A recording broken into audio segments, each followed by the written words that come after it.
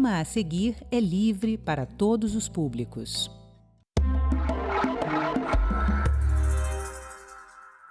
Você sabia que existem empresas que são abertas com o objetivo de não pagar tributos? São as devedoras contumazes, que têm na inadimplência o objetivo do negócio. E para conversar com a gente sobre o assunto, está aqui comigo o Edson Vismona. Ele que é presidente do Fórum Nacional contra a Pirataria e Ilegalidade e presidente do Instituto Brasileiro de Ética Concorrencial.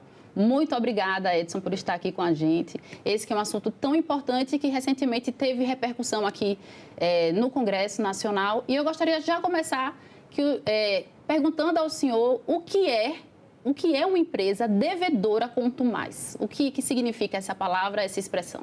Bem, eu que agradeço a oportunidade de estar aqui com vocês. É sempre muito importante estarmos juntos aqui na Casa do Legislativo Brasileiro. O devedor contumaz são empresas que se estruturam, já se preparam inicialmente para organizar-se e não pagar imposto. Declaram os impostos e não pagam. Com isso, obtêm uma grande vantagem competitiva. No Brasil, com uma alta carga tributária incidindo sobre as empresas, quem não paga imposto tem uma grande vantagem. E é essa vantagem que transforma-se em um lucro ilícito que as organizações que atuam como devedoras contumazes têm tido. Então, é uma perversão. Não paga imposto, ganha mercado de forma ilegal, sonega esses impostos e, com isso, transforma num lucro ilícito. Daí a importância desse projeto de lei 125 de 22, que foi recentemente aprovado por unanimidade aqui no Senado Federal. Foi uma iniciativa do senador Rodrigo Pacheco, então presidente, que constituiu uma comissão de juristas, presidida pela ministra Regina Helena, do Superior Tribunal de Justiça, e teve como relator o competente senador Efraim Filho. Com a aprovação, nós identificamos aí, nesse projeto de lei, um Código de Defesa do Contribuinte. Uma vez aprovada a reforma tributária, é fundamental termos a garantia dos direitos do contribuinte, assim como temos o Código de Defesa do Consumidor. Com a defesa do contribuinte sendo garantida, nós temos aí grandes passos no sentido de favorecer o bom contribuinte, estimular o bom contribuinte. Então, esse Código de Defesa do Contribuinte está valorizando o bom contribuinte. Mas, de um outro lado, está tipificando o que é devedor contumaz. Faltava uma lei nesse sentido. Nós, do Instituto Brasileiro de Ética Concorrencial, Ético, há mais de 10 anos estamos trabalhando para termos uma lei nesse sentido. Tipificar para dar poderes aos órgãos públicos, ao fisco, para o combate, o necessário combate a estas práticas tão lesivas do mercado, que afetam duramente, especialmente setores como de tabaco, de combustíveis. Só do setor de tabaco, mais de 23 bilhões de reais estão inscritos na dívida ativa, decorrentes de devedores contumazes, empresas que se criam dentro do Brasil para não pagar imposto e produzir cigarro de forma ilícita. Então, é uma perversão. Então, tínhamos que ter essa lei que está inserida nesse importantíssimo Código de Defesa do Contribuinte, que, repito, garante os direitos do bom contribuinte, mas também dá meios, mecanismos para combater o mau contribuinte, aquele contribuinte que não quer contribuir, que quer lesar o fisco e, com isso, ter vantagens econômicas. Então, a importância desses projetos, que agora estão indo para a Câmara, é enorme, porque nós estamos aí dando mais condições para combater estas práticas lesivas que tanto prejudicam tanto o erário como a indústria e o comércio brasileiros. E antes da próxima pergunta, só para situar quem está em casa, a palavra contumaz significa algo que é recorrente, isso, que é frequente. Então, são empresas que devem frequentemente, recorrentemente. E como diferenciar essas empresas daquelas que, de fato, estão passando por algum tipo de dificuldade, que estão inadimplentes por uma situação específica do momento do negócio? Da importância da lei. Nós sempre tivemos esse cuidado. Nós temos que fazer a distinção, como está no Código de Defesa do Contribuinte aprovado. O que é o bom contribuinte, que eventualmente pode não ter condições de pagar um imposto, pode acontecer com qualquer um de nós, com qualquer empresa, diferentemente do que é aquele que, de forma contumaz, reiterada, não paga impostos. Tínhamos que ter essa distinção. E o projeto de lei aprovou exatamente esse sentido, deu exatamente esse sentido, de definir o que é um contumaz. Por exemplo, uma empresa é instituída, formalmente registrada, mas se utiliza de fraudes, de interpostas pessoas, famosos laranjas, atos simulados, tudo para desviar recursos e não pagar impostos. São práticas que são realizadas de forma muito sofisticada. Daí a dificuldade, muitas vezes, se nós não tivéssemos a lei, de identificar, tipificar essa conduta que deve ser combatida. Então, uma empresa, ela se estabelece, declara o imposto, não paga. A partir do momento que é aberto um processo administrativo, o fisco vai lá identificar o que está acontecendo, por que não pagou, e aí ela começa a verificar uma série de práticas que se reproduzem como fraudes. Aí consegue identificar o imposto devido e que não foi pago. Aí a empresa tem outras empresas dentro de um mesmo grupo. Aí tem a troca de CNPJs. Quando chega na justiça, a defesa diz que não é essa empresa. Essa empresa é o CNPJ tal. A empresa que deve é outra, do mesmo grupo. Então são essas simulações que fazem com que fique mais difícil alcançar um resultado na cobrança efetiva desses débitos. Como disse, no caso dos cigarros, 23 bilhões de reais em dívida ativa, que dificilmente é recuperado, porque também existe uma indústria de CNPJs. As empresas vão montando CNPJs, fecha uma empresa com um CNPJ, e imediatamente já abre outro e começa a funcionar com outro CNPJ. Isso ocorre muito na indústria clandestina de cigarros, né? Essa mudança de CNPJs, dificultando a ação do erário. Então, com essa lei, agora isso está mais tipificado, está claro. E tem instrumentos para que o poder público possa agir mais celeremente. Então, pode, inclusive, dar baixa no CNPJ. Essa empresa não pode mais solicitar recuperação judicial. Ela não pode usufruir de benefícios fiscais. Tudo isso está no projeto de lei aprovado no Senado. Então, com isso, nós estamos tipificando, fazendo essa necessária distinção do que é o bom contribuinte deste contumaz, que lesa o erário e lesa a concorrência, dando medidas, oferecendo medidas para que o erário possa agir de forma mais célere, e também identificando o que é o contumaz, que exerce a sua atividade utilizando dessas práticas de buscar lesar o fisco, burlar o fisco, com fraudes, com dissimulação, com simulação.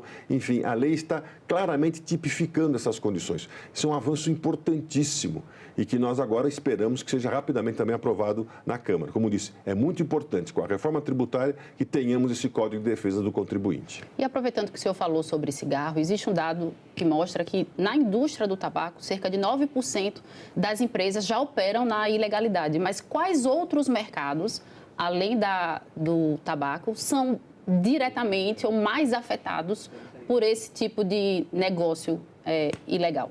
No caso de cigarros, está crescendo a participação do produto oriundo dessas práticas ilegais. No mercado de cigarros, você tem o contrabando, cigarros que vêm do Paraguai.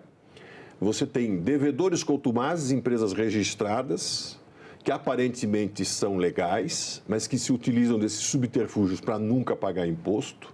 Então, estão produzindo cigarros e colocando no mercado cigarros ilícitos, porque não pagam impostos. Isso ganha um mercado enorme e está crescendo a sua participação dentro do Brasil.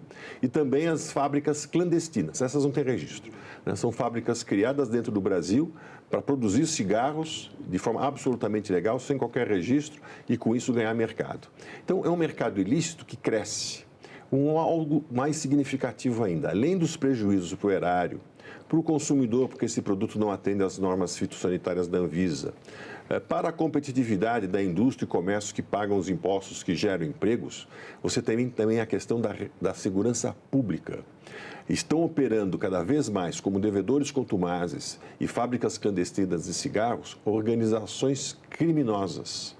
E nós estamos agora, de forma muito clara, identificando o quão importante é combater as organizações criminosas, que já se estruturam como máfias. Todos os dias nós vemos notícias mostrando ações das organizações criminosas. O outro setor é combustível. Tivemos uma enorme operação agora, mostrando exatamente essa estruturação das organizações criminosas como máfias, que estão cada vez mais entrando na própria estrutura do Estado, no sistema financeiro, movimentando bilhões, se fortalecendo e afrontando o Estado. E essas organizações criminosas, agora cada vez mais como máfias, estão se infiltrando, sim, no legislativo, no executivo, no judiciário. Então, quando nós identificamos essas práticas, e o devedor contumaz é uma prática lesiva que começa cada vez mais a ser utilizada por essas organizações criminosas, crescendo a sua participação no mercado, repito, no caso de cigarros, além do contrabando, está crescendo e muito a participação desses devedores contumazes. Com isso, nós vamos deteriorando as relações econômicas. É uma questão da ordem econômica nacional e também afetando a segurança pública, porque são instrumentos de ação do crime organizado, de máfias, que estão se utilizando desses instrumentos para ganhar dinheiro. O alto lucro, baixo risco. Essa é a lógica da criminalidade ao operar no meio econômico, né? Conquistando o mercado, obtendo altos lucros com baixo risco. Nós temos que aumentar o risco. Nesse sentido que é importantíssima essa lei definindo o que é devedor contumaz. Com isso, nós vamos diminuir o espaço de atuação dos devedores contumazes, inibindo a sua ação, podendo conter os efeitos de desvios bilionários de recursos. Como disse, só de cigarros, 23 bilhões. De combustíveis, é algo também em torno de 80 a 100 bilhões de reais. Dinheiro perdido, porque vai para a dívida ativa e é dificilmente recuperado, porque eles rapidamente, espertamente, conseguem burlar a ação da lei, da ação do poder público. Então, é fundamental que tenhamos logo aprovado esse Código de Defesa do Contribuinte na Câmara, porque, além de combater o ilegal, nós estamos favorecendo o contribuinte honesto. Então, na verdade, a gente entende que é uma prática que afeta a economia, afeta a saúde, afeta a segurança pública. E esse projeto de lei que foi aprovado agora recentemente no Senado, como o senhor citou, né, foi de autoria do senador Rodrigo Pacheco, relatado pelo senador Efraim Filho, mas o projeto inicial ele tinha cerca de 17 artigos e o final ele acabou com 50 e poucos artigos. Essa redação final que é a que está, que foi já enviada para a Câmara dos Deputados, ela contempla o senhor entende que ele está completo, que ela contempla, que esse projeto contempla todas as necessidades para regulamentar essa prática específica? Com certeza. Foi um trabalho muito bem elaborado nessa comissão de juristas. Eu tive a oportunidade de acompanhar pelo Ético. O Ético tinha feito estudos internacionais demonstrando a necessidade de termos não só a lei de combate ao devedor contumaz, mas uma lei de defesa do contribuinte. E esse projeto contemplou muitos dos pontos que nós defendemos há anos, inclusive com esses estudos internacionais. Participamos dessas discussões e avançamos. Então, esse projeto agora está mais completo. O trabalho realizado pela Comissão de Juristas, presidido pela ministra Regina Helena, e a ação importantíssima, de muita competência do senador Efraim, reproduziu isso nesse projeto de lei, que trata de aspectos importantíssimos relacionados à própria reforma tributária. Porque com relação ao bom contribuinte, aos direitos do bom contribuinte, ela fala, por exemplo, da possibilidade de termos e fortalecer a transação, a mediação, a arbitragem tributária. Isso é fundamental para diminuir o contencioso. O Ético fez um estudo, mostrou há 3 anos atrás, que o contencioso tributário brasileiro passava de 3 trilhões de reais. Veja só, 3 trilhões sendo discutidos na justiça. Dinheiro que poderia estar nas mãos do erário para uma ação efetiva para o bem da sociedade. Então, nós vamos diminuir o contencioso com essas iniciativas previstas no Código de Defesa do Contribuinte. Tributação podendo ser objeto de mediação, de arbitragem e de transação. Também fala de questões de multas, estimula o bom contribuinte com programas de conformidade. Então, a lei ficou bem completa. O excelente trabalho do senador Efraim, aprovado por unanimidade no Senado. Isso dá a demonstração de como essa lei foi bem produzida, bem relatada. Então, ela está pronta para agora na Câmara, que é o nosso esforço agora de aprovar também na Câmara Federal. Ou seja, o projeto surgiu de uma comissão de juristas, teve aportes importantes aqui no Senado, uma competente relatoria do senador Efraim, aportamos estudos internacionais, o Ético colaborou nessa discussão e chegamos a um projeto que contempla vários aspectos.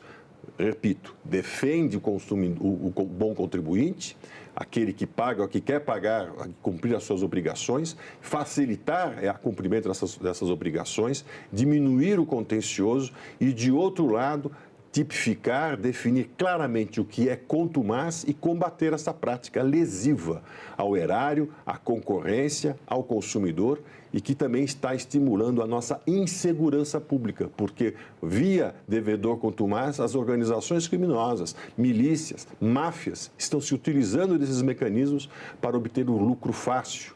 Então, nós temos que aumentar o risco dessas práticas e, então, é fundamental esse projeto que está agora na Câmara Federal. Só para que a gente possa entender, a legislação brasileira, ela já prevê punição para crimes tributários, mas faltava especificar o devedor contumaz, é isso mesmo? É isso, porque o devedor contumaz, ele tinha como prática, falar, não, eu sou um contribuinte que estou passando dificuldades. Então, ele se escondia atrás de qualquer contribuinte que tenha dificuldades, dizendo, não, eu sou um contribuinte, eu quero pagar, mas estou com dificuldades, tive problemas, enfim, ele procurava iludir o fisco, iludir o judiciário, né, com argumentações pífias, com base em fraudes, em simulações, em uso de interpostas pessoas, os famosos laranjas. Então, ele procurava lesar o fisco permanentemente com argumentações e sempre se colocando como se ele fosse também um contribuinte normal. Não é. Daí a importância da lei. Criar essa fronteira. O que é um contribuinte que merece todo o apoio, merece identificar as suas dificuldades e o apoio no sentido de superar essas dificuldades para pagar os impostos, e ele quer pagar efetivamente os impostos, ele declara os impostos, mas está passando por um momento de dificuldade. Esse é o bom contribuinte. Nós temos que prevalecer esse bom contribuinte, apoiar esse bom contribuinte e não deixar que se confunda com o contumaz, se confunda com esse bom contribuinte, porque ele se utiliza de mecanismos para se posicionar como se fosse um contribuinte normal, mas, na verdade, é um contumaz. Por isso que a importância da lei, né? A lei, ao definir claramente o que é um contumaz e estabelecer mecanismos de como o poder público pode e deve agir, como é que o fisco pode ter ações mais rápidas para inibir essas práticas, isto é fundamental. Como disse, um contencioso tributário de 3 trilhões, evidente que isso envolve todas as discussões tributárias, não só contumaz, mas demonstra a importância de um Código de Defesa do Contribuinte, para que possamos diminuir o contencioso, facilitar o relacionamento do bom contribuinte com o fisco. E é isso que nós queremos, que haja uma relação mais clara, mais transparente. Inclusive, há a previsão no projeto de lei de consultas. Muitas vezes o contribuinte quer pagar o imposto, mas diante da complexidade, ele encontra dificuldades. Então, tem lá um projeto está incluída também a possibilidade de consulta. Eu posso, como contribuinte, consultar o fisco. É isso? É assim que tem que pagar o imposto? Eu estou correto na minha avaliação? Então, e tudo isso é para diminuir o contencioso. Agora, o contumaz não, ele quer aumentar o contencioso. O objetivo do contumaz é o inverso.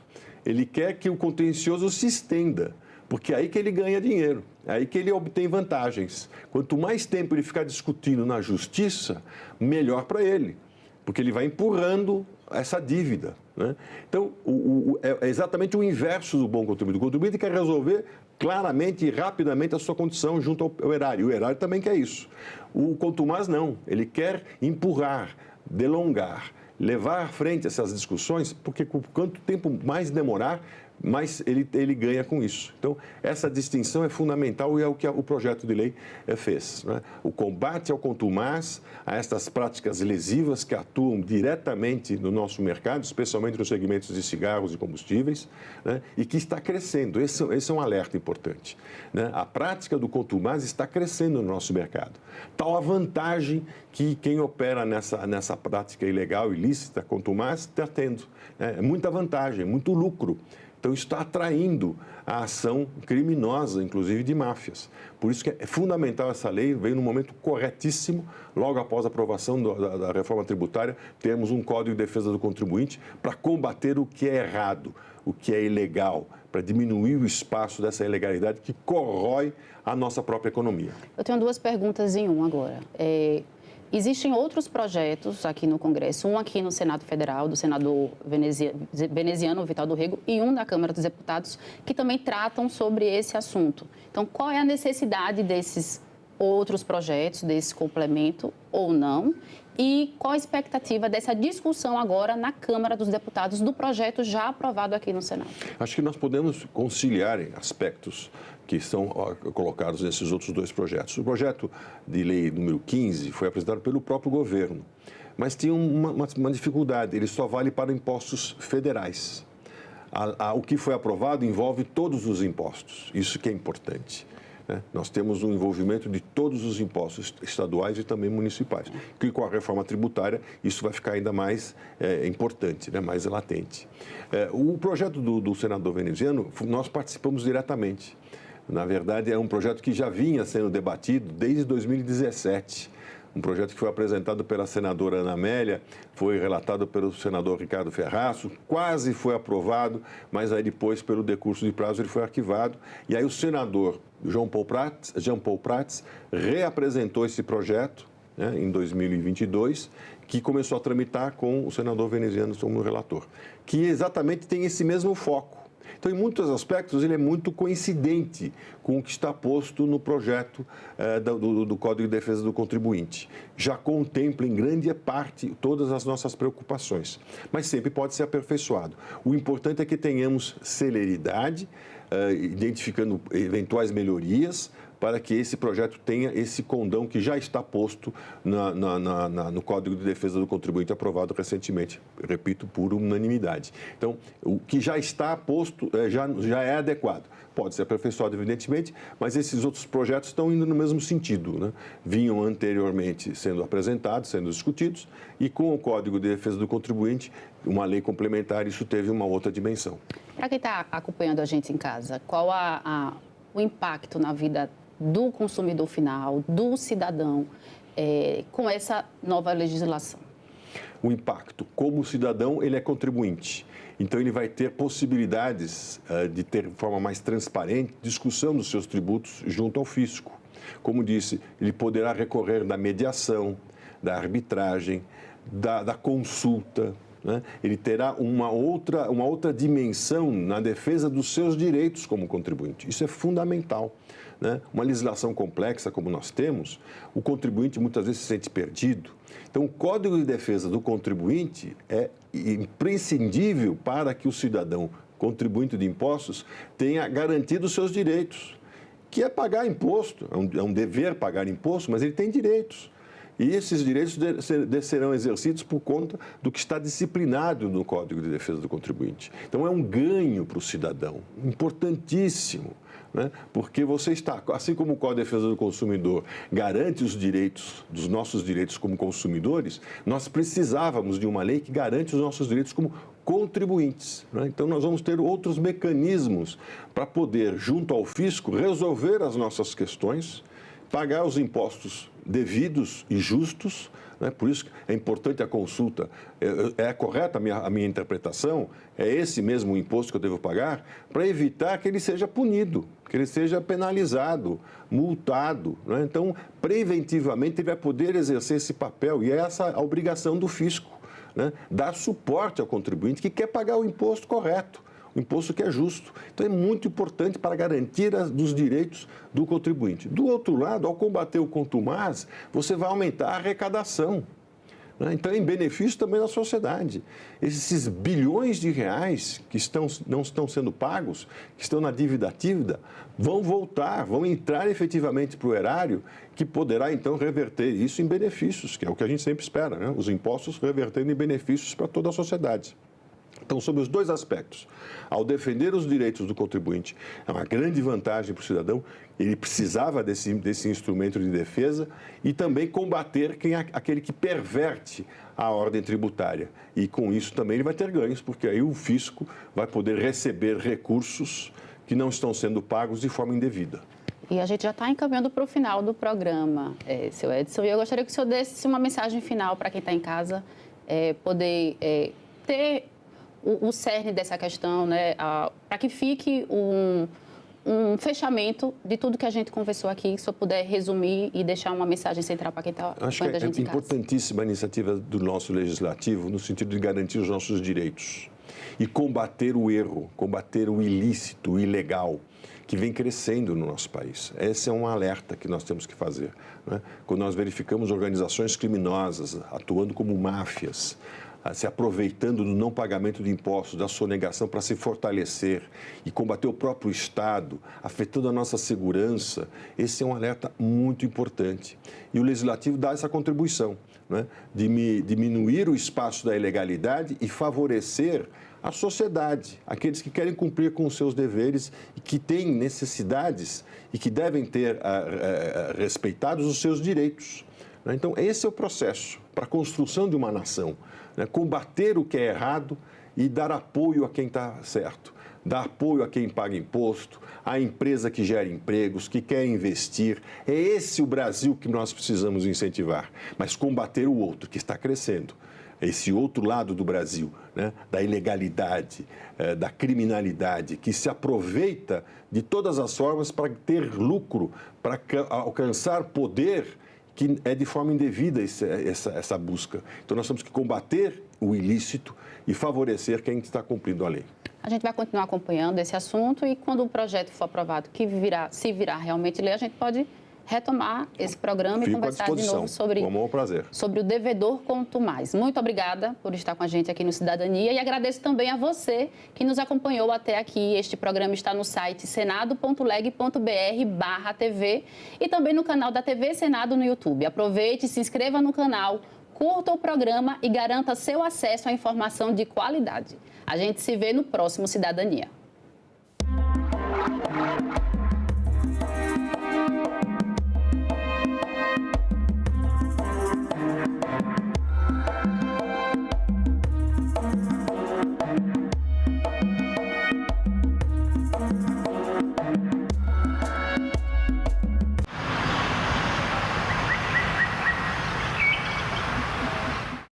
Maria, o que fazer para que esse momento de boom do trabalho seja sustentável? A gente tem que pensar, né, em primeiro lugar, na qualificação. Não só na qualificação dos jovens que estão entrando no mercado de trabalho, o que é fundamental, né, para o nosso futuro, mas também em como nós vamos requalificar os trabalhadores que têm mais de 40 anos, que já enfrentam dificuldades. Agenda Econômica. Nesta terça, 20h, aqui na TV Senado. O Cerrado com C minúsculo, a vegetação, ele se desenvolveu por mais de 60 milhões de anos para criar uma interação, uma interface entre a água da atmosfera e a água do subsolo. A chuva cai sobre as copas das árvores e das gramíneas do cerrado, perde velocidade, infiltra no subsolo, acompanha as longas raízes das plantas do cerrado e vai se depositando nos fragmentos que tem de espaço no subsolo e nos aquíferos. E o subsolo está vertendo essa água que foi armazenada durante o período de chuva para poder correr nos rios durante o período de seca. Quando há o desmatamento dessas porções de cerrado, ao invés dessa água infiltrar lentamente, se armazenar, ela vai escorrer superficialmente em grande parte. Isso vai gerar erosão, vai gerar sedimentação, vai gerar assoreamento de rio, vai gerar enchente e, em especial, vai gerar seca no rio. Vai diminuir a disponibilidade de água no período que a gente mais precisa. A gente também fala tupi. Pernambuco é uma palavra de origem tupi, formada por Paranã, que quer dizer mar, mais umbuca ou puca, que significa furo. Logo, Pernambuco seria mar furado, ou buraco que o mar fez, isto é, uma pedra furada por onde o mar entra. Era um termo comum usado em toda a costa do Nordeste, para lugares onde havia recifes, como o local onde hoje está a cidade do Recife. A gente também fala tupi. No próximo assunto de Estado, vamos falar sobre a Ferrogrão, Estatuto do Pantanal, BR-242, entre outros temas. E o nosso convidado é o senador Wellington Fagundes, do PL de Mato Grosso. E por isso o Pantanal precisa de um manejo. Aí é onde nós precisamos discutir muito isso. O Estatuto do Pantanal, ele vem exatamente para permitir que o Pantanal seja sustentável. Assunto de Estado. Hoje, 20h, aqui na TV Senado.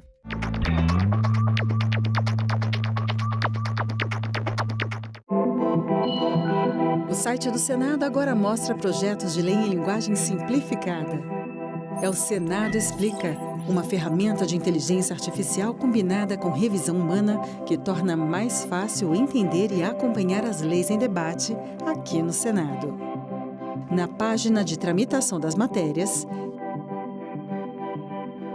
e no portal E-Cidadania, Senado Explica.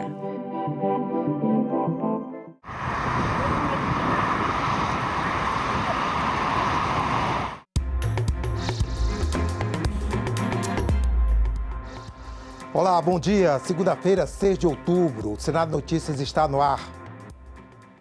O Senado deve votar em breve o projeto que isenta do imposto de renda quem recebe até R$ 5.000 por mês, além de descontos para quem ganha até R$ 7.350. A proposta foi aprovada por unanimidade na Câmara dos Deputados. Pelo texto que chega ao Senado, todas as pessoas físicas que recebem até R$ 5.000 mensais ficam totalmente isentas do pagamento do imposto de renda. O projeto também dá descontos progressivos para quem ganha de R$ 5.000 até R$ 7.350. Se a proposta for sancionada ainda este ano, o desconto terá validade a partir de 2026.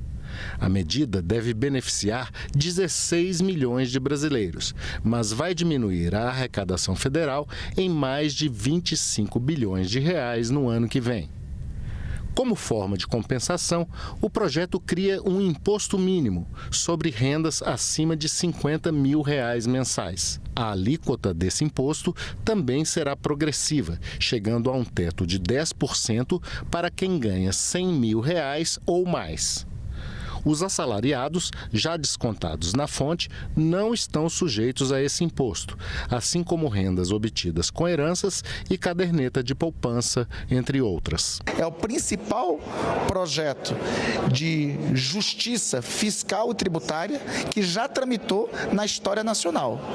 Nenhum momento, nenhum governo e nenhum instante propôs o que nós estamos propondo e que deve ser executado nesse projeto.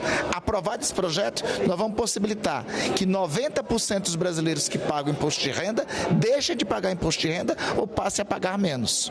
E que 1%, exatamente 140 mil pessoas, paguem só um pouquinho mais para poder manter a responsabilidade fiscal e para poder manter as contas públicas. Sobretudo, combater a gravíssima desigualdade que nós temos hoje no Brasil. Não tem mudança a ser feita no texto proveniente da Câmara. E é assim que espero. O texto veio vindo para o Senado. Eu espero que a tramitação seja rápida, producente e com a mesma aclamação que teve por parte da Câmara dos Deputados. Semana começa com audiência pública e sessão especial no plenário já agora pela manhã. Outras sessões especiais, audiências públicas e votação de projetos são previstas a partir de amanhã. Confira agora a agenda do dia e os destaques da semana. Daqui a pouco, às 9h30, audiência pública marcada na Comissão de Assuntos Sociais. Senadores e convidados devem discutir o uso de saúde digital para prevenir sequelas neurológicas em recém-nascidos internados em UTI neonatal. Às 10 horas, uma sessão especial no plenário do Senado deve comemorar o Dia Nacional do Idoso, que é celebrado em 1º de outubro. Logo mais às 2 da tarde está prevista a sessão não deliberativa no plenário do Senado, aquela dedicada a discursos dos senadores. E às 4 da tarde, a CPMI do INSS tem reunião marcada para ouvir Fernando dos Santos Andrade Cavalcante, apontado como tendo ligações de sociedade com o advogado Nelson Williams e relações com Antônio Carlos Camilo Antunes, o careca do INSS. Nesta terça-feira, às 9 horas, a Comissão de Constituição e Justiça deve se reunir em audiência pública para discutir o projeto de lei que cria o Fundo de Amparo e o Programa de Amparo às Crianças Órfãs. Às 10 horas desta terça está marcada a reunião da Comissão de Assuntos Econômicos. Na pauta, entre outros, projeto que proíbe a inclusão das perdas não técnicas de energia elétrica nas tarifas de energia elétrica praticadas pelas empresas de distribuição. E 2 comissões têm audiências públicas marcadas para as 10h30 de quarta-feira. Na Comissão de Esporte, o debate é sobre a execução e os impactos do programa Segundo Tempo. Já na Comissão de Assuntos Econômicos, o assunto em discussão é o projeto que regula o limite global para o montante da dívida consolidada da União. E às 14h de quinta-feira, uma sessão especial no plenário do Senado está prevista para celebrar o Outubro Rosa, mês de conscientização sobre o câncer de mama. Na quinta-feira, a CPMI ouviu o ministro da Controladoria Geral da União, Vinícius Marques de Carvalho.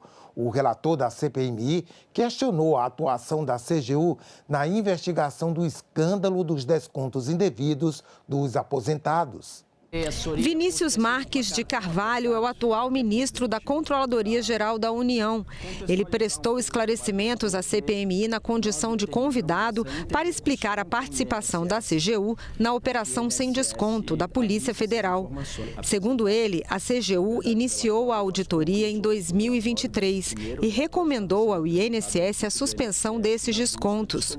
O relator da CPMI iniciou as perguntas fazendo um histórico das funções exercidas por Vinícius Marques no governo, o que gerou questionamentos de alguns parlamentares. O senhor foi filiado ao PT? Fui. Quanto tempo? 8 anos. Pode falar, pelo amor de Deus. Eu não aceito, presidente. Para de cercear o relator. O que é isso? Qual a pertinência temática? O que é isso? Só para saber isso. Senhores. O fato que eu falei de todos os antecedentes do senhor tira o mérito da atuação da CGU ou isso causa parcialidade no senhor? Parcialidade? De forma alguma. Muito obrigado, ministro. O ministro foi questionado sobre uma sugestão feita por um secretário da CGU de colocar partes do relatório que investigava as fraudes no INSS em sigilo. Isso não viola a regra da transparência da CGU, não? Eu não sei o contexto exatamente em que essa conversa que o Dr. Ronald teve sobre que informações ele estava sugerindo colocar em sigilo, mas eu tenho certeza, posso afirmar com toda a convicção, que se ele sugeriu qualquer tipo de sigilo, foi em função de algum imperativo legal. O relator lembrou fala do ministro-chefe da Casa Civil, Rui Costa, que afirmou que a CGU falhou ao não fazer os alertas devidos e perguntou ao ministro Vinícius Marques de Carvalho quem estava mentindo, ele ou Rui Costa. Na minha concepção, nenhum dos dois mentiu. O senhor procurou algum outro ministro de Estado? Não procurei. E eu explico por quê. O senhor procurou o presidente da República? Não procurei. Então, isso me faz crer, ministro, isso me faz crer que o ministro Rui Costa tinha razão. O procedimento para a realização de auditorias que se transformam em inquérito policial é o sigilo. A minha responsabilidade funcional era garantir, inclusive, que essa investigação acontecesse da maneira mais eficiente possível. O relator pede que o ministro da CGU defina quem foi alertado pelo órgão sobre as auditorias realizadas. Quem é esse todo mundo, já que o senhor foi tão taxativo? Todo mundo sabia. Quem é esse todo mundo? No grupo de trabalho interinstitucional, a Defensoria Pública da União está presente, o Tribunal de Contas da União está presente, a CGU está presente, o INSS está presente, o Ministério da Previdência está presente, vários órgãos estão presentes. Eu, quando falo na matéria, eu cito todos esses órgãos. Vinícius Marques de Carvalho também foi perguntado sobre o motivo de não ter suspendido imediatamente os descontos nas folhas de pagamento dos beneficiários do INSS. Por que o senhor não recomendou na apresentação do relatório a suspensão imediata dos ACTs vigentes, economizando dali até 2025, no mínimo, uns 2 a 3 bilhões de reais? É exatamente essa a recomendação do relatório.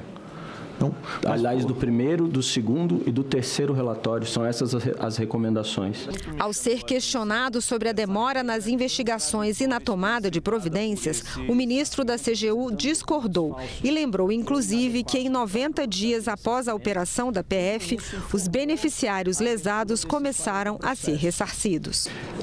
Eu tenho muita clareza, relator, de que essa análise da CGU, e eu discordo de qualquer pessoa que diga que a CGU, na atual gestão, demorou, porque foi feita uma auditoria com 3 relatórios e uma investigação da Polícia Federal em menos de um ano.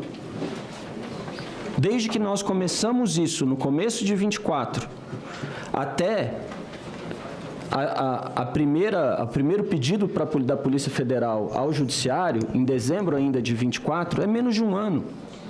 Uma operação que envolveu quase 300 servidores da CGU e 800 policiais. Se isso não é investigar com rapidez, com presteza, com eficiência, eu não sei o que é. Na parte da tarde, a ação da CGU em relação às fraudes da Previdência dominou também os debates do depoimento do ministro Vinícius Marques de Carvalho à CPMI do INSS. Durante as perguntas dos parlamentares, o ministro Vinícius Marques de Carvalho continuou a ser questionado sobre o porquê a Controladoria Geral da União não alertou o governo e ainda demorou a tomar providências em relação às denúncias de fraudes no INSS. A Polícia Federal apontou que o INSS ignorou 6 alertas da CGU em 2024. Questiona-se por que a CGU não interveio mais cedo ou forçou ações como o bloqueio imediato dos convênios. Por que a CGU só tomou medidas efetivas em agosto de 2025? Ou seja, sim, esse ano que foram suspensas as cobranças, vocês só agiram esse ano. Porém, o senhor já sabia em 2023, de acordo com o plano que está em minha mão na página 10. Vocês já sabiam disso. Mas por que a CGU não fez auditoria em 2023? Por uma razão muito simples. O plano das auditorias da CGU é feita de um ano para o outro. E por que a operação da Polícia Federal ocorreu só em 25? Porque a CGU comunicou à Polícia Federal, que preparou a operação policial, solicitou ao Poder Judiciário, que demorou alguns meses para autorizar a operação sem descontos. Há uma tentativa clara de uma narrativa, de uma retórica, de tentar realmente desconstruir ou tentar dizer que a CGU atual ou os demais integrantes deste governo, alguém pode dizer assim, o INSS participou, pode ter participado, a investigação está em curso. Não houve por parte deste governo a conivência ou a proteção de quem quer que seja, neste caso clássico que se torna um dos maiores casos de roubalheira dos nossos aposentados e aposentadas do Brasil. Com respeito à opinião de todos os senhores aqui que acharem que a CGU demorou, não demorou, foi rápida, é uma opinião. Eu tenho certeza de que a CGU fez o seu trabalho na velocidade que ela podia fazer, com um nível técnico muito adequado e, de novo, em menos de um ano, essa auditoria e essa operação foi colocada na rua. Em 2024, já havia conhecimento do chefe da CGU, mas em 2023 já havia comunicação, inclusive, do Tribunal de Contas à CGU. O que é que a CGU poderia ter feito? Uma medida cautelar para suspender esses ACTs. Nós teríamos economizado aí 1,5 bilhão, 2 bilhões em desvio. O que está muito claro, a meu ver, nas falas do ministro da Controladoria Geral da União, os dados apresentados, é de que todos os nossos mecanismos de controle contra a corrupção, contra o desvio de dinheiro, especialmente na Previdência, falharam.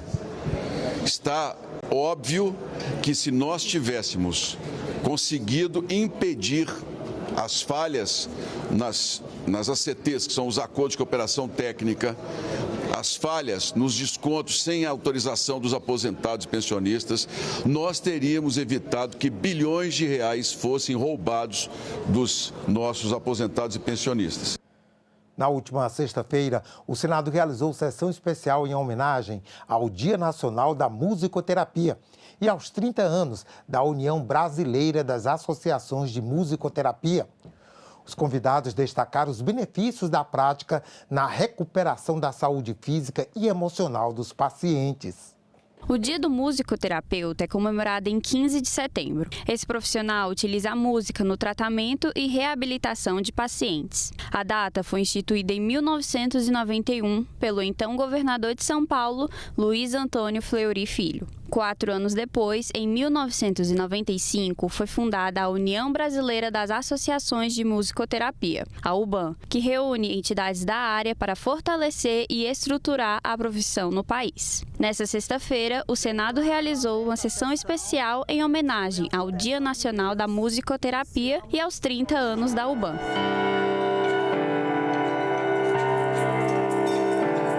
Celebrar o Dia Nacional da Musicoterapia e os 30 anos da UBAM é também reafirmar nosso compromisso com a valorização da profissão, com o fortalecimento de práticas públicas e com a ampliação do acesso da população brasileira a esta prática transformadora. A musicoterapia no Brasil é uma história de resistência, dedicação e perseverança. Os convidados destacaram a importância da musicoterapia e seus benefícios na recuperação da saúde física e emocional dos pacientes. Na musicoterapia, o paciente participa ativamente, cantando, tocando instrumentos, improvisando ou interagindo musicalmente, criando uma relação terapêutica que gera benefícios emocionais, cognitivos e físicos e que complementa a medicina tradicional.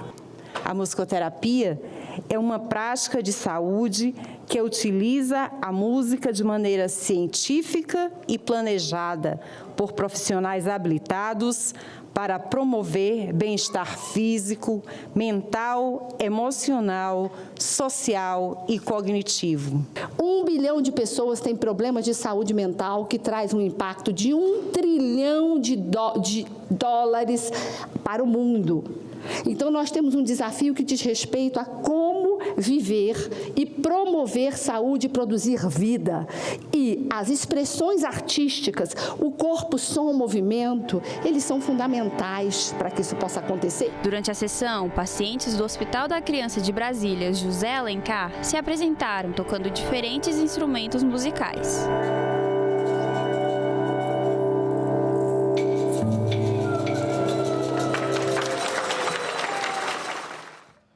Para melhorar a vida de pessoas com síndrome de Rett, o Senado analisa um projeto que transforma outubro no mês de conscientização sobre essa desordem rara de desenvolvimento neurológico. A proposta foi discutida em audiência pública sexta-feira na Comissão de Assuntos Sociais.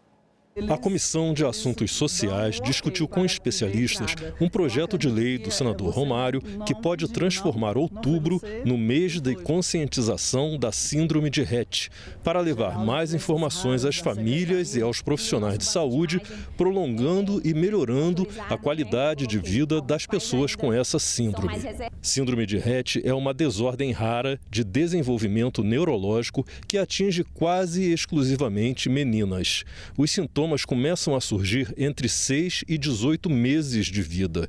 Dificuldades para desenvolver a fala, comunicação predominantemente pelo olhar, dificuldade para andar, desvio de coluna e movimentos corporais repetitivos, como torcer as mãos e bater palmas. Atualmente se estima que essa doença ocorre em mais ou menos 1 a cada 10 mil nascimentos, tá?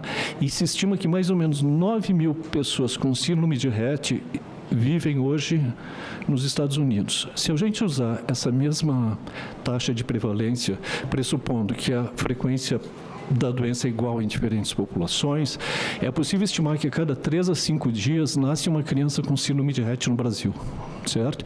E também é possível estimar que no Brasil devem existir mais ou menos 6 mil pessoas com síndrome de Rett, que vivem com síndrome de Rett, e muito importante, muitas delas ainda sem diagnóstico, o que implica que estão sem a devida atenção, sem a possibilidade de acesso aos cuidados necessários.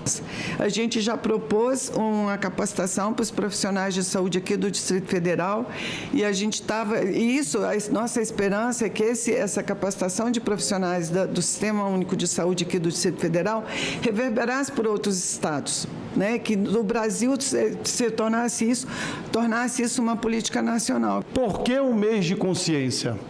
Consciência para quê? Consciência para que os parlamentares, e aí eu parabenizo a senadora Jussara, tragam o tema para a casa do povo. Consciência para que todos os secretários de saúde, ministros de saúde e agentes públicos da saúde comecem a entender que se a saúde não contempla o todo, ela é deficitária. Porque deficiente mesmo é a ausência de políticas públicas para todos. A cada 3 a 5 dias, nasce uma criança com Rett aqui no Brasil. E na maioria dos casos, as famílias enfrentam esse diagnóstico sozinhas. É por isso que pedimos o apoio à PL 3669 de 2023, que propõe um reconhecimento oficial do mês de outubro como um mês nacional da síndrome de Rett.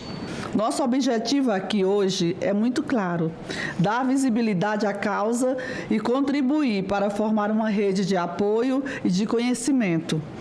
Também se espera que seja um passo inicial para desdobramentos legais e institucionais em prol dos pacientes e de suas famílias. Os senadores aprovaram um projeto que proíbe a concessão de empréstimo consignado sem autorização expressa do cliente de instituição financeira. O texto retorna para análise da Câmara dos Deputados. Fica proibida a concessão de empréstimo consignado sem a autorização expressa do cliente de instituição financeira. Segundo o projeto, o cliente que receber, sem solicitar, empréstimo, financiamento, cartão de crédito, cartão consignado de benefício ou arrendamento mercantil, fica isento de qualquer encargo. Além disso, o banco é obrigado a pagar uma multa automática de 10% sobre o valor debitado. O dinheiro vai para o Fundo de Defesa do Consumidor e o Fundo Nacional do Idoso. Um dispositivo incluído no texto deve garantir mais segurança aos clientes. Nas contratações realizadas por meios remotos, o banco deve adotar ferramentas de tecnologia para confirmar a identidade do consumidor e o consentimento para a contratação da operação, o que pode ser, por exemplo, por meio de reconhecimento biométrico. Pelo texto, os bancos também não poderão exigir de idosos obrigações que não são cobradas de outros públicos, como o comparecimento físico em agências bancárias para a concessão de empréstimos consignados em folha de pagamento. Está pronto esse projeto, eu acho importante, até porque, na maioria das vezes, os cartões desses aposentados são subtraídos e são levados para tomar crédito consignado, sem até o conhecimento dessas pessoas aposentadas, idosas, inclusive do benefício de prestação continuada, todos esses que tiveram esses problemas agora, que foram criminosamente traídos, né, e lesionados nos seus recursos, poucos recursos que eles têm nas suas aposentadorias. As regras para o Comitê Gestor do Imposto sobre Bens e Serviços, o IBS, foram aprovadas no plenário do Senado. O texto retornou para análise da Câmara dos Deputados. O plenário do Senado aprovou a segunda parte da regulamentação da reforma tributária nesta quarta-feira. A proposta regula o comitê gestor que vai administrar o imposto sobre bens e serviços. O IBS vai substituir o ICMS e o ISS. Será dividido entre estados e municípios e entra em teste já no ano que vem. Acolhemos diversos ajustes solicitados por União, Estados, Distrito Federal Federal e municípios e pelos próprios congressistas, além do setor produtivo. O texto também atende demandas de estados e municípios. Entre elas está a atualização do cálculo da alíquota do novo IBS, medida que pretende evitar perdas de arrecadação estimadas em até 40 bilhões de reais por ano para os municípios. A alíquota será calculada a partir de dados de 2024 a 2026, em vez do período de 2012 a 2021, como previa a versão aprovada inicialmente na Comissão de Constituição e Justiça. Desconsideraria a melhoria recente ocorrida na disponibilidade de dados tributários municipais e o esforço cada vez maior dos fiscos das municipalidades em instituir, lançar e cobrar o imposto sobre serviços de quaisquer natureza. Essa mudança é fundamental porque garante maior confiabilidade técnica e previsibilidade, já que os dados mais antigos, que é do período de 2012 a 2021, eram frágeis e inconsistentes e poderiam gerar perdas significativas para os municípios e os estados, inclusive com risco de alíquotas negativas na transição. O prazo de transição também foi modificado. A implantação do IBS será gradual, entre 2029 e 2032. O objetivo é evitar impactos bruscos nas finanças públicas. Também será criada uma instância para garantir maior segurança jurídica para os novos impostos, a Câmara Nacional de Integração do Contencioso Administrativo. De acordo com a proposta, o Comitê Gestor terá 27 representantes dos estados e do Distrito Federal. Os municípios terão 27 representantes, divididos em 14 membros indicados pela Confederação Nacional dos Municípios e 13 indicados pela Frente Nacional dos Prefeitos. O texto também cria regras para plataformas digitais, como a emissão de nota fiscal e responsabilidade solidária. Caso o vendedor não recolha os tributos, a plataforma terá que arcar com o pagamento. O relatório regulamenta ainda o sistema de split payment, em que o imposto é descontado do comerciante na hora da operação. A proposta uniformiza ainda as regras para a cobrança de tributos sobre heranças e imóveis, que passam a ter normas nacionais de cálculo. Pessoas com deficiência terão isenção de impostos para a compra de veículos de até R$100 mil. E taxistas, mototaxistas e caminhoneiros autônomos entram no regime de isenção de tributos.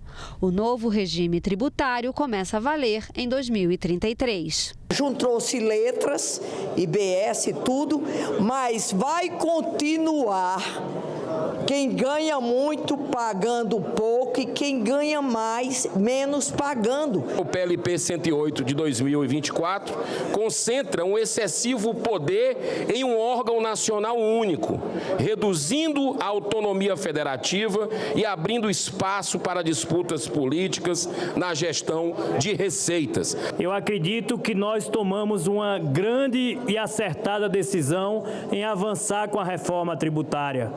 Há divergências? Claro que há divergências, mas há uma convergência que não se pode abrir mão. É que o atual modelo está esgotado. Seria a pior das decisões permanecer onde estamos, ficar no atoleiro. É um sistema arcaico, obsoleto, ultrapassado, nos joga nas últimas posições do ranking Doing Business como um dos piores ambientes para se fazer negócio no mundo. Senadores apresentaram 201 emendas de plenário ao projeto. O relator acatou mais de 70. Com todas as mudanças, o texto retorna para a nova análise da Câmara dos Deputados. A Comissão Mista de Orçamento aprovou o aumento do fundo eleitoral de 2026 para 4,9 bilhões de reais. A maior parte dos recursos virá das emendas parlamentares. A Comissão Mista de Orçamento do Congresso Nacional aprovou de forma simbólica uma instrução normativa que aumenta de 1 bilhão para 4,9 bilhões de reais o valor reservado no orçamento de 2026 para as eleições do ano que vem. Para atender a mudança, 2,9 bilhões serão retirados da reserva destinada às emendas de bancada estadual e o restante será cortado das despesas não obrigatórias. A proposta, segundo o relator, será ajustada para atingir o valor das eleições de 2024. O Fundo Especial de Financiamento de Campanha será suplementado em 2.933.806.000 a partir da utilização de reservas destinadas ao atendimento de emendas de bancada estadual de execução obrigatória e 1.013.856.806 reais a partir da utilização de recursos oriundos de cancelamento de dotações destinadas às despesas primárias discricionárias. A Comissão Temporária para a Atualização do Código Civil aprovou o plano de trabalho. A comissão teve seu prazo estendido de 2 para 8 meses. O Código Civil regula todos os aspectos da vida civil dos brasileiros, desde antes do nascimento até depois da morte. O atual Código Civil está em vigor há 23 anos. A comissão temporária criada para atualizar o texto debateu o plano de trabalho nesta quarta-feira. Esse trabalho com bastante serenidade, com bastante calma, sem intransigência, a gente permite que a sociedade esteja presente no Senado para que nos ajude à concepção de uma atualização do Código Civil que seja muito pertinente à sociedade brasileira. A comissão aprovou a proposta de ampliação dos prazos dos trabalhos, de 2 para 8 meses, com possibilidade de prorrogação. As reuniões devem ocorrer às quintas-feiras pela manhã. O código ele tem que vir para estabelecer e consolidar as relações jurídicas e não trazer mais dúvidas sobre ela. E dito isso, todas as críticas são bem-vindas do ponto de vista desde que sejam propositivas. Está aberta no Senado a exposição fotográfica A Jornada, com histórias de superação de pessoas que foram diagnosticadas com câncer de mama. O evento vai até o dia 16 no espaço Evandro Cunha Lima e faz parte das celebrações do Outubro Rosa.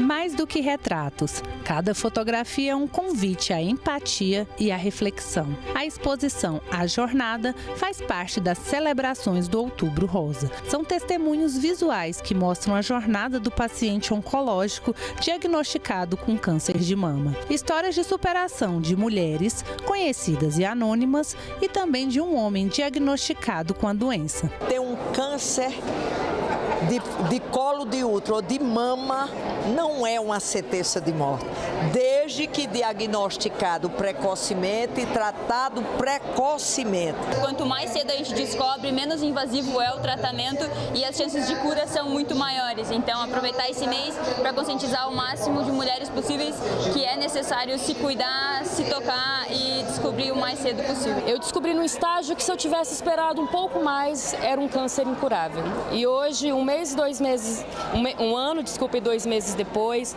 eu estou aqui. Em outubro do ano passado, eu estava raspando meu cabelo, chorando desesperadamente, pensando como que eu ia viver careca, e hoje eu já estou totalmente cabeluda, ainda em tratamento, obviamente. A gente tem que estar atenta, sim. O câncer de mama, inclusive, pode afetar mulheres mais novas, né, na faixa dos 30 e até dos 20 anos. Claro que são casos mais raros, mas acontece.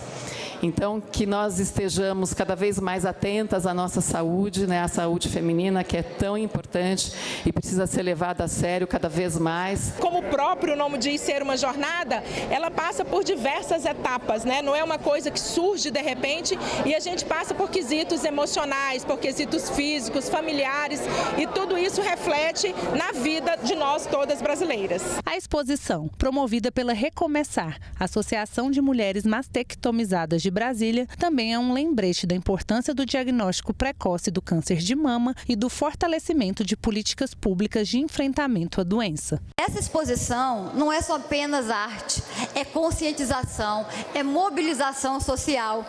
Segundo a Agência Internacional para a Pesquisa sobre o Câncer, a IARC, que é um braço da Organização Mundial da Saúde, OMS, determinou que o mundo deve crescer 38% os casos de câncer de mama até 2050, senadores. E no Brasil, são mais de 73 mil novos casos por ano. Nós, agentes públicos, precisamos do apoio de vocês enquanto sociedade, para que juntas e juntos consigamos avançar no tratamento com terapias avançadas contra o câncer.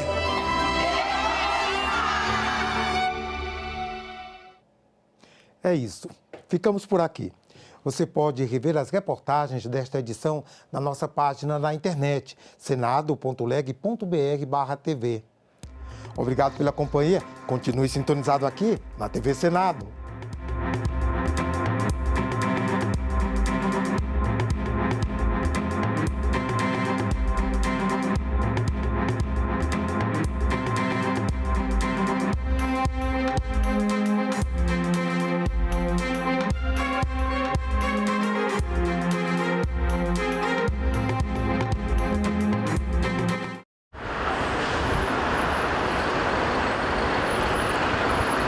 No próximo assunto de Estado, vamos falar sobre a Ferrogrão, Estatuto do Pantanal, BR-242, entre outros temas. E o nosso convidado é o senador Wellington Fagundes, do PL de Mato Grosso. E por isso o Pantanal precisa de um manejo. Aí é onde nós precisamos discutir muito isso. O Estatuto do Pantanal, ele vem exatamente para permitir que o Pantanal seja sustentável. Assunto de Estado. Hoje, 20h, aqui na TV Senado.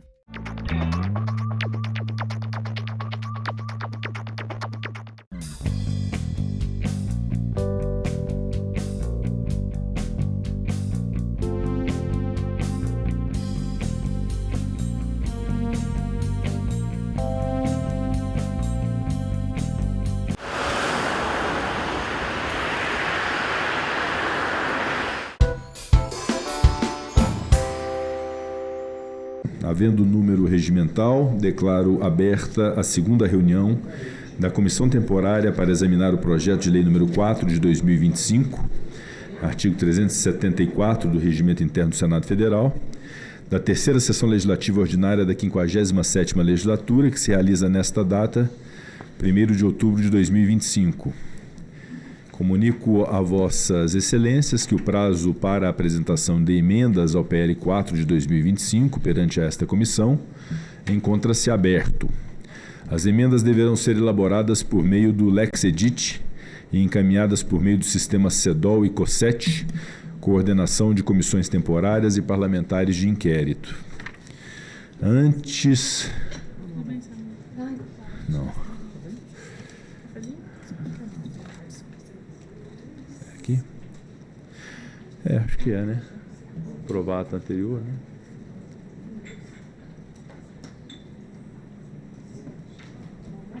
Eu acho que é aqui, né?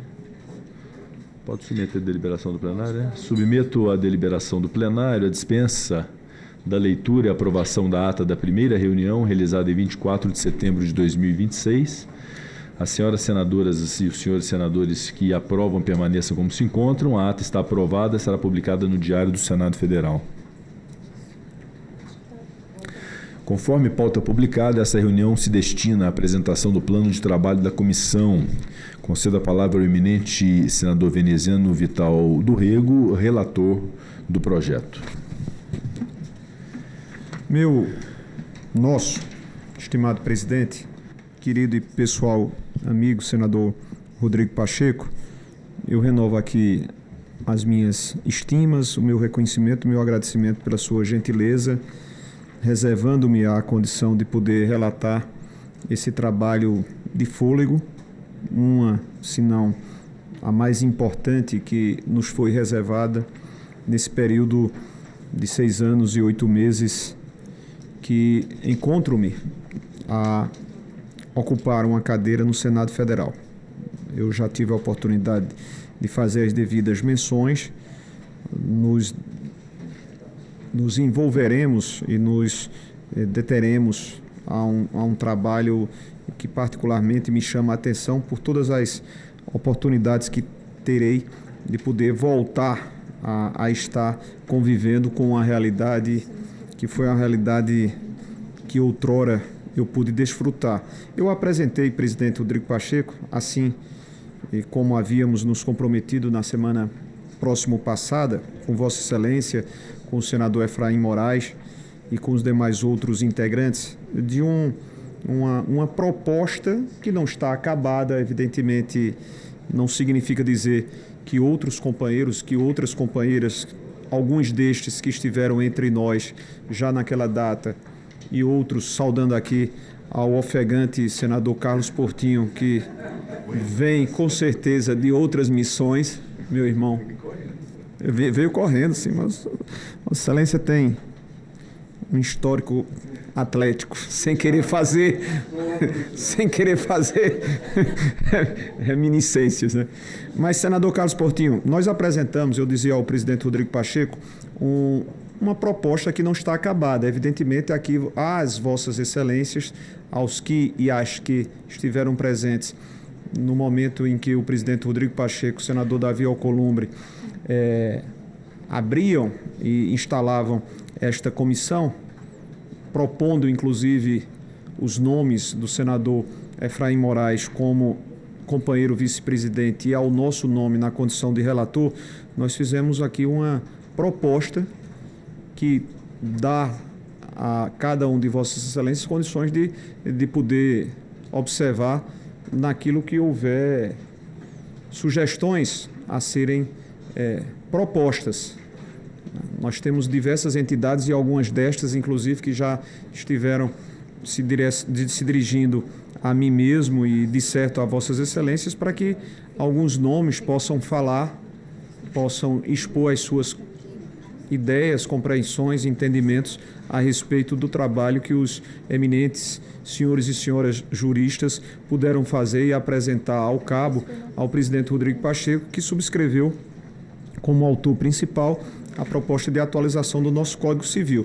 Então, presidente Rodrigo, a sugestão inicial, se nós pudermos, dentro e de acordo com aquilo que Vossa Excelência mesmo entendeu como compreensível, um prazo de 8 meses para que o façamos, a fim de que absolutamente quaisquer entidades deixem de estar presentes a essas discussões. Eu, inclusive, dividia com Vossa Excelência algumas observações já feitas publicamente que a mim me parecem um tanto quanto precipitadas. Aqui nós não estamos tratando sobre uma matéria que já está acabada.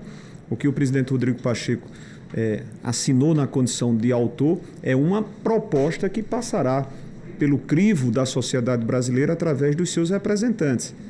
Li alguns artigos que davam conta como se nós já estivéssemos de forma definitiva e consumativa a assinar algo que não passará por um aperfeiçoamento, por uma qualificação e por um amplo e pleno debate. Ponto 1. Ponto 2. Recebi a disposição do senador Portinho, Carlos Portinho, e da senadora Soraya Tronic para colaborarem conosco na condição de subrelatores, que serão participações efetivas e muito importantes. Afinal, nós temos diante de nós um desafio que é a de produzir o melhor trabalho que nos couber. Então, são algumas considerações que eu faço à sua presença, presidente Rodrigo Pacheco, para ouvi-lo e, evidentemente, nos colocar à disposição. Sugerir, inclusive, para que esse início de debate pudesse se dar a partir do dia 8, que no caso seria dia 9, em razão de sabermos, o senador Efraim Filho, nosso vice-presidente, de termos as dificuldades de compatibilizar a agenda de cada um dos senhores e senhoras integrantes do corpo legislativo. Então, a sugestão que Vossa Excelência faz é a de que, ao invés de nos reunirmos às 14 horas das quartas-feiras, pudéssemos nos reunir às quintas-feiras pelas manhãs, penso eu que seria, evidentemente, ouvindo ao senador Efraim, que está na lida diária, como todos nós estamos também, se possível, seria ou será que o façamos a partir das quintas-feiras, as nossas reuniões, pelas manhãs. Não sei, foi uma sugestão que o presidente Rodrigo Pacheco sugeriu. Bem, são as minhas palavras. Se me permite, senador veneziano Vital do Rego, agradecendo Vossa Excelência, consultar de fato tanto Vossa Excelência quanto os membros da comissão, nosso vice-presidente, senador Efraim Filho, nosso líder, senador Carlos Portinho, dessa eventual alteração das datas das reuniões ordinárias da comissão e dos horários. Hoje nós temos previsão de quarta-feira às 15, que é um horário complicado em razão do início da ordem do dia no plenário, e ficaríamos sempre premidos pela circunstância de tempo, de termos que terminar uma reunião da comissão, eventualmente interrompendo as autoridades, professores, membros da sociedade civil que aqui viessem a debater o projeto.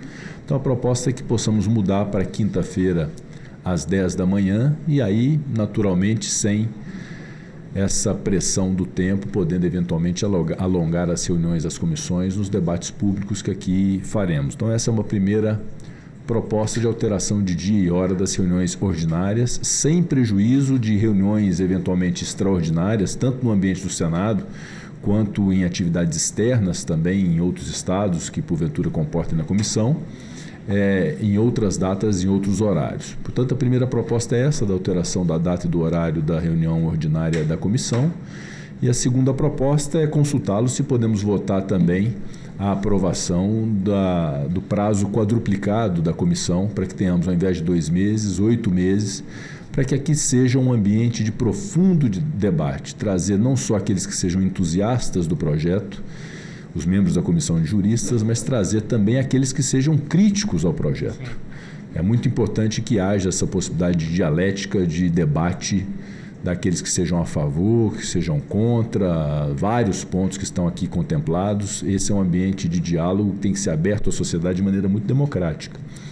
Então, por isso, esse prazo de 8 meses, eu acredito que nós possamos ouvir profundamente tanto os membros da comissão de juristas, quanto professores, acadêmicos, operadores do direito em todos os segmentos, os membros da sociedade civil, do setor empresarial, de representantes da sociedade de um modo geral, para que tenhamos a dimensão do nosso trabalho e o aprofundamento para entregarmos aquilo que seja efetivamente debatido no ambiente do Senado. Então são essas duas propostas de alteração da data e hora das reuniões ordinárias e da possibilidade de votação do requerimento para se quadruplicar o prazo da comissão, assim como a aprovação do plano de trabalho elaborado e apresentado pelo eminente relator, que, já dito por ele, não é um fim em si mesmo, né? É uma proposta feita por ele que, eventualmente, ao longo do tempo, pode ser adequada com aditivos e com novos convites e novas oportunidades, além daquelas contempladas no relatório. Portanto, gostaria de ouvir o nobre senador Carlos Portinho, o nobre senador Efraim Filho,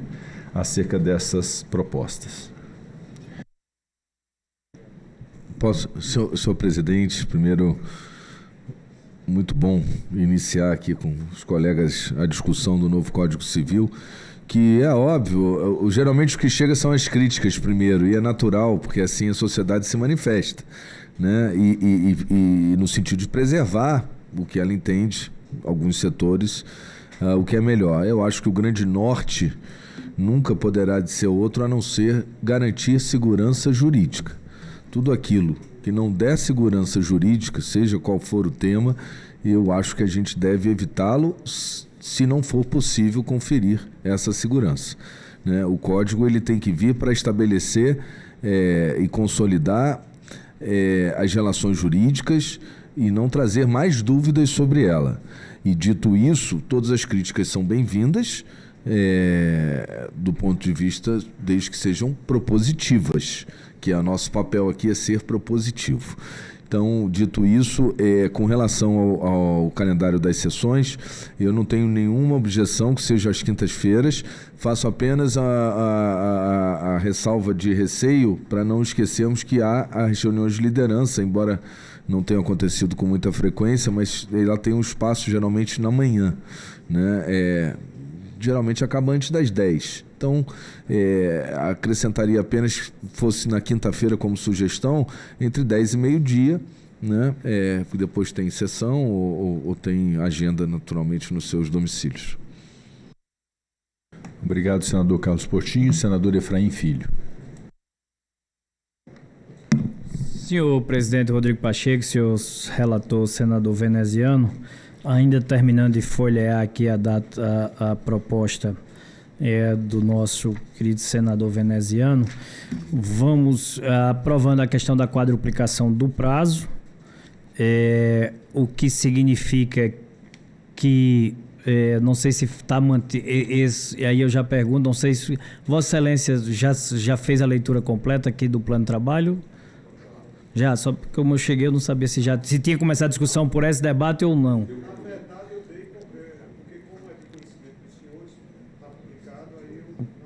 Pronto, exatamente. Como eu não tive condição de conhecê-lo previamente e apenas chegando aqui, eu vi que, num primeiro olhar de relance, vi que tem a data até 11 de março. Está mantida essa previsão, mesmo com a quadruplicação dos prazos, ou com a eventual quadruplicação dos prazos a gente ampliaria essa percepção? Eu acredito que o plano de trabalho do relator já foi à luz do prazo quadruplicado. Dos 8 meses, né, no caso. Nós teríamos as conclusões dos trabalhos que também estariam sendo compartilhados com as subrelatorias, e eu as sugeri, porque a mim foram dirigidos, não pedidos, mas apresentação de compartilhamentos de parcerias do senador Portinho e da senadora Soraya Tronic, e aí nós ficaríamos, enquanto relatoria, com esse prazo de 2 meses para o mês de maio, que de fato seria o prazo fatal à apresentação do mesmo, os 8 meses de trabalho. Essa é a proposta inicial, senador Efraim, que eventualmente pode sofrer os aditivos fruto de requerimentos da própria comissão em relação a novas diligências, novas reuniões. Exato. E aí, com isso, alongar o prazo até, salvo o melhor juízo, em 2 de julho de 2026 seria o prazo quadruplicado. Então, essa é uma previsão inicial do relator de trabalho, sem prejuízo dos acréscimos que possam vir na dinâmica do funcionamento da comissão. Perfeito, porque no prazo que está aqui apresentado, a votação do relatório geral seria em 11 de março. Não. Aí, na verdade, o que seria trazido para nós para que nós pudéssemos finalizá-lo, abrir esse debate para finalizá-lo. Nós recolheríamos o trabalho que cada uma das subrelatorias estaria, cada uma das mesmas, a produzir. Concluído, eu apresentaria uma proposta, vamos dizer assim, conclusiva, entre aspas, para esse debate. E aí, no final, no mês de junho, julho, votaríamos. Considero. O problema é que talvez o que tenha sido repassado para nós aqui, eu não sei se o que já recebeu já foi modificado, mas o que minha assessoria me passa é que os relatórios parciais seriam entregues em 15 de dezembro. E dia 15 de dezembro, entrega dos relatórios parciais. Dia 4 de março, apresentação do parecer final de Vossa Excelência. E dia 11 de março, a votação final. Não. Mas com prazo quádruplo. Exatamente. Porque aí nós apresentaríamos e quaisquer questionamentos... Não, eu sei, é porque no prazo...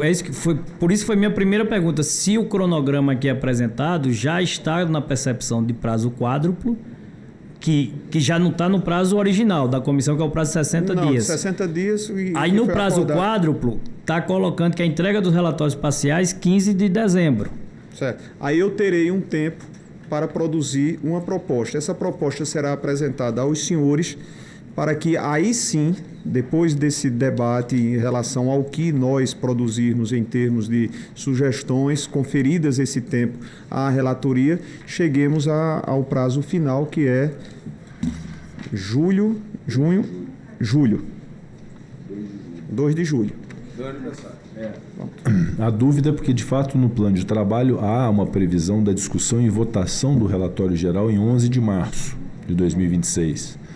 Quando, na verdade, o prazo da comissão seria até 2 de julho. 2 de julho. Nós vamos usar o prazo. Exato. Então, acho que para ficar claro, até para informação... Pronto, sabe, senador veneziano, só para informação para fora, porque como é um tema que tem chamado a atenção tanto da academia como da sociedade, então, para a gente poder fazer uma correção explicitada dizer que haverá esse tempo aqui para que a gente possa... A consultoria me alerta, senador Efraim, me parece até inteligente, de fato, de nós temos os prazos de emendamento, de apresentação de relatórios parciais, relatório geral, parecer final do eminente relator, para que, com base nesse parecer final, se realizem subsequentemente os debates sobre o parecer final do relator, os debates, inclusive, em audiências públicas. Então, essa é a ideia da consultoria, quando sugeriu ao relator fazer essa previsão até março de Essa é uma dinâmica 2026. que a gente está apresentando, inclusive até em razão da própria experiência dos senhores e senhoras consultores que me apresentaram. Eu confesso que é uma experiência nova, eu participei em alguns momentos, mas não com essa proposta que é muito mais ampla. Então, os senhores e senhoras consultores com os quais nós estamos tratando sugeriram essa proposta de plano de trabalho. E eu estou a ouvi-lo, presidente Rodrigo, ao vice-presidente e, evidentemente, aos demais outros integrantes. Se não for acolhida, nós haveremos de corrigir. Eu não tenho nada contra, eu só estava querendo entender por que deram 8 meses e a gente estava encerrando ela em 4. Isso gera uma dúvida mesmo. E talvez o equívoco aqui seja a discussão e votação do relatório geral em março. A votação ficará depois. Exato. Né? Então, o relator teria essa previsão de até março fazer a apresentação do que ele considera... primeira versão do parecer. Primeira versão. Exatamente. E aí nós desdobraríamos a partir desse substitutivo apresentado com as audiências públicas e os debates da discussão própria com base no parecer já feito. Né? Perfeitamente. Não é isso, Sandro? Exatamente. Uma segunda dúvida, relator. Aqui você, no plano de trabalho, você já anuncia, né, 2 relatores parciais. Eu não peguei também a explicação. Terão mais 2, é isso? Não. Nós recebemos da parte do senador Portinho e da senhora senadora Soraya Tronic a predisposição de poder colaborar conosco, especificamente nas áreas que nós assim apresentamos.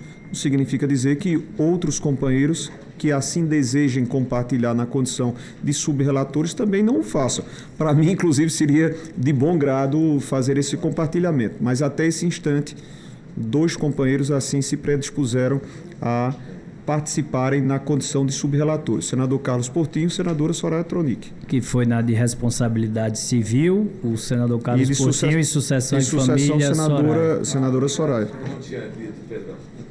Tá vendo? Foi você, já o escalei, né? Mas quem anunciou foi o vice-presidente. Tá vendo? Aí, do que eu vi aqui, porque, pelo que eu entendi aqui, tem outras audiências com outros temas, mas então haverá também para essas outras temáticas. Acho que é muito interessante e esse mecanismo que Vossa Excelência adota.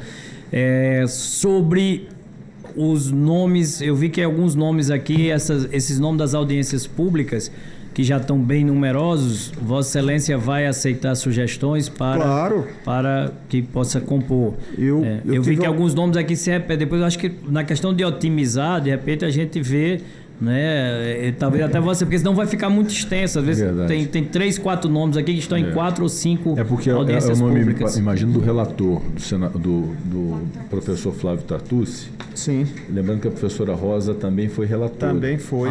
Então talvez fosse razoável convidar de forma permanente, ou seja, franquear a presença dos relatores, para que possa contribuir com o nosso trabalho. Até para dirimir dúvidas, né?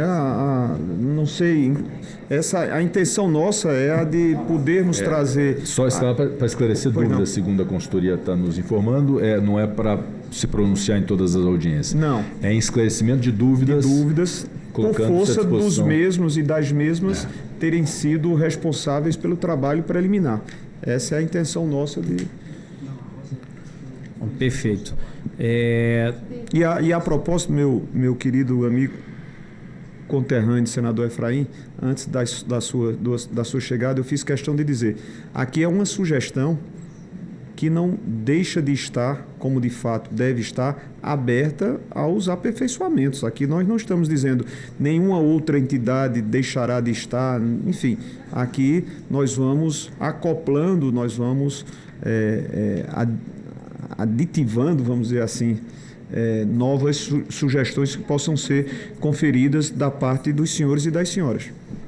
Claro, eu compreendo, vejo logicamente a presença principalmente da academia aqui, do mundo judiciário, mas existem outros setores da sociedade que têm todo o interesse e legitimidade de participar, e eu sei que Vossa Excelência tem toda a condição de avançar nesse momento. O terceiro ponto foi levantado aqui sobre a questão das datas.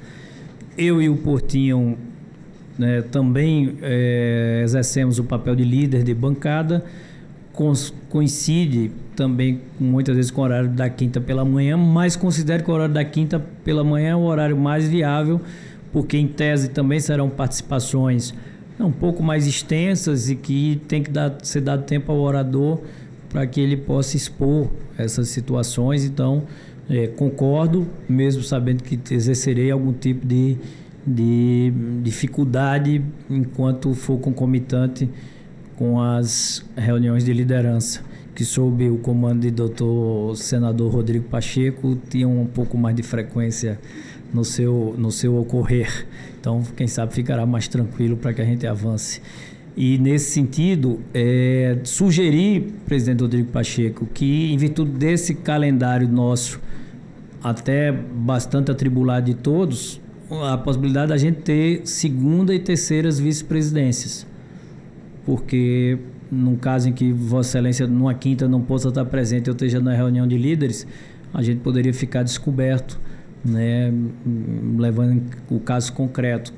Então, acho que depois que o senador veneziano, inclusive, definir as outras relatorias parciais, que porventura possam ser designadas, contemplar também alguns outros senadores que tenham interesse em, de repente, compor uma mesa mais extensa para compartilhar as tarefas e os trabalhos, até porque antevejo, não sei qual é a disposição do relator e de Vossa Excelência, que, como costuma acontecer nesse tipo de comissão, com essas características, audiências públicas externas. Muitas vezes você vai fazer uma audiência pública na Universidade de São Paulo, nos estados. Não tenho dúvida que as universidades paraibanas haverão de receber também a sua missão com o relator e com o vice-presidente nesse sentido. Então, acho que se a gente puder ampliar esse escopo, fica a sugestão a Vossa Excelência enquanto presidente, dentro aí, claro, do estatuto, do regimento da casa e da sua possibilidade de avançar.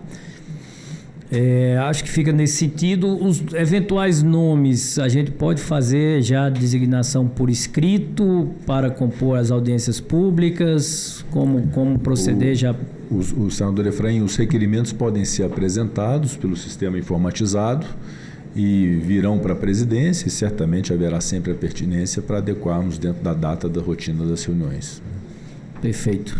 Assim farei. É muito importante, de fato, além de ouvirmos os membros da comissão de juristas, a academia, a magistratura, o Ministério Público, a advocacia, ouvir segmentos da sociedade civil de um modo geral, a Confederação Nacional das Indústrias, a Confederação Nacional dos Transportes, a Confederação Nacional do Comércio, a Ordem dos Advogados do Brasil, o setor de cartórios, enfim. É muito importante trazer todos para o ambiente do Senado para que possam, com o devido conhecimento sobre o projeto, opinar a respeito dele. É muito importante. Sem essas amarras que, por vezes, em razão da discordância em relação a algum ponto, se prejulga como ruim todo o projeto. Isso também não é bom.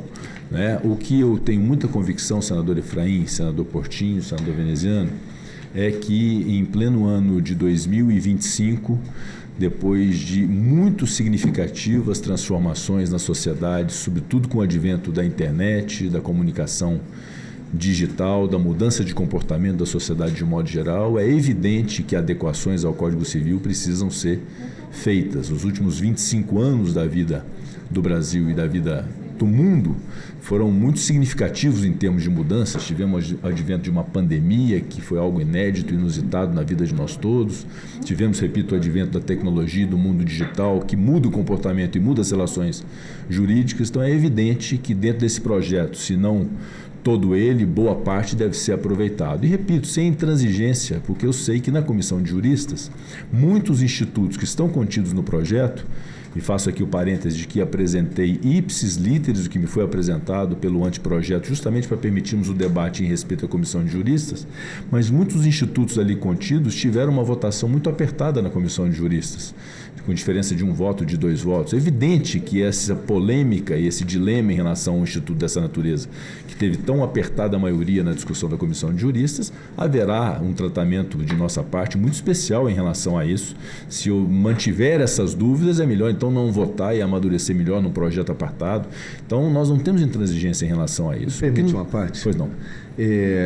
Senhor presidente, como Vossa Excelência acompanhou o trabalho das comissões jurídicas de alguma forma, talvez fosse importante trazer quais foram esses temas em que, na sua concepção, entende que houve uma votação apertada, porque isso talvez já nos sirva como guia do que a gente pode... Perfeito. Temos, através da nossa consultoria, o histórico das votações na comissão de juristas em relação a cada um dos dispositivos e institutos ali contidos, para saber, porque institutos que foram votados unanimemente, né? Então, há uma tendência que sejam bons institutos que devam ser inseridos no ordenamento jurídico. Então, esse trabalho com bastante serenidade, com bastante calma, sem intransigência, a gente permite que a sociedade esteja presente no Senado para que nos ajude à concepção de uma atualização do Código Civil que seja muito pertinente à sociedade brasileira. Portanto, mais algum ponto, senador Efraim? Não, presidente, só uma coisa que você me falou aqui, você falou sobre... Não, sim, aí já mais um comentário. A gente já teve, inclusive, uma conversa a esse respeito. Eu acho que essa evolução dos conceitos, ela faz parte desse diálogo e dessa necessidade. Agora, lendo um pouco sobre tudo que já foi comentado, um olhar especial, e vamos ver como é que os debates evoluem, sobre a questão, muitas vezes, do que eu li e de que haveria um grau de discricionariedade um pouco forte, alguns conceitos, né, muito abertos, para que o magistrado tivesse um espaço muito forte para discutir. Eu acho que no direito você ser mais preciso, né, nessa situação. Por exemplo, na situação de contratos, não, você tem sempre de observar a função social do contrato, quer dizer, mas em que grau? Então, havia algo nesse sentido para que a gente não desconstrua e que fique algo muito aberto, para que sempre o magistrado diga, não, com base num bom senso ou no meu senso de justiça, eu vou desconsiderar muitas vezes o que está ali pactuado para ter uma compreensão dentro da dignidade diferente. Então, esses temas, e Vossa Excelência, com a sapiência, sabedoria, conhecimento, perspicácia e sagacidade que Vossa Excelência tem na condição de jurista, entende muito bem que é muito perigoso a gente deixar conceitos demasiadamente abertos nessa situação. É uma preocupação que eu já trago desde o início, para que o relator, quando se debruçar os primeiros olhares sobre o texto, a gente veja se procede ou não. Não estou aqui afirmando, estou dizendo que estou para convencer e ser convencido de algo que eu já li. Legislativa Ordinária da 57ª Legislatura. A presente reunião atende ao requerimento 26 de 2025 da CAS, de minha autoria, para a realização de audiência pública com o objetivo de discutir o uso de saúde digital para prevenir sequelas neurológicas em recém-nascidos internados na UTI neonatal. Informo que a audiência tem a cobertura da TV Senado, da Agência Senado, do Jornal Senado, da Rádio Senado e contará com serviços de interatividade com o cidadão. Ouvidoria, através do telefone 0800 061 2211 ou pelo e-Cidadania, por meio do portal www.senado.leg.br. www.cidadania, que transmitirá ao vivo a presente reunião e possibilitará o recebimento de perguntas e comentários aos expositores via internet. E já informo aos nossos expositores que estão chegando perguntas e comentários. O assunto chamou a atenção do Brasil. E nós temos hoje convidados ilustres, estamos muito felizes com a presença de todos vocês. Eu chamo para compor a mesa comigo Fernando Augusto Marinho dos Santos Figueira, diretor do Departamento de Atenção Hospitalar, Domiciliar e de Urgência do Ministério da Saúde. Doutor Fernando, que alegria, viu? Já mando um abraço para o nosso ministro. Prazer. Prazer estar com o senhor aqui, tá? Chamo também para compor a mesa a Letícia Pereira Brito Sampaio, que fará a exposição dela de forma online. Letícia, seja bem-vinda. A doutora Letícia é médica neurologista infantil do Instituto da Criança do Hospital das Clínicas da Faculdade de Medicina da Universidade de São Paulo. Doutora Letícia, que honra, viu? Que honra tê-la conosco nessa manhã. Convido para compor a mesa também Carla Serrano Bilinski, médica neonatologista. Falei certo, né, doutora? Da Universidade Federal de São Paulo. Bem-vinda, doutora Carla. Que alegria tê-la conosco. Convido também para a doutora Carla também fará a sua participação via online. O Gabriel Fernando Todestini Variani, fundador do Instituto Protegendo Cérebros, Salvando o Futuro. Obrigada, Gabriel, um prazer, tá? Gabriel fará a sua participação de forma presencial. Obrigada por estar conosco. E também Michele Manzoni. A Michele, ela é uma convidada especial. Tá. Uma convidada especial que vai compartilhar sua história conosco. Obrigada, Michele.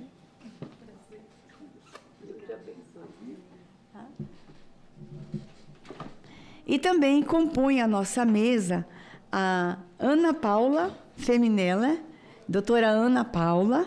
Que alegria tê-la conosco. Ela é secretária nacional dos Direitos da Pessoa com Deficiência do Ministério dos Direitos Humanos e Cidadania. Doutora Ana Paula, obrigada, viu? Dá um abraço na nossa ministra, obrigada pela participação. O Ministério tem sempre colaborado muito, nos ajudado muito no Senado, em todas as comissões. Obrigada, doutora, obrigada, secretária. O tema que provocou essa audiência pública, ele nasce a partir de rodas de conversa com o Instituto Protegendo Cérebros e as nossas discussões todas recentes, especialmente sobre os prematuros. E aí, doutora Ana Paula, vamos celebrar a nova lei sancionada pelo presidente Lula semana passada, que eu tive a honra de ser autora, a lei em que amplia a licença maternidade no país. A licença maternidade agora, ela passa a contar a partir do momento que o bebê sai do hospital, não mais a partir do parto. Quantos bebês ficam dias, semanas e até meses no hospital, e na hora que ele sai de casa, do hospital, que vai para casa, é a hora que ele mais precisa da mãe, e a mãe está voltando da licença maternidade. Então, eu acho que o Brasil estava maduro para essa decisão. É um tema que vinha sendo discutido há mais de 20 anos nos bastidores do Congresso, mas havia uma rejeição, havia um certo... ninguém vai empregar mulheres. Não. Hoje a gente já tem essa compreensão de que os direitos podem ser garantidos sem o medo de correr o risco de perder o emprego. E nós conseguimos, eu estou muito feliz, uma semana da lei em vigor e já tem muitas mães celebrando. E nós estamos nos aproximando também do nosso novembro, o novembro inteiro dedicado a campanhas para a prematuridade. Então, essa audiência faz parte de uma série de debates sobre prematuridade, sobre bebês, sobre a saúde dos bebês, sobre esse universo neonatal.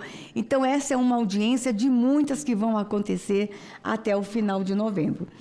Nós vamos ouvir os nossos expositores, cada um tem 10 minutos para falar, e eu queria deixar muito à vontade. Eu estou com 3 médicas e uma secretária nacional online. Aqui na mesa também autoridades, o que eu vou dizer é o seguinte: se precisarem fazer a exposição e precisar, eu imagino como é que está a agenda da secretária Ana Paula hoje, imagino como é que está, ou das nossas médicas, se precisarem se ausentar depois da exposição, fiquem à vontade.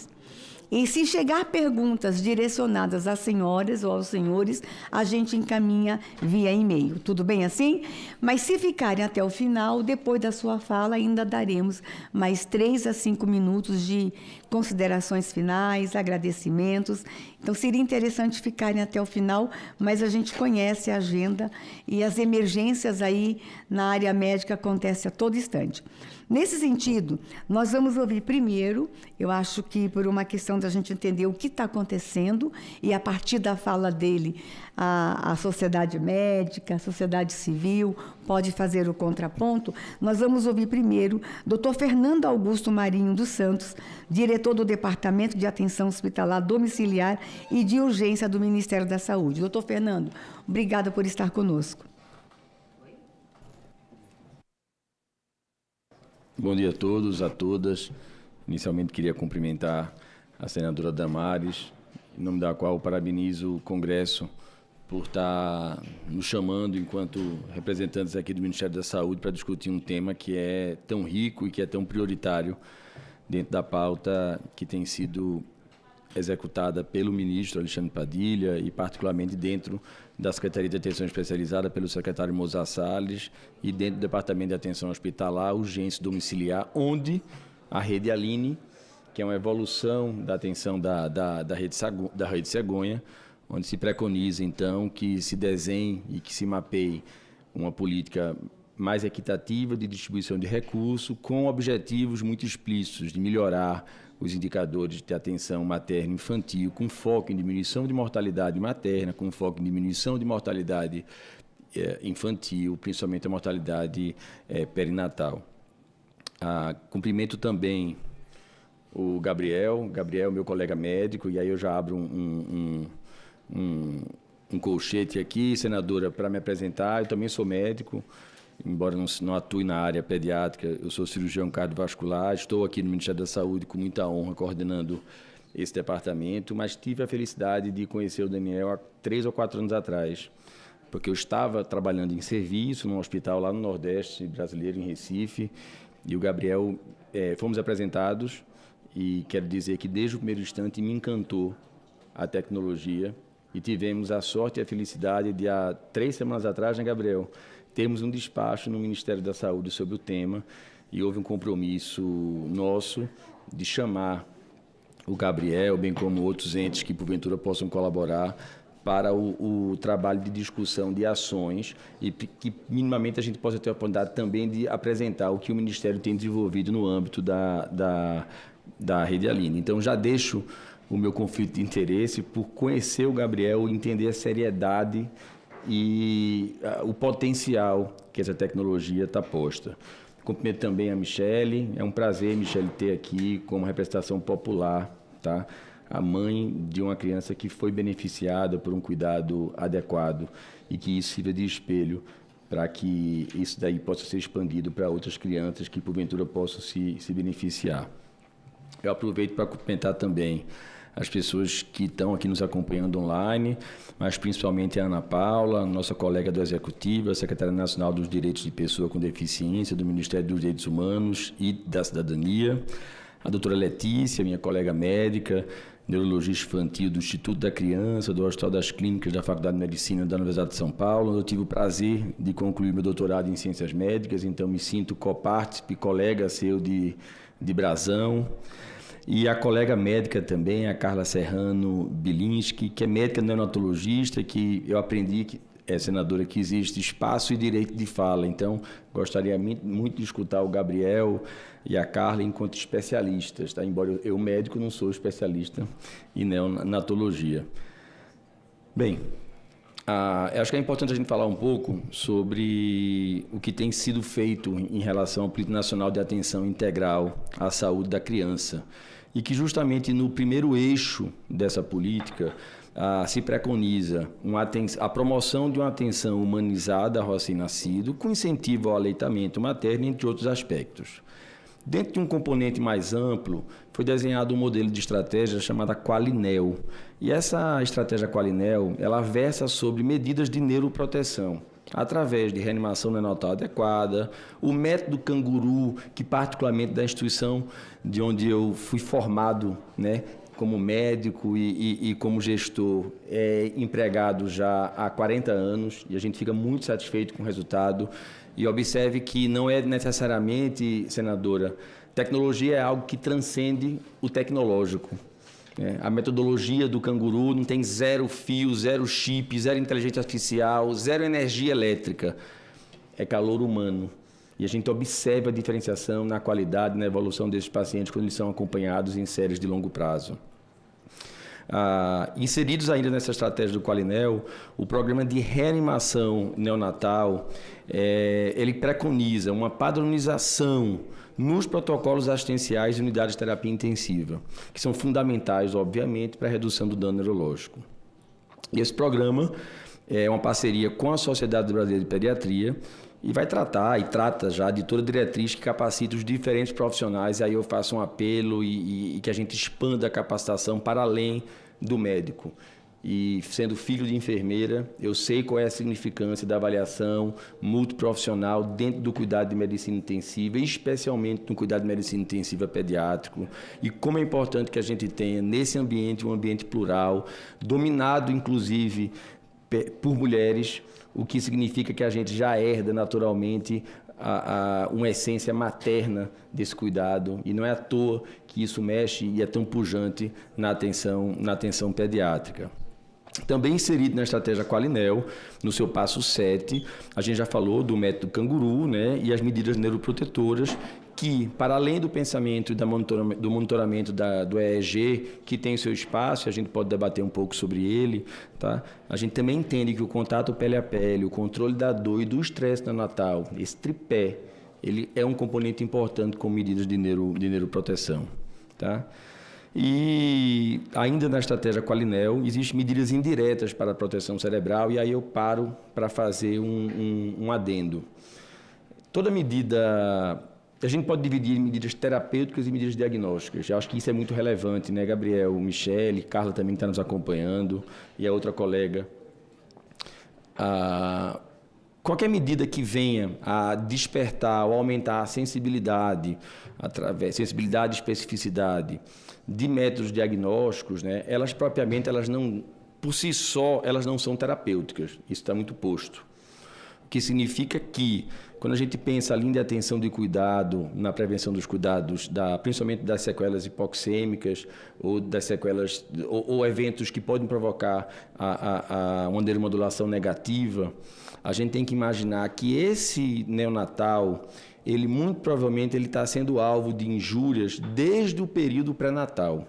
Então, toda a linha de atenção de cuidado, ela tem que ser resguardada, primeiro, numa gestação preferencialmente planejada, dentro de um ambiente fisiológico estruturado, onde foi oferecido durante todo o período da gestação o cuidado pré-natal. E eu já considero esse elemento como o elemento mais importante e estatisticamente comprovado, mais significativo para que a gente previna o dano neurológico ou qualquer outro tipo de dano perinatal, ou seja, a atenção pré-natal adequada. Estabelecer um número mínimo de consultas, estabelecer um número mínimo de intervenções clínicas para que a gente possa ter uma gestação que culmine com algo que é natural, que é um parto. A gente não confunda a gestação com doença, porque não é. Se fosse, nós não teríamos como temos uma sociedade ainda em crescimento que depende de uma gestação planejada e de uma criança saudável. Então, eu deixo esse um primeiro alento, de que qualquer outra medida diagnóstica, ela por si só, ela não é terapêutica.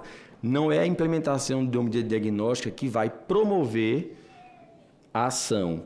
Um componente, como, por exemplo, medidas preventivas no pré-natal, elas já se provam como sendo medidas eficazes, eu diria até mais eficazes do que qualquer controle de dano, que muitas vezes, quando a gente interfere lá na frente e insere um ambiente de UTI neonatal, e isso é um ponto de reflexão, o quanto nós, enquanto saúde, gastamos em atenção neonatal altamente especializada, com alta tecnologia, e que, se houvesse um investimento, e que é fruto e objetivo desse governo, mudar essa ótica sem perder a atenção do altamente especializado, mas olhar que a atenção pré-natal ela é preponderante, até mesmo para diminuir a necessidade de impacto financeiro na atenção pós-natal. Então, eu deixo essa ressalva. Mas, falando da atenção pós-natal, é alvo da estrutura Qualinel. Por exemplo, a aplicação precoce do CPAP e o suporte respiratório adequado, o controle rigoroso do uso do oxigênio, e aí eu lembro que a hiperóxia, o uso do oxigênio de forma exagerada, principalmente naquelas modalidades de capacete neonatal, olha que eu não sou pediatra, vocês vão me corrigindo, viu, Carla? Ela também pode ser danosa, inclusive com lesão de retina, tá? Bem como a adoção de práticas seguras para o paciente e prevenção de eventos adversos. Então, a Rede Aline, dentro do eixo da atenção pediátrica neonatal, ela incorpora esse conceito do cuidado com protocolo integrado e com a visão multiprofissional. E a gente entende particularmente que no bojo de tudo que está se pensando na atenção pré-natal, na atenção perinatal e nos protocolos da atenção pós-natal imediata do Qualinel, temos uma série de ações que já oferecem um programa bastante efetivo de proteção para o controle cerebral. Obviamente que estamos aqui abertos para aprender, então nos colocamos numa posição de humildade para aprender o que mais pode ser discutido sobre uma ótica de racionalidade, de custo-efetividade e principalmente sobre uma ótica de qual é o caminho para a inserção de novas tecnologias na atenção perinatal. E, ao mesmo tempo, respeitando e agradecendo o Legislativo, que esse casamento ele seja próspero, do ideário legislativo, com a competência do Executivo, para que a gente possa, junto, elaborar os protocolos. E, mais uma vez, eu reitero o convite que já foi feito para o Gabriel, e sou eu que estou devendo a formalização, mas vai ser feito agora em outubro, para que a gente revise e revisite o Plano Nacional de Atenção Pediátrica. Tá? E eu quero contar muito com a ajuda de vocês, quero contar muito com a ajuda das mães que tiveram, por vezes, o sabor ou o dissabor de sofrer com suas crianças que tiveram algum dano neurológico, que eventualmente podiam ser evitáveis, né? Particularmente em relação ao tema dessa sessão, como eu disse, há uns 4 anos atrás eu tive a oportunidade de conversar com o Gabriel, a gente chegou a recebê-los lá em Recife e a gente aprofundou-se mais sobre um tema e a gente entende que é um tipo de solução que, a priori, sobre larga escala, a gente tem que avaliar com muita parcimônia qual é a capacidade de resolutibilidade sob uma ótica plena, sob uma ótica, primeiro, de maturidade assistencial tecnológica dos vários leitos e vários perfis de UTI neonatais que existem no Brasil. Semana passada, senadora, eu tive em Minas Gerais, Pará e Amazonas. E foi muito rico a gente sair de Brasília e conhecer os vários Brasis dentro do nosso Brasil. E entendendo que não existe uma solução única para esse Brasil. A visão regional é absolutamente necessária. E por isso mesmo, rogo, pelo princípio da universalidade, da equidade e da integralidade do SUS, que em sessões de tecnologias, elas têm que obedecer uma lógica da capacidade e da competência de que isso seja uma política universal. Por vezes, a gente pode pensar que uma tecnologia ela pode atender um nicho, e eu não tenho dúvida nenhuma que, porventura, possa atender. Mas, por outro lado, ela pode deixar de atender um componente importante, onde outras medidas, talvez mais custo-efetivas, elas surtiriam ou possam vir a surtir mais efeito. Como eu vi que já estourou meu tempo, senadora, eu tenho ainda mais alguns pontos que são mais técnicos, que eu não me aventuraria, embora seja à disposição para discutir com os colegas médicos também, em relação à revisão sistemática, aos achados de literatura sobre o uso mais amplo dessas tecnologias, que, volto a repetir, ela é encantadora. E o nosso sentimento, enquanto Departamento de Atenção Hospitalar e Urgência Domiciliar do Ministério da Saúde, onde a Rede Aline está inserida, então tem sido fruto de nossa discussão, o sentimento do Ministério da Saúde é que estamos absolutamente abertos e dispostos a discutir em alto nível como, quando e para quem essas tecnologias elas podem e devem ser utilizadas. E me coloco à disposição e, mais uma vez, como ouvinte, para também aprender nesse momento. Obrigado. Obrigada, doutor Fernando. Eu já ia perguntar de onde é esse sotaque, mas o senhor já deixou claro que é de Pernambuco. Obrigada, obrigada. E ele traz, secretária Ana Paula, o nosso grande desafio quando estamos na gestão, descobrir como é difícil cuidar de uma nação tão diversa, tão múltipla. E eu faço questão de lembrar todo instante, o público que me acompanha, os parlamentares, o que acontece aqui em Brasília não acontece na Ilha do Marajó, doutora Ana Paula, que não acontece em São Gabriel da Cachoeira, que não acontece em Cruzeiro do Sul, no Acre. Nós temos um país extremamente diverso, desigual. Mas a gente não pode fechar os olhos para o que o mundo está fazendo. O mundo está avançando em tecnologia, a gente também precisa avançar nessa área. Mas eu falar de tecnologia, e aí, doutor Gabriel, é tão ruim o que eu vou falar aqui, mas como é que eu vou falar de tecnologia para mães que ainda não têm o básico, o arroz e o feijão, lá no norte? Para mães que durante a gravidez ainda não têm o básico. Então, a gente tem muitos desafios enquanto nação, mas esses desafios não nos desanimam, não. Pelo contrário, eles nos fazem caminhar, e a gente está vendo aí o Ministério da Saúde apresentando propostas. E aí a doutora Ana Paula, no gargalo que nós temos com a tecnologia para o bebezinho, para o pré-natal, para a neonatal, a doutora Ana Paula tem lá os gargalos com a tecnologia assistiva. Então, assim, é muito diverso. Mas a gente não pode fugir do debate. E aí, eu quero fazer aqui um comentário que eu já tinha que ter feito no início. Dezembro do ano passado, eu me mandei para a Ucrânia, junto com o deputado Belinsky. E no momento mais complicado da guerra, eis que estava eu e o deputado, e foi uma viagem muito complicada, porque são vários trechos, e tinha um trecho de 9 horas de trem à noite.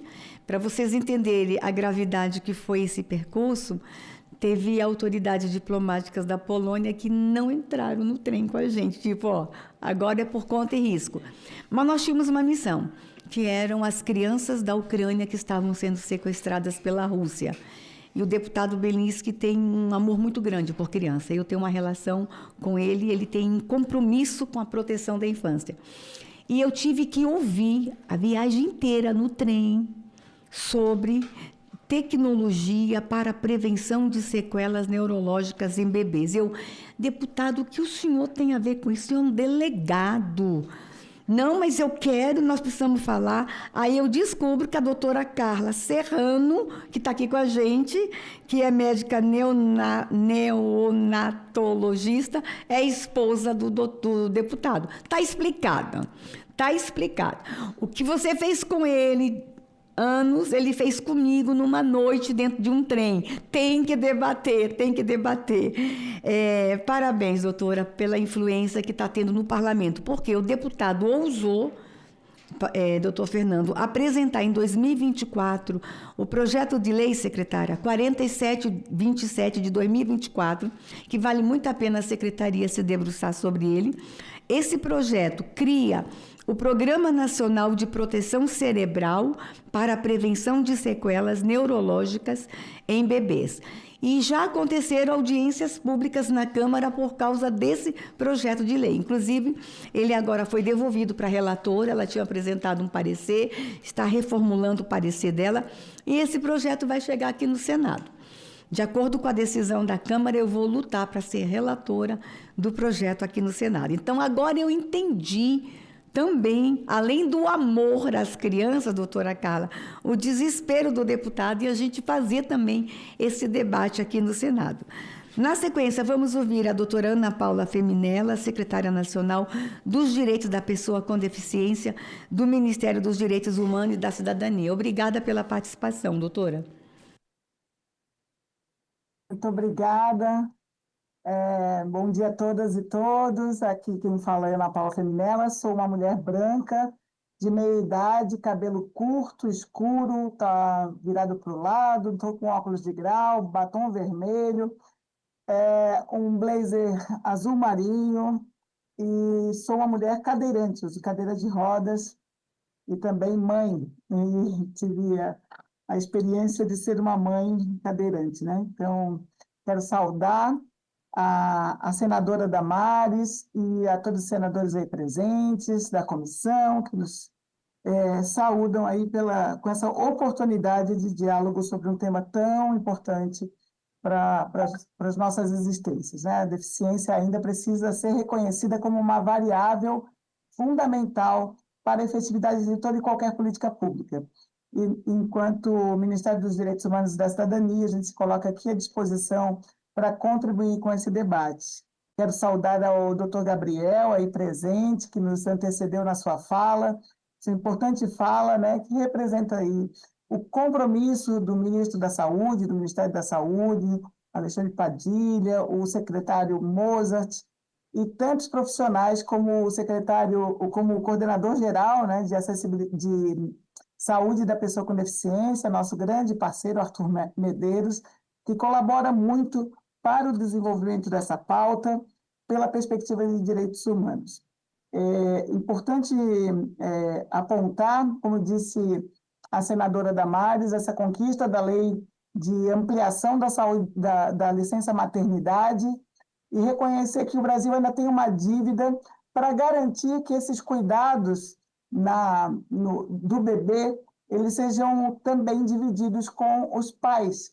Então, a questão da deficiência e a relação da paternidade é muito importante. Então, muitas vezes, quando nasce uma criança com deficiência, essa família se desestrutura, os cuidados ficam sobrecarregados em cima da mãe, e a gente precisa, sim, ter uma legislação que consolide esse compromisso também dos pais, né, dessa licença paternidade ser ampliada, né, hoje em dia eu acho que é uma das, né, só tem 5 dias, a gente tem projetos de lei importantes para a gente ampliar e distribuir esse cuidado na condição de criança, de bebês recém-nascidos, não só aqueles com algum comprometimento neurológico, mas também todas as crianças, né? Então, esse é o nosso pedido. Eu sei que o Supremo Tribunal Federal deu prazo para o Legislativo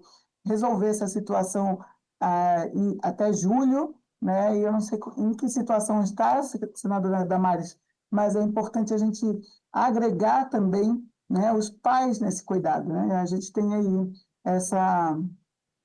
esse compromisso. Enquanto Secretaria Nacional dos Direitos da Pessoa com Deficiência, a gente entende a importância de se agregar tecnologias para promover a análise, né, a partir do uso de inteligência artificial, de dados e diagnósticos cada vez mais precisos e precoces, né, reconhecendo, né, esse mérito da modalidade, tanto para reduzir as deficiências, os riscos de deficiência ou de sequelas permanentes, né, neurológicas, mas também para a continuidade desse monitoramento das crianças que ficam com alguma sequela neurológica ou motora permanente, né, que já são consideradas por força da Convenção Internacional dos Direitos da Pessoa com Deficiência, e a nossa Lei Brasileira de Inclusão, que completou recentemente 10 anos, pessoas com deficiência, né? Ou seja, pessoas que têm impedimentos de longo prazo de natureza física, mental, intelectual ou sensorial, as quais, em interação com diversas barreiras, podem obstruir a sua participação plena e efetiva na sociedade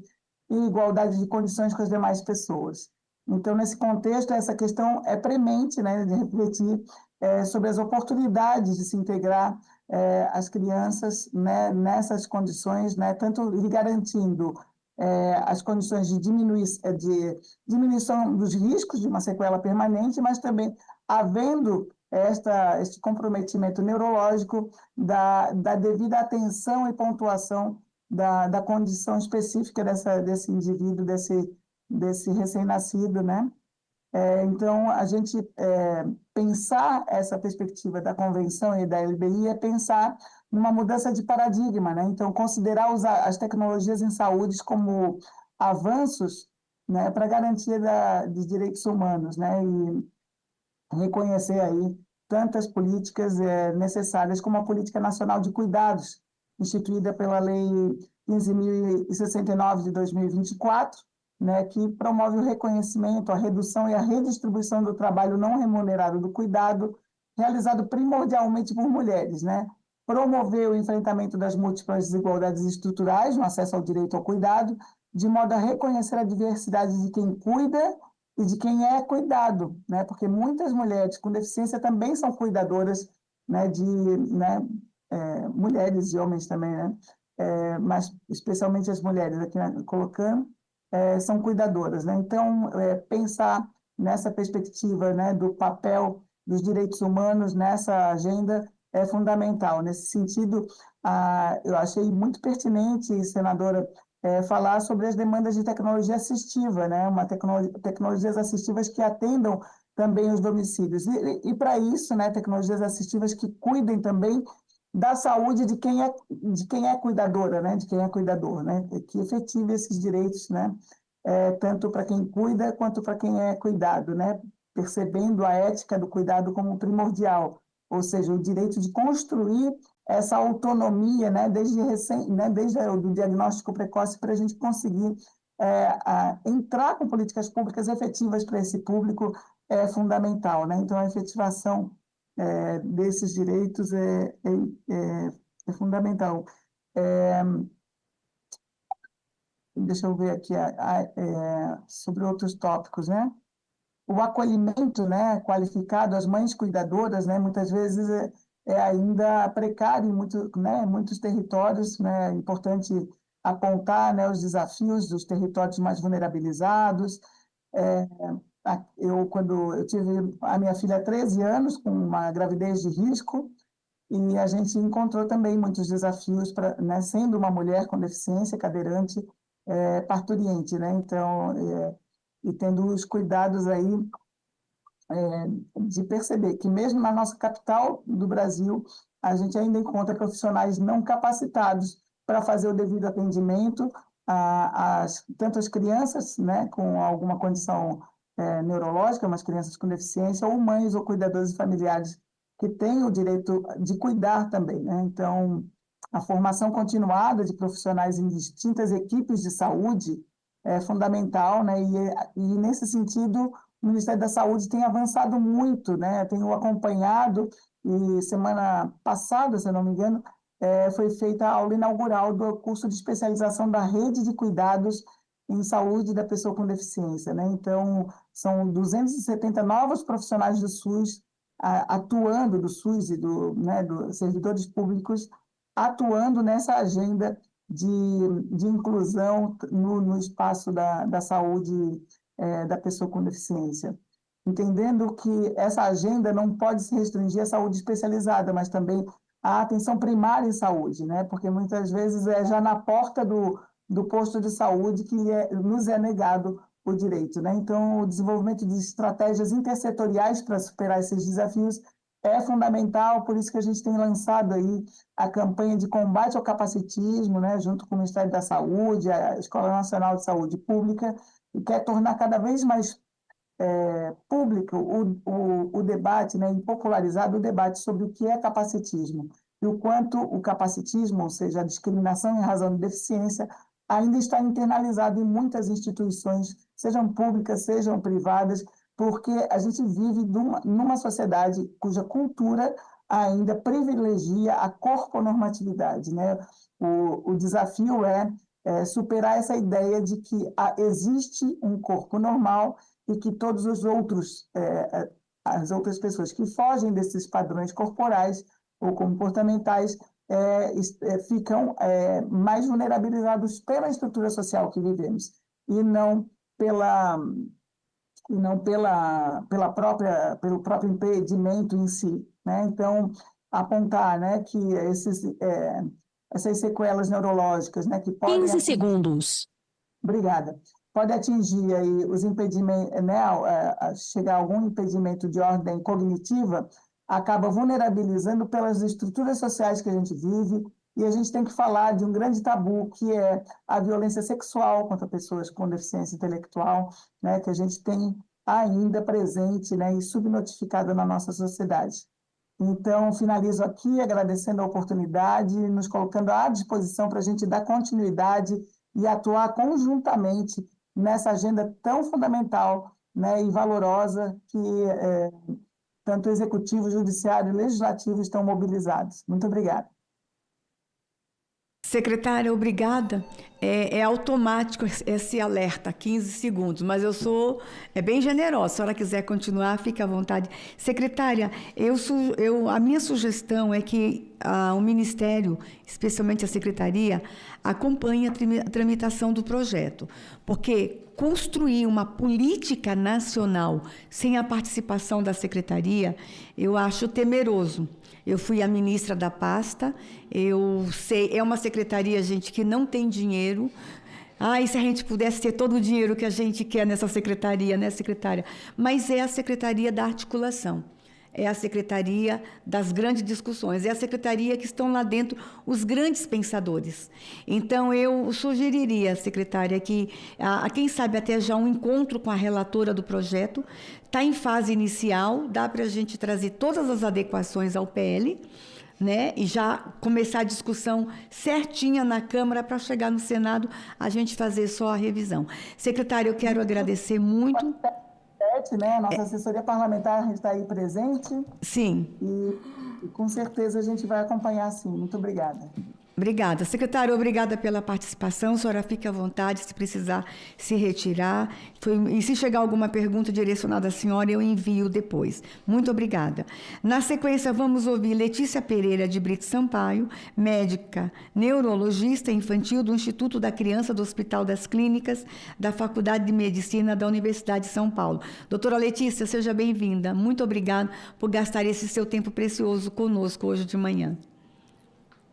Muito obrigada, acho que vocês estão me escutando bem, né? Muito obrigada pelo convite para estar aqui. Eu vou me apresentar, né? Eu sou uma pessoa branca, de cabelos claros, estou com uma blusa marrom, uma corrente dourada e óculos, tá? É um prazer, senhoras e senhores senadores e demais participantes, eu agradeço o convite em nome da Sociedade Brasileira de Neurologia Infantil para participar dessa audiência e debater um pouco deste tema que é muito relevante, o uso das tecnologias nas unidades de terapia intensiva neonatal para a prevenção de sequelas neurológicas. Então, já fui apresentada, eu sou neurologista infantil, eu trabalho no Instituto da Criança e eu vejo muito as consequências, né, dessas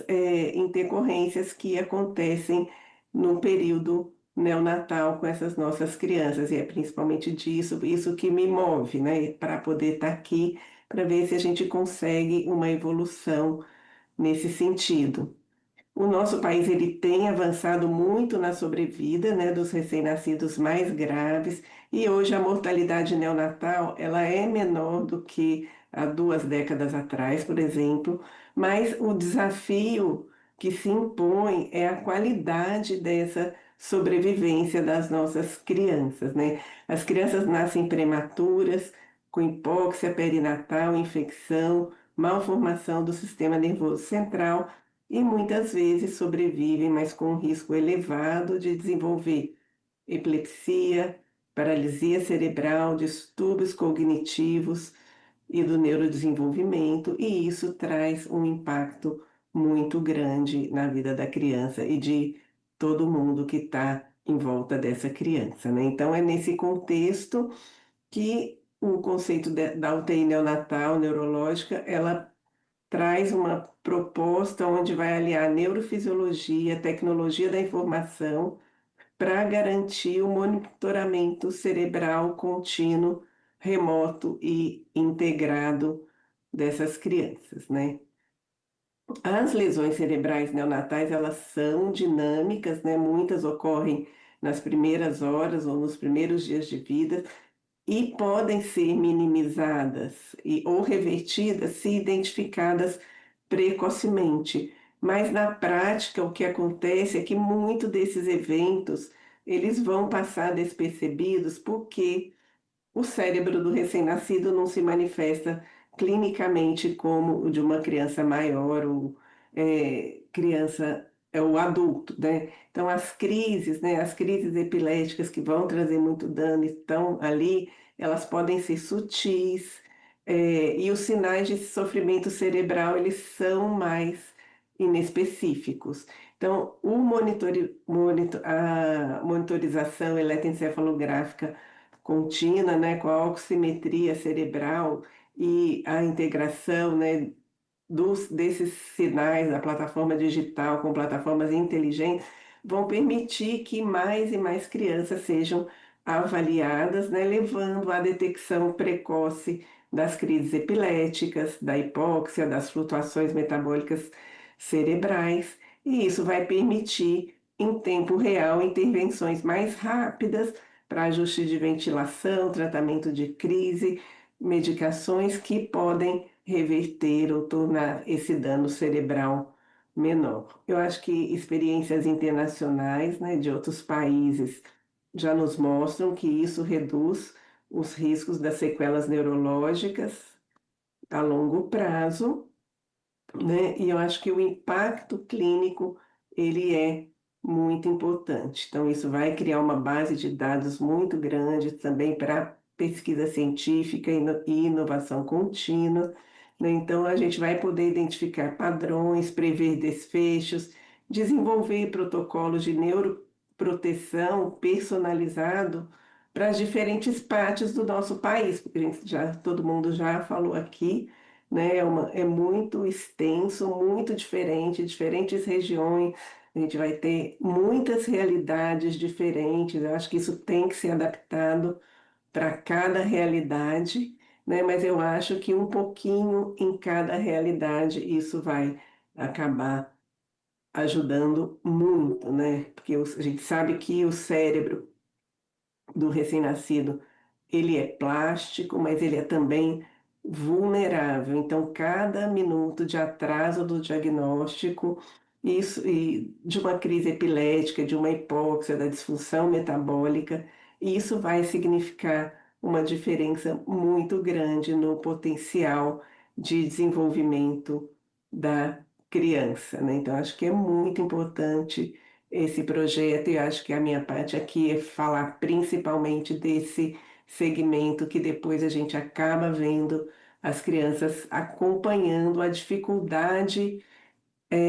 na vida dessas crianças que apresentam uma sequela neurológica muito grande pelas intercorrências no período neonatal. Então é aí que a gente tem que investir de uma forma mais robusta. É isso que eu tinha para falar para vocês. Eu agradeço o espaço aqui. Muito obrigada. Obrigada, doutora Letícia, obrigada. Chegou uma pergunta aqui, doutora Letícia, que ela está um tanto direcionada à senhora, veio de Ronizi, do Espírito Santo, e eu não sei se a senhora consegue responder. Quais marcadores neurológicos devem ser priorizados no monitoramento digital contínuo para intervenção precoce em UTIs neonatais? A senhora tem como responder? Sim, na UTI neonatal, principalmente, a monitorização, a neurofisiologia, né, o eletroencefalograma contínuo desses pacientes, né, e a oximetria cerebral. Então, é o monitoramento eletroencefalográfico contínuo e a oximetria cerebral por espectroscopia de infravermelho. Obrigada, doutora. Obrigada pela sua participação. Nós vamos continuar esse debate. Como ele está mais avançado lá na Câmara, a gente vai acompanhar o debate na Câmara, mas também trazendo as discussões aqui para o Senado. Obrigada, doutora, por ter participado conosco. Se puder ficar até o final, vai ser uma alegria. Mas eu conheço a agenda de uma médica numa segunda de manhã, então a senhora fique bem à vontade se precisar nos deixar. Na sequência, vamos ouvir a mulher responsável por todo esse barulho, a doutora Carla Serrano Bilinski, médica neonatologista pela Universidade Federal de São Paulo. Doutora Carla, eu já descobri que quando a gente quer grandes mudanças no Brasil, a gente tem que se aproximar do Congresso, tá? Como ninguém quis casar comigo lá atrás, eu vim ser assessora, tá? E como assessora, a gente acabou influenciando muitas decisões no Congresso. Muitas leis que estão em vigor nos últimos 26 anos têm a minha participação intelectual. Como eu nunca consegui casar com parlamentar, fiquei como assessora, agora eu virei parlamentar. Mas você foi muito esperta. Casou com um parlamentar aguerrido para mudar muita coisa na sua área. Que Deus te abençoe. E vamos ouvir a doutora Carla Serrano. Graças a Deus, excelentíssima senadora Damares, é um prazer estar falando aqui. Você é uma mulher muito aguerrida também, por quem eu nutro profunda admiração. Estou muito honrada de participar dessa audiência pública. Queria cumprimentar os colegas da mesa, em especial o Dr. Gabriel Variani, que foi meu colega de plantão muitos anos, trabalhamos juntos lado a lado, e é uma figura inteligentíssima e vai ter muito a contribuir aqui na nossa discussão. Eu vou começar a minha fala dizendo que eu vou tirar um pouco dos jargões médicos para a gente tornar a discussão mais palatável, né? Para dar para entender, já que o Senado é a casa do povo.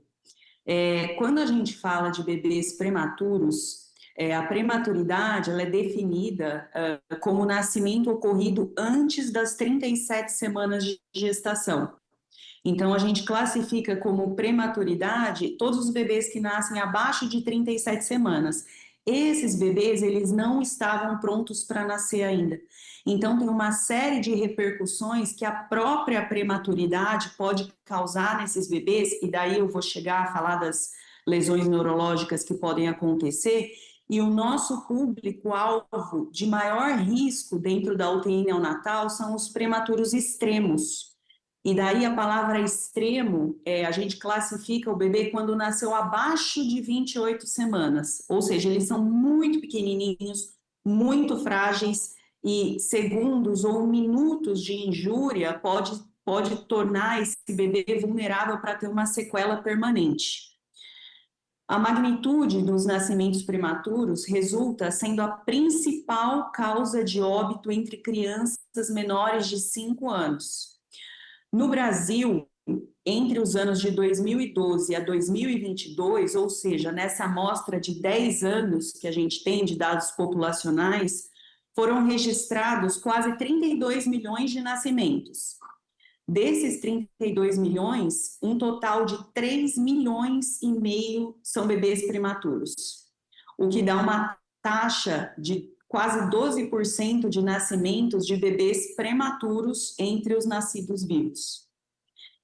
Esse perfil de pacientes específicos prematuros, eles contam com uma maior taxa de mortalidade porque eles possuem fatores de risco inerentes à própria prematuridade, como maior chance de infecção, e daí dá origem a uma sepse, que é uma infecção grave, então eles são mais vulneráveis da parte da imunidade, eles não têm imunidade nenhuma.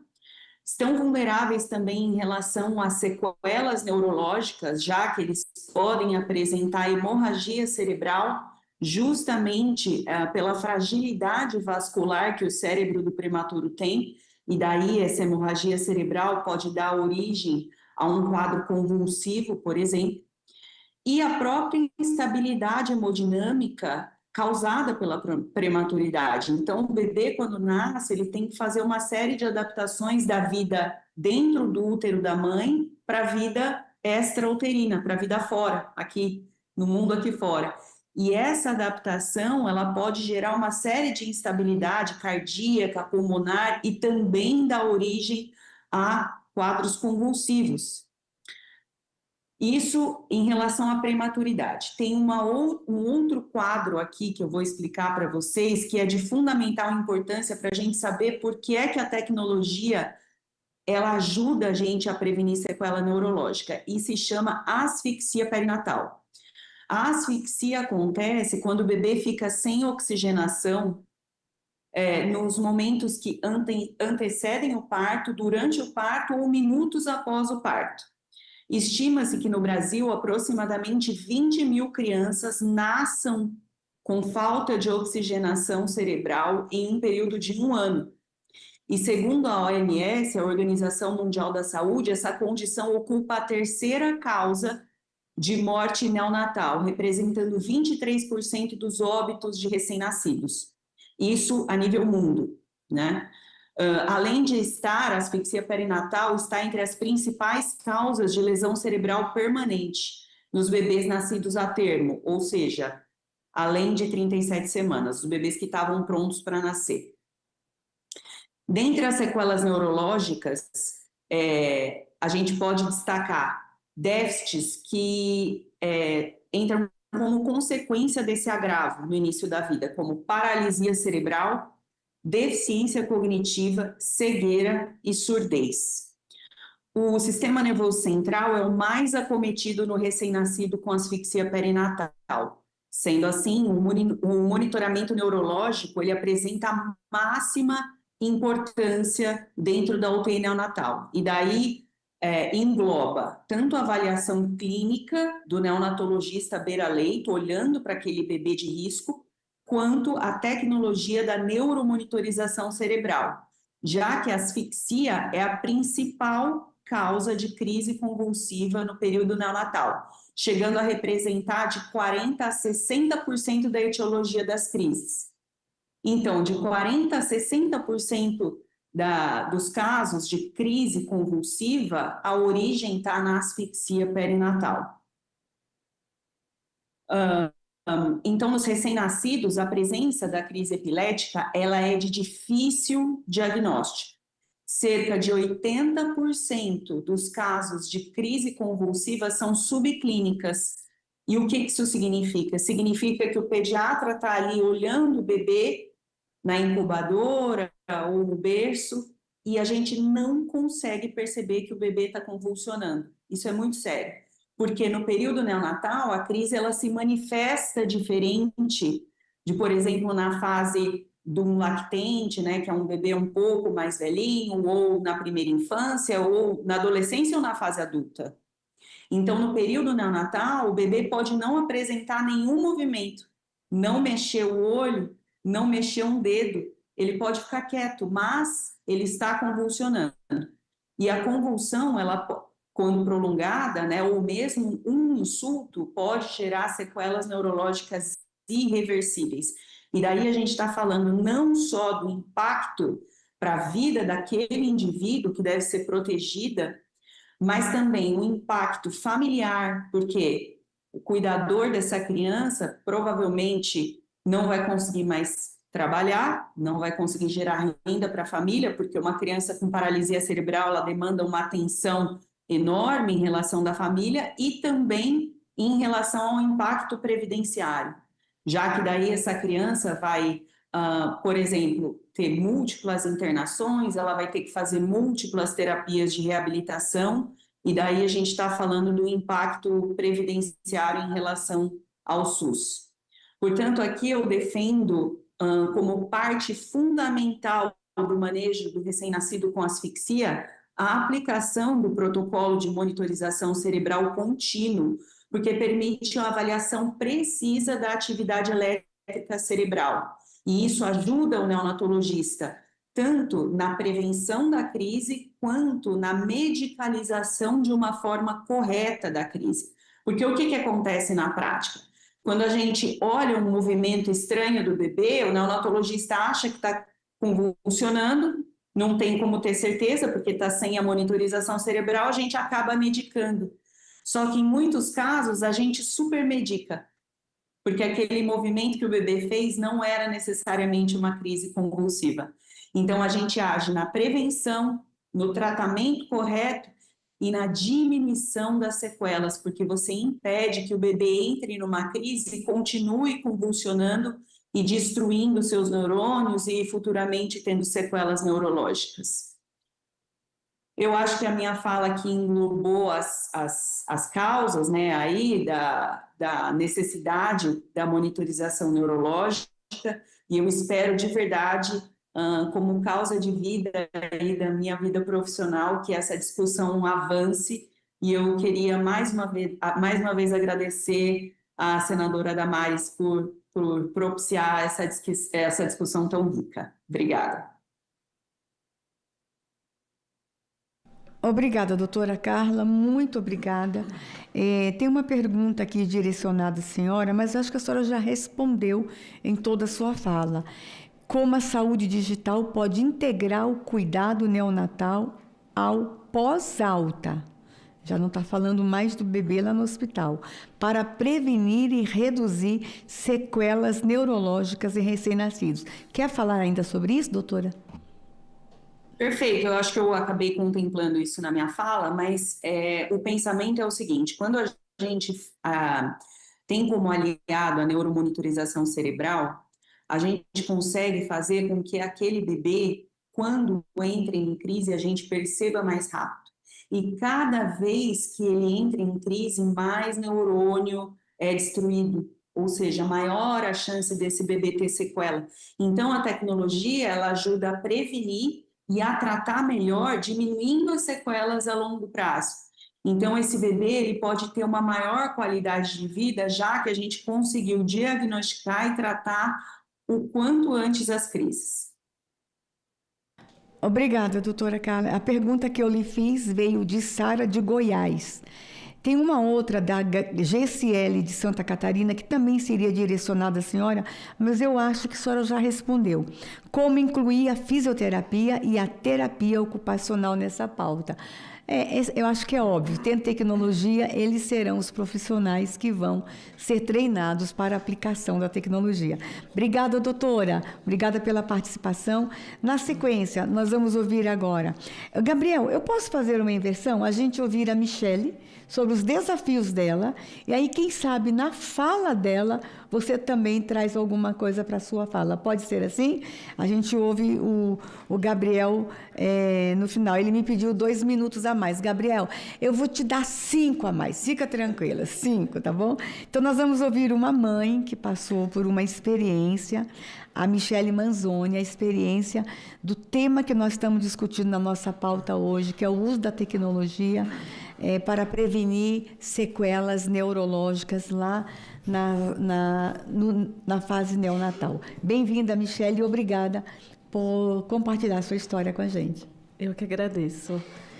Primeiramente, é uma honra estar aqui, poder contar um pouquinho da nossa história. Então, eu tive uma gravidez de risco, eu tive descolamento de placenta já no início, com 7 semanas. E aí, no final da gestação, eu evolui com pressão alta, né? Foi aí que eu conheci o Dr. Gabriel, na Santa Casa de São Paulo. O Isaac nasceu sedado, né? Porque eu fui sedada. E aí, já no parto, ele teve uma hemorragia intracraniana grau 1 e foi para a UTI neonatal. E lá ele evoluiu com diversas complicações, né? Então, eu prometi que não ia me emocionar, mas ouvindo os profissionais falando de tudo que eu vivi é um pouco forte para mim. Então, peço desculpa se eu me emocionar um pouco. Então, o Isaac teve após essa hemorragia, teve uma sepse tardia. E o Dr. Gabriel, o Dr. Maurício cuidavam do Isaac na Santa Casa de São Paulo. E aí, após isso, ele teve uma enterocolite, apodreceu uma partinha do intestino dele, né? Teve que abordar. E após tudo isso, ele foi melhorando, a gente já estava praticamente indo embora, né? No total, ele ficou 4 meses internado. E foi quando ele teve uma nova infecção, que foi a meningite. E aí, nesse momento, foi quando o Dr. Gabriel entrou, eu lembro exatamente, no quarto, com toda aquela aparelhagem, né? E eu fiquei pensando ali, meu Deus, o que está acontecendo, né? E o Dr. Gabriel colocou aqueles eletrodos, tudo na cabecinha dele. E ficou horas ali monitorando o Isaac, horas. E eu só orando a Deus, pedindo para Deus ajudar. E o desfecho final, assim, para encurtar, Isaac teve meningite, ficou muito grave, recebeu esse monitoramento, convulsionou, fez clonos. E essa hemorragia, que era grau 1, foi para grau 3, com dilatação de ventrículo. Então, tinha grandes chances de eu perder meu filho ali naquela UTI. E o que eu posso falar como experiência, né? Eu tenho um filho hoje de 8 anos, com paralisia cerebral, com uma deficiência auditiva, porém uma criança funcional. É uma criança que vai para a escola sozinho de transporte. É uma criança que faz jiu-jitsu desde os 2 anos de idade, que só vem evoluindo. E como foi abordado aqui, eu agradeço porque eu tenho a oportunidade de continuar. Então, eu trabalho, eu sigo a minha vida, e o Isaac, ele vem apresentando cada vez mais evolução no seu tratamento. Então, assim, a minha gratidão de monitoramento cerebral, de tecnologia digital, é o quê? A mãe atípica, falando como mãe atípica, é você sair do hospital com uma criança especial, porém essa criança ela tem poder de evolução, tem o poder de fala, porque para uma mãe é extremamente importante a criança ir para a escola e ela conseguir falar o que acontece, né? Então, a gente está falando de uma criança que consegue se proteger. Diante de tudo que ele passou, eu tenho uma criança que consegue se proteger, evoluir, ser feliz, mesmo com paralisia cerebral, mesmo com TDAH, mesmo surdo parcial de um ouvidinho. Então, tudo isso eu sou grata ao monitoramento cerebral. E eu recebi isso no SUS. Então, assim, se a gente puder, né, a nossa história, só de estar aqui e mostrar que é real, que isso pode acontecer e que, assim, cada momento do Isaac de evolução segurou o pescocinho. Pra gente, mãe atípica, isso é coisas, assim, fundamental. Engatinhou, andou, fala e tem desenvolvimento neurológico. Acho que eu só posso finalizar agradecendo essa pessoa que está do meu lado, que me aguentou 4 meses na UTI, o Dr. Maurício, e dos nossos caminhos terem se cruzado. É isso.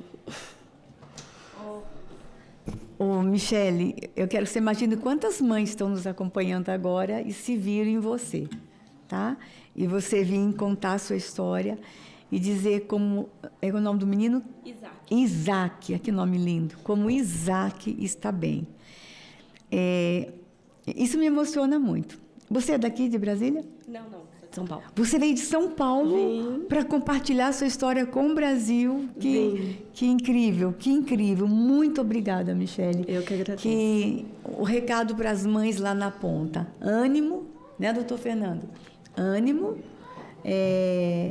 Vai dar certo. Vai dar certo. Se a gente tiver um doutor Gabriel por perto, uma doutora Carla, um doutor Fernando, Letícia, vai dar certo. Eu falo que, assim, é muito complexo, né? Porque você vê um bebezinho ali no leito tão pequenininho. Esse recado, esse pedido do Ministério da Saúde, que vocês possam trabalhar junto das estratégias de reanimação neonatal, da estratégia do Qualinel, para que possam nos ajudar a definir protocolos nacionais de prevenção, diagnóstico precoce, uma redefinição e uma revisitação técnica científica de todos os trabalhos para que a gente possa realmente buscar os desfechos duros, que são aqueles, os desfechos duros são aqueles que vão provar o benefício real numa análise multivariada, identificando dentro da multivariada qual foi o elemento univariado que deu e que provou uma diminuição de desfecho duro com mortalidade, como sequela neurológica grave, com um P significativo menor do que 0,05. Essa é a pergunta de algumas centenas de milhões de reais quando a gente fala em investimento em saúde pública. A gente tem que pensar em desfecho duro, tá? Eu estou entendendo já que esse aviso não é de carinho, já é para concluir, tá? E por fim, que bom que vocês já estão pensando em integração com o RNDS, que bom que nunca avançou-se tanto em saúde digital como a gente tem avançado nesse governo, e que para toda e qualquer tecnologia tem que ter esse pensamento casado. Toda tecnologia tem que pensar sobre a lógica da interoperabilidade, sobre a lógica do SUS digital, que tem sido tão amplamente implementado. E deixo, por fim, um pedido e um recado de que, por mais que a gente invista em alta complexidade na atenção especializada, é pouco provável que, para a atenção neonatal e materna, uma medida de fortalecimento da atenção primária consiga ser tão eficaz. É importante a gente manter um olho na atenção primária, uma qualificação na atenção primária. E, Gabriel, mais uma vez, muito obrigado. Mais uma aula que eu aprendi. Senadora Damares, obrigado por ter tido essa oportunidade de compartilhar esse momento com vocês. O nome da senhora, dona Michele, parabéns pelo Isaac, viu? Isaac já me abandonou de novo aqui, mas eu bati na mão dele já, tá bom? Obrigado a todos. Obrigada, doutor Fernando. Mas antes de eu sair, Isaac vai lhe dar um abraço para amolecer mais seu coração ainda. Ministério da Saúde a gente tem que trazer para perto do coração. Doutor Fernando, obrigada. O senhor trouxe as ponderações necessárias e a gente entende os desafios. É muito fácil eu ficar do lado de cá cobrando. Mas eu já estive do lado de lá e fui cobrada. Quem passa pela gestão e por uma máquina tão pesada que é o Serviço Público Nacional, que a gente foi deixando. Como é burocrático. Como é burocrático um documento chegar na sala dele. Ele passa por diversos lugares até chegar nele. Então, e a gente conhece, a gente reconhece o empenho do ministro Padilha. O ministro Padilha, eu tenho um carinho, um respeito muito grande por ele. E sucesso para vocês. Mas a gente vai continuar esse debate aqui no Senado. Eu acho que eu quero mais Isaques, eu quero mais Michele, eu quero mais Gabriel. A gente vai continuar esse debate. E aí, doutor Fernando, o dinheiro é aqui. Não tem tecnologia sem dinheiro. E quem faz o orçamento da União é essa casa. E talvez está na hora da gente começar a mudar um pouco a lógica do orçamento da União. E a gente começar a falar sobre isso. E a gente começar a evitar gastos desnecessários em outras áreas. Não é na área da saúde que eu estou falando, que todo gasto na saúde é necessário, mas a gente vê aí alguns gastos a nível nacional que poderiam estar sendo investidos no teu departamento, por exemplo. São as minhas angústias, e é nesta casa. Eu acho que a mudança da lógica como um todo, do orçamento da União, precisa acontecer. Precisamos ter coragem de falar sobre isso. Obrigada. Nós vamos agora ouvir para considerações finais. Acho que a doutora Carla já desconectou, né? Então, já saíram. Vamos ouvir, Michele, a sua fala final, seus agradecimentos. Então, eu queria agradecer mais uma vez pelo desfecho final do Isaac, né? E falar um pouco como profissional, que eu sou fisioterapeuta, e vi e vejo muitos pacientes numa UTI pediátrica com sequelas muito maiores que do meu filho e com condições maiores, né, financeiramente falando, e que não chegaram no resultado final, que é o Isaac. Então, eu queria reforçar que realmente o monitoramento cerebral, uma equipe empenhada, pensando no futuro, muda realmente o futuro de uma criança especial. Obrigada, Michele. Obrigada, Michele.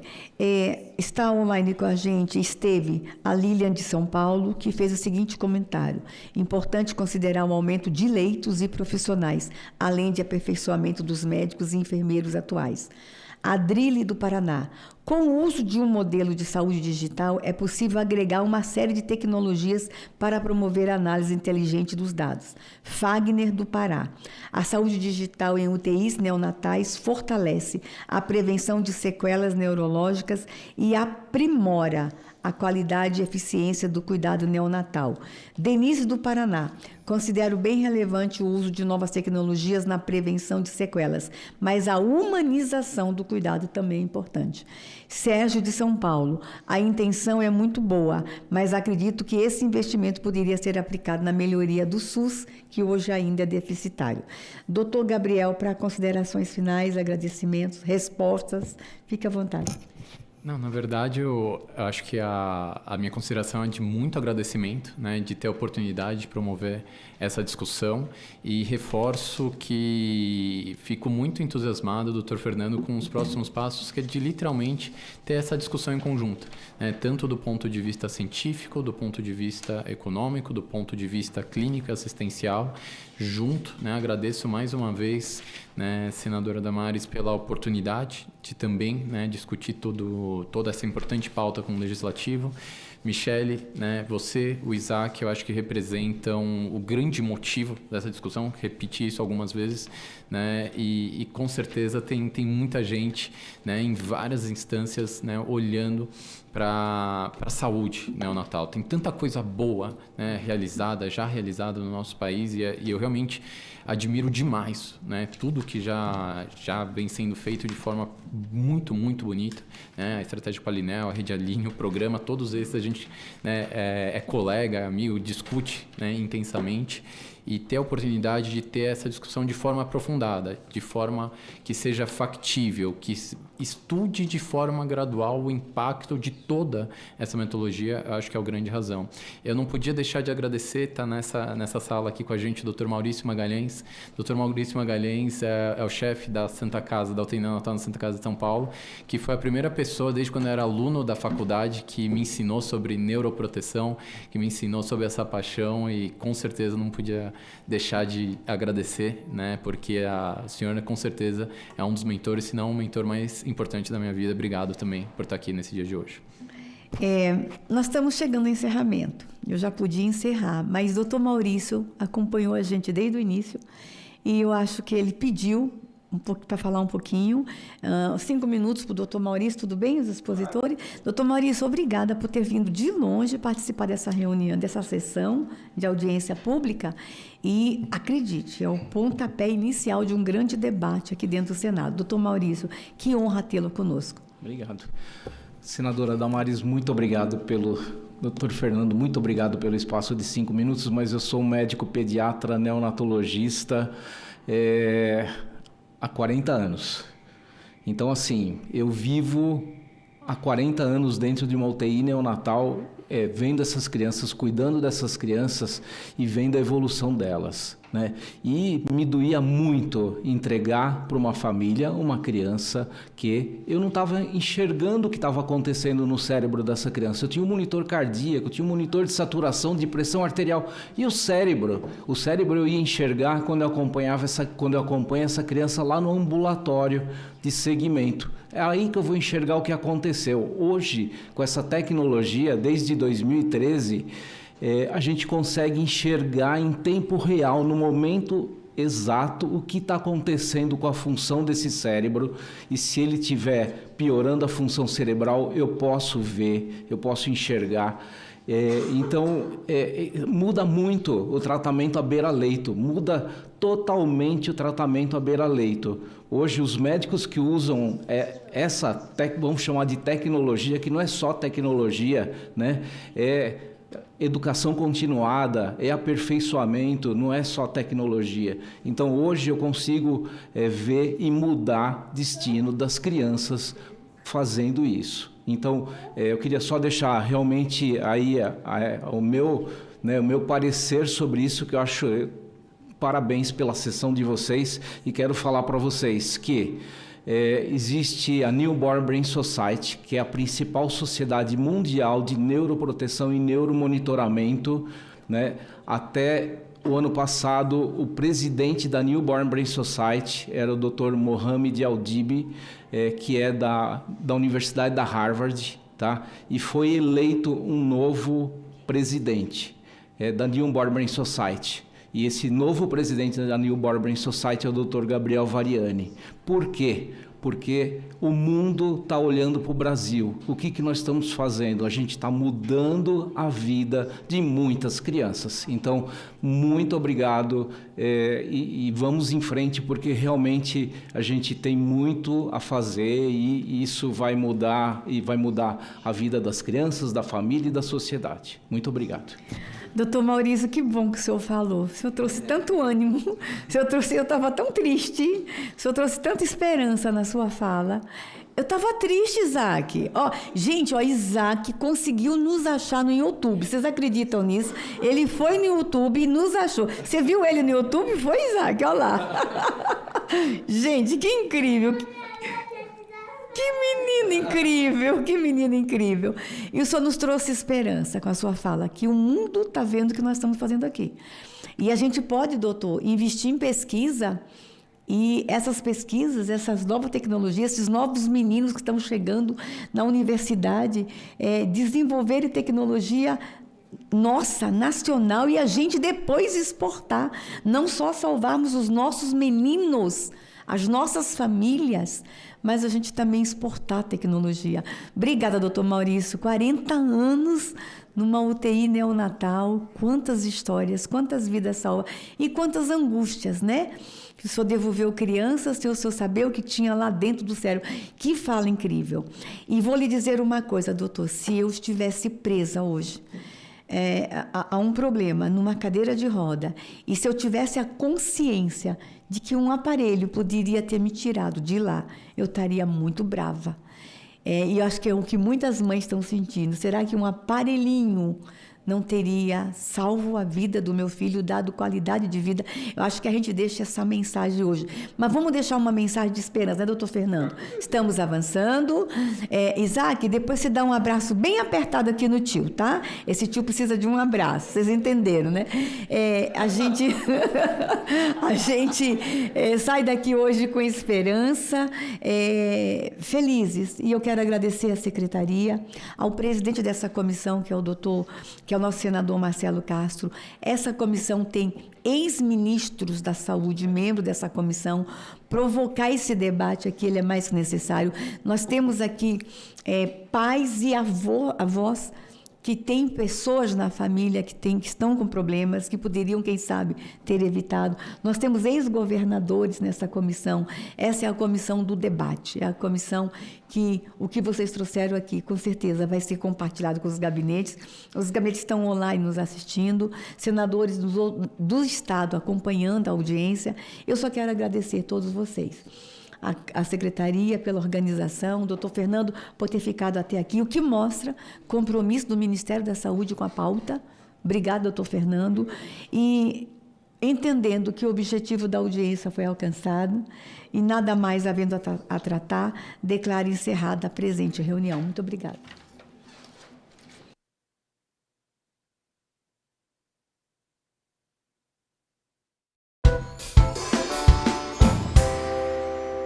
Para a pessoa idosa. E aqui, senador, não poderia deixar de te parabenizar, não só pela lei, né, mas por toda a luta e do quanto é importante a gente ter senadores que lutem pelas agendas que são demandadas pela sociedade, aqui nesse caso pela pessoa idosa. Então, ao senhor aqui também toda a nossa deferência e os nossos parabéns por essa luta.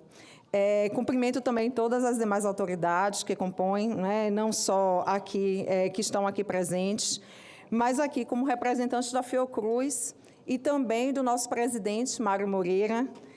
A Fiocruz, que é uma instituição que eu costumo dizer que é uma senhora, uma idosa de 125 anos, e que, ao longo dos seus 125 anos, sempre defensora e dedicada ao Sistema Único de Saúde, tem exatamente seus pés fincados aqui na tradição, né, como a gente costuma dizer nos vídeos institucionais, os pés fincados na tradição e os olhos para o futuro. Né? A gente está sempre resgatando as nossas histórias de lutas, de combate às pandemias, epidemias, para que a gente realmente possa construir um outro futuro, né? Um futuro que seja dedicado sempre à agenda da ciência e da tecnologia, em defesa da vida, buscando atuar frente aos problemas de saúde, a exemplo das doenças crônicas, como hipertensão, câncer, diabetes, a fim de promover condições de vida e saúde da população e reiterar o importante papel que a saúde pública tem para a gente seguir aqui firme, cada vez mais promovendo, trabalhando, né, pela promoção da vida de todas as pessoas. Então, hoje, a Fiocruz, no momento em que a gente trabalha com vacinas, né, com produção de insumos, produção de medicamentos, aqui já foi feita a menção à farmácia popular, né? Então, assim, trabalhando com todas essas agendas, mas também com a agenda de pesquisa e educação e o diálogo permanente com o território. E eu quero destacar, né? É no diálogo com o território que a gente consegue avançar com as pessoas idosas, né? Então, é nessa perspectiva que a Fiocruz vem trabalhando. E também tem uma outra questão que eu vejo que é muito importante, que hoje é o combate à desinformação. E com as pessoas idosas, esse tema também é fundamental para que a gente avance nas políticas públicas. Então, tendo essas ações como suas estruturantes, ela se soma aqui a todos vocês, né? Porque esse espaço aqui, como espaço de referência da nossa democracia, ele precisa ser um espaço de diálogo, né? E que cada vez mais a gente se soma para que se fortaleça a construção das políticas para as pessoas idosas. e para que a gente possa enfrentar todos os estigmas, né, e discriminação que vêm sendo sofridas, né, pelas pessoas idosas. Tem uma música de Belchior que diz assim: o tempo andou mexendo com a gente. E foi assim que o envelhecimento aconteceu no Brasil. Né? Assim, quando a gente observa os dados aqui já colocados por todos os senhores e senhoras, e que a gente percebe o número de idosos hoje presentes, é sinal de que há um avanço, e aí a gente observa a transição demográfica que vem sendo colocada como uma prioridade pelo nosso presidente e pela Fiocruz, né, mas que a transição demográfica que está em curso e o acelerado crescimento demandam da gente cada vez mais ações que sejam contundentes no sentido de fortalecermos as políticas públicas. O tempo deu condições para que a gente pudesse avançar na saúde, no direito, como foi colocado aqui, na previdência, na assistência social. Mas a gente ainda observa que as desigualdades históricas, sociais, elas persistem. E a gente precisa enfrentá-las, né, de forma muito altiva e muito forte, né, e contundente nesse sentido. Então, assim, e essas desigualdades fazem com que muitas pessoas não desfrutem do direito de envelhecer. Né? Envelhecer precisa ser reconhecido como um direito de forma equânime. É uma questão que é impactada, sim, ainda pelas questões de território, raça, cor, né, de classe. Então, a gente precisa estar atento a essas questões. Como é que uma pessoa pode envelhecer com dignidade se ainda convive com realidades de grande violência, se não se alimenta de forma adequada, se não tem rede de proteção social, se não convive com outras gerações familiares, com o afeto que cuida e que acolhe. Esse ano, e aí eu quero destacar um ponto que também é fundamental para isso, está dito hoje na Convenção da ONU, né, que na decisão da ONU, que é o protagonismo das pessoas idosas. E aí eles usam 3 palavras lá, né, aspirações, bem-estar e direitos. Né? Então, assim, que a gente possa reforçar o protagonismo para que sejam asseguradas, né, as proteções necessárias. E aí, aqui já chegando, né, ao final, a Fiocruz ela vem se dedicando com inúmeras atividades de defesa, né, da pessoa idosa. E aí eu quero chamar, seja a atenção do estudo longitudinal de saúde do idoso, né, de saúde da pessoa idosa, o ELSE, e que trouxe tantos dados necessários para nós avançarmos no cuidado à saúde. Cursos como o de Mulheres em Envelhecimento, que a gente vem desenvolvendo, de literacia em idadismo, e aí eu deixo todos esses cursos aqui disponíveis para todas as pessoas, porque eles estão com acesso aberto, né, para que a gente possa, para que cada um de vocês também possa acessar. E um outro ponto que também é fundamental, que já foi colocado aqui, né, pelo secretário Alexandre, sobre a questão das conferências, e a gente também vem trabalhando nas conferências livres.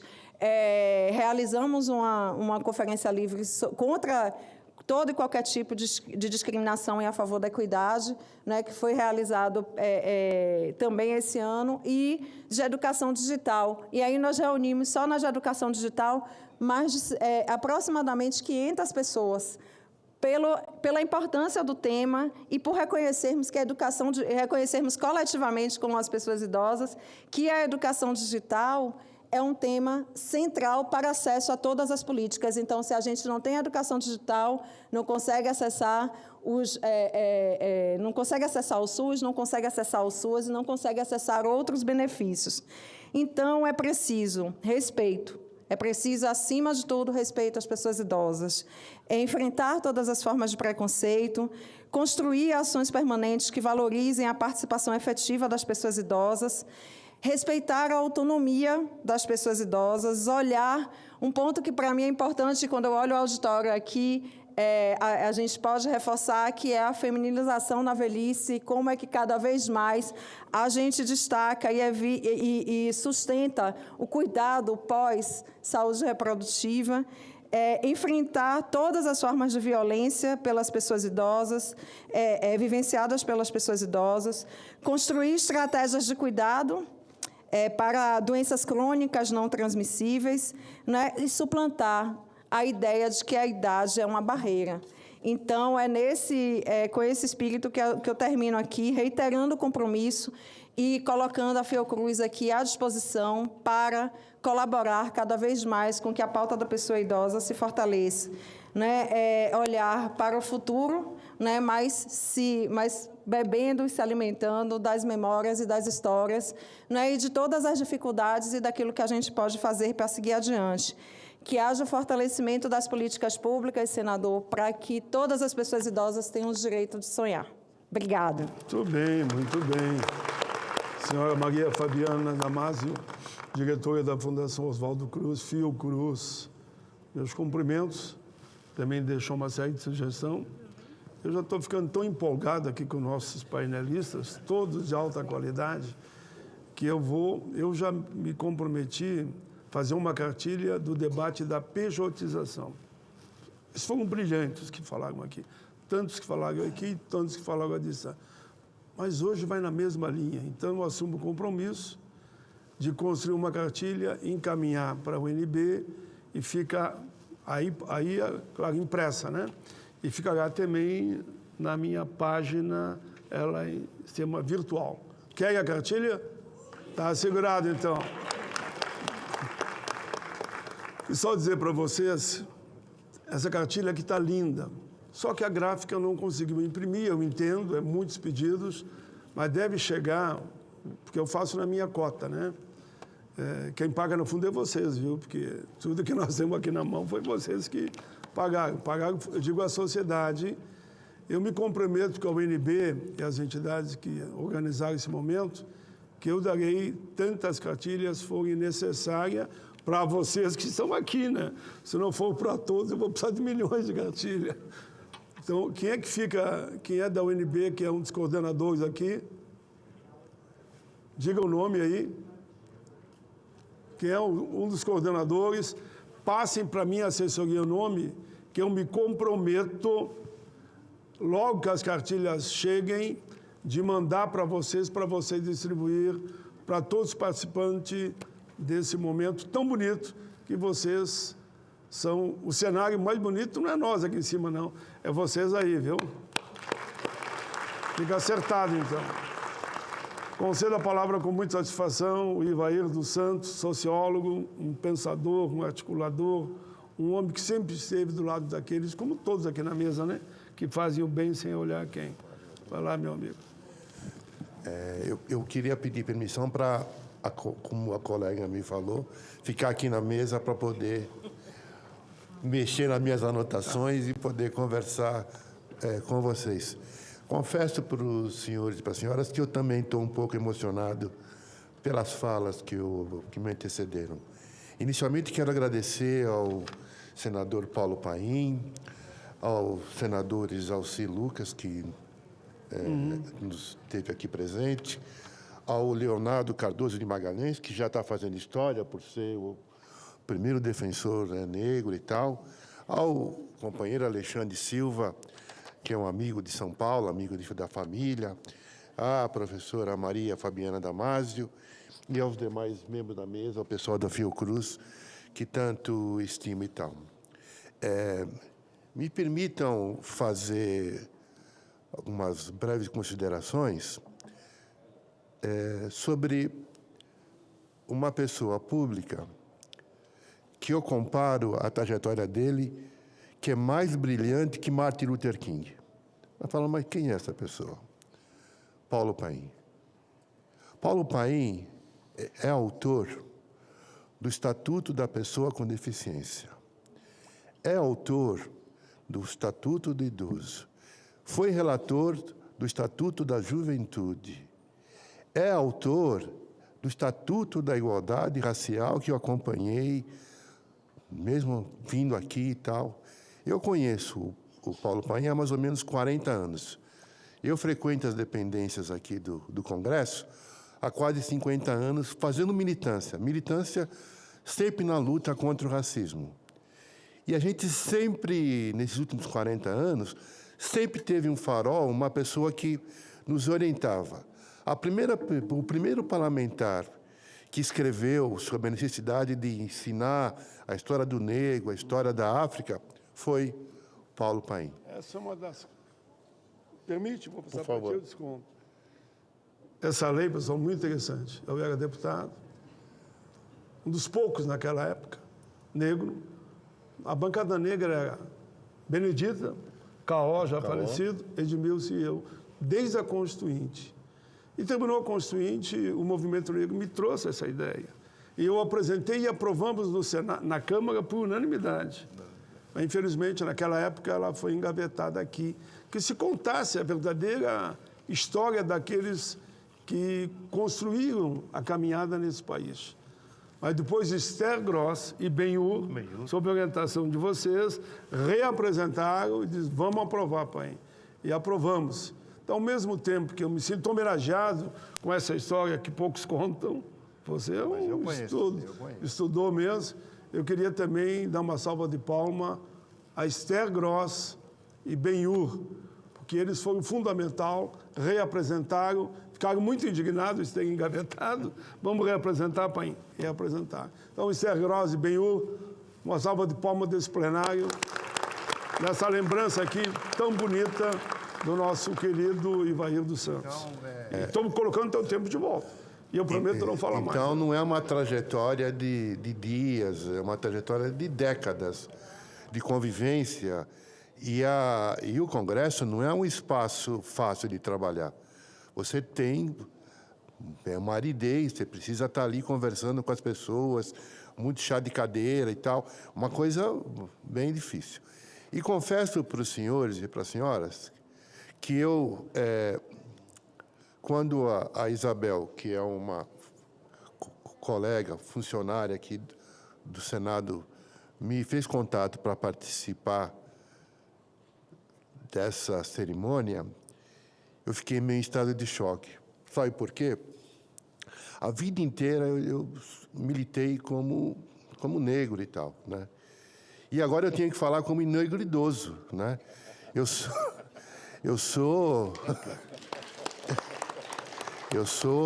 tenho 5 filhos e 4 netos. Então mas ao mesmo tempo que eu tinha que falar sobre isso, eu também tinha que prestar homenagem para uma série de pessoas que não estão aqui por conta não por conta que eles não quisessem, mas a vida os levou mais cedo. E todos eram militantes do movimento negro, que foram importantes na minha formação e na minha caminhada. Eu vou citar alguns deles aqui, que foram importantes, né? Arnaldo Marcolino. Arnaldo Marcolino é um dos batalhadores da saúde da população negra. Estevão Maia Maia, um grande maestro. Ari Cândido, cineasta. Doutora Dora Lúcia Bertúlio, advogada e jurista importante, que se foi. Márcio Damásio, Arnaldo Xavier, Iraí Canone, Eduardo de Oliveira, Arlete Soares, outra batalhadora também que se foi. E vou citar 2 pessoas que me são importantes, meu pai e minha mãe, Ivo dos Santos e Hilda Alves dos Santos. Bem, essas lembranças que eu trouxe, elas vão entrar um pouco nessa história, então. Então, eu comecei a conversar, eu tenho um parceiro lá em São Paulo, ele chama-se Francisco Marcos Dias. Ele é militante do movimento negro, tem a minha faixa etária, e nós frequentamos a mesma OBS. Então, a gente frequenta a mesma OBS. E ele é uma pessoa muito ativa e tal, e ele começou a se envolver com a saúde da população de idosos. A primeira questão que ele falou para mim, ele falou, e você reparou que nós somos os únicos aqui na OBS? Cadê os negros? Cadê os nossos... Primeiro, então, a invisibilidade do idoso negro, da idosa negra, É um fato, ou seja, você vai na UBS, você fica procurando localizar um ou outro e tal, e não é fácil você encontrar parceiros nesse sentido. Mas, para além disso, quem frequenta... Deixa eu fazer uma pergunta. Quem frequenta a UBS aqui? Levanta a mão. 1, 2, 3... Então, vocês vão identificar os problemas que nós temos. Nas UBS tem um guichezinho que é para a terceira idade. Aquele guichezinho está sempre lotado, porque nunca tem uma vaga para nós e tal. Mas, para além do problema, vocês já perceberam que eles nos tratam como se nós não fôssemos idosos? Então, a gente é tratado como se fosse idoso. O que significa isso? Eu vou dar para vocês alguns exemplos. Você vai e pega o medicamento. Aí você marca o dia para ir no medicamento. Bom, chega no dia do medicamento, quando tiver, e graças a Deus a maioria das vezes tem um problema. Você tem medicamento de alto custo, que é em outra farmácia, que é um outro lugar que você tem que ir e tal, que é uma luta, porque você, para ir nesse de alto custo, você tem que levar uma série de documentos, exame de sangue, carteira de identidade, carteira do SUS e tal. E, normalmente, é um outro local. Então, você tem que... O problema é que eles não olham o deslocamento. Para nós é como se fosse pegar ônibus e tal. E não é assim. Ou seja, quem vive de transporte coletivo sabe que não é fácil você chegar e falar, não, eu vou para aquele posto de saúde e tal. E aí ninguém se preocupa em ajustar. Podia ser num lugar só para nós, para você ter a facilidade disso e tal. Mas esse não é o maior problema. O maior problema, senador, é uma categoria na sociologia chamada de burocratas no nível de rua. O que é esse burocrata de nível de rua? Sabe quem são esses burocratas? São aquelas pessoas que vão nos atender. E aí, meu filho, aí você sofre, porque é uma pessoa que não sabe, não tem o melhor letramento do que é ser idoso, trata você da mesma forma como e tem mais, você às vezes quer falar, e você não tem contato. Muitas vezes você quer ter uma ideia, trocar uma ideia. Eu vejo muitos colegas idosos que vão para o posto de saúde para conversar. Vão lá para conversar, para trocar uma ideia e tal.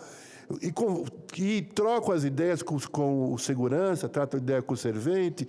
Ou seja, porque um dos problemas que nós idosos temos é a solidão. A solidão da viuvez, a solidão de muitos dos seus amigos já se foram. E você não tem muito com quem conversar, a não ser os familiares, e quando você tem filhos e netos, e quando você não tem. Né? Então, é nesse momento que você procura interagir. E ali não tem conversa. Qual é o próximo e tal, e vamos que vamos. Então, você é tratado dessa forma. Eu, como dever de militância, eu tenho que fazer propostas toda vez que eu tenho que fazer uma intervenção. A primeira proposta que eu faço para o meu colega Alexandre e para o senador, nós temos que ter letramento junto a esses burocratas de rua. Eles precisam saber o que é ser idoso. Essa turma não sabe o que é idoso. Eles não sabem o que é ser idoso. E eu estou falando para o cara da segurança, para o atendente ali do balcão, para o atendente do banco, aquelas filas de banco para idoso. Também você vai pegar uma pessoa que não está nem aí com você e tal, é o mesmo problema. Então, essas pessoas que vão atender o idoso naquela fila, eles precisam saber o que é isso. O que é? Porque, às vezes, a pessoa vai lá e fala assim, olha, não vou poder te atender aqui porque você não tem a carteirinha tal. Então, volta daqui a... Ele não tem ideia, o transporte que você vai ter que fazer, o deslocamento, não é uma coisa de você, quando jovem, fala, tudo bem, não é fácil. Você tem que... Então, primeira proposta, nós temos que fazer um trabalho de letramento para esses burocratas a nível de rua, em todas as áreas, entendeu? Porque essa gente não sabe o que é ser idoso e tal.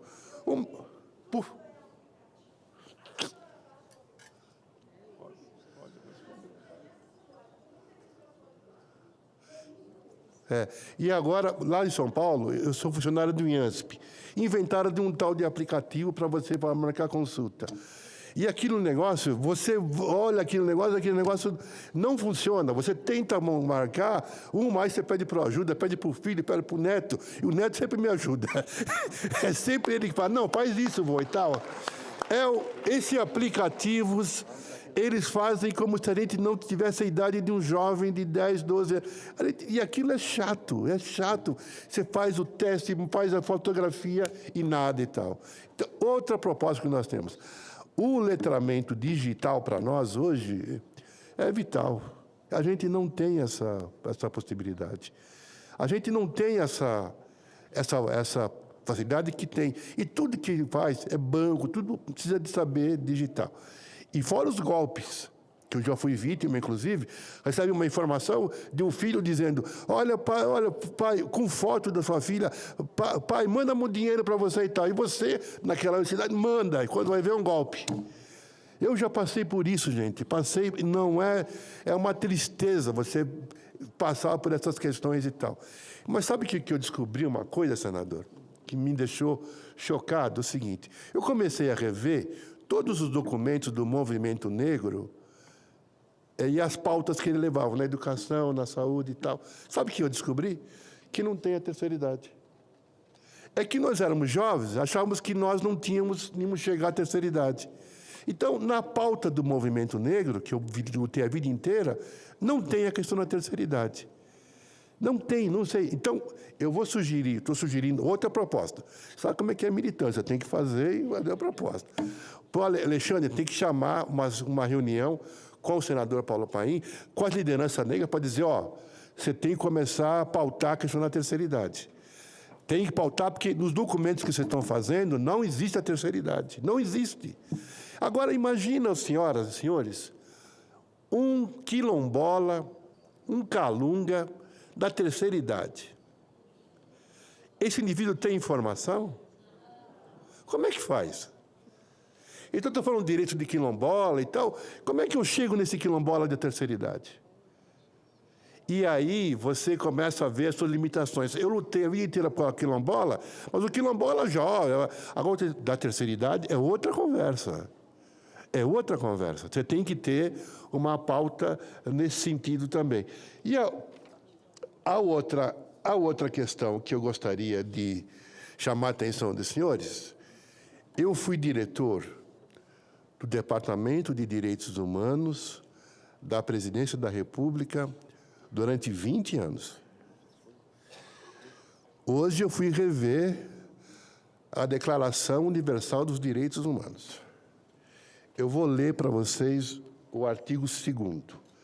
Todo ser humano tem capacidade para gozar os direitos e liberdades estabelecidas na Declaração, sem distinção de qualquer espécie, seja, vai notando, raça, cor, sexo, língua, religião, opinião política ou de outra natureza, origem nacional ou social, riqueza, nascimento.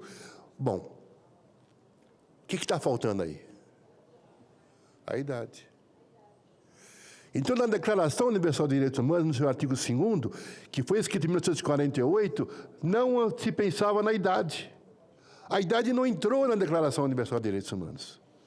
Essa tarefa de brigar para a inclusão na Declaração do idoso no universo de direitos humanos é nossa. Porque a geração de que escreveu em 48, escreveu raça e tal, mas não escreveu a idade. A outra idade. Então, quando o meu colega fala do Pacto Internacional sobre... É uma revolução. Porque se nem a Declaração Universal, que nós pensava na idade, hoje você tem que pensar na idade nesse sentido também e tal. Bom, quando toca essa campainha, eu já fico preocupado. Porque eu comecei a me empolgar aqui, e aí eu fui... Então, eu queria chamar a atenção... Deixa eu me defender. Eu digo, quando a campainha tocar, não se preocupe que eu vou dar um tempo a mais. Estou me defendendo já. Tá certo. Mas eu queria... Então, queria passar para as propostas que eu vou cutucar o Alexandre e o senador. Nós temos aqui em Brasília, graças a Deus, uma das melhores intelectuais e servidoras públicas dessa gestão do governo Lula. Ela é secretária da SECADI, da Secretaria de Educação Continuada de Jovens e Adultos de Quilombolas. Ela chama Zara Figueiredo. A mulher é uma mulher negra, um fenômeno, é uma mulher muito competente. E ela coordena política voltada para a população negra, LGBT, população do EJA, enfim, só problema. Ela é a grande secretária do Ministério da Educação, da SECADI e tal. A primeira coisa que eu pensei, conversando com o Alexandre aqui, é o seguinte.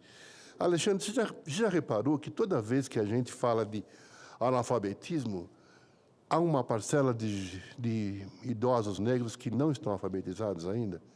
E quando você pega essa parcela de analfabetos, 50% dos analfabetos são a população negra. Idosa. Então, a primeira grande tarefa... E vou te contar uma outra coisa que mais machuca a gente. A educação de jovens e adultos, ela foi fechada em vários municípios do Brasil. O prefeito não se preocupa com a educação de jovens e adultos. Qual o impacto disso? Nós, idosos, não vamos ter acesso a essas escolas também. Então, a primeira proposta que eu faço é a seguinte: a gente precisa ter um plano de alfabetização para idosos. Não dá para... Que nem disse a minha colega, a educação é para a vida toda, e tem que começar pela alfabetização. Eu fui aluno da UNB, fiz meu doutorado na UNB e fui professor da UNB. Então, eu tenho orgulho de dizer que a UNB é uma escola em que... E tem mais. Eu fui da turma que brigou para criar ações afirmativas dentro da UNB. Então, a UNB faz parte da minha vida, faz parte da minha essência como ser humano, porque lá eu aprendi, conheci muita gente brilhante, conheci professores, reitores, gente muito, muito importante. E fico feliz dessa ação de vocês estarem aqui, representando a UNB, representando a minha universidade. Para mim é muito importante. Vida longa ao UNB. A UNB é importante nesse sentido. Então, por favor, como diz o professor e senador Cristóvão Buarque, a alfabetização tem que discutir a questão do analfabetismo no Brasil. E ela passa pela terceira idade, passa pelos idosos. Nós temos que ter... Não pode haver um idoso na sua casa sem saber ler e escrever. Nós temos que ajudar esse processo. Isso é uma questão revolucionária para nós, entendeu? Você ter um idoso que não sabe ler e escrever, não tem razão de ser, com tanta coisa que a gente pode fazer e tal, em relação a isso. Então, a questão do analfabetismo é uma questão prioritária. A outra questão que eu queria trazer no campo da educação é a educação financeira para idoso. Meu Deus do céu, como a gente é roubado todo santo dia. A educação financeira para o idoso ela é fundamental. Alexandre, você tem que ajudar a colocar na pauta a educação financeira para idoso. Tem que colocar a pauta disso.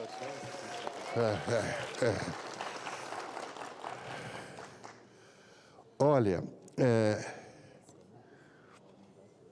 nós vamos ter que... professora, sabe uma coisa?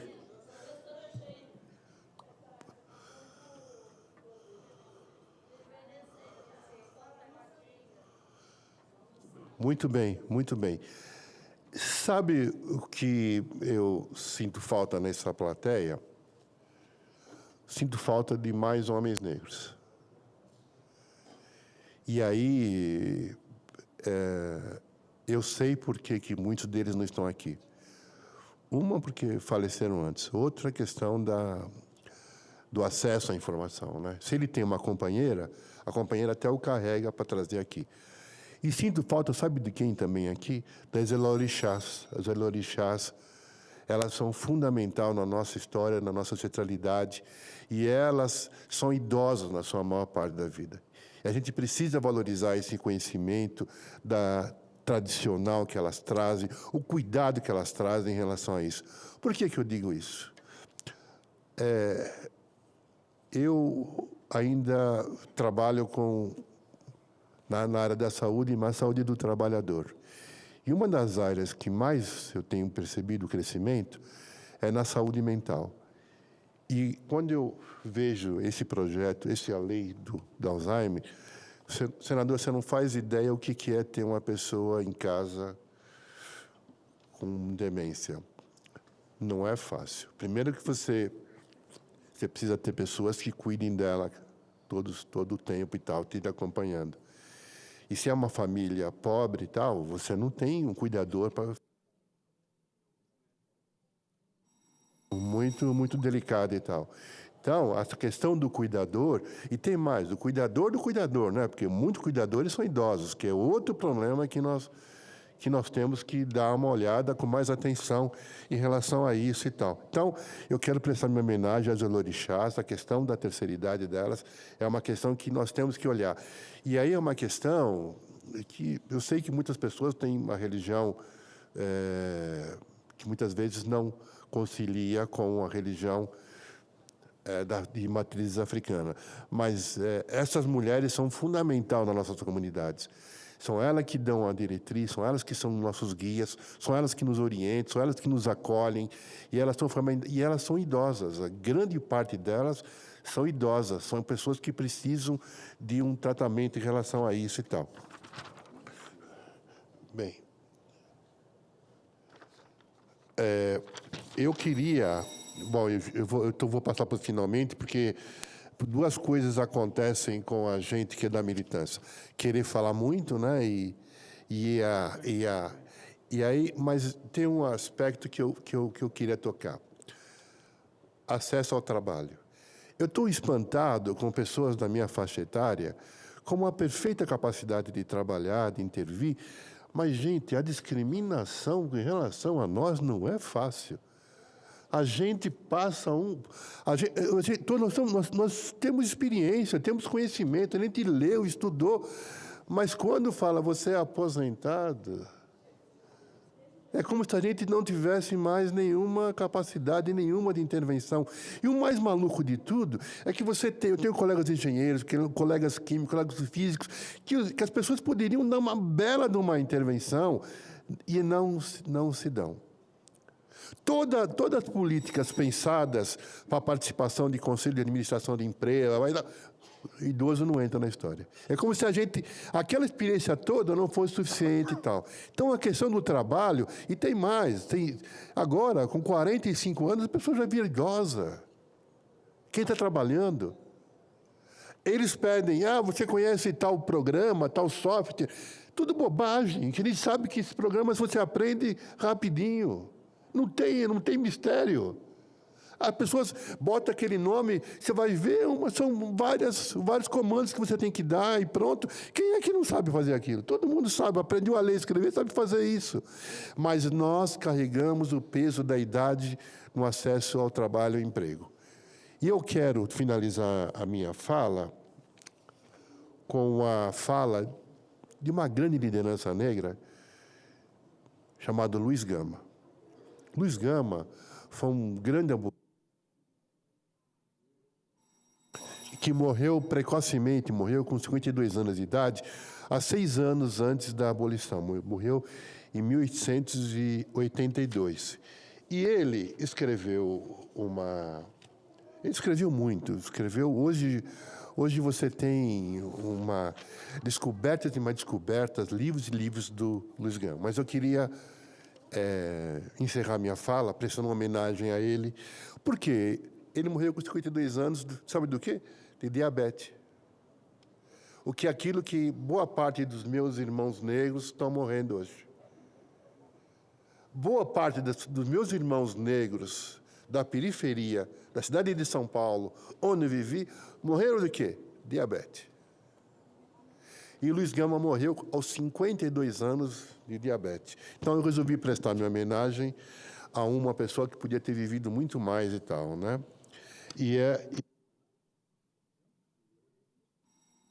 Aqui uma frase muito bonita dele. O dia da felicidade será memorável o dia da emancipação. do povo, o dia de emancipação será aquele em que os grandes forem abatidos e os pequenos levantados, em que não houver senhores nem escravos, e chefes, nem subalternos, poderosos, nem fracos, nem opressores e nem oprimidos. Luiz Gama. Com essas palavras, eu me encerro a minha fala. Muito obrigado. Muito bem, senhor Evaildo Santos, sociólogo, fez uma bela exposição para nós. E agora nós estamos chegando no final. Nós temos uma senadora no plenário, presidente da Comissão dos Direitos Humanos, que sempre tem nos ajudado em momentos como esse, inclusive relatando projetos como lúpus e epilepsia, que é outra lei que nós apresentamos, estava engavetado, daí ela olhou, viu, pai, eu vou relatar. E relatou, e já nos aprovamos. É uma luta de quase 20 anos. Ela relatou, e nós temos hoje com a perspectiva dela ser ainda esse ano aprovada. Você se comprometeu conosco, já, né? Eu contigo e você comigo, de nós ir lá na Câmara para aprovar tão importante lei. Mas, enfim, vamos lá, senadora Damares Alves. Só falta uma pessoa, daí nós encerramos com muito carinho aqui, agradecendo a vocês.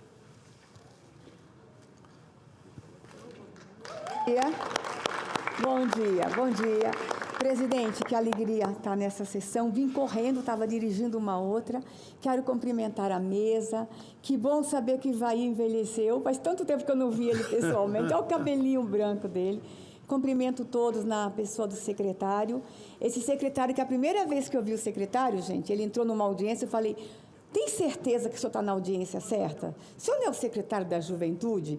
Aí ele disse, olha bem meus cabelos, senadora. Secretário Alexandre, que tem colaborado tanto com o parlamento, não foge de uma discussão, está aqui o tempo todo nos ajudando. Que Deus te abençoe na condução da sua pasta lá, sabe a admiração que eu tenho por ti. E eu só estou passando para dar um abraço. Temos que celebrar realmente essa data, presidente.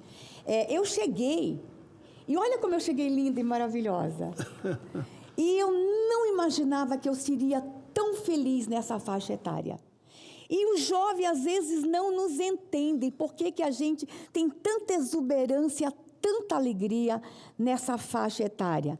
É porque a gente chegou na fase plena da maturidade, da sabedoria.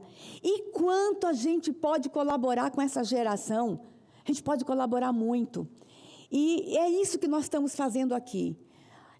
Nós temos no Senado, assim, exatamente pela exigência da legislação, os senadores têm que ter uma certa idade. Essa é a casa da serenidade, é a casa que tem conduzido o Brasil muitas vezes, e o que tem ajudado é a nossa maturidade. E quando eu olho para trás, meu Deus, eu falei aquilo mesmo naquela idade? Eu fiz aquilo mesmo naquela idade? A gente poderia nascer ao contrário, a gente poderia nascer já idoso, com tanta sabedoria. Acho que todos os problemas do mundo já estariam resolvidos se a gente nascesse idoso, com toda essa sabedoria. Mas a gente tem que celebrar essa fase. Temos desafios? Temos. Muitos problemas no Brasil? Temos. E todas as vezes que eu falo dessa fase, as pessoas me associam à luta contra a violência, à luta... Não. Hoje eu quero falar de alegria.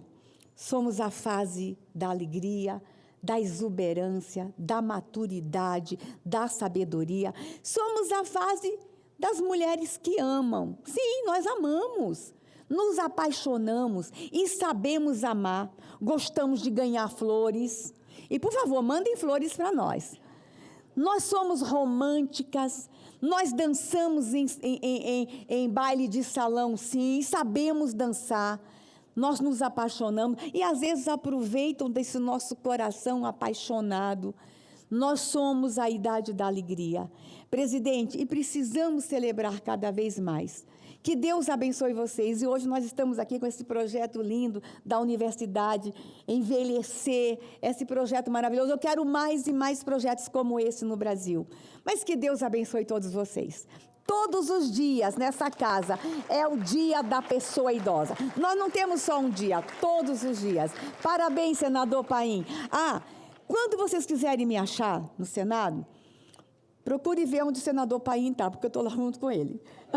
É desse jeito que a gente trabalha aqui. Parabéns, senador Paim, parabéns todos da mesa, todos vocês e que estão nos acompanhando. Que Deus abençoe vocês. Muito obrigado, muito obrigado. Senadora Damares Alves. Eu era o presidente da Comissão de Direitos Humanos.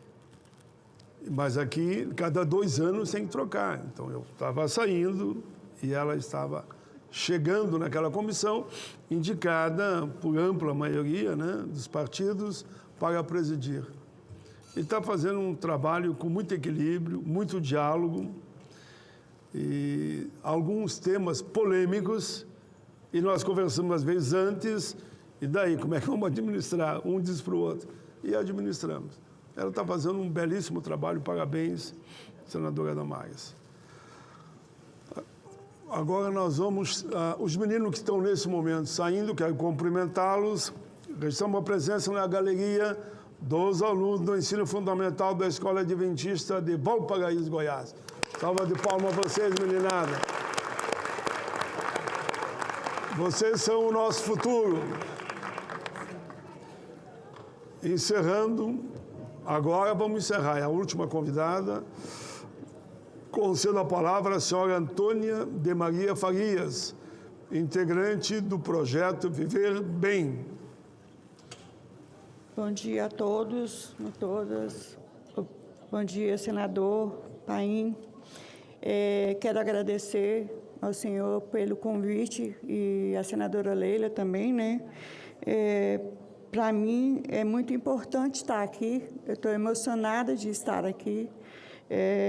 A minha primeira vez aqui no Senado, eu ainda era muito jovem, muito pequena. E retornar agora foi muito gratificante para mim. Eu faço parte do projeto Viver Bem já há algum tempo, né? Eu entrei lá, eu tinha acabado de sofrer um AVC, né? E o projeto me ajudou na minha reabilitação, né? Em todos os sentidos, tanto físico como mental, né? Tive a ajuda da minha mãe, que me levou para o projeto. Fui atendida no projeto pela psicóloga Juliana, que hoje é coordenadora também do projeto. O projeto em si é muito importante para mim. Foi fundamental na minha recuperação, pois eu tive 6 AVCs. Sendo o último muito mais agressivo, me deixou bastante debilitado, e o apoio do projeto foi de suma importância para mim. Faço aulas de pilates hoje, ginástica localizada. Os professores são ótimos no que fazem, trazendo muita qualidade de vida e ajudando tanto na parte física como na parte mental. Sou apenas uma das mais de 300 pessoas que o projeto atende, sendo delas mais de 70% pessoas idosas. Para mim, é de grande valia estar aqui representando essas pessoas, esses 70%, né, que são de suma importância para o nosso projeto. O projeto também oferece um apoio psicológico aos alunos, tanto individual quanto em grupo.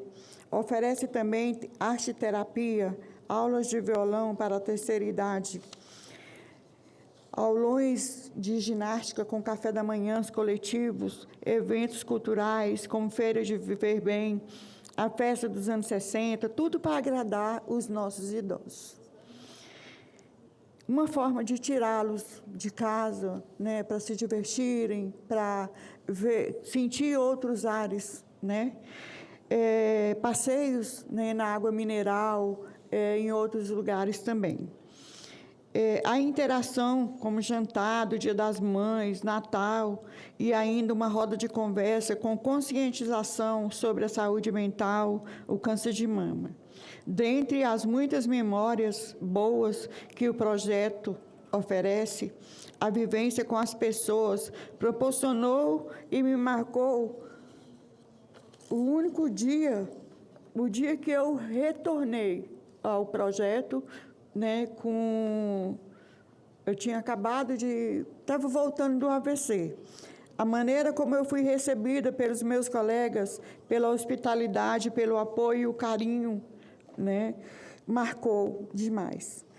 Nesse dia de comemoração ao Dia do Idoso, é muito importante validar projetos como este que nos acolhem, né, que nos tiram de casa, muitas vezes da rotina familiar, né, muitas vezes os filhos não têm tempo para os seus pais, né, não saem, não se divertem. E nesse lugar, eles encontram o autocuidado e para encontrar um amigo que sempre nos acolhe. Então, hoje, em nome dos idosos dos projetos Viver Bem, na comunidade Ceilândia, estamos aqui como porta-voz dos meus colegas. Só tenho a agradecer pelo infinito apoio que o projeto nos dá e pela senadora Leila, que confiar no trabalho das pessoas da Lipoc, olhando com tanto carinho para a comunidade de Ceilândia. Esperamos continuar ali com as nossas aulas, no espaço que construímos juntos por muitos longos anos. Desculpa pela emoção.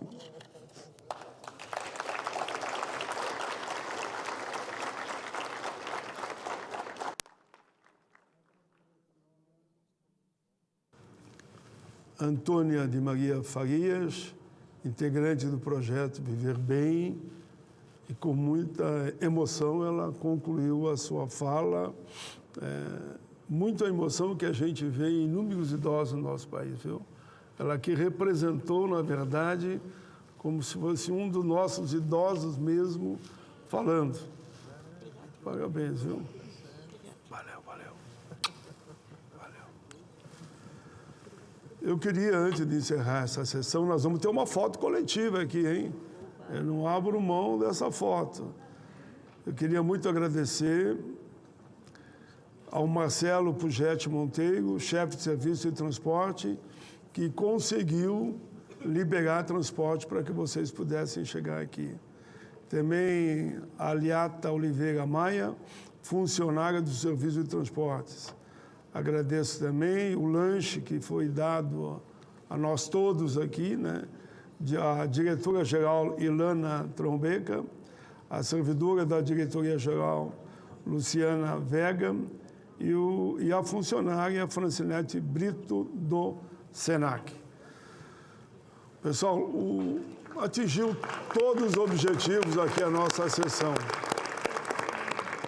Aqui já estão propondo que eu faça uma lá no Rio Grande do Sul semelhante a essa, né? E para a gente falar bastante dessa cartilha aqui do Alzheimer. Queria cumprimentar os visitantes que estão aqui. Fica aqui o nosso carinho, um abraço nessa sessão de homenagem ao idoso.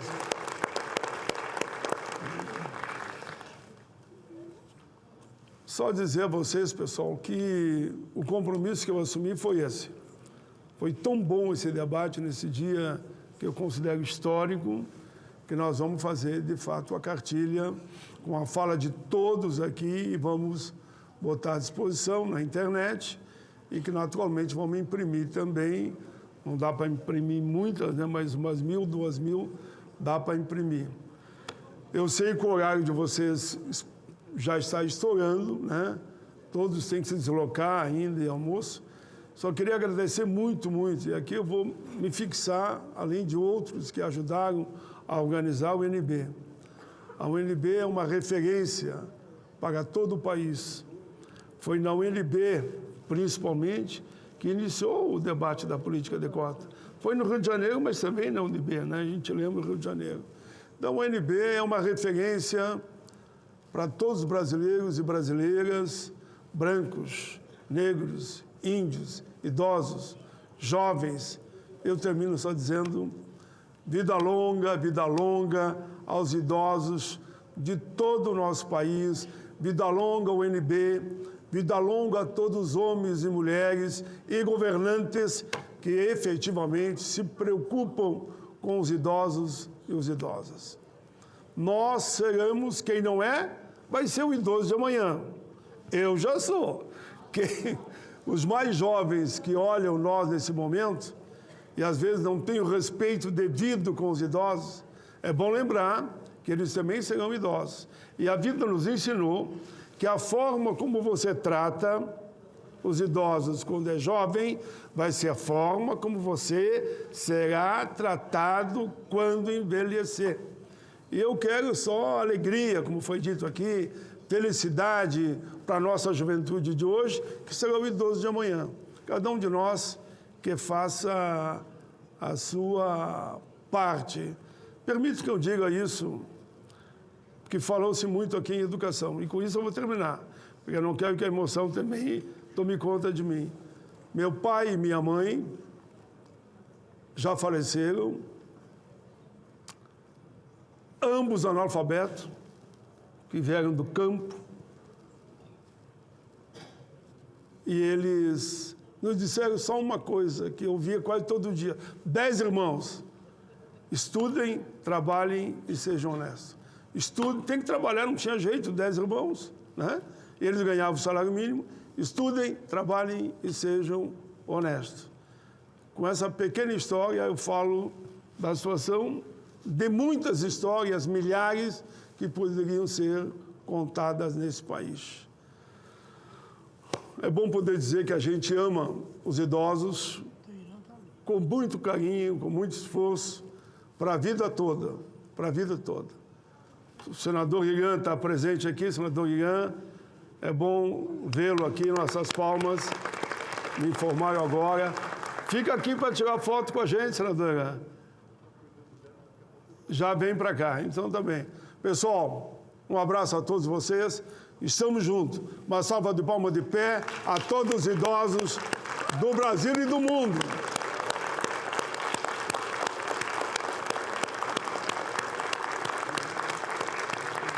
Assim cumprida a finalidade dessa sessão tão importante, agradeço a todos que nos honraram com a participação aqui e acompanhando pela TV Senado. Agradeço também vocês que estão nas galerias, que estavam prestigiando esse evento, onde estamos completando 22 anos do Estatuto do Idoso. Vida longa a todos. A vocês também.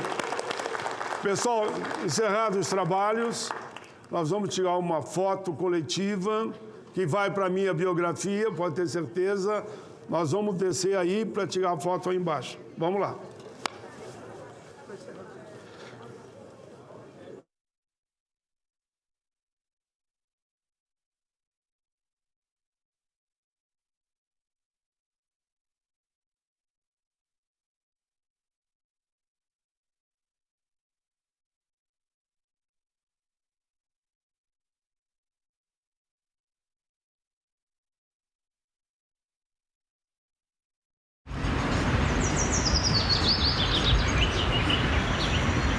No próximo assunto de Estado, vamos falar sobre a Ferrogrão, Estatuto do Pantanal, BR-242, entre outros temas. E o nosso convidado é o senador Wellington Fagundes, do PL de Mato Grosso. E por isso o Pantanal precisa de um manejo. Aí é onde nós precisamos discutir muito isso.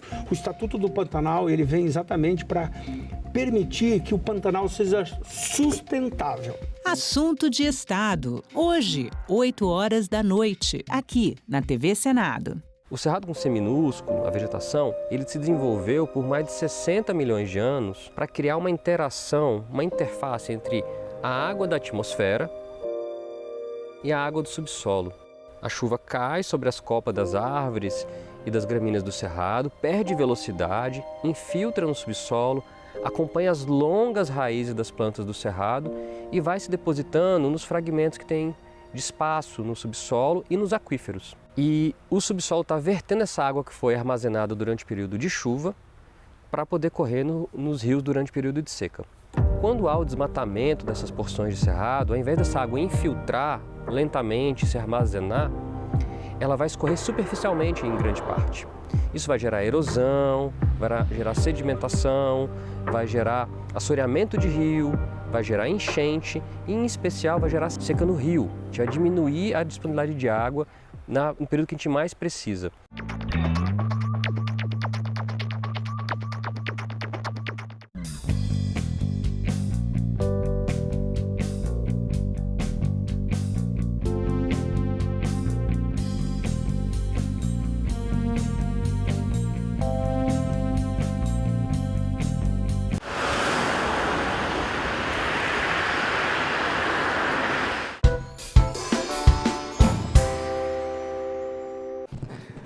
Havendo número regimental, declaro reaberta a primeira reunião da Comissão Mista da Medida Provisória número 305 de 2025. De acordo com a Resolução número 1 de 2002, a presidência dessa comissão ficará sob a responsabilidade do Senado Federal e a relatoria sob a responsabilidade da Câmara dos Deputados. Comunico que há acordo de liderança para a eleição da mesa, tendo sido indicado para presidente o senador Sérgio Petecão. Pergunto, consulto plenário, se podemos fazer a eleição do senador Sérgio Petecão por aclamação. Com acordo, então, declaramos já eleito o senador Sérgio Petecão e com seu inconfundível óculos meio Ray-Ban, meio diferente, que ele assuma aqui a presidência e a condução dessa importante medida provisória e faça a nomeação do senhor relator. Por favor, presidente.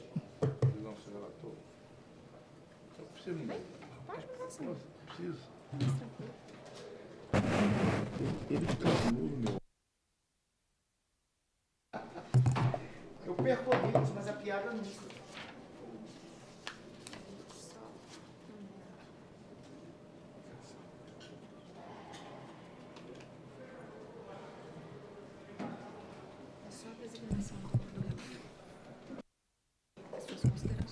Boa tarde, senhores, senhoras, colegas deputados federais, senadores.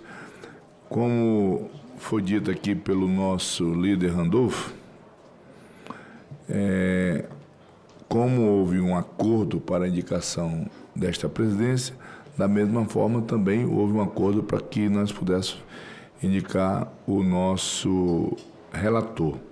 E o relator é o nobre deputado José Neto. E eu gostaria... Desculpa, é o óculos, vou botar o óculos.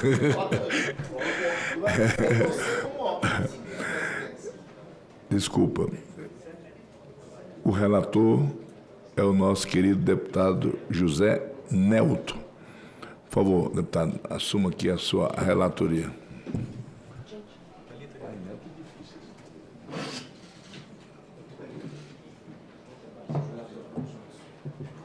E agora, querida? Agora o senhor vai fazer a comunicação.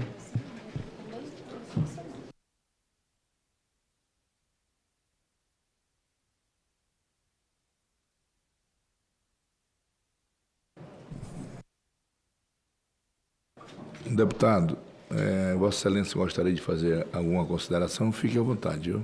A palavra está com o senhor, que em seguida já nomeamos o presidente e o nosso relator, já vou fazer o encerramento.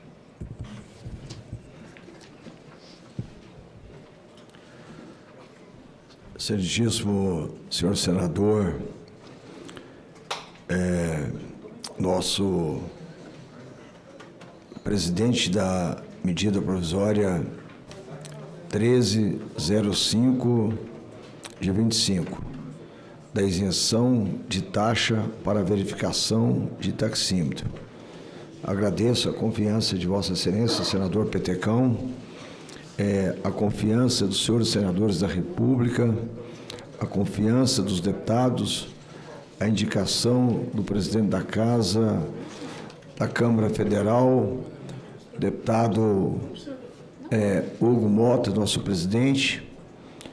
Eu estarei relatando uma medida provisória, vou procurar, com toda a sensibilidade, ouvir a categoria dos taxistas do nosso Brasil, ouvindo em primeiro lugar, até porque é meu estado, estado de Goiás, e aí estou aberto para o diálogo, para o bom debate nesta comissão, nessa medida provisória.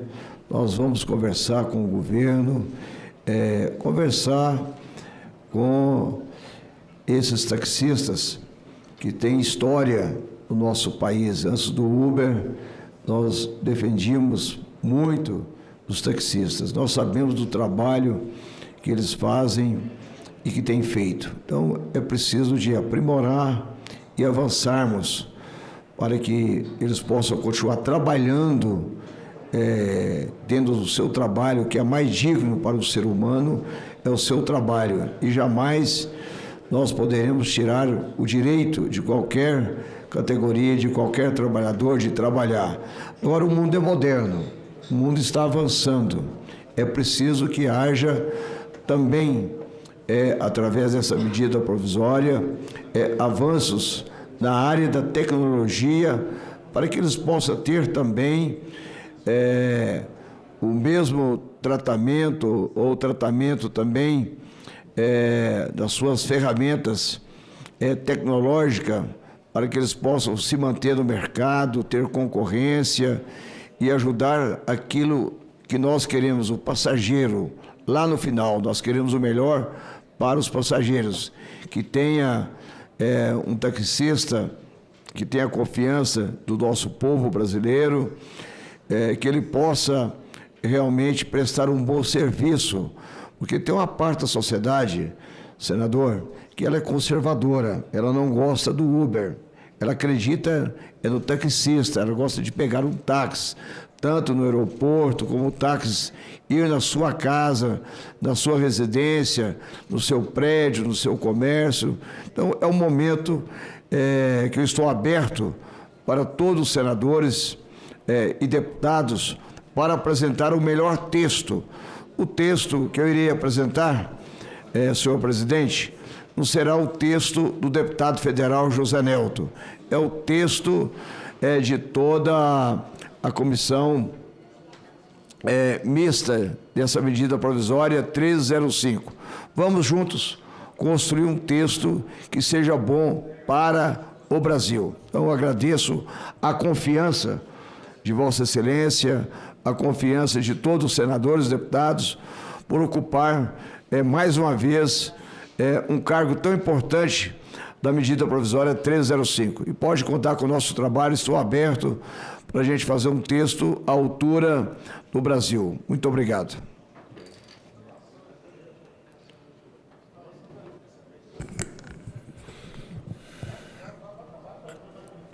Amigos, antes de encerrarmos, eu gostaria só de fazer algumas considerações também. Eu não sei, líder Randolfo, por que convidar o Petecão, né? Mas a classe... Porque era o mais preparado e tinha maior identidade com os taxistas para conduzir essa medida provisória. Pois é, então eu tenho uma história com os taxistas. Meu pai era proprietário de posto de gasolina e eu perdi meu pai muito cedo. Meu pai foi assassinado num posto de gasolina. Eu entrei na política por conta dessa relação com a classe taxista. Vocês têm uma ideia, nesse final de semana, Vossa Excelência não estava presente, tivemos que adiar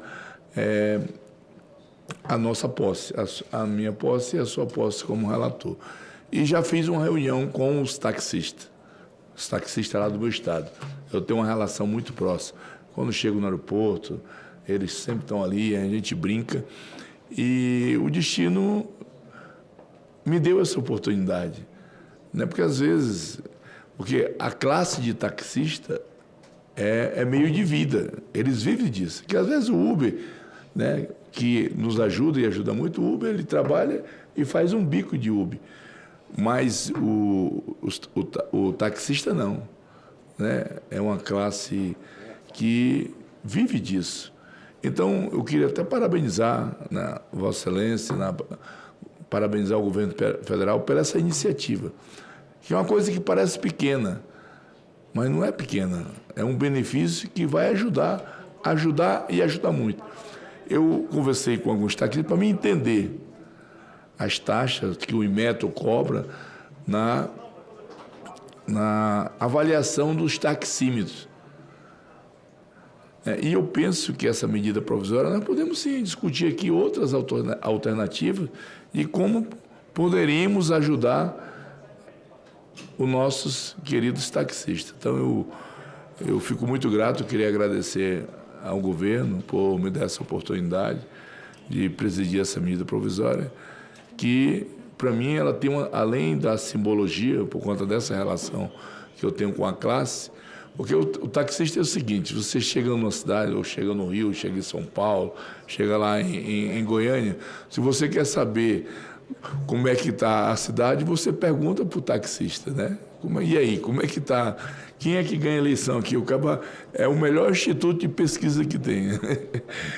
Porque eles têm uma vida ali, conhecem as histórias. É diferente do Uber. O Uber, o cara está ali, ele vai trabalhar quando quer, quando dá um aperto em casa, ele vai. Agora, o taxista não, ele vive disso.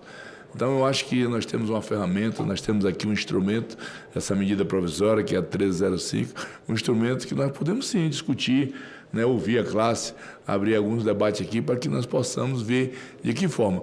Lá no meu estado, eu estou muito feliz que essa notícia já chegou lá, fui muito bem recebida pela classe. Eu tenho um amigo e irmão lá chamado Esperidião. Esse é uma pessoa que dedica toda a sua vida em prol da sua classe. Então é isso, meu querido deputado José Nelto, conte comigo o que nós pudermos fazer para ajudar. Pode ter certeza que eu estarei criando todas as condições para que a gente possa, não só o senhor, mas como todos os membros que compõem essa medida provisória, para que, se Deus quiser, nós possamos fazer aí um belo trabalho. Senador Postinho, líder maior do Rio de Janeiro, o senhor gostaria de fazer uso da palavra? Fique à vontade. Muito obrigado, senador Petecão, deputado José Nelto. Tenho certeza que está nas melhores mãos. Junto com a Randolph, nós fizemos questão de integrar essa comissão. É uma causa que nos une, e hoje, senador Petecão, na CCJ já nos uniu, né? Os taxistas nos unem, e outras coisas também. Mas a gente aprovou um projeto da relatoria do senador Randolph, que contou com muitas contribuições minhas admitidas, que, em princípio, ele não é prejudicado pela MP, e nem ele prejudica a MP. A MP é mais rápida, naturalmente, né?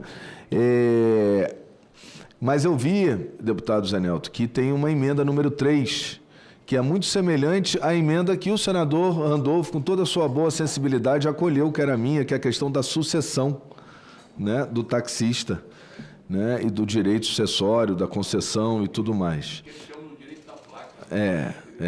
Da placa. E aí eu estava até falando aqui com o Randolph, peço desculpa que eu estava tentando já me alinhar aqui com o Randolph nesse assunto, que a gente, objetivamente, teria 2 caminhos, né? Tratar do tema original da PEC, que é fundamental, questão da aferição, da dispensa, da primeira aferição e tal, né? Acho que isso é consensual, seria facilmente aprovado, e caminhar em paralelo com um projeto que foi terminativo hoje lá na CCJ e vai para a Câmara, deputado Zé Nelto, ainda. Ou pegar todo o texto da brilhante relatório, eu não sei, não estou falando sem saber se ele concorda, eu comecei a falar aqui com o senador Randolph, mas como é uma construção de consenso esse texto, e abarca outras questões sobre o serviço de táxi, e foi muito bem recebido, quero dizer, por toda a categoria de todo o Brasil que acompanhou dioturnamente aqui as nossas sessões, e todos os pleitos foram pelo relator Randolfo Rodrigues atendidos, e eu fui instrumento como autor dessa emenda da mesma forma.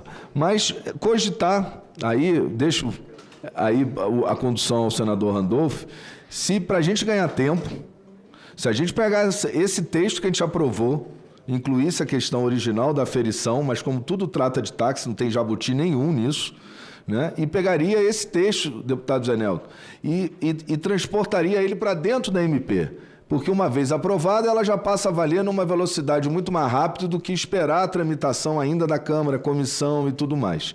É uma sugestão, eu não tenho opinião formada e também não sou vencido nisso, mas é porque eu acho que o Randolfo conduziu tão bem o texto, e o Randolfo é o governo, a MP é do governo, então teve a minha contribuição, já me sinto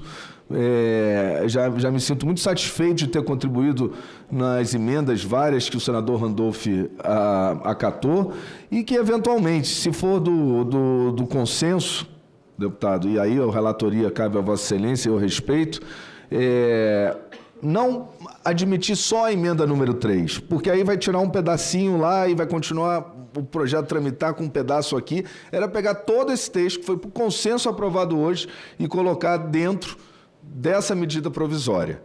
É uma sugestão, né?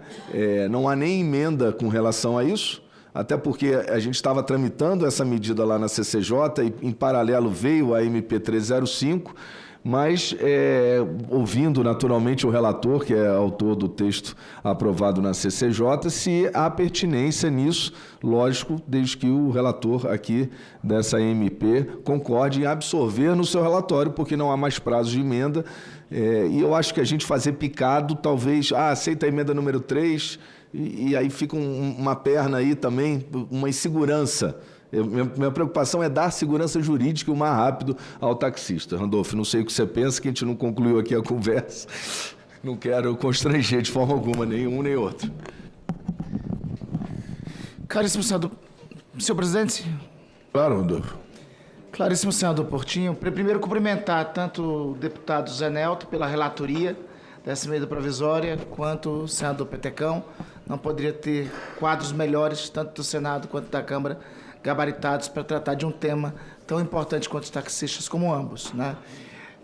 De fato, o senador Portinho aqui relata, hoje foi um dia importante da CCJ, tivemos a aprovação de uma matéria que diz respeito aos taxistas. Eu acho que tem aspectos dessa matéria que nós podemos, a partir do diálogo com o relator, porque a soberania toda do texto que vai sair daqui é do relator, né, poderíamos construir, fazer uma construção para ver do que já foi apreciado aqui e seguirá para a Câmara dos Deputados, pudesse ser incorporado. Tem uma circunstância de medida provisória que tem que ter pertinência temática, né? Como é uma medida provisória que diz respeito aos taxistas, eu creio que é possível construir muito acordo e sair um belíssimo diploma legal em benefício dos taxistas do Brasil. Não vejo óbice, aí, obviamente, vamos para a parte seguinte, dialogar com o relator José Nelton, para ver quais os ajustes que são possíveis, o que tem pertença temática, que pode ser aproveitado, que já foi aprovado aqui. Ainda, de fato, nós acabaríamos aprovando algo muito além somente da isenção do Inmetro para os taxistas do Brasil.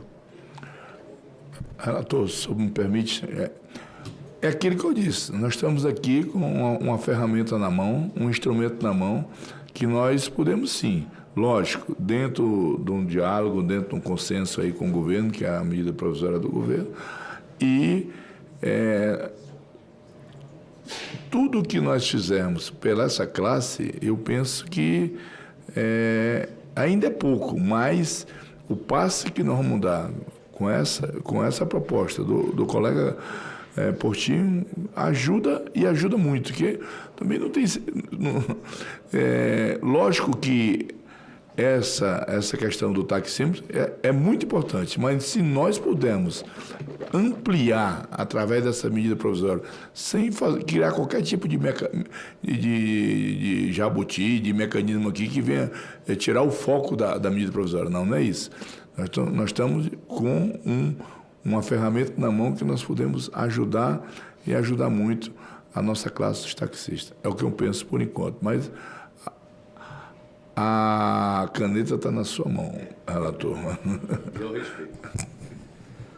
Presidente Sérgio Petecão, eu vejo com bons olhos essa emenda do senador Carlos Portinho, que já foi aprovada, relatada pelo eminente senador Randolph na CCJ. Nós sabemos que essa medida provisória ela poderá ser um atalho, né, e que podemos construir um belo texto, não só dos taxímetros, essa categoria, depois que veio o WhatsApp, o Uber, mudou a vida dos taxistas do nosso país. Essa é a realidade. Não só no nosso país, mas em todo o planeta. Aquilo que eu falei no início da minha fala, senador, Vossa Excelência não estava presente, é que essa categoria hoje tem um respeito, tem pessoas conservadoras, famílias que têm amizade, quer que o motorista, o taxista, vai na casa dele, conhece ele, pega a família dele, o taxista que presta um serviço à sociedade há muito tempo. Essa é uma categoria que deve ter mais de 100 anos que ela foi criada. E aquilo que disse o senador Petecão, se a gente quer fazer uma pesquisa de mercado, uma pesquisa política, quando você pega um táxi, eu chego em São Paulo e falo, como está a imagem do prefeito aí? Ele fala, olha, está muito boa não, viu, deputado? Passageiro, ele nem sabe que eu sou deputado, né? E aí você pergunta, e a imagem do presidente da República, quem é que vai ganhar? Olha, esse povo realmente, como conversa com o passageiro, é um bom instituto de pesquisa, viu? Sabe o que está acontecendo e bate a pesquisa, é o que fala o taxista. Então, eu tenho o maior respeito por essa categoria e, sim, eu já vou receber essa emenda de Vossa Excelência, do relatório do senador Randolfo, e aquilo que eu falei, eu estou pronto e seria importante que a gente pudesse receber todos os representantes da categoria de todos os estados aqui nessa comissão, numa audiência pública, para a gente construir um texto mais avançado do que este atual texto. E com isso, aquilo que eu falei, conversando com o governo, com toda a sociedade, juntos aqui, vocês têm aqui a tranquilidade e quando quiser conversar com o relator, não tem dia, não tem hora, não tem sábado, não tem domingo, não tem feriado. Nós estamos prontos para contribuir com essa categoria. Então, quero deixar aberto aqui para os senhores senadores, para ligar para o meu WhatsApp a hora que quiser, para a gente fazer um texto que seja bom para os taxistas do Brasil. Eu agradeço mais uma vez a confiança. Senador, está acolhido já essa emenda para estudo do nosso relatório. Muito bem. Parabenizar aí ao senador Portinho por ter tido aí a sensibilidade e a celeridade. Eu nunca vi uma emenda tão rápida na abertura. E antes de encerrar, eu vou contar um episódio. Uma vez eu peguei um táxi no Rio e aí eu perguntei, e aí, meu irmão, como é que está aqui a política? Aí começou a falar da política. Ele disse, rapaz, eu tenho muita vontade. É a hora de nós mudar uma imagem com os taxistas. Ele disse, o meu sonho era ir lá em Brasília, soltar um avião entre aquelas duas torres para acabar com esses políticos. Então, nós estamos diante aí de uma oportunidade de mudar a imagem. Antes de encerrarmos os trabalhos, proponho a aprovação da ata da presente reunião. Os parlamentares que concordam permaneçam como se encontram. Está aprovada. Nada mais havendo tratar, agradeço a presença de todos e declaro encerrada a presente reunião. E agradeço aqui também o trabalho da nossa perfeita assessoria. Obrigado. É só uma sugestão.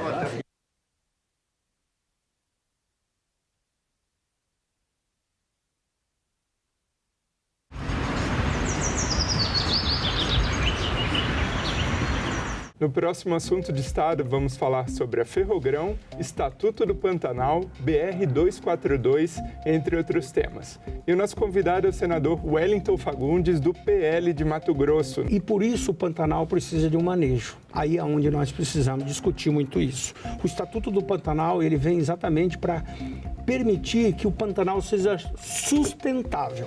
Assunto de Estado. Hoje, 20h, aqui na TV Senado.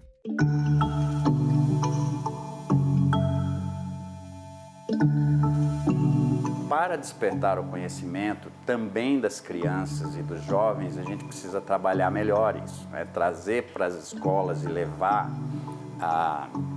essa provocação, né, para que haja uma interação melhor entre a educação e as instituições de ciência e tecnologia propriamente ditas, né? As universidades, os institutos de pesquisa, né, que nós chamamos instituições de ciência e tecnologia, e até aquelas instituições que fazem a transferência de tecnologia. Então, precisa haver um pouco mais de interação, né, de momentos de integração entre essa área educacional e essa área científica para despertar novos talentos.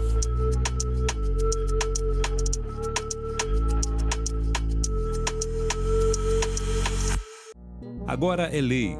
Foi aprovada a legislação federal que proíbe o uso de celulares e demais dispositivos eletrônicos em escolas públicas e privadas de todo o Brasil.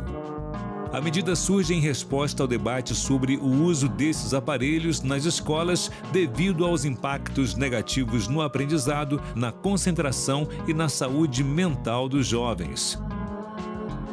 O Senado votou, agora é lei. Trabalhamos para reforçar a segurança das informações e dar mais controle ao segurado.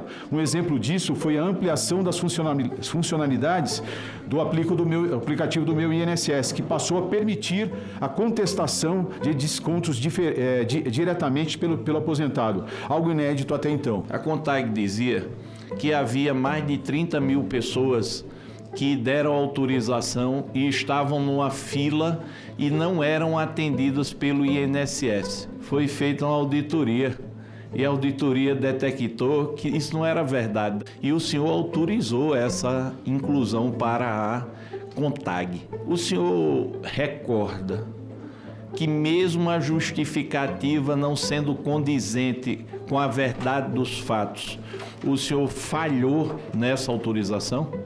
Se de fato isso aconteceu, realmente foi uma falha funcional. Eu tenho aqui um ofício do dia 5 de junho de 2018, direcionado ao senhor José Carlos Oliveira.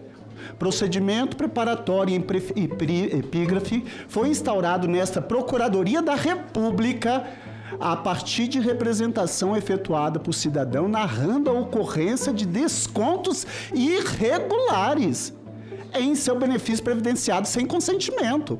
Olha, o senhor foi informado formalmente pela Procuradora da República sobre desconto irregular, fraudulento. Não tinha como fiscalizar essas ACTs, os descontos? O senhor sendo um técnico, por que o senhor acionou algo que o senhor sabe que a sua instituição não tinha como fiscalizar? Isso não impede da assinatura do ACT, mas o INSS realmente não tem condição, hoje, da forma que está, de fazer o controle dessa modalidade.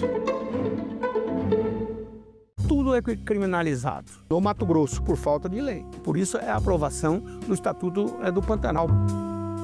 Senador, o que antes era considerado crime e a partir de agora não vai mais ser? Por exemplo, o acero, que é fundamental. As estradas são promotoras de incêndio. Por quê? Vai lá, a bituca do cigarro, vem a queima natural. Salão Nobre, nesta quarta, 20h, aqui na TV Senado. Como cidadãos, a gente tem deveres e direitos, como ir e vir, por exemplo. Na época das eleições, é nosso direito ter acessibilidade no local de votação. E é dever da Justiça Eleitoral assegurar esse acesso. Atualize seu cadastro e informe sua condição. Vamos exercer a nossa cidadania. Justiça Eleitoral, a justiça da democracia.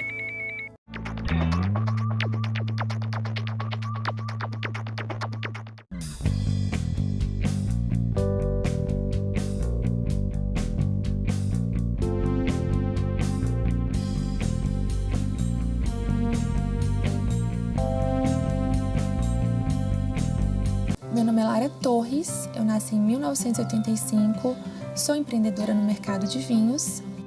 Eu não vivi a época da ditadura, eu nasci com a redemocratização. Eu acho que tem uma palavra essencial, que é liberdade. Liberdade de escolha. Eu participava muito de jantares, onde eu percebia que as mulheres bebiam um vinho e o homem bebia outro tipo de vinho. Então eu comecei com um curso de vinhos somente para elas. O mercado de vinho ele tem mudado muito nesse sentido porque ele era um mercado muito masculino. Mas a gente tem visto cada vez mais muitas mulheres inseridas. Mulheres sommeliers, mulheres enólogas.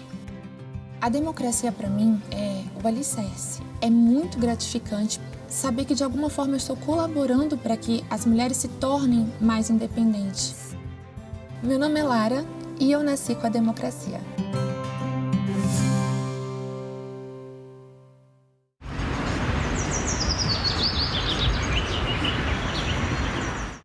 O programa a seguir é livre para todos os públicos.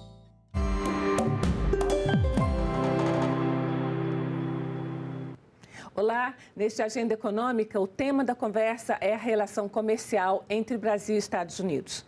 Em agosto, o presidente dos Estados Unidos, Donald Trump, impôs tarifas de até 50% aos produtos exportados pelo Brasil ao seu país. A medida deflagrou uma grande confusão comercial, mas ao contrário do que pode parecer, as relações econômicas entre os dois países foram historicamente muito integradas, com uma vasta vantagem para o país norte-americano, mas com benefícios também para o Brasil. Neste programa, eu recebo o diretor de Políticas Públicas e Governamentais da Câmara Americana de Comércio para o Brasil, Fabrício Panzini. Fabrício, muito obrigada pela sua presença aqui na Agenda Econômica. Vamos começar a nossa conversa. Realmente, a ideia inicial era a gente falar dos investimentos, né, das empresas dos Estados Unidos no Brasil, mas a pauta mudou e a gente muda, então, o programa. Vamos começar por essa questão mais premente no momento, que é essa guerra comercial aí que o atual governo dos Estados Unidos está fazendo, não só com o Brasil, mas com o mundo. Então, vamos falar do Brasil. Vamos lá. Perfeito. Bom, acho que desde a campanha eleitoral do novo presidente dos Estados Unidos, a gente via que o tema tarifário ia ganhar um destaque grande na sua administração. Já tinha sido parcialmente assim no primeiro mandato do presidente Trump e nesse mandato agora isso se intensificou demais, né? Há um entendimento nos Estados Unidos de que o país precisa se reindustrializar, há um entendimento de que há um déficit comercial muito elevado nos Estados Unidos e que as tarifas seriam o caminho, né, para o país retomar essa industrialização e equilibrar a balança com outros países, né? Acontece que no caso do Brasil, né, como você bem salientou aí no início, os Estados Unidos têm uma relação superavitária, né? A gente importa mais dos Estados Unidos, né, o Brasil, do que exporta, mas não é isso. Acho que o saldo comercial para o Brasil não é a questão mais relevante, né? O mais relevante é que a pauta exportadora brasileira aos Estados Unidos é uma pauta muito nobre, uma pauta única. A gente tem os Estados Unidos como maior destino de bens de mais alto valor agregado. Metade do que a gente vende de alta tecnologia para o mundo vai para os Estados Unidos. É o país cujas exportações geram mais empregos internamente no Brasil.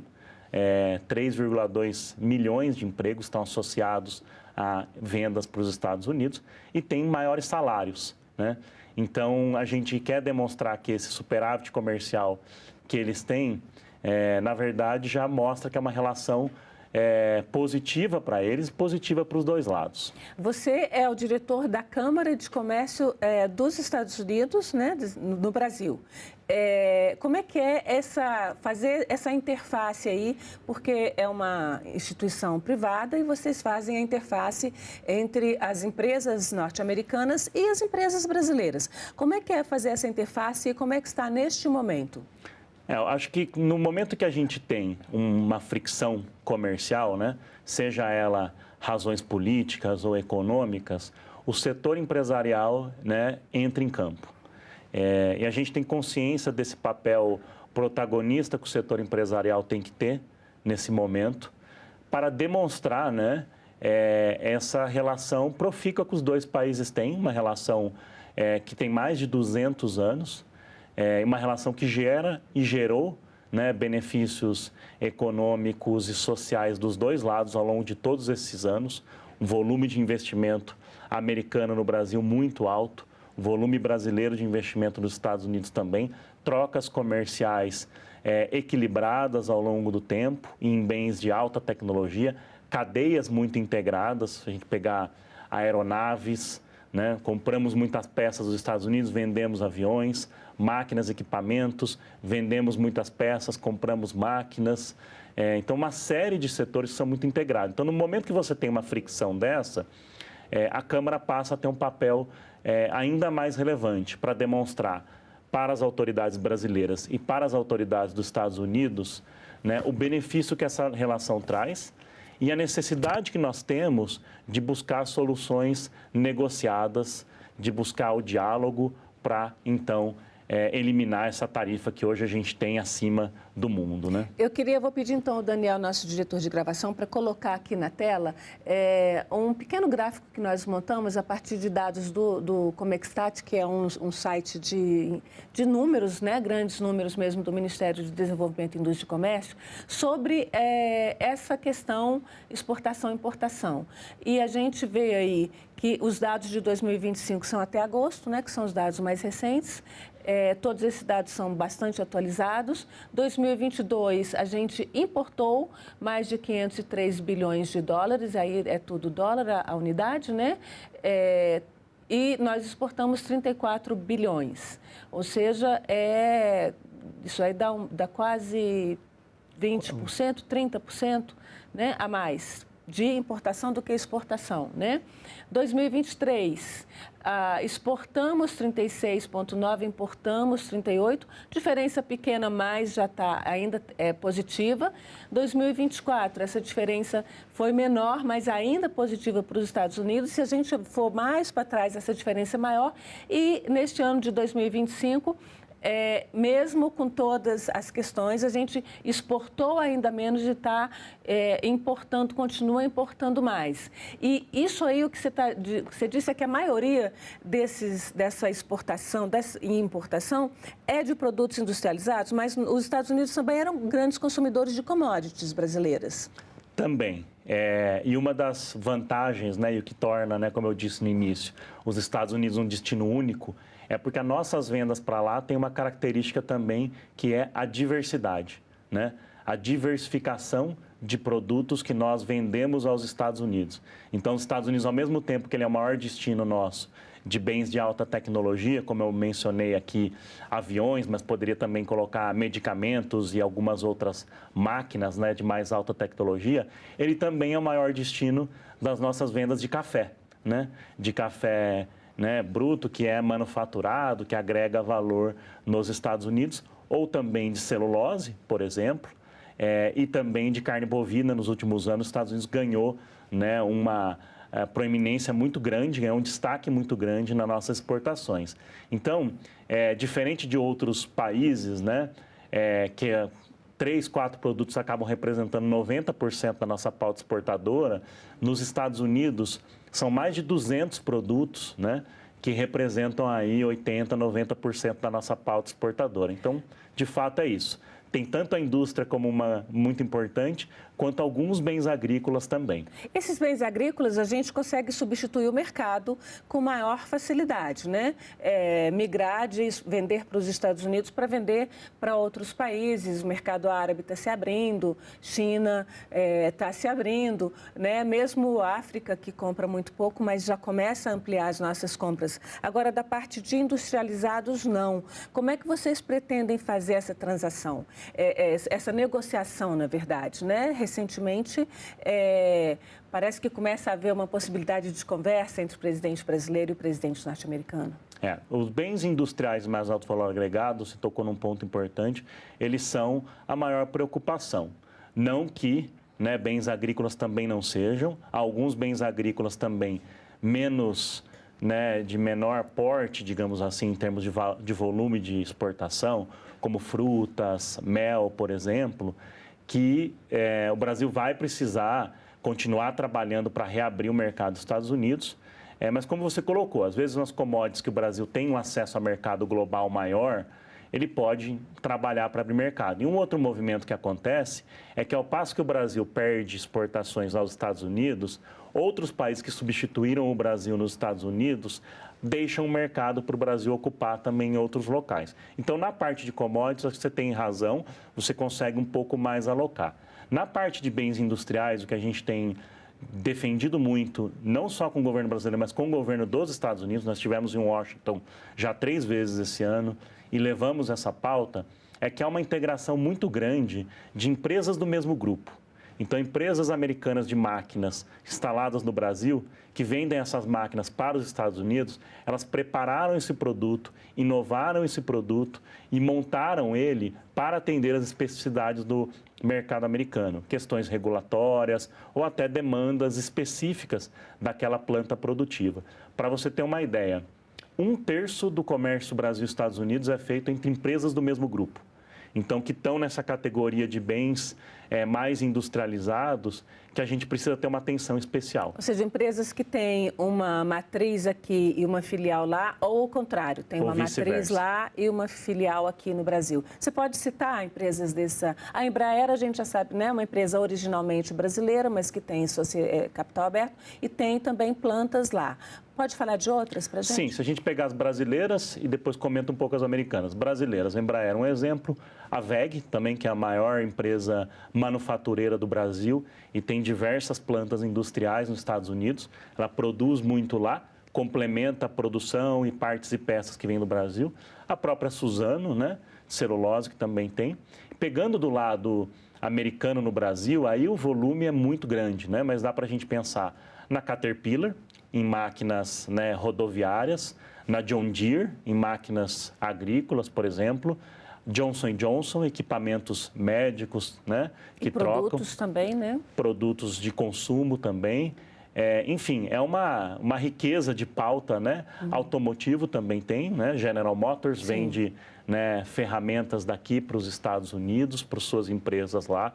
Então, é um número de exemplos, assim, infinito quase.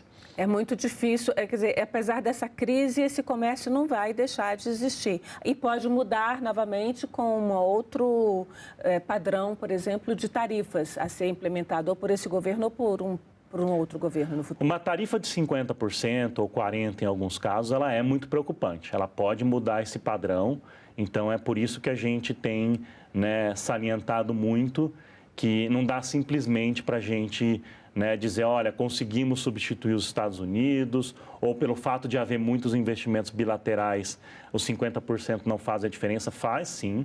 Inclusive, em alguns casos, há risco de que empresas americanas instaladas no Brasil, mas que também estão instaladas em outros países, né, a exportação seja substituída por outros países nesses bens industriais. Então, o melhor caminho, como você colocou aí, né, essa semana parece que nos deu um otimismo maior com o encontro entre os dois presidentes, né, um encontro no mais alto nível dos dois países, nos dá uma expectativa positiva daqui para frente. Mas, de fato, os números que a gente tem, Antônia, é que os 50% de tarifa, para muitas empresas, vai ser uma queda substancial, de 50% nas exportações. Em alguns casos, 22% das empresas responderam que vai ser uma interrupção de exportação. Então, nós precisamos, sim, tomar cuidado. Nisso, né? Até porque, se a gente pensar bem, se uma empresa migrar para os Estados Unidos para instalar uma planta lá, para reindustrializar o país, como pretende o atual presidente, ela vai querer a garantia de que essas tarifas de 50% permaneçam por muitos anos, por décadas até, porque senão não vale a pena ela migrar para lá e pagar uma mão de obra caríssima, implantar uma fábrica. Isso é um sinal muito complicado de se lidar, né, do comércio internacional.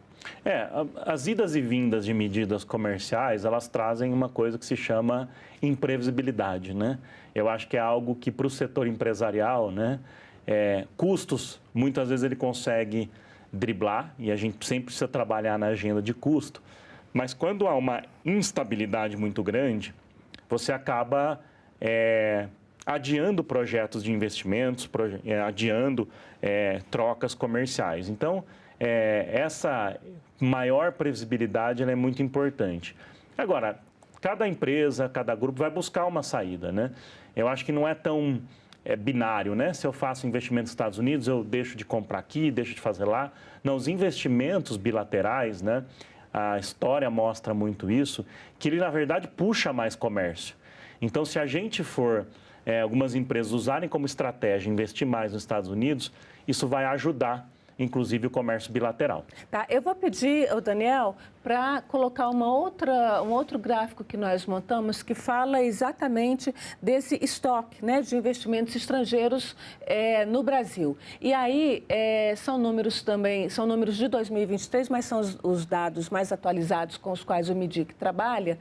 E a gente vê que os Estados Unidos era, à época, né, o maior investidor estrangeiro no Brasil, né, seguido de Espanha, quase empatada com a França, Uruguai, nosso vizinho, e China em quinta posição. Certamente esses números de lá para cá já tiveram mudanças, mas quando a gente trata de dados oficiais, a gente tem que lidar com os dados que os governos consideram, né, ou pelo menos que eles já têm consolidados. Então, por isso que a gente está trazendo esses dados de 2023. Esse estoque significa o que as empresas norte-americanas já implantaram no Brasil, investiram no Brasil, fábricas que estão aqui. Como é que esse estoque, como é que ele se define? Exato. Os Estados Unidos é o nosso maior investidor internacional há muito tempo. Os dados de 2024 já mostram, né, mais de 300 bilhões em estoque de investimento no Brasil. E são mais de 3.900 empresas americanas aqui. E esse estoque representa exatamente isso. Operações, muitas vezes de serviços financeiros, né? Então, não necessariamente só fábricas e produtos industriais produzidos aqui, mas também serviço financeiro muito importante. A manufatura, como você comentou, é um dos setores importantes também, alimentos. Agora, uma coisa interessante, nós fizemos com a Apex nos últimos anos, né, um levantamento dos investimentos americanos no Brasil. E notamos uma novidade nos últimos anos. Os Estados Unidos têm feito mais investimentos em tecnologia, data center, por exemplo, inteligência artificial e mais relacionados à energia renovável, né? Por exemplo, minerais críticos para energia renovável ou mesmo, né, energia eólica e solar. Então, nós estamos vivendo um novo momento desse investimento dos Estados Unidos no Brasil. Quando a gente fala em investimentos dos Estados Unidos, na verdade, a gente está falando de investimentos de empresas ou entra aí também uma pequena parcela de investimentos diretos do próprio governo norte-americano? Principalmente, acho que, né, a imensa maioria, né, investimentos privados, empresas dos Estados Unidos, empresas que nasceram lá, né, com origem de capital americana e que vieram no mercado brasileiro, seja para, né, produzir e vender para o mercado brasileiro, produzir e vender para a região, ou às vezes produzir e vender e fazer trocas com o próprio mercado dos Estados Unidos. Agora, quando a gente fala em mercado, em empresas norte-americanas, elas não têm uma tradição de transferência de tecnologia, né? Assim, fizeram transferência de tecnologia para a China, mas para o Brasil, por exemplo, não tem um histórico de transferência de tecnologia. Você acredita que isso pode mudar? Depende de demandas do governo e das empresas norte-americanas, brasileiras, como é que esse aspecto de tecnologia pode se desenhar daqui para frente? Assim, a transferência de tecnologia ou o investimento maior em tecnologia depende muito das nossas políticas internas. Mas os investidores internacionais, em geral, são aqueles que mais pesquisam, desenvolvem e inovam dentro do Brasil, né? Então, na verdade, as empresas americanas elas estão muito envolvidas nessa parte de inovação, de pesquisa, de P&D aqui no Brasil, né? Se a gente tomar por exemplo, um setor que é muito investidor no Brasil e é um setor muito importante nos Estados Unidos, o setor farmacêutico. Inova muito no Brasil, é um dos maiores, né, requisitantes de patentes dentro do Brasil, que mostra que eles estão inovando aqui também. O setor automotivo, por muitas décadas, também inovou muito aqui no Brasil. Então, na nossa percepção, esses investimentos americanos, de empresas americanas, eles vêm sim para uma pauta, né, de tecnologia e quando a gente consegue criar os instrumentos corretos, elas sim fazem centros de pesquisa e desenvolvimento no Brasil e inovam aqui, né? A parte de aviões, a Boeing tem centro de inovação no Brasil, tecnologia de informação. A Microsoft tem centro de inovação no Brasil. Então, eu acho que eles são, sim, um player importante nessa área no Brasil. A CNI fez, há não muito tempo, uma missão, né, para conversas com o governo dos Estados Unidos. Senadores também fizeram uma missão para conversa com o presidente dos Estados Unidos, com o governo, na verdade, norte-americano. Como é que você vê essa troca ao longo? Ela acontece, essa negociação entre instituições, não só comerciais, ela acontece ou ela só começou a acontecer diante da crise? E qual a importância dela? Ela acontece, né, bastante. Nós tivemos como Anshan também nessa semana em que a CNI esteve lá. Nós dialogamos muito com os senadores, inclusive eu queria deixar aqui registrado que essa missão de senadores em julho foi uma missão muito importante. A criação desse grupo, liderado pelo senador Nelsinho Trade, pela senadora Tereza Cristina, tem ajudado muito a abrir portas lá, a criar um conhecimento sobre o Brasil. Nós, como Anshan, nos últimos anos, todo ano, passamos pelos Estados Unidos em missão de alto nível, com CEOs, né? Ou no último ano, ano passado, a gente recebeu a secretária do Tesouro dos Estados Unidos, a secretária de Energia dos Estados Unidos, né? Secretária lá em nível de ministro. Dialogamos, colocamos pautas que podem ser de cooperação bilateral, energia limpa, inteligência artificial, vários outros pontos. E tivemos, como eu disse aí, já mais de 3 vezes em Washington neste ano. E essa conversa do setor privado com o governo dos Estados Unidos ela é muito importante.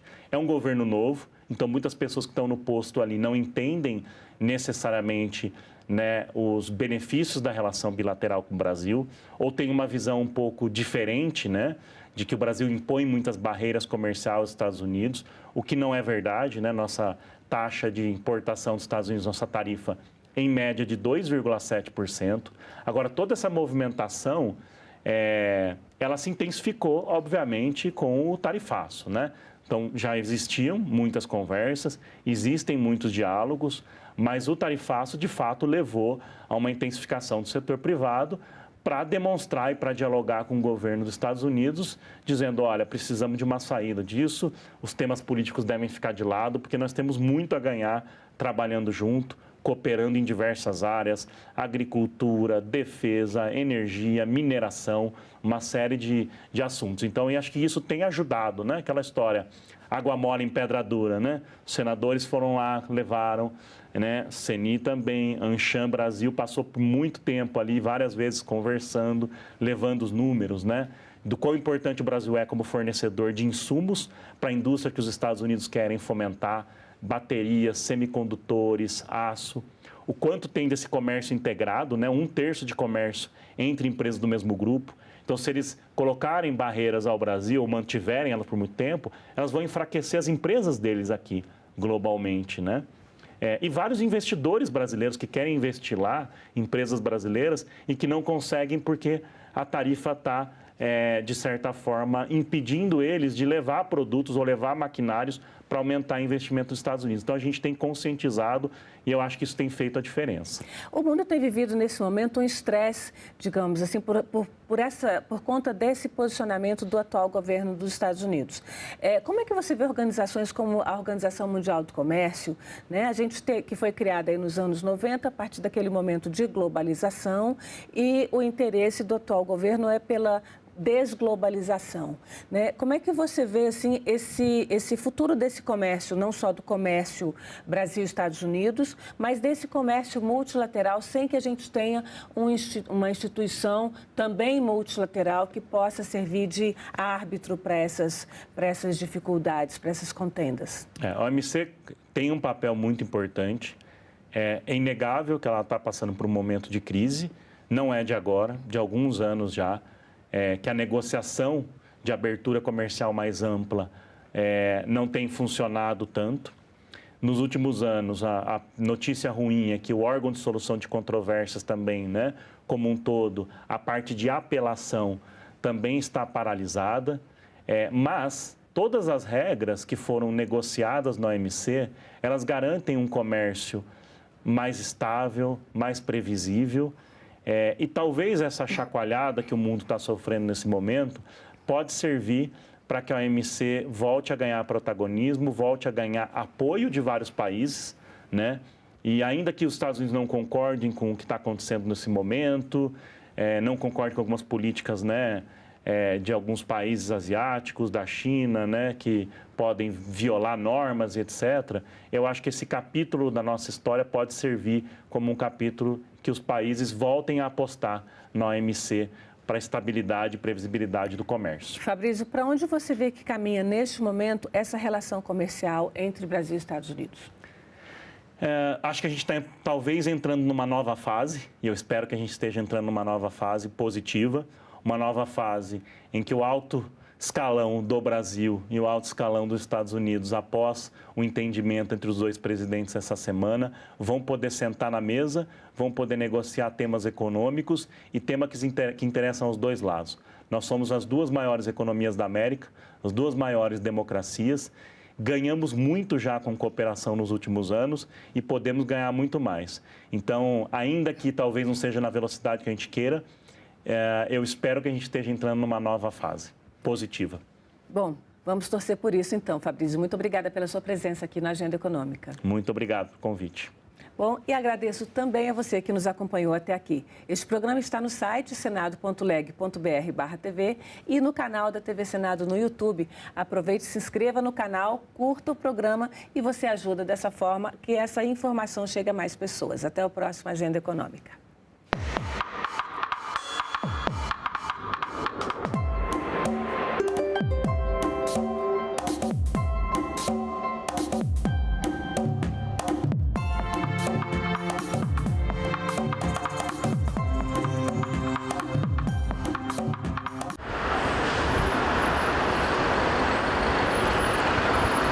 No próximo assunto de Estado, vamos falar sobre a Ferrogrão, Estatuto do Pantanal, BR-242, entre outros temas. E o nosso convidado é o senador Wellington Fagundes, do PL de Mato Grosso. E por isso o Pantanal precisa de um manejo. Aí é onde nós precisamos discutir muito isso. O Estatuto do Pantanal, ele vem exatamente para permitir que o Pantanal seja sustentável. Assunto de Estado. Hoje, 8 horas da noite, aqui na TV Senado. E o neném vai crescendo, chora ali, a mãe dá um computadorzinho de brinquedo, o menino cala a boca. E é como se fosse uma babá eletrônica, né? O computador, desde cedinho. E eles vão aprender a jogar pequenos jogos simples, inofensivos, aparentemente inofensivos.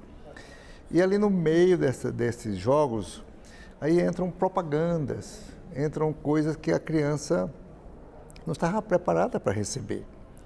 Então, a gente precisa justamente observar, regulamentar essa propaganda depois. Propaganda de outros tipos de jogos perversos, viciantes, propagandas indesejáveis, essa variação de todo tipo de estímulo que venha desvirtuar a infância natural, não é? Então, o meu projeto visa justamente isso, dar uma regulamentada, estipula as condicionantes, quais são as propagandas mais nocivas. Agora é lei. A reforma tributária prevê 2 impostos, a Contribuição sobre Bens e Serviços, CBS, que é federal, e o Imposto sobre Bens e Serviços, IBS. De competência dos estados e municípios, a CBS vai substituir 3 impostos atuais, PIS, COFINS e IPI, enquanto o IBS será cobrado no lugar do ICMS e ISS. A nova lei detalha ainda as reduções e isenções dos impostos. O Senado votou, agora é lei. A TV Senado tem um espaço em sua programação dedicado ao documentário nacional. Para deixar esse espaço ainda mais diverso, estamos em busca de novos filmes e séries documentais que falem de temas como política, assuntos sociais, história, educação, saúde, ciência e tecnologia, meio ambiente, arte, cultura e direitos humanos. Se você tem um filme entre 45 e 120 minutos ou uma série documental, mande um e-mail para a gente. As inscrições vão até o dia 30 de outubro. TV Senado. Democracia, todo dia.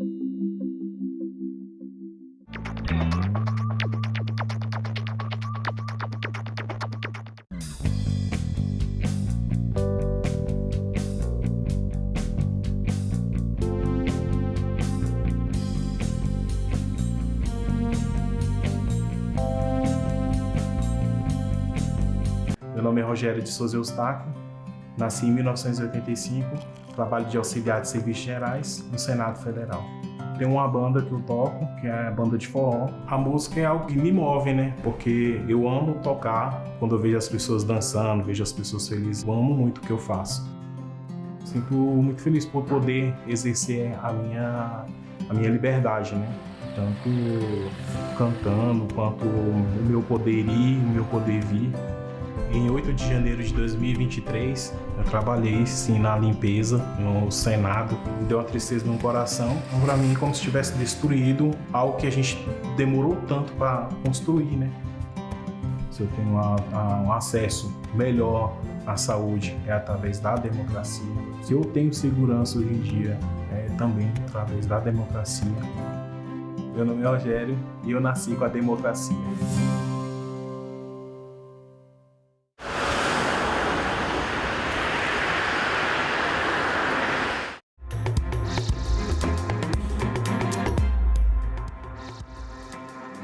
Olá, boa tarde. Em Brasília, 13h30. Hoje é segunda-feira e o Senado Notícias começa agora. Instituído por lei em 2006, o Dia Nacional do Idoso foi celebrado em sessão especial do plenário. Os desafios também foram debatidos. Entre eles, a crescente violência contra os idosos no ambiente digital. A população brasileira envelhece em ritmo acelerado. Em 12 anos, o número de idosos cresceu mais de 50%. Segundo o censo de 2022 do IBGE, já são mais de 32 milhões de pessoas com mais de 60 anos, o que representa 15% da população. E pela primeira vez, a faixa etária de idosos supera a de jovens entre 15 e 24 anos. Os números reforçam a importância de políticas públicas voltadas ao envelhecimento saudável, à valorização e à proteção da população idosa. O defensor público da União lembrou que a Defensoria atua em várias frentes, como a inclusão previdenciária, saúde e proteção aos direitos dos idosos. E tem atuado também no caso das fraudes do INSS. Atuamos decisivamente, aí eu ressalto, senador, foi um acordo nacional celebrado entre a Advocacia Geral da União, o INSS, a Defensoria Pública da União, o Ministério Público Federal e o Conselho da Ordem, que permitiu o ressarcimento integral de todos aqueles aposentados e pensionistas que foram fraudados pelos descontos do INSS. Paim foi o autor do Estatuto do Idoso e lembrou que, apesar das conquistas, ainda é preciso avançar na legislação para melhorar a proteção aos idosos. É urgente reforçar a responsabilidade também de bancos e operadores de plataforma, além de promover campanhas de alfabetização digital voltadas à população idosa. O envelhecimento ativo hoje também significa segurança do mundo virtual. A sociedade civil tem papel fundamental. Conselhos municipais, estaduais, Conselho Nacional, são espaços para que a voz da pessoa idosa seja ouvida. Na era tecnológica, eu que fui secretário por 2 mandatos, Paim, eu vejo assim, os golpes que são feitos diariamente. Eu consegui aprovar uma lei aqui, ampliando a pena para os crimes cibernéticos quando são cometidos para a terceira idade, contra as pessoas idosas. Nós dobramos a pena, exatamente porque hoje as maiores vítimas são os idosos. A inclusão digital também foi apontada como um desafio a ser enfrentado. O letramento digital para nós hoje é vital. A gente não tem essa possibilidade. A gente não tem essa facilidade que tem. E tudo que faz é banco, tudo precisa de saber digital.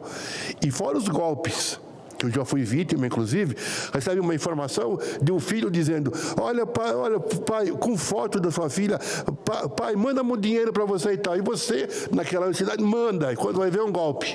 O secretário nacional dos Direitos da Pessoa Idosa enumerou ações do governo em prol dos idosos, mas disse que há muitos desafios pela frente, como incluí-los no mercado de trabalho, combater a violência financeira e patrimonial praticada contra essa população prevenção, além da criação de ações transversais que permitam que todos os direitos dos idosos cheguem onde eles moram. É falar principalmente da maior necessidade de participação no mercado de trabalho de pessoas idosas ou, muitas vezes, de pessoas a partir dos seus 45 anos.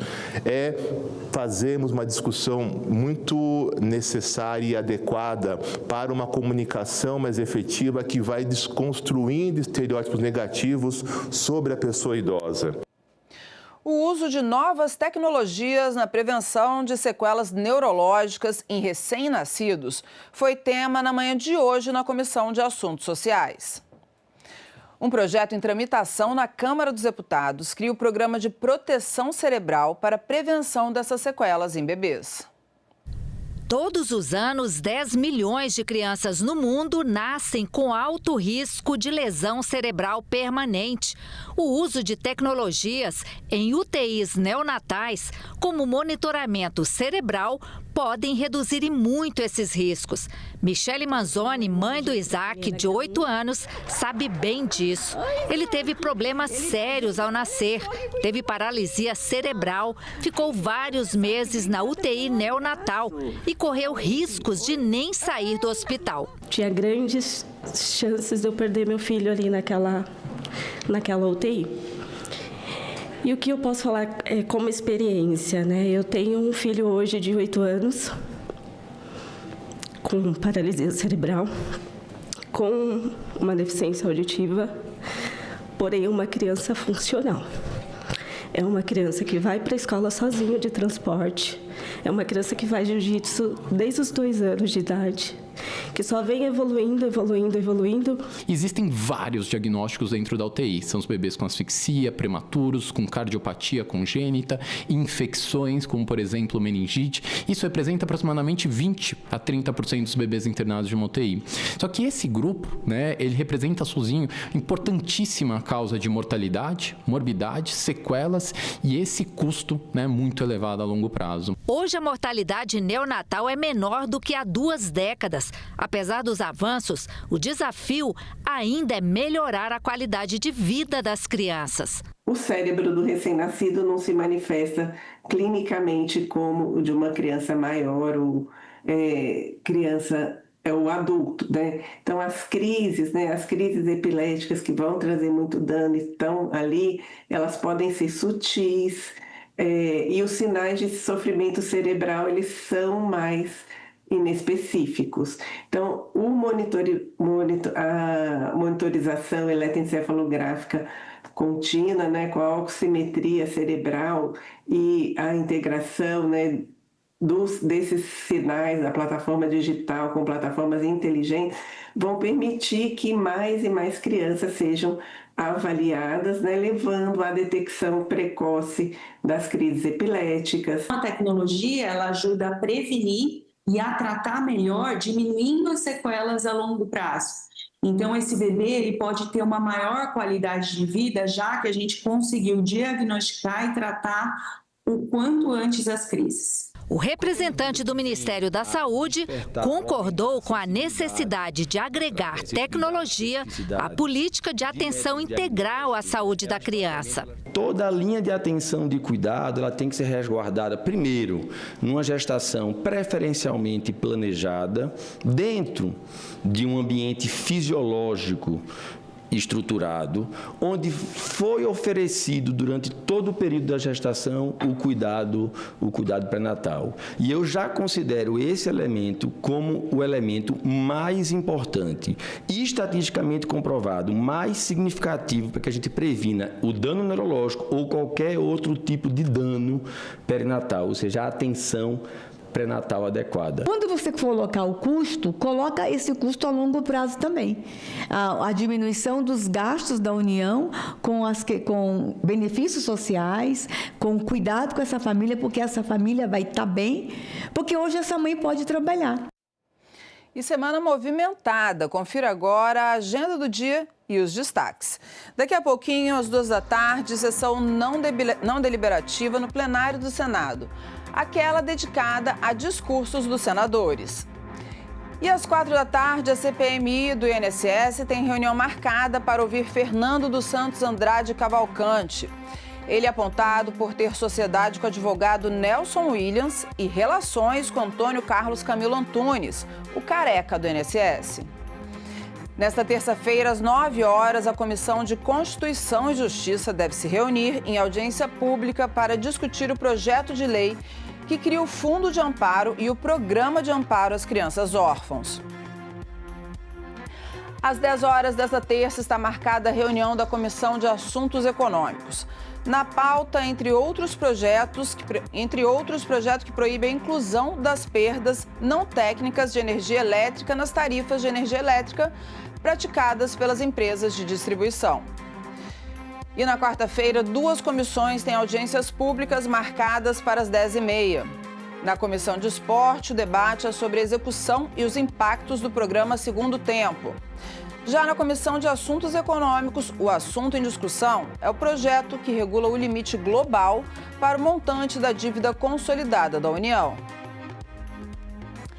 E às 14h de quinta-feira, uma sessão especial no plenário do Senado está prevista para celebrar o Outubro Rosa, mês de conscientização sobre o câncer de mama. Na quinta-feira, a CPMI ouviu o ministro da Controladoria Geral da União, Vinícius Marques de Carvalho. O relator da CPMI questionou a atuação da CGU na investigação do escândalo dos descontos indevidos dos aposentados. Vinícius Marques de Carvalho é o atual ministro da Controladoria Geral da União. Ele prestou esclarecimentos à CPMI na condição de convidado para explicar a participação da CGU na Operação Sem Desconto da Polícia Federal. Segundo ele, a CGU iniciou a auditoria em 2023 e recomendou ao INSS a suspensão desses descontos. O relator da CPMI iniciou as perguntas fazendo um histórico das funções exercidas por Vinícius Marques no governo, o que gerou questionamentos de alguns parlamentares. O senhor foi filiado ao PT? Fui. Quanto tempo? 8 anos. Pode falar, pelo amor de Deus. Eu não aceito, presidente. Para de cercear o relator. O que é isso? Qual a pertinência temática? O que é isso? Só para saber isso. Senhores, o fato que eu falei de todos os antecedentes do senhor tira o mérito da atuação da CGU ou isso causa parcialidade no senhor? Parcialidade? De forma alguma. Muito obrigado, ministro. O ministro foi questionado sobre uma sugestão feita por um secretário da CGU de colocar partes do relatório que investigava as fraudes no INSS em sigilo. Isso não viola a regra da transparência da CGU, não?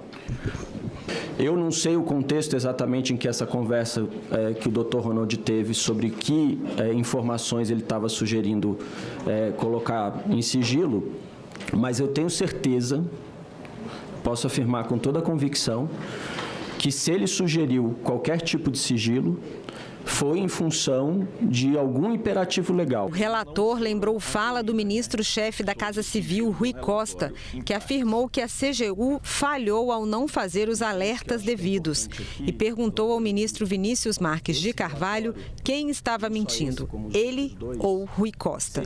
Na minha concepção, nenhum dos dois mentiu. O senhor procurou algum outro ministro de Estado? Não procurei. E eu explico por quê. O senhor procurou o presidente da República? Não procurei. Então, isso me faz crer, ministro, isso me faz crer que o ministro Rui Costa tinha razão. O procedimento para a realização de auditorias que se transformam em inquérito policial é o sigilo. A minha responsabilidade funcional era garantir, inclusive, que essa investigação acontecesse da maneira mais eficiente possível. O relator pede que o ministro da CGU defina quem foi alertado pelo órgão sobre as auditorias realizadas. Quem é esse todo mundo, já que o senhor foi tão taxativo? Todo mundo sabia. Quem é esse todo mundo? No grupo de trabalho interinstitucional, a Defensoria Pública da União está presente, o Tribunal de Contas da União está presente A CGU está presente, o INSS está presente, o Ministério da Previdência está presente. Vários órgãos estão presentes. Eu, quando falo na matéria, eu cito todos esses órgãos. Vinícius Marques de Carvalho também foi perguntado sobre o motivo de não ter suspendido imediatamente os descontos nas folhas de pagamento dos beneficiários do INSS. Por que o senhor não recomendou, na apresentação do relatório, a suspensão imediata dos ACTs vigentes, economizando dali até 2025, no mínimo, uns 2 a 3 bilhões de reais? É exatamente essa a recomendação do relatório. Então, aliás, do primeiro, do segundo e do terceiro relatório, são essas as recomendações. Ao ser questionado sobre a demora nas investigações e na tomada de providências, o ministro da CGU discordou e lembrou, inclusive, que em 90 dias após a operação da PF, os beneficiários lesados começaram a ser ressarcidos. Eu tenho muita clareza, relator, de que essa análise da CGU, e eu discordo de qualquer pessoa que diga que a CGU, na atual gestão, demorou, porque foi feita uma auditoria com 3 relatórios e uma investigação da Polícia Federal em menos de um ano. Desde que nós começamos isso, no começo de 24, até o primeiro pedido da Polícia Federal ao Judiciário, em dezembro ainda de 24, é menos de um ano. Uma operação que envolveu quase 300 servidores da CGU e 800 policiais. Se isso não é investigar com rapidez, com presteza, com eficiência, eu não sei o que é.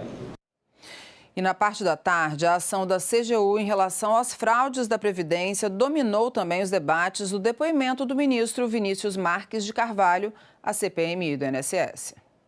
Durante as perguntas dos parlamentares, o ministro Vinícius Marques de Carvalho continuou a ser questionado sobre o porquê a Controladoria Geral da União não alertou o governo e ainda demorou a tomar providências em relação às denúncias de fraudes no INSS. A Polícia Federal apontou que o INSS ignorou 6 alertas da CGU em 2024. Questiona-se por que a CGU não interveio mais cedo ou forçou ações como o bloqueio imediato dos convênios. Por que a CGU só tomou medidas efetivas em agosto de 2025? Ou seja, sim, esse ano que foram suspensas as cobranças, vocês só agiram esse ano. Porém, o senhor já sabia em 2023, de acordo com o plano que está em minha mão na página 10, vocês já sabiam disso. Mas por que a CGU não fez auditoria em 2023? Por uma razão muito simples. O plano das auditorias da CGU é feita de um ano para o outro. E por que a operação da Polícia Federal ocorreu só em 25? Porque a CGU comunicou à Polícia Federal que preparou a operação policial, solicitou ao Poder Judiciário, que demorou alguns meses para autorizar a operação sem descontos. Há uma tentativa clara de uma narrativa, de uma retórica, de tentar realmente desconstruir ou tentar dizer que a CGU atual ou os demais integrantes deste governo, alguém pode dizer assim, o INSS participou, pode ter participado, a investigação está em curso. Não houve por parte deste governo a conivência ou a proteção de quem quer que seja, neste caso clássico que se torna um dos maiores casos de roubalheira dos nossos aposentados e aposentadas do Brasil. Eu respeito a opinião de todos os senhores aqui que acharem que a CGU demorou, não demorou, foi rápida. É uma opinião. Eu tenho certeza de que a CGU fez o seu trabalho na velocidade que ela podia fazer, com um nível técnico muito adequado e, de novo, em menos de um ano, essa auditoria e essa operação foi colocada na rua. Em 2024, já havia conhecimento do chefe da CGU, mas mas em 2023 já havia comunicação, inclusive, do Tribunal de Contas à CGU. O que é que a CGU poderia ter feito? Uma medida cautelar para suspender esses ACTs. Nós teríamos economizado aí 1,5 bilhão, 2 bilhões em desvio. O que está muito claro, a meu ver, nas falas do ministro da Controladoria Geral da União, os dados apresentados, é de que todos os nossos mecanismos de controle contra a corrupção, contra o desvio de dinheiro, especialmente na Previdência, falharam.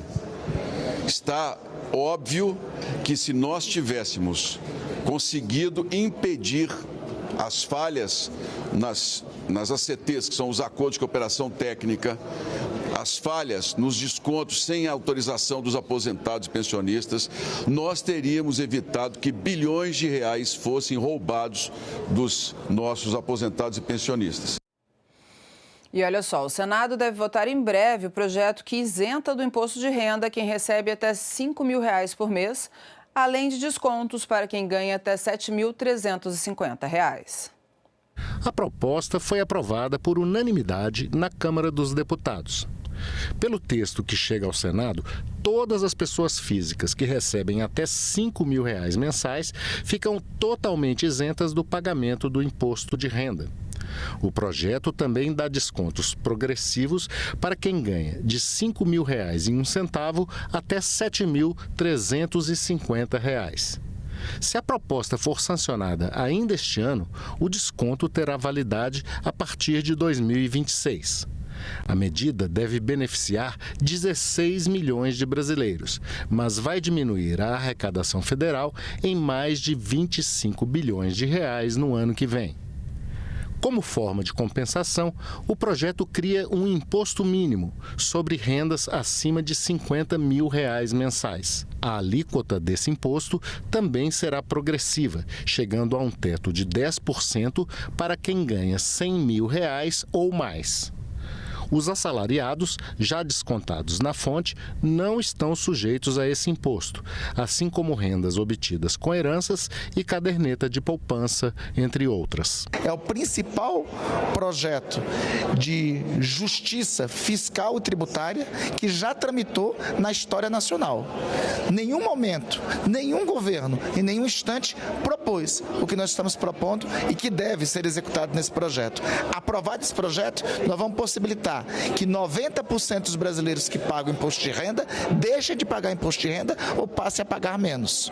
E que 1%, exatamente 140 mil pessoas, paguem só um pouquinho mais para poder manter a responsabilidade fiscal e para poder manter as contas públicas. Sobretudo, combater a gravíssima desigualdade que nós temos hoje no Brasil. Não tem mudança a ser feita no texto proveniente da Câmara. E é assim que espero. O texto veio vindo para o Senado.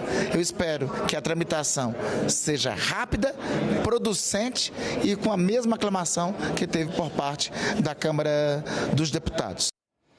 E na última sexta-feira, o Senado realizou sessão especial em homenagem ao Dia Nacional da Musicoterapia e aos 30 anos da União Brasileira das Associações de Musicoterapia.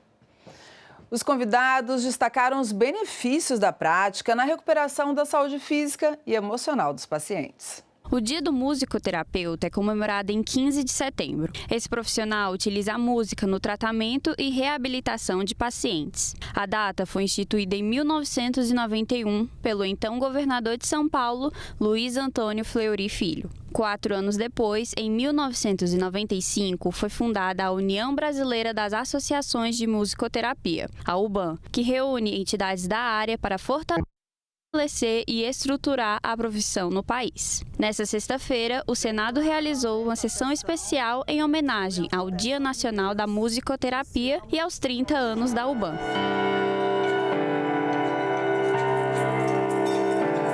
Celebrar o Dia Nacional da Musicoterapia e os 30 anos da UBAM é também reafirmar nosso compromisso com a valorização da profissão, com o fortalecimento de práticas públicas e com a ampliação do acesso da população brasileira a esta prática transformadora. A musicoterapia no Brasil é uma história de resistência, dedicação e perseverança. Os convidados destacaram a importância da musicoterapia e seus benefícios na recuperação da saúde física e emocional dos pacientes. Na musicoterapia, o paciente participa ativamente, cantando, tocando instrumentos, improvisando ou interagindo musicalmente, criando uma relação terapêutica que gera benefícios emocionais, cognitivos e físicos e que complementa a medicina tradicional.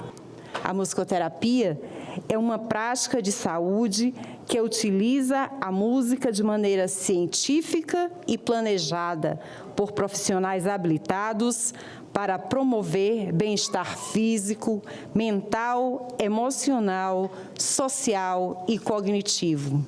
1 bilhão de pessoas têm problemas de saúde mental, que traz um impacto de 1 trilhão de dólares para o mundo. Então, nós temos um desafio que diz respeito a como viver e promover saúde e produzir vida. E as expressões artísticas, o corpo, som, movimento, eles são fundamentais para que isso possa acontecer. Durante a sessão, pacientes do Hospital da Criança de Brasília, José Alencar, se apresentaram tocando diferentes instrumentos musicais.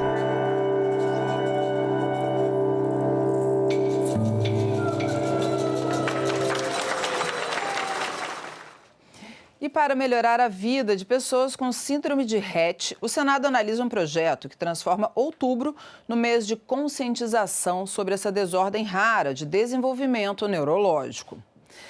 A proposta foi discutida em audiência pública na sexta-feira na Comissão de Assuntos Sociais. A Comissão de Assuntos Sociais discutiu com especialistas um projeto de lei do senador Romário que pode transformar outubro no mês de conscientização da síndrome de Rett, para levar mais informações às famílias e aos profissionais de saúde, prolongando e melhorando a qualidade de vida das pessoas com essa síndrome. Síndrome de Rett é uma desordem rara de desenvolvimento neurológico que atinge quase exclusivamente meninas. Os sintomas começam a surgir entre 6 e 18 meses de vida. Dificuldades para desenvolver a fala, comunicação predominantemente pelo olhar, dificuldade para andar, desvio de coluna e movimentos corporais repetitivos, como torcer as mãos e bater palmas. Atualmente se estima que essa doença ocorre em mais ou menos 1 a cada 10 mil nascimentos, tá? E se estima que mais ou menos 9 mil pessoas com síndrome de Rett vivem hoje nos Estados Unidos. Se a gente usar essa mesma taxa de prevalência, pressupondo que a frequência da doença é igual em diferentes populações, é possível estimar que a cada 3 a 5 dias nasce uma criança com síndrome de Rett no Brasil, certo?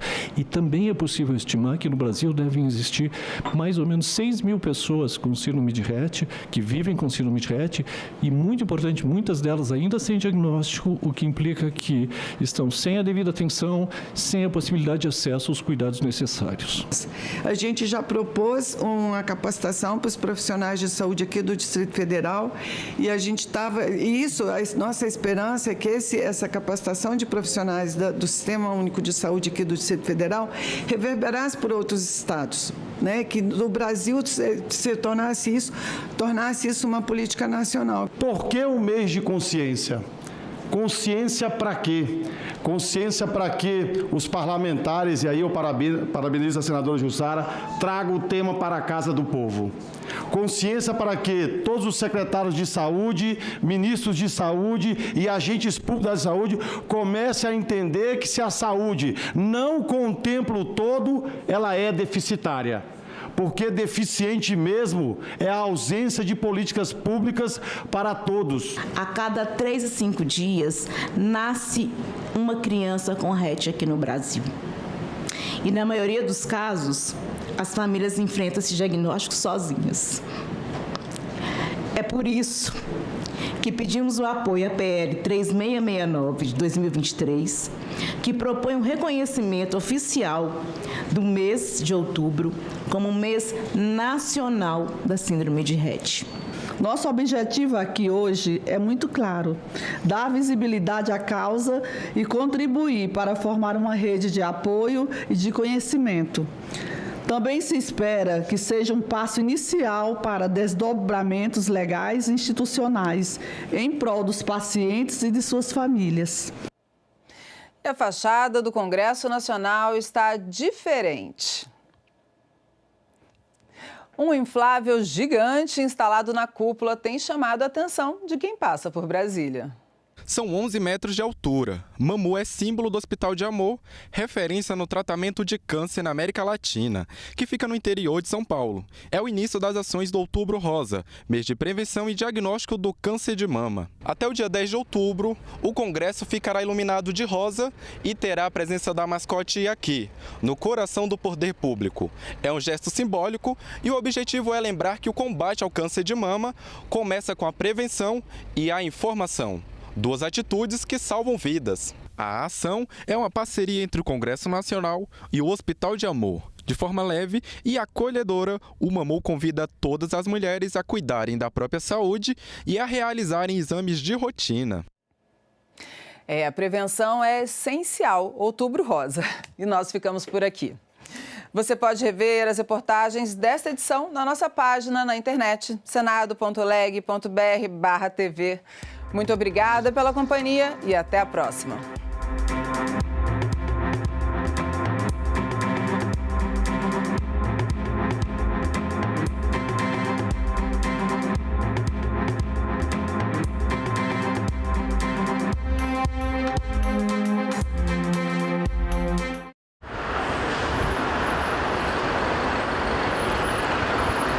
No próximo Assunto de Estado, vamos falar sobre a Ferrogrão, Estatuto do Pantanal, BR-242, entre outros temas. E o nosso convidado é o senador Wellington Fagundes, do PL de Mato Grosso. E por isso o Pantanal precisa de um manejo. Aí é onde nós precisamos discutir muito isso. O Estatuto do Pantanal, ele vem exatamente para permitir que o Pantanal seja sustentável. Assunto de Estado. Hoje, 20h, aqui na TV Senado.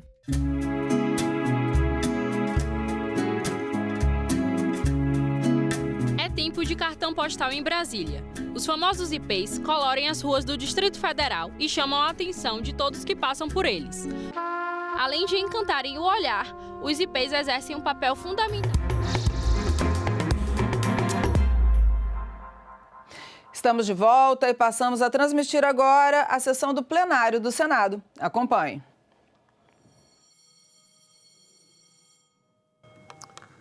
A número regimental, eu declaro aberta a sessão. Sob a proteção de Deus, iniciamos os nossos trabalhos. A presente sessão não deliberativa destina-se a discursos, comunicações e outros assuntos de interesse partidário e parlamentar. As senadoras e os senadores poderão se inscrever para o uso da palavra por meio do aplicativo Senado Digital, por lista de inscrição que se encontra sobre a mesa ou por intermédio dos totens disponibilizados na casa. Passamos então à lista de oradores. O primeiro senador a usar a tribuna, com muita honra, é o senador Paulo Paim, a quem concedo a palavra.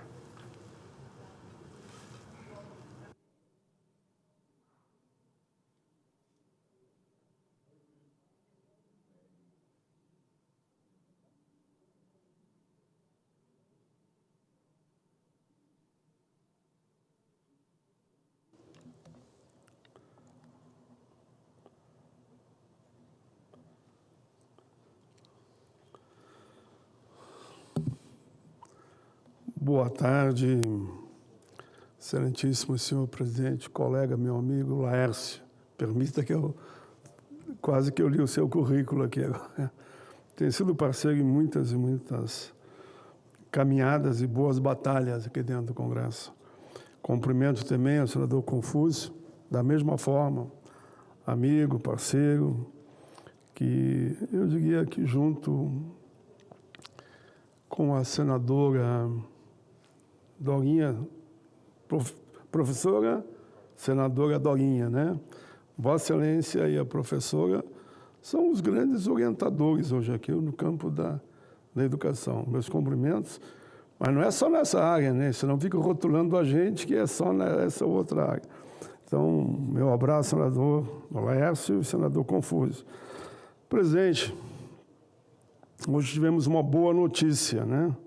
Podemos celebrar o encontro de hoje entre o governo do presidente Lula e o presidente Donald Trump.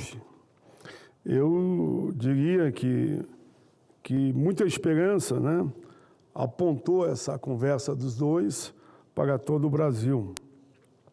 Foi hoje pela manhã, o presidente Lula recebeu o telefonema do presidente Donald Trump, lá dos Estados Unidos da América. Os dois líderes conversaram por 30 minutos, quando relembraram a boa química que tiveram na Assembleia Geral da ONU. Lula e Trump reiteraram a impressão positiva daquele encontro, segundo nota do Palácio do Planalto. Lula descreveu o contato como uma oportunidade para a restauração das relações amigáveis de 201 anos, entre as duas maiores democracias do Ocidente. Recordou que o Brasil é um dos 3 países do G20 com quem os Estados Unidos mantêm superávit na balança de bens e serviços.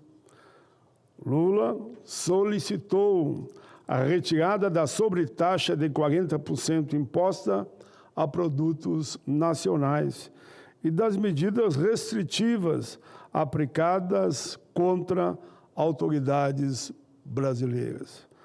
Trump indicou o secretário Marco Rubio para dar sequência às negociações com o vice-presidente Geraldo Alckmin, qual também temos um enorme respeito, o nosso vice-presidente Geraldo Alckmin.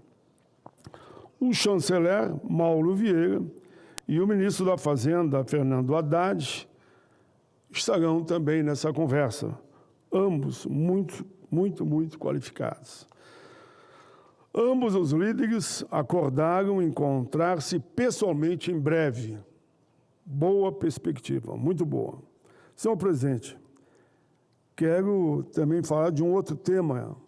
A Câmara dos Deputados aprovou de forma histórica e unânime o projeto de lei que estabelece isenção do imposto de renda para quem ganha até 5 mil por mês e até 7.350 de forma escalonada. Um passo gigante em direção a um Brasil mais justo, mais equilibrado e mais solidário. O projeto de iniciativa do governo, do presidente Lula, é mais do que uma promessa cumprida, é uma demonstração concreta de que o Estado pode e deve estar ao lado do trabalhador, da trabalhadora, daqueles que ganham menos, que são os que mais precisam. O texto agora está já em tramitação aqui no Senado Federal. Representa um avanço real por justiça tributária. Tenho certeza que o presidente Davi Alcolumbre vai dar um encaminhamento rápido, como ele fez também naquela história da PEC, que, felizmente, a CCJ, né, por unanimidade, da blindagem, a CCJ, por unanimidade, rejeitou. Com certeza, essa decisão da Câmara agora no Senado é muito importante, porque vai aliviando, então, o bolso de milhões de brasileiros e brasileiras que sustentam o nosso país com o suor do seu trabalho. Mais de 26 milhões de contribuintes serão beneficiados. São professores, enfermeiros, comerciários, metalúrgicos, servidores autônomos, gente que acorda cedo para pegar o ônibus. Enfrenta o dia a dia com dignidade, que agora verá um pouco mais do seu esforço permanecer em suas mãos. Esse dinheiro que antes era retido pelo Estado voltará à economia real. Porque essa faixa, o que ele ganha, ele gasta. Então, vai impulsionar a economia. Porque quem ganha, como é o principal, até 5 mil, muitos desses, pagar aluguel, pagar estudo, pagar roupa dos filhos, alimentação, enfim, luz, água, todo aquele ciclo que nós outros também pagamos, mas nós ganhamos, claro, um salário que eu entendo à altura dos congressistas. Enfim, voltará em forma de consumo, de alimento na mesa, de remédio, de roupa para os filhos, de alívio nas contas da casa, que eu tentei aqui resumir. A renda que volta a circular, movimentando o comércio, fortalecendo o pequeno empreendedor e, em última instância, gerando desenvolvimento e empregos. O governo do presidente Lula cumpre, assim, um compromisso assumido com o povo brasileiro durante a campanha. Fazer o sistema tributário trabalhar a favor da maioria é nossa obrigação, e não apenas de uma minoria privilegiada. Essa é a essência do projeto, fazer com que quem tem menos pague menos, quem tem mais contribua um pouco mais. Ao contrário do que alguns pensam, justiça tributária não é penalizar os bem-sucedidos, é corrigir distorções e permitir que todos tenham oportunidade de prosperar, viver melhor. Com mais renda disponível, milhões de famílias poderão melhorar o seu padrão de vida, quitar dívidas, investir em educação e, principalmente, recuperar a esperança. O impacto social dessa medida é profundo. Estima-se que o alívio no bolso dos trabalhadores gere um impulso positivo de 25 bilhões na economia nacional. Isso significa mais arrecadação indireta, mais dinamismo econômico e mais poder de compra para a classe média e os trabalhadores formais. Senhor presidente Laércio, não há desenvolvimento sustentável sem inclusão social. O Brasil que queremos é um país em que o crescimento econômico caminhe de mãos dadas com a redução das desigualdades. Esse projeto, ao isentar quem ganha até 5 mil e escalonado até 7.350, reafirma o compromisso de um governo que olha para os que estão no andar de baixo, mas sem ódio do de cima, com muito diálogo, e que acredita que o progresso deve ser compartilhado. Meus cumprimentos à Câmara dos Deputados. Eu, que muitas vezes vim aqui, cobrei e até elogiei a iniciativa da Comissão de Economia aqui do Senado, que aprovou um projeto praticamente idêntico e, com isso, contribuiu para que a Câmara também acelerasse. Isso faz parte da política e que bom que a Câmara dos Deputados deu uma demonstração exemplar ao aprovar a proposta com 493 votos favoráveis. Nenhum voto contrário. Alguém poderia dizer, mas é o 513.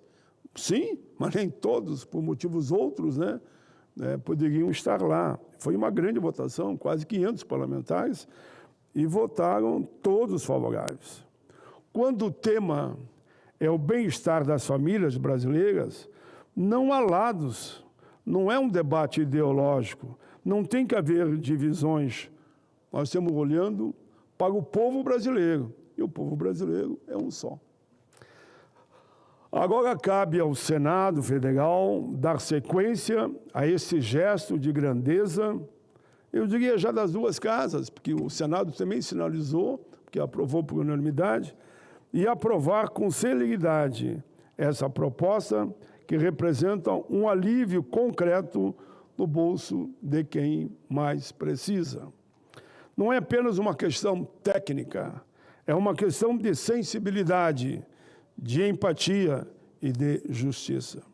O governo Lula, dessa forma, demonstra que essa medida fundamental que vem sendo discutida há tanto tempo mostrou que é possível governar com responsabilidade fiscal e, ao mesmo tempo, com sensibilidade social. É possível, sim, equilibrar as contas públicas e, ainda assim, garantir que o trabalhador tenha mais renda disponível. Senhor presidente, hoje o Brasil demonstrou que pode e dará muitos passos adiante na construção de um novo grande pacto social. O imposto de renda zero, para quem ganha até 5 mil, não é apenas uma mudança de tabela, é um ato de reconhecimento, de respeito a quem carrega este país. Ao final, quem ganha é o Brasil, ganha o trabalhador, ganha o comércio, ganha os empreendedores, ganha a economia, ganha o Brasil. Repito, que cresce assim, que cresce com inclusão e solidariedade. Que o Senado Federal, com sua tradição de equilíbrio e responsabilidade, vote o projeto rapidamente, para que não haja nenhuma dúvida do nosso compromisso em melhorar a vida do povo brasileiro. Que o Brasil continue avançando com políticas públicas que fortaleçam o povo e não a penalização.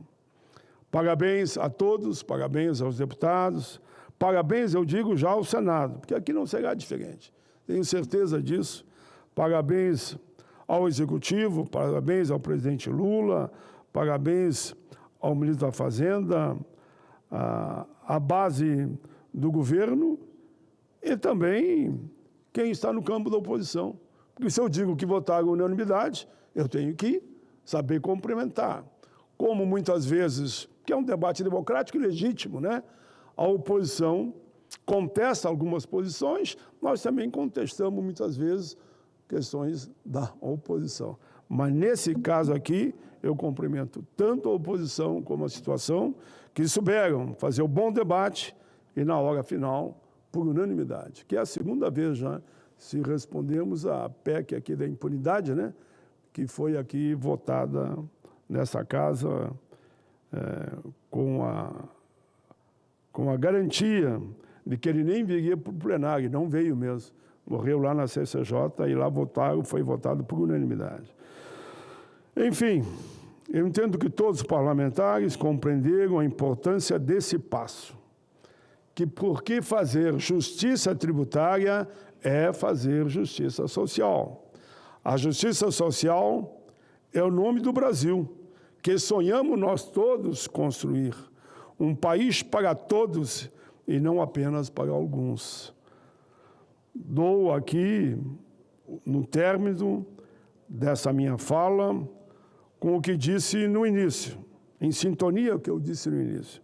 Celebramos o governo do presidente Lula, com esperança e consenso de justiça social. Que o diálogo entre o presidente do Brasil e dos Estados Unidos, Donald Trump, vá nesse sentido, porque eu tenho certeza absoluta, com isso todos ganham.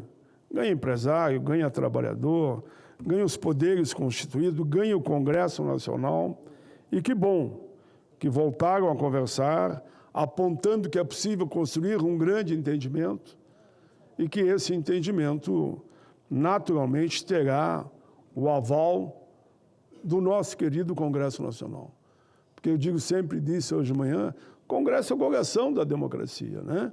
Congresso é a congregação da democracia.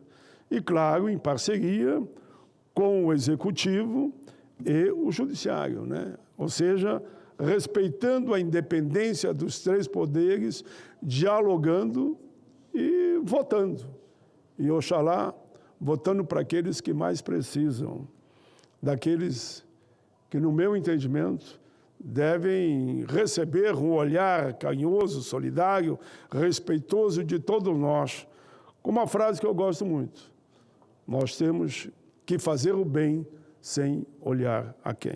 Muito obrigado, presidente Laércio, por essa oportunidade de eu falar nesse minuto, nesse momento, sobre temas que eu entendo de suma importância para a nossa gente. Agradeço também ao senador Confúcio, porque está aqui sempre vigilante para as boas causas. E eu estou nesse time, e Vossa Excelência também, Laércio, senador Laércio. Nós somos vigilantes das boas causas. Muito obrigado. Quero cumprimentar Vossa Excelência, senador Paulo Paim. Gostaria que o senhor ficasse na tribuna e, com sua permissão, quero fazer algumas considerações à fala de Vossa Excelência. Primeiro, eu entendo e quero transmitir os meus mais altos respeitos a Vossa Excelência. Vossa Excelência, na trajetória política que empreende até os dias de hoje, já escreveu o seu nome na história. E eu entendo, e às vezes eu fico pensando no orgulho que é para o senhor trabalhar esses anos todos em favor do povo brasileiro que o senhor ama, não só o povo do Rio Grande do Sul. E eu assisto aqui o senhor promovendo as suas audiências públicas, recebendo a todos e tratando a todos com a mesma maneira, do mesmo jeito. Cuidando daquelas crianças, daquele projeto que nós temos aqui, que é o Senado Jovem, e acolhendo a eles e passando os seus ensinamentos para ele, ou seja, semeando gerações futuras que vão mirar a sua história para quem quer seguir a política, olhando exatamente o exemplo do senador Paulo Paim, de retidão, de respeito, de companheirismo e de um pensamento ideológico único, mas nunca se furtou ao diálogo. E eu entendo que a grandeza política se instala quando a gente tem a capacidade de dialogar na adversidade e construir o consenso ao ouvir a minha opinião e a sua opinião e a gente formar um consenso naquilo que a gente entende. Olha, se é possível, renuncia um pouquinho aqui, renuncia um pouquinho ali e o Brasil ganha porque a gente converge no mesmo sentido. O senhor tem essa característica marcante. Para mim não é fácil estar aqui presidindo o Senado Federal, tendo Vossa Excelência na tribuna e ter o privilégio de dialogar com o senhor dentro da grandeza que Vossa Excelência tem. E o senhor traz dois temas extremamente importantes.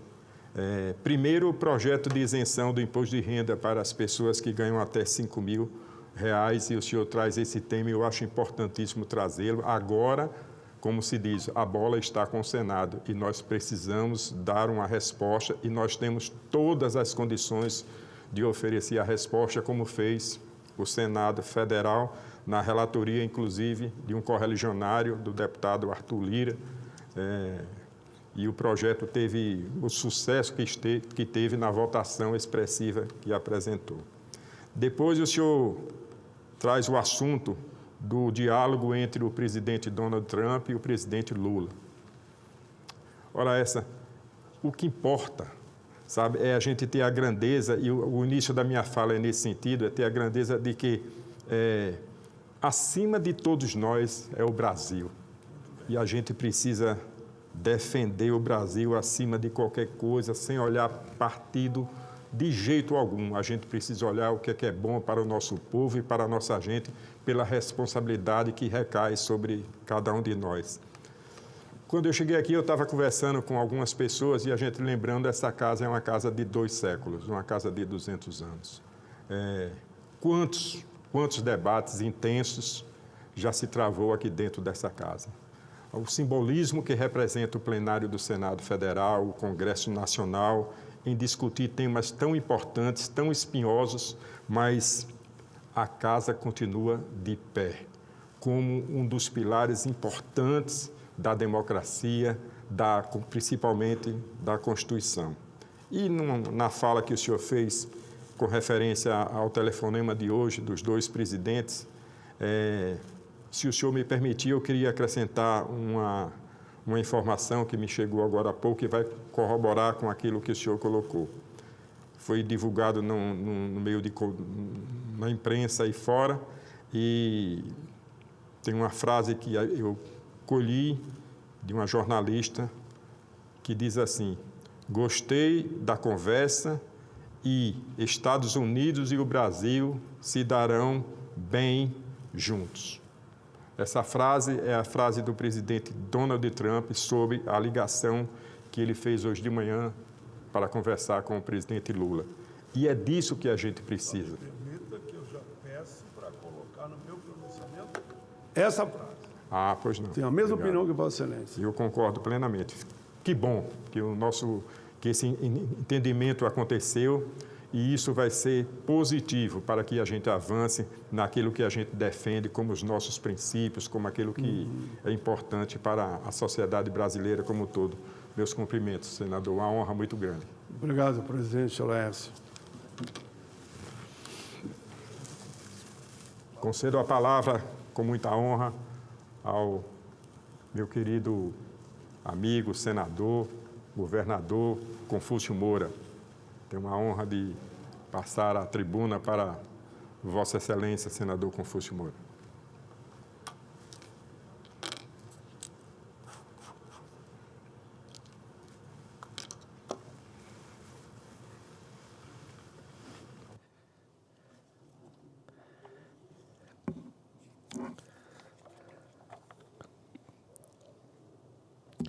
Senhor presidente, senadores que estão nos gabinetes, senadores que estão voando para cá, servidores do Senado, meus sinceros cumprimentos.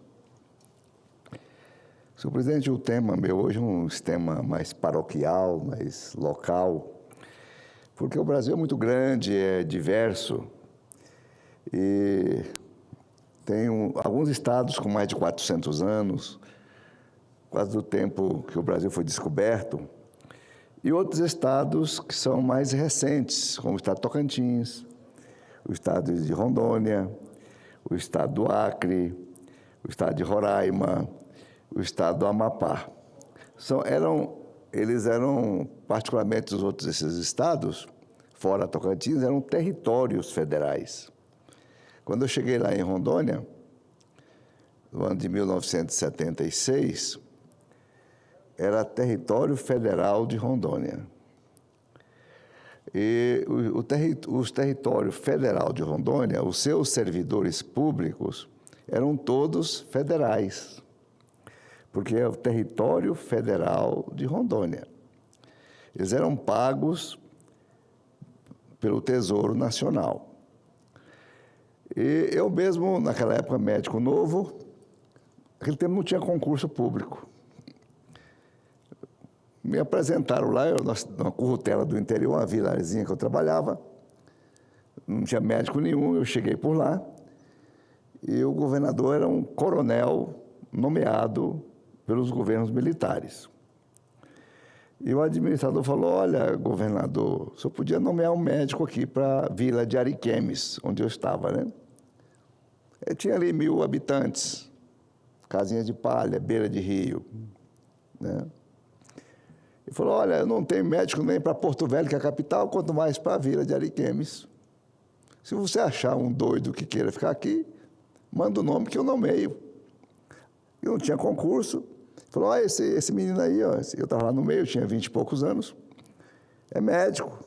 E ele duvidou, falou: você é médico mesmo? Eu falei: sou médico, sim, senhor governador. Então vai segunda-feira, lá em Porto Velho, e se apresenta à Secretaria de Saúde, leva seus documentos. E assim eu fui, não tinha concurso, chegou lá, apresentei os documentos, no outro dia, ou 2 dias depois, estava publicado no Diário Oficial da União, eu, médico do Território Federal de Rondônia, né? Eu trabalhei 1, 2 anos, depois eu pedi demissão, eu fui trabalhar na iniciativa privada, deixei o emprego público. Mas todos aqueles servidores daquela época, os velhos servidores, aquilo não tinha concurso. A gente pegava professores da área rural, às vezes um professor de 4º ano primário dava aula para o 3º ano primário, 2º, na roça, que não tinha outro. Às vezes as pessoas era motorista, mas não tinha assim uma habilitação, sabia dirigir, mas tinha uma carteira de habilitação, mas não tinha capacidade assim, intelectual, 2º grau completo, outras exigências. Bem, depois que passou a Estado, isso há 40 e poucos anos atrás, aí chegou a hora de passar esses servidores velhos, federais, para a carga de pagamento da União.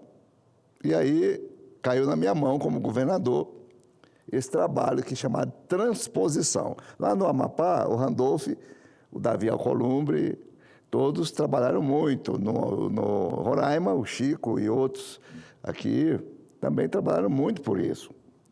E aí foi vindo a burocracia. Esse não pode porque não tem o ensino, não tem o magistério. Esse não pode subir porque não tem esse curso tal. Mas naquele tempo não tinha ninguém lá não, gente. A gente dava graças a Deus achar um coitado desse, um filho de Deus, para dar aula na roça. Uma pessoa com 5º ano, 6º ano, dava aula para os menininhos pequenos, lá numa sala só, aquelas chamadas de escolas multisseriadas. As multisseriadas, o professor, ele botava o meninozinho pequeno para alfabetização e outro que já estava no 3º, 4º ano. E aquela professora fazia ginástica ali dentro com aqueles meninos para dar aula para um pequeninho e outro. Certo é que os meninos mais sabidos davam aula para os pequenos também. As escolas multisseriadas. Era assim. E a professora, daí a pouco, tinha que fazer a merenda. Ela parava para fazer a merendinha para os meninos e parava de dar aula e eu ficava eles lá brincando enquanto ela fazia a merenda.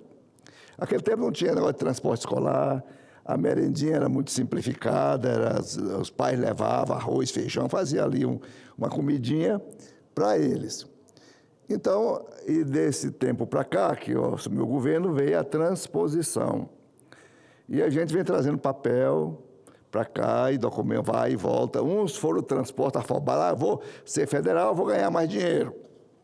Né? E alguns perderam dinheiro. Em vez de ter o salário que hoje o Estado paga, eles estão ganhando menos. Então, eu faço essa peregrinação, não só eu, Randolph, Chico e todos os demais senadores aqui, dos territórios têm feito esse trabalho com frequência, porque nós somos demandados por esses segmentos. E os sindicatos também têm participado ativamente. Né?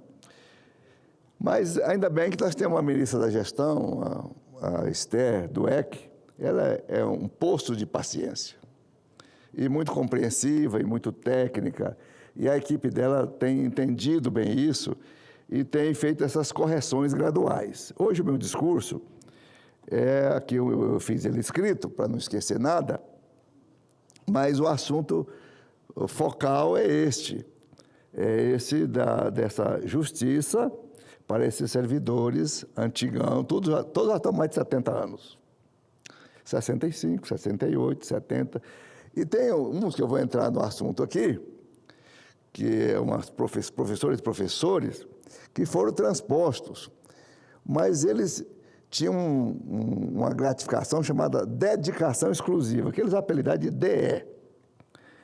E essa dedicação exclusiva, alguns deles perderam essa dedicação, que era um adicional importante no salário. Bem, e aí nós estamos lutando entre Tribunal de Contas, o Ministério de Gestão, vai para lá, vem para cá, parecer jurídico aqui, conjuda ali, e procurando. E alguns deles já têm chegando a 75. E o servidor público 75 é compulsoriamente aposentado. E eles foram desaposentados para cumprir mais 5 anos em sala de aula, com 75 anos de idade, 70 anos de idade, 72 anos de idade, 5 anos corridos para frente para poder pegar essa dedicação exclusiva. E gente que já está compulsoriamente chegando a hora de ir embora, por lei. E se ele for embora por lei, ela não vai receber essa gratificaçãozinha na velhice. Sabe que velho usa remédio demais. Eu sou testemunha. Velho é um remedinho sem freio. Então, precisa desse salário, dessa gratificação, que está fazendo falta e faz falta. Então, é uma correção de justiça. E não dá para um pessoal desse ir lá ficar numa escola com essa idade, cheia de neto e bisneto, esperando mais 5 anos para poder receber essa bendita dedicação, que vai chegando lá perto dos 80 anos. Então, é uma questão de bom senso que eu conclamo aqui através do meu discurso para os juristas modernos, essa meninada das procuradorias, poderem fazer esse entendimento de justiça para esses servidores que foram pioneiros dos ex-territórios de fronteira. De fronteira. Onde é que está o Amapá, minha gente? Onde é que está Rondônia? Divisa com a Bolívia e o Peru. Onde é que está Roraima? Divisa com a Venezuela, nossos extremos, nossos picos extremos. E tem esses heróis que ficaram lá resistindo, ajudando, colaborando, para segurar a figura do Estado com as unhas. E agora a gente tem que estar aqui hoje enfrentando os detalhes burocráticos, mas eu acredito que o bom senso da ministra Esther é fundamental. Então, o meu discurso hoje nos reunimos para reconhecer aqueles que dedicaram suas vidas ao serviço público dos antigos territórios federais, Rondônia, Amapá, Roraima. Este não é apenas um encontro formal, é um momento justo. Justo reconhecimento, uma homenagem à coragem. A coragem, porque, por exemplo, eu saí de Goiânia, eu médico novo, maluco, né? Eu falei, eu quero ir para um lugar assim onde não tem ninguém. Minha cabeça era desse jeito, eu quero ir para um lugar assim onde eu vou começar do zero. E lá vai o bobão sumir do mundo aí, para esse mundo afora, né? E eu não arrependi, não. E eu fui para lá com a cara e a coragem. Hoje tem mais médico, o médico vai para os lugares mais distantes, isolados, recebe 12 mil, 14 mil. Naquele tempo tinha isso não, você ia com a cara e a coragem, com o dinheirinho contado no bolso, né? Então a gente enfrentou essa dificuldade. Era uma malária, deputado, senador, era uma malária. A minha cidade lá, chama Ariquemes, é homenagem aos índios ariquemes. E essa minha cidade dava tanta malária, maleita, impaludismo, que ela foi apelidada de Aritremes. Porque a malária dá um frio, uma febre, e a gente treme. Pode estar um sol de uma temperatura de 40 graus, o cara entra debaixo do cobertor suando de tremor incontrolável, né? Então, o senhor veja bem. Então, essa é a realidade nossa. Essa não é a realidade. E o pessoal fala assim, o Confúcio é senador hoje, está aí numa boa. Estou aqui numa boa, discursando para vocês, está tudo numa boa. Mas fiquei 10 anos no mato, sendo médico de garimpo. 10 anos, não, carteira assinada, CLT. 10 anos no meio do mato, em garimpo de estanho, sendo médico daquele povo. Então, a vida da gente é uma sequência de fatos heróicos, né, extraordinários. Eu fiz muito parto em beira de estrada. Eu passava para atender nas comunidades, a mulher em trabalho de parto, eles ficavam na beira da estrada me esperando passar. Aí eu entrava lá no tapiri, na casinha de palha, e fazia o parto ali. Eu ia com um dentista prático, ele extraía dente sentado num toco. O cara sentava e ele extraía o dente. Era desse jeito. Então, essas pessoas que eu estou falando aqui são como eu. Essa mesma dureza que eu passei lá, eles passaram também. Então, agora, nós estamos aqui labutando, aqui, uma série de senadores, para a gente pegar essa velharada que está lá, e fazer uma justiça no final da vida deles. Levar esses recursos para ele. Eu tenho certeza que a ministra Esther vai ter essa boa compreensão jurídica e vai atender esse pessoal. O importante é esclarecer para nós todos o que significa um servidor transposto. São profissionais do quadro do território e foram incorporados ao quadro da União. Eles não apenas mantiveram suas funções. Nesse novo contexto, submeteram-se à reorganização de suas carreiras, enfrentando desafios para equiparar salários, conquistar respeito, que sempre mereceram. Reconhecer essa trajetória é reconhecer o esforço de quem entregou integralmente suas vidas ao serviço público. O serviço público é mais do que uma função, é uma vocação. É escolher por colocar o bem da sociedade acima dos interesses pessoais. É o compromisso de se dedicar a um serviço que nem sempre os resultados são tão aparentes, se compararmos com as metas a ser atingidas pelo trabalho da iniciativa privada. Nesse sentido, trabalhar com afinco e enfrentar obstáculos, ainda assim manter viva a esperança de que o trabalho faz diferença, pode ser visto como um desafio. No magistério, essa dedicação ainda é mais evidente. Professores transpostos construíram caminhos difíceis, muitas vezes sem reconhecimento, mantendo missão de educar gerações, formar cidadãos e perpetuar conhecimento. Esses professores nos ensinam que toda energia, todo tempo e esforço devem ser valorizados de forma justa. É razoável se pensar que essa valorização se dê de forma especial no momento das suas aposentadorias. Portanto, nada mais justo que se apresentem pelo regime próprio de previdência social com todas as garantias pertinentes. Quero destacar com profunda admiração o papel de entidades sindicais, incansáveis na defesa de cada servidor. O Sindicato dos Trabalhadores de Educação e o Sindicato dos Servidores Públicos Federais do Estado de Rondônia, o Sintero e o Sindicef. E outros sindicatos também de outras categorias. São verdadeiros pilares dessa luta. Eles se organizaram e se mobilizaram, dialogam e preservam sempre na defesa dos servidores. Cada vitória conquistada é fruto de uma coragem e de muita união entre todos. O Ministério da Gestão e Inovação em Serviços Públicos, o MGI, também merece nosso reconhecimento. Eles têm sido parceiros compromissados, dispostos a ouvir e a encontrar soluções que respeitem a lei de forma a garantir segurança jurídica. É essa postura que fortalece a confiança entre servidores e o governo.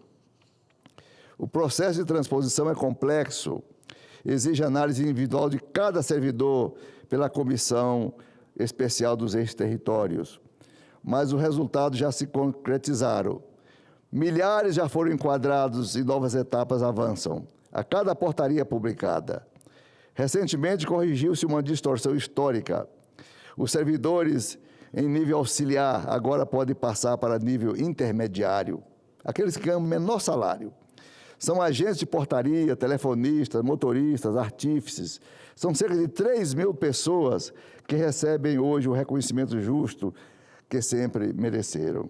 No entanto, não podemos fechar os olhos para as questões que ainda precisam de atenção.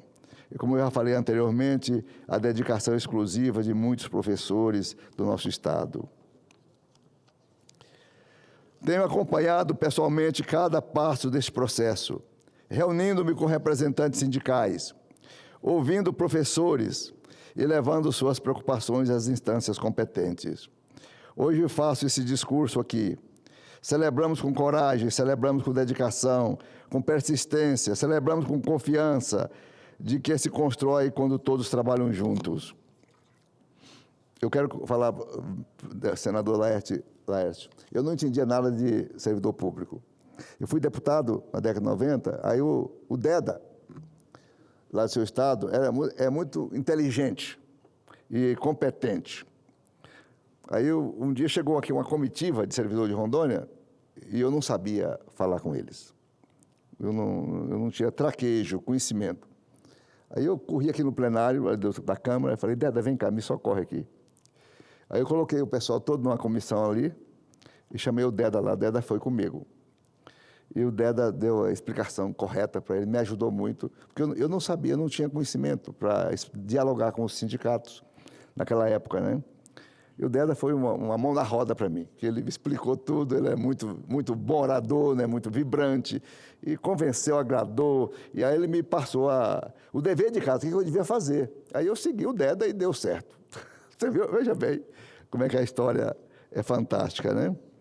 Então, essa luta aqui pelos professores idosos de dedicação exclusiva vai continuar. E eu sei que a ministra Esther vai receber meu discurso, eu até faço questão que ela veja mesmo, porque eu tenho por ela grande admiração, grande respeito por toda a equipe dela, e eu tenho certeza que já a gente resolve todas essas pendências. Nós estamos na fase final, estamos acabando. Estamos só fazendo o fechamento desses casos isolados, e para que a gente possa completar essa justiça com esses estados novos de fronteira do Brasil. Senhor presidente, era esse o meu discurso. Muito obrigado pela tolerância, pelo tempo. Muito obrigado.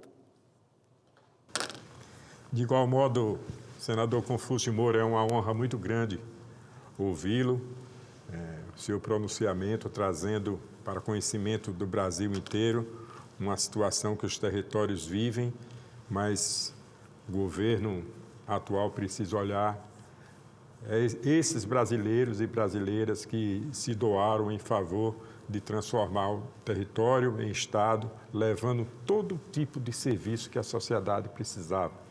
E a narrativa que Vossa Excelência faz, contando a história, e a história é bela por isso, né? Porque resgata exatamente uma trajetória de vida, e a presteza daquelas pessoas e a doação daquelas pessoas, como o senhor, que saiu tão jovem do seu estado para desbravar uma região e certamente com uma folha de serviços tão bela que levou o senhor à condição de governador do estado e que agora aqui no Senado exerce o seu trabalho com tanta grandeza, além de ter passado pela Câmara dos Deputados. Meus cumprimentos, senador, é um prazer muito grande estar com Vossa Excelência.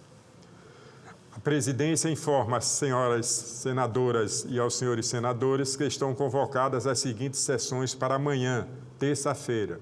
Sessão especial às 10 horas, em alusão às vítimas dos ataques terroristas do Hamas contra a população civil de Israel na faixa de Gaza. E sessão deliberativa ordinária, às 14 horas, com pauta divulgada pela Secretaria-Geral da Mesa. Cumprida a finalidade dessa sessão, a presidência declara o seu encerramento.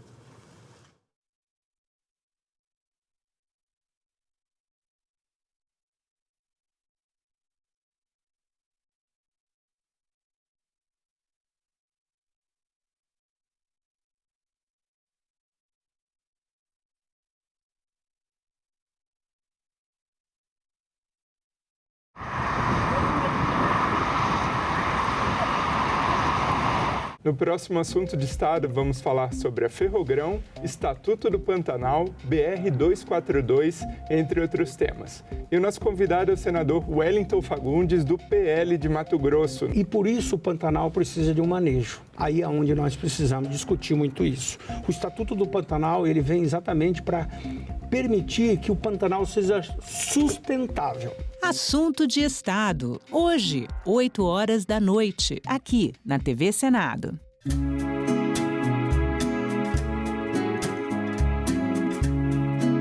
É tempo de cartão postal em Brasília. Os famosos IPs colorem as ruas do Distrito Federal e chamam a atenção de todos que passam por eles. Além de encantarem o olhar, os IPs exercem um papel fundamental no equilíbrio do meio ambiente. As flores atraem abelhas e outros polinizadores, ajudando na reprodução de diversas espécies vegetais. A flor é o órgão reprodutor da planta, a parte dela que vai dar o fruto e as sementes. Então, isso tem a ver com o ciclo da planta.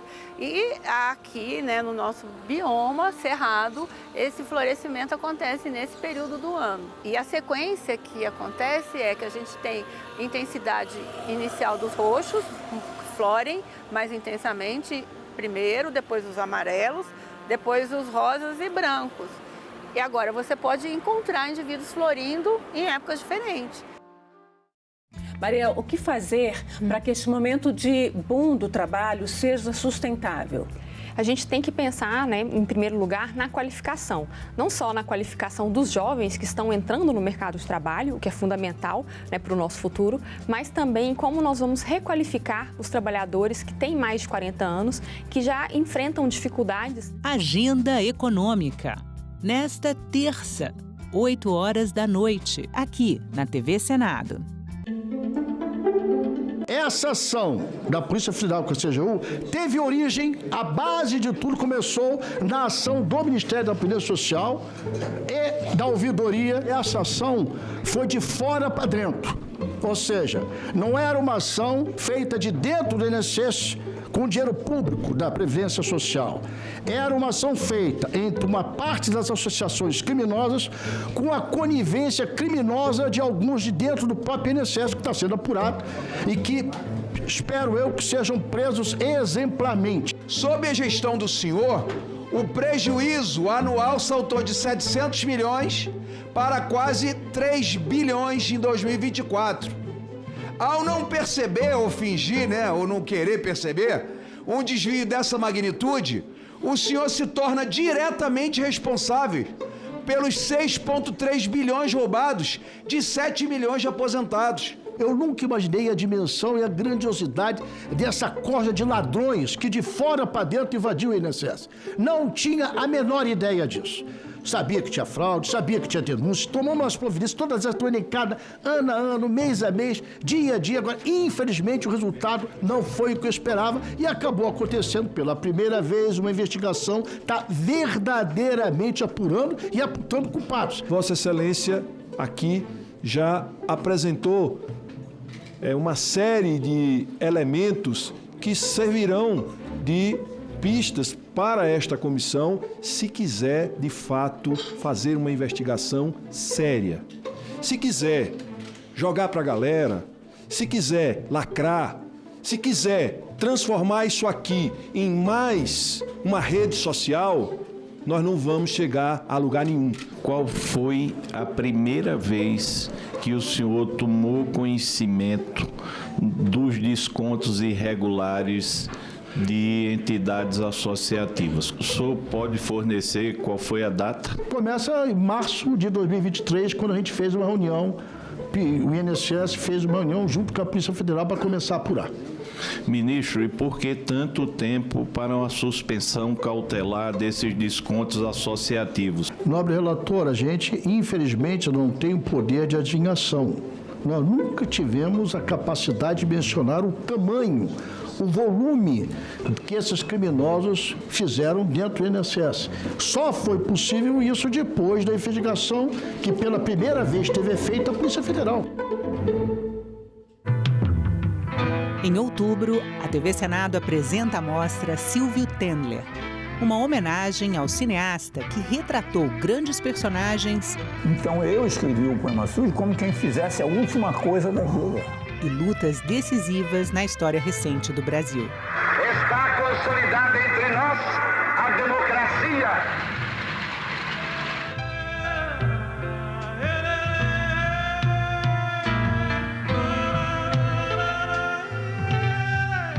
Nunca na história da humanidade houve condições tão adequadas a construir um mundo da dignidade humana. Apenas essas condições foram expropriadas por um punhado de empresas que decidiram construir um mundo perverso. Mostra Silvio Tendler, todo sábado às 9 horas da noite. Agora é lei. A reforma tributária prevê 2 impostos, a Contribuição sobre Bens e Serviços, CBS, que é federal, e o Imposto sobre Bens e Serviços, IBS. De competência dos estados e municípios, a CBS vai substituir 3 impostos atuais, PIS, COFINS e IPI, enquanto o IBS será cobrado no lugar do ICMS e ISS. A nova lei detalha ainda as reduções e isenções dos impostos. O Senado votou, agora é lei. O cerrado com C minúsculo, a vegetação, ele se desenvolveu por mais de 60 milhões de anos para criar uma interação, uma interface entre a água da atmosfera e a água do subsolo. A chuva cai sobre as copas das árvores e das gramíneas do cerrado, perde velocidade, infiltra no subsolo, acompanha as longas raízes das plantas do cerrado e vai se depositando nos fragmentos que tem de espaço no subsolo e nos aquíferos. E o subsolo está vertendo essa água que foi armazenada durante o período de chuva para poder correr nos rios durante o período de seca. Quando há o desmatamento dessas porções de cerrado, ao invés dessa água infiltrar lentamente, se armazenar, ela vai escorrer superficialmente em grande parte. Isso vai gerar erosão, vai gerar sedimentação, vai gerar assoreamento de rio, vai gerar enchente e, em especial, vai gerar seca no rio. A gente vai diminuir a disponibilidade de água no período que a gente mais precisa. O site do Senado agora mostra projetos de lei em linguagem simplificada. É o Senado Explica, uma ferramenta de inteligência artificial combinada com revisão humana que torna mais fácil entender e acompanhar as leis em debate aqui no Senado. Na página de tramitação das matérias e no portal E-Cidadania, Senado Explica. Havendo o número regimental, declaro aberta a 20ª reunião da Comissão do Meio Ambiente da terceira sessão legislativa. É possível você avançar com a preservação ambiental, mas andando de mãos dadas com o desenvolvimento, dando dignidade à população. No artigo 225 está escrito que todos temos direito ao meio ambiente ecologicamente equilibrado, mas é fundamental a importância que o Estado assuma sua função na garantia constitucional da preservação ambiental. Uma coisa é você ser um membro de uma comissão. Aí você tem uma postura de parcialidade. Outra coisa é você ser presidente da comissão, em que você tem que ter uma função equidistante. Você tem que guardar uma imparcialidade, mesmo que às vezes aquela matéria não seja, por exemplo, do seu agrado. E defender a água é defender tudo isso e muito mais. É o planeta, é a vida. Nós não vamos simplesmente suprimir a vegetação, vamos reconduzir a vegetação. Esse é um ponto importante. Fui delegado de polícia por 27 anos e sou professor de Direito Penal e Processo Penal. Eu fui titular de uma delegacia especializada em proteção ambiental e patrimônio cultural. Graças a Deus e a população capixaba, eu fui eleito o senador pelo Estado do Espírito Santo. E eu acho que defender o meio ambiente é defender toda e qualquer forma de vida que há por vir. Eu vou assumir a Comissão de Meio Ambiente, muito orgulho. Eu gosto sempre de falar que ser cidadão, para mim, não é apenas viver em sociedade, mas é transformar essa sociedade. E o que eu estou fazendo para transformar essa sociedade? Qual é a minha função enquanto cidadão no meu espaço que eu estou conscientizando a pessoa para entender efetivamente que a preservação ambiental é a saída para que a gente possa ter uma sociedade muito melhor.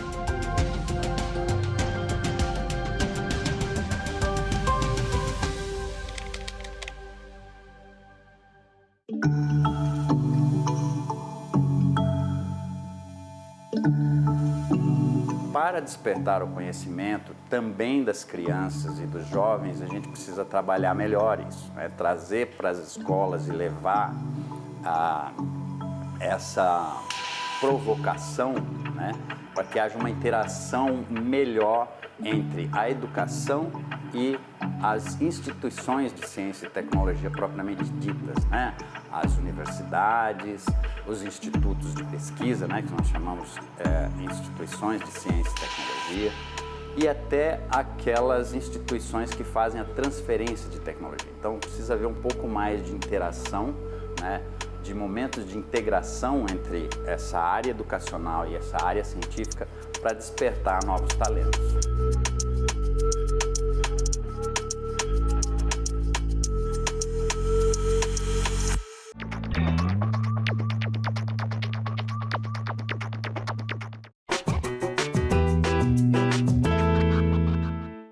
A primeira rádio brasileira foi a Rádio Sociedade, fundada em 1923 pelo médico e escritor Edgar Roquete Pinto, num galpão improvisado no centro do Rio de Janeiro. Os primeiros programas eram feitos pelo próprio Roquete Pinto, e seus amigos da Academia Brasileira de Ciências, que tocavam músicas, recitavam poesias e comentavam as notícias do dia. Mas as pessoas logo perceberam que o rádio era também um forte instrumento político.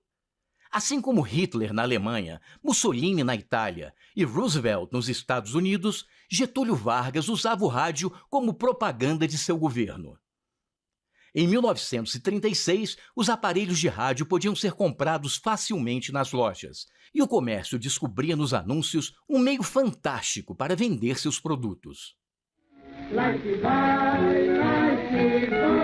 Copa do Mundo, notícias da guerra, tudo era transmitido pelas ondas do rádio. Os programas de auditório da Rádio Nacional, uma empresa privada, eram campeões de audiência e os artistas mais famosos passavam por lá. Nós somos as cantoras do rádio, levamos a vida a cantar. Diante de tamanho sucesso, o presidente Vargas estatizou a rádio, mas deixou a publicidade correr solta e investir na programação. Na sua casa tem barata, não vou lá. Na sua casa tem mosquito, não vou lá. Quem sabe o mal que se esconde nos corações humanos? O Sombra sabe. As radionovelas eram transmitidas ao vivo e viraram uma verdadeira febre. O Direito de Nascer ficou por mais de 3 anos no ar. Balança, mas não cai. Humorísticos como Balança, mas não cai marcaram uma época, enquanto programas jornalísticos como Repórter Esso revolucionaram a forma de apresentar as notícias. E atenção, informa o seu Repórter Esso. Os Estados Unidos lançaram hoje sua primeira bomba atômica sobre a cidade japonesa de Hiroshima.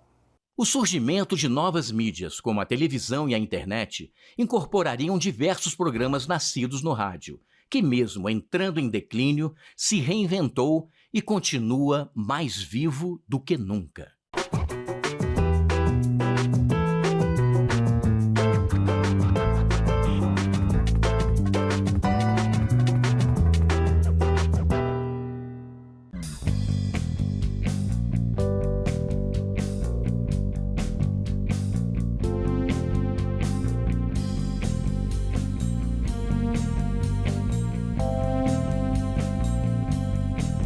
A gente também fala tupi. O nome do estado do Maranhão vem do tupi e é formado por 2 termos, mar mais inhã. Mar é uma variação de embará, bará, que vem de Pará e significa mar ou Rio Grande. A outra parte da palavra é inhã, que quer dizer correnteza. Então Maranhã virou Maranhão, que tem na origem o significado de mar grande ou mar que corre. A gente também fala tupi.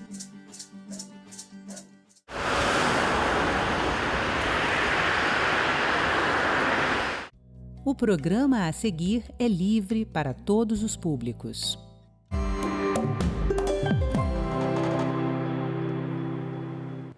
Olá, neste Agenda Econômica, o tema da conversa é a relação comercial entre Brasil e Estados Unidos. Em agosto, o presidente dos Estados Unidos, Donald Trump, impôs tarifas de até 50% aos produtos exportados pelo Brasil ao seu país. A medida deflagrou uma grande confusão comercial, mas ao contrário do que pode parecer, as relações econômicas entre os dois países foram historicamente muito integradas, com uma vasta vantagem para o país norte-americano, mas com benefícios também para o Brasil. Neste programa, eu recebo o diretor de Políticas Públicas e Governamentais da Câmara Americana de Comércio para o Brasil, Fabrício Panzini. Fabrício, muito obrigada pela sua presença aqui na Agenda Econômica.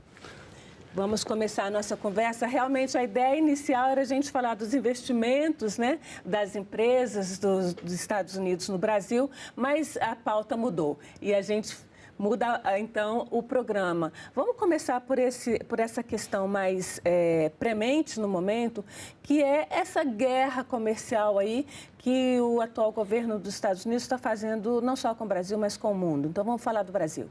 Vamos lá. Perfeito. Bom, Acho que desde a campanha eleitoral do novo presidente dos Estados Unidos, a gente via que o tema tarifário ia ganhar um destaque grande na sua administração. Já tinha sido parcialmente assim no primeiro mandato do presidente Trump, e nesse mandato agora isso se intensificou demais, né? Há um entendimento nos Estados Unidos de que o país precisa se reindustrializar, há um entendimento de que há um déficit comercial muito elevado nos Estados Unidos e que as tarifas seriam o caminho, né, para o país retomar essa industrialização e equilibrar a balança com outros países, né? Acontece que no caso do Brasil, né, como você bem salientou aí no início, os Estados Unidos têm uma relação superavitária, né? A gente importa mais os Estados Unidos, né, o Brasil, do que exporta, mas não é isso. Acho que o saldo comercial para o Brasil não é a questão mais relevante, né? O mais relevante é que a pauta exportadora brasileira aos Estados Unidos é uma pauta muito nobre, uma pauta única. A gente tem os Estados Unidos como maior destino de bens de mais alto valor agregado. Metade do que a gente vende de alta tecnologia para o mundo vai para os Estados Unidos. É o país cujas exportações geram mais empregos internamente no Brasil. 3,2 milhões de empregos estão associados a vendas para os Estados Unidos e tem maiores salários, né? Então, a gente quer demonstrar que esse superávit comercial que eles têm, na verdade, já mostra que é uma relação positiva para eles e positiva para os dois lados. Você é o diretor da Câmara de Comércio dos Estados Unidos, né, no Brasil. Como é que é fazer essa interface aí? Porque é uma instituição privada e vocês fazem a interface entre as empresas norte-americanas e as empresas brasileiras. Como é que é fazer essa interface e como é que está neste momento? Eu acho que no momento que a gente tem uma fricção comercial, né, seja ela razões políticas ou econômicas, o setor empresarial, né, entra em campo. E a gente tem consciência desse papel protagonista que o setor empresarial tem que ter nesse momento para demonstrar, né, essa relação profícua que os dois países têm, uma relação que tem mais de 200 anos, uma relação que gera e gerou, né, benefícios econômicos e sociais dos dois lados ao longo de todos esses anos, um volume de investimento americano no Brasil muito alto, volume brasileiro de investimento nos Estados Unidos também, trocas comerciais equilibradas ao longo do tempo em bens de alta tecnologia, cadeias muito integradas. Se a gente pegar aeronaves, né, compramos muitas peças dos Estados Unidos, vendemos aviões, máquinas, equipamentos, vendemos muitas peças, compramos máquinas. Então, uma série de setores são muito integrados. Então, no momento que você tem uma fricção dessa, a Câmara passa a ter um papel ainda mais relevante para demonstrar para as autoridades brasileiras e para as autoridades dos Estados Unidos, né, o benefício que essa relação traz e a necessidade que nós temos de buscar soluções negociadas, de buscar o diálogo para, então, eliminar essa tarifa que hoje a gente tem acima do mundo, né? Vou pedir então ao Daniel, nosso diretor de gravação, para colocar aqui na tela um pequeno gráfico que nós montamos a partir de dados do Comextat, que é um site de números, né, grandes números mesmo do Ministério de Desenvolvimento, Indústria e Comércio, sobre essa questão exportação e importação. E a gente vê aí que os dados de 2025 são até agosto, né, que são os dados mais recentes. Todos esses dados são bastante atualizados. 2022, a gente importou mais de 503 bilhões de dólares, aí é tudo dólar a unidade, né? E nós exportamos 34 bilhões, ou seja, isso aí dá quase 20%, 30%, né, a mais de importação do que exportação, né? 2023, exportamos 36,9, importamos 38, diferença pequena, mas já ainda positiva. 2024, essa diferença foi menor, mas ainda positiva para os Estados Unidos. Se a gente for mais para trás, essa diferença é maior. E neste ano de 2025, mesmo com todas as questões, a gente exportou ainda menos de estar importando, continua importando mais. E isso aí, o que você disse é que a maioria dessa exportação e importação é de produtos industrializados, mas os Estados Unidos também eram grandes consumidores de commodities brasileiras. Também. E uma das vantagens, né, e o que torna, né, como eu disse no início, os Estados Unidos um destino único, é porque as nossas vendas para lá têm uma característica também que é a diversidade, né? A diversificação de produtos que nós vendemos aos Estados Unidos. Então, os Estados Unidos, ao mesmo tempo que ele é o maior destino nosso de bens de alta tecnologia, como eu mencionei aqui, aviões, mas poderia também colocar medicamentos e algumas outras máquinas, né, de mais alta tecnologia, ele também é o maior destino das nossas vendas de café, né? De café, né, bruto, que é manufaturado, que agrega valor nos Estados Unidos, ou também de celulose, por exemplo, e também de carne bovina. Nos últimos anos, os Estados Unidos ganhou, né, uma proeminência muito grande, ganhou um destaque muito grande nas nossas exportações. Então, diferente de outros países, né, que 3, 4 produtos acabam representando 90% da nossa pauta exportadora, nos Estados Unidos são mais de 200 produtos, né, que representam aí 80%, 90% da nossa pauta exportadora. Então, de fato, é isso. Tem tanto a indústria como uma muito importante, quanto alguns bens agrícolas também. Esses bens agrícolas a gente consegue substituir o mercado com maior facilidade, né? Migrar de vender para os Estados Unidos para vender para outros países. O mercado árabe está se abrindo, China está se abrindo, né? Mesmo a África, que compra muito pouco, mas já começa a ampliar as nossas compras. Agora, da parte de industrializados, não. Como é que vocês pretendem fazer essa transação? Essa negociação, na verdade, né? Recentemente, parece que começa a haver uma possibilidade de conversa entre o presidente brasileiro e o presidente norte-americano. Os bens industriais mais alto valor agregado, você tocou num ponto importante, eles são a maior preocupação.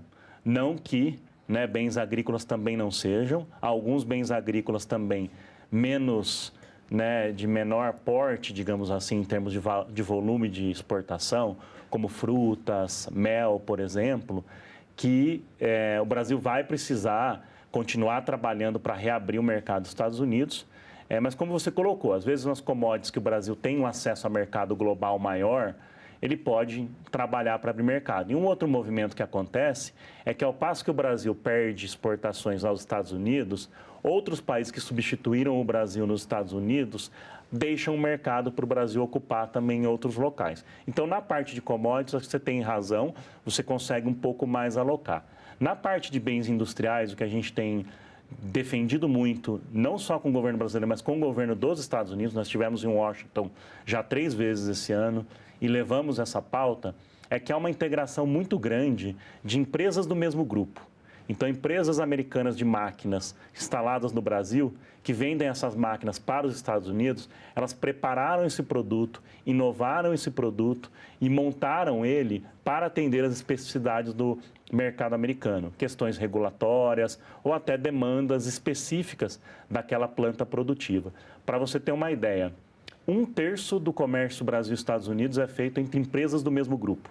Então, que estão nessa categoria de bens mais industrializados, que a gente precisa ter uma atenção especial. Ou seja, empresas que têm uma matriz aqui e uma filial lá, ou o contrário, tem uma matriz lá e uma filial aqui no Brasil. Você pode citar empresas dessa... A Embraer, a gente já sabe, né, uma empresa originalmente brasileira, mas que tem capital aberto e tem também plantas lá.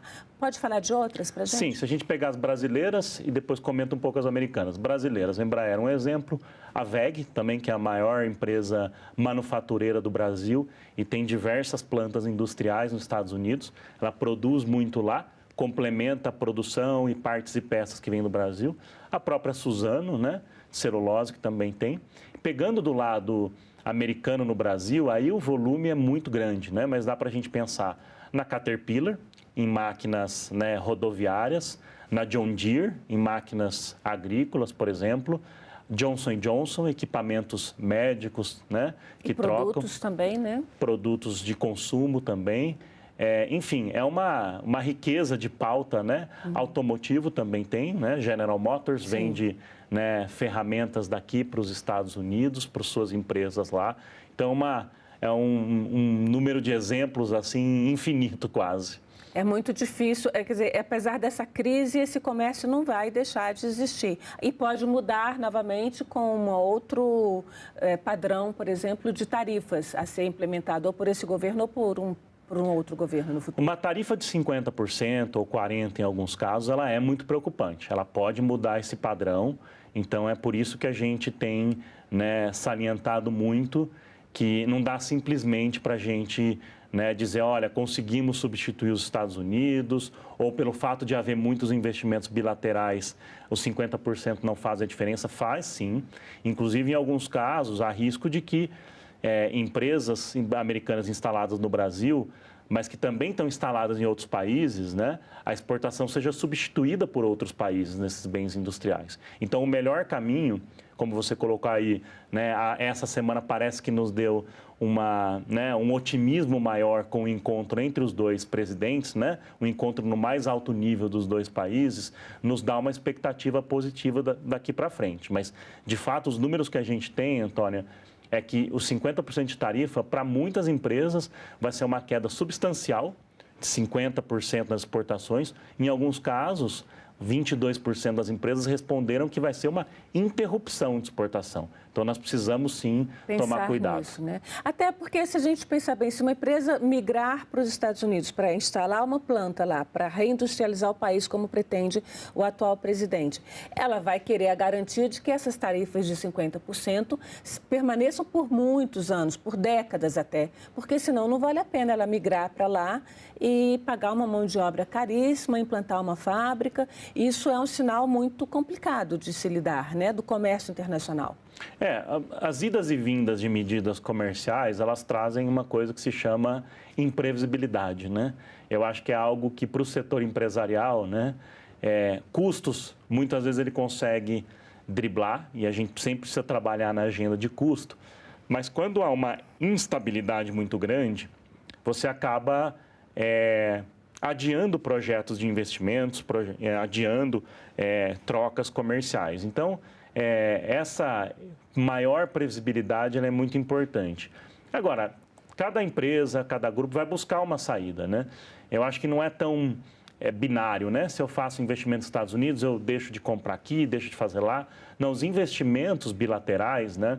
A história mostra muito isso, que ele, na verdade, puxa mais comércio. Então, se a gente for, algumas empresas usarem como estratégia investir mais nos Estados Unidos, isso vai ajudar, inclusive, o comércio bilateral. Tá, eu vou pedir ao Daniel para colocar um outro gráfico que nós montamos que fala exatamente desse estoque, né, de investimentos estrangeiros no Brasil. E aí são números de 2023, mas são os dados mais atualizados com os quais o MIDIC trabalha. E a gente vê que os Estados Unidos era, à época, né, o maior investidor estrangeiro no Brasil, né, seguido de Espanha, quase empatada com a França, Uruguai, nosso vizinho, e China em quinta posição. Certamente esses números de lá para cá já tiveram mudanças, mas quando a gente trata de dados oficiais, a gente tem que lidar com os dados que os governos consideram, né, ou pelo menos que eles já têm consolidados. Então, por isso que a gente está trazendo esses dados de 2023. Esse estoque significa o que as empresas norte-americanas já implantaram no Brasil, investiram no Brasil, fábricas que estão aqui. Como é que esse estoque, como é que ele se define? Exato. Os Estados Unidos é o nosso maior investidor internacional há muito tempo. Os dados de 2024 já mostram, né, mais de 300 bilhões em estoque de investimento no Brasil. E são mais de 3.900 empresas americanas aqui. E esse estoque representa exatamente isso. Operações, muitas vezes de serviços financeiros, né? Então, não necessariamente só fábricas e produtos industriais produzidos aqui, mas também serviço financeiro muito importante. A manufatura, como você comentou, é um dos setores importantes também, alimentos. Agora, uma coisa interessante, nós fizemos com a Apex nos últimos anos, né, um levantamento dos investimentos americanos no Brasil. E notamos uma novidade nos últimos anos. Os Estados Unidos têm feito mais investimentos em tecnologia, data center, por exemplo, inteligência artificial e mais relacionados à energia renovável, né? Por exemplo, minerais críticos para energia renovável ou mesmo, né, energia eólica e solar. Então, nós estamos vivendo um novo momento desse investimento dos Estados Unidos no Brasil. Quando a gente fala em investimentos dos Estados Unidos, na verdade, a gente está falando de investimentos de empresas ou entra aí também uma pequena parcela de investimentos diretos do próprio governo norte-americano? Principalmente, acho que, né, a imensa maioria, né, investimentos privados, empresas dos Estados Unidos, empresas que nasceram lá, né, com origem de capital americana e que vieram no mercado brasileiro, seja para, né, produzir e vender para o mercado brasileiro, produzir e vender para a região, ou às vezes produzir e vender e fazer trocas com o próprio mercado dos Estados Unidos. Agora, quando a gente fala em mercado, em empresas norte-americanas, elas não têm uma tradição de transferência de tecnologia, né? Assim, fizeram transferência de tecnologia para a China, mas para o Brasil, por exemplo, não tem um histórico de transferência de tecnologia. Você acredita que isso pode mudar? Depende de demandas do governo e das empresas norte-americanas? Brasileiras, como é que esse aspecto de tecnologia pode se desenhar daqui para frente? Assim, a transferência de tecnologia ou o investimento maior em tecnologia depende muito das nossas políticas internas. Mas os investidores internacionais, em geral, são aqueles que mais pesquisam, desenvolvem e inovam dentro do Brasil, né? Então, na verdade, as empresas americanas elas estão muito envolvidas nessa parte de inovação, de pesquisa, de P&D aqui no Brasil, né? Se a gente tomar por exemplo, um setor que é muito investidor no Brasil e é um setor muito importante nos Estados Unidos, o setor farmacêutico. Inova muito no Brasil, é um dos maiores, né, requisitantes de patentes dentro do Brasil, que mostra que eles estão inovando aqui também. O setor automotivo, por muitas décadas, também inovou muito aqui no Brasil. Então, na nossa percepção, esses investimentos americanos, de empresas americanas, eles vêm sim para uma pauta, né, de tecnologia e quando a gente consegue criar os instrumentos corretos, elas sim fazem centros de pesquisa e desenvolvimento no Brasil e inovam aqui, né? A parte de aviões, a Boeing tem centro de inovação no Brasil, tecnologia de informação, a Microsoft tem centro de inovação no Brasil. Então, eu acho que eles são, sim, um player importante nessa área no Brasil. A CNI fez, há não muito tempo, uma missão, né, para conversas com o governo dos Estados Unidos. Senadores também fizeram uma missão para conversa com o presidente dos Estados Unidos, com o governo, na verdade, norte-americano. Como é que você vê essa troca ao longo? Ela acontece, essa negociação entre instituições, não só comerciais, ela acontece ou ela só começou a acontecer diante da crise? E qual a importância dela? Ela acontece, né, bastante. Nós tivemos como Anshan também nessa semana em que a CNI esteve lá. Nós dialogamos muito com os senadores, inclusive eu queria deixar aqui registrado que essa missão de senadores em julho foi uma missão muito importante. A criação desse grupo, liderado pelo senador Nelsinho Trade e pela senadora Tereza Cristina, tem ajudado muito a abrir portas lá, a criar um conhecimento sobre o Brasil. Nós, como Anshan, nos últimos anos, todo ano, passamos pelos Estados Unidos em missão de alto nível, com CEOs, né? Ou no último ano passado, a gente recebeu a secretária do Tesouro dos Estados Unidos, a secretária de Energia dos Estados Unidos, né? A secretária lá em nível de ministro. Dialogamos, colocamos pautas que podem ser de cooperação bilateral, energia limpa, inteligência artificial, vários outros pontos. E tivemos, como eu disse aí, já mais de 3 vezes em Washington neste ano. E essa conversa do setor privado com o governo dos Estados Unidos ela é muito importante. É um governo novo, então muitas pessoas que estão no posto ali não entendem necessariamente, né, os benefícios da relação bilateral com o Brasil, ou tem uma visão um pouco diferente, né, de que o Brasil impõe muitas barreiras comerciais aos Estados Unidos, o que não é verdade, né? Nossa taxa de importação dos Estados Unidos, nossa tarifa, em média de 2,7%. Agora, toda essa movimentação, ela se intensificou, obviamente, com o tarifaço, né? Então, já existiam muitas conversas, existem muitos diálogos, mas o tarifaço, de fato, levou a uma intensificação do setor privado para demonstrar e para dialogar com o governo dos Estados Unidos, dizendo, olha, precisamos de uma saída disso, os temas políticos devem ficar de lado, porque nós temos muito a ganhar trabalhando junto, cooperando em diversas áreas, agricultura, defesa, energia, mineração, uma série de assuntos. Então, eu acho que isso tem ajudado, né? Aquela história, água mole em pedra dura, né? Os senadores foram lá, levaram, né? CENI também, Anshan Brasil passou por muito tempo ali, várias vezes conversando, levando os números, né? Do quão importante o Brasil é como fornecedor de insumos para a indústria que os Estados Unidos querem fomentar, baterias, semicondutores, aço, o quanto tem desse comércio integrado, né? 1/3 de comércio entre empresas do mesmo grupo. Então, se eles colocarem barreiras ao Brasil ou mantiverem elas por muito tempo, elas vão enfraquecer as empresas deles aqui, globalmente, né?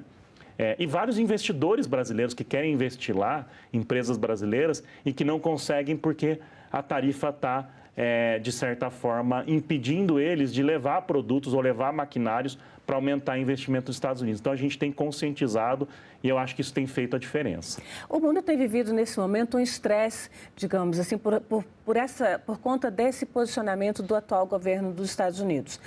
Como é que você vê organizações como a Organização Mundial do Comércio, né? A gente que foi criada aí nos anos 90, a partir daquele momento de globalização, e o interesse do atual governo é pela desglobalização, né? Como é que você vê assim esse futuro desse comércio, não só do comércio Brasil-Estados Unidos, mas desse comércio multilateral, sem que a gente tenha uma instituição também multilateral que possa servir de árbitro para essas dificuldades, para essas contendas? A OMC tem um papel muito importante.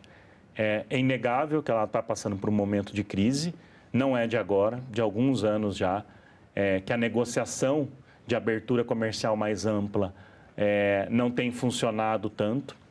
Nos últimos anos, a notícia ruim é que o órgão de solução de controvérsias também, né, como um todo, a parte de apelação também está paralisada, mas todas as regras que foram negociadas na OMC, elas garantem um comércio mais estável, mais previsível. E talvez essa chacoalhada que o mundo está sofrendo nesse momento pode servir para que a OMC volte a ganhar protagonismo, volte a ganhar apoio de vários países, né? E ainda que os Estados Unidos não concordem com o que está acontecendo nesse momento, não concordem com algumas políticas, né, de alguns países asiáticos, da China, né, que podem violar normas e etc., eu acho que esse capítulo da nossa história pode servir como um capítulo que os países voltem a apostar na OMC para a estabilidade e previsibilidade do comércio. Fabrício, para onde você vê que caminha, neste momento, essa relação comercial entre Brasil e Estados Unidos?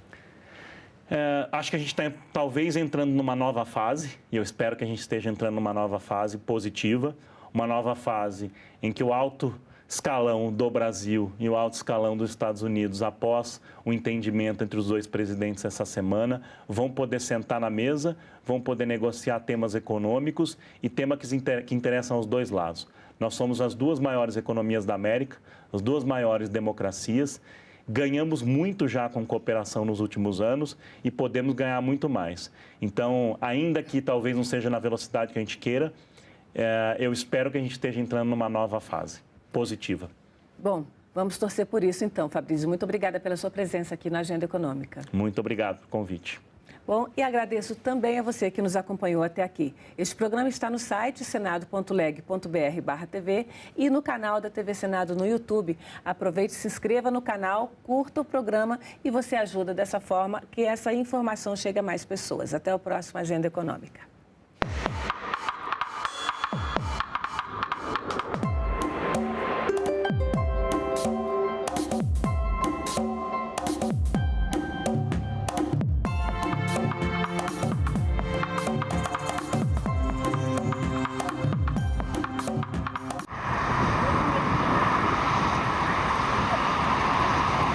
No próximo assunto de Estado, vamos falar sobre a Ferrogrão, Estatuto do Pantanal, BR-242, entre outros temas. E o nosso convidado é o senador Wellington Fagundes, do PL de Mato Grosso. E por isso o Pantanal precisa de um manejo. Aí é onde nós precisamos discutir muito isso. O Estatuto do Pantanal, ele vem exatamente para permitir que o Pantanal seja sustentável. Assunto de Estado. Hoje, 20h, aqui na TV Senado.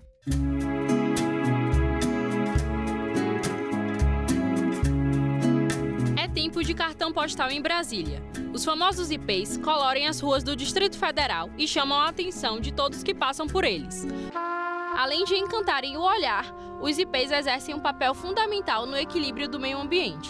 As flores atraem abelhas e outros polinizadores, ajudando na reprodução de diversas espécies vegetais.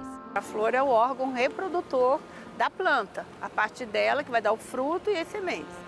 Então, isso tem a ver com o ciclo da planta.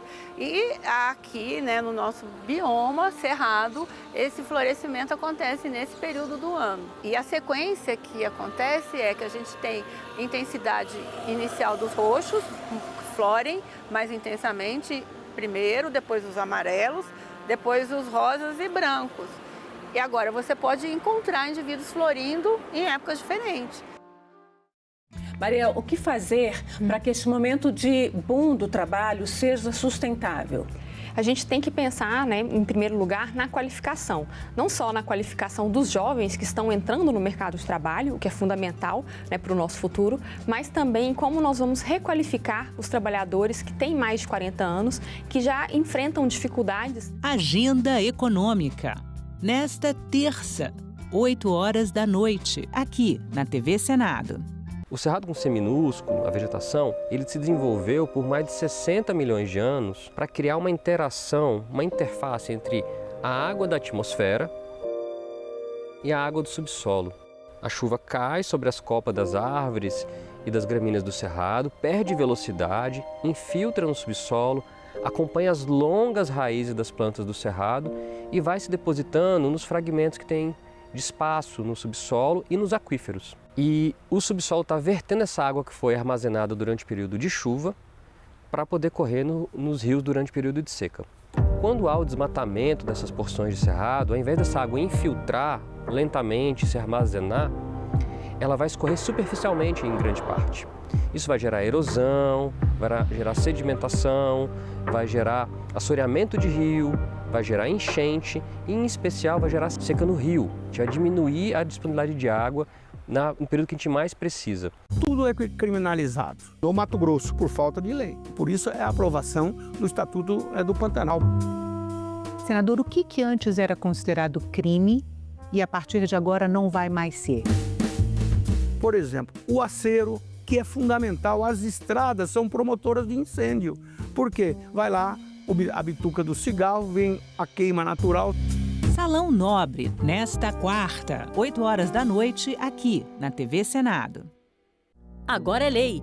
A reforma tributária prevê 2 impostos, a Contribuição sobre Bens e Serviços, CBS, que é federal, e o Imposto sobre Bens e Serviços, IBS.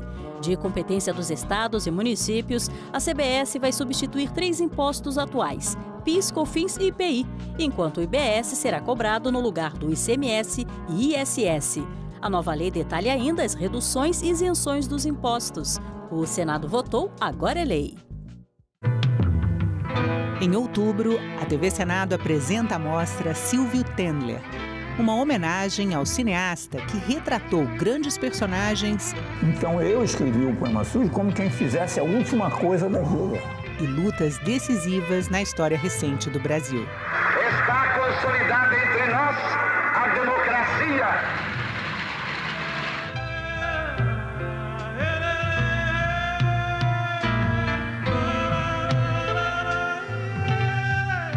Nunca na história da humanidade houve condições tão adequadas a construir um mundo da dignidade humana. Apenas essas condições foram expropriadas por um punhado de empresas que decidiram construir um mundo perverso. Mostra Silvio Tendler, todo sábado às 21h. O site do Senado agora mostra projetos de lei em linguagem simplificada. É o Senado Explica, uma ferramenta de inteligência artificial combinada com revisão humana que torna mais fácil entender e acompanhar as leis em debate aqui no Senado. Na página de tramitação das matérias e no portal E-Cidadania, Senado Explica. Falar sobre igualdade de gênero no esporte é reconhecer que, apesar dos avanços, ainda temos um longo caminho a percorrer para garantir às mulheres as mesmas oportunidades, visibilidade e estrutura que historicamente têm sido concedidas aos homens. As mulheres atletas seguem enfrentando desafios como a disparidade nos investimentos, a invisibilidade midiática, o preconceito de gênero e a escassez de representatividade nos espaços de decisão. Eu vivi uma vida em função do esporte, tanta coisa que eu aprendi e que agora, na condição de gestora, eu quero devolver, né, esse compromisso, essa dedicação, essa responsabilidade, essa sensibilidade. Tudo que está sendo falado aqui hoje é sobre educação. É sobre como usar o esporte para educar, né? E ele ainda não chegou nesse lugar, ele ainda não existe oficialmente esse lugar no Brasil, o que é uma grande pena. A gente precisa pensar que esse ambiente ele tem que ser seguro para essas mulheres. E um ambiente seguro, ele passa por um ambiente livre de assédio. Assédio moral, violência psicológica, física, sexual. A minha mãe, né, Aida dos Santos, teve que competir várias vezes para mostrar o potencial dela e conquistar uma vaga para a Olimpíada de 64. Então, a gente já vê a equidade há muito tempo atrás, né? Eu tenho isso na minha família que passou por isso e eu consegui aproveitar o legado dela e dar continuidade. A igualdade de gênero está ali entre os 17 objetivos sustentáveis da ONU, é o 5º objetivo sustentável da ONU, e o esporte, como foi demonstrado aqui, é um grande potencializador para que isso possa acontecer até a meta lá de 2030.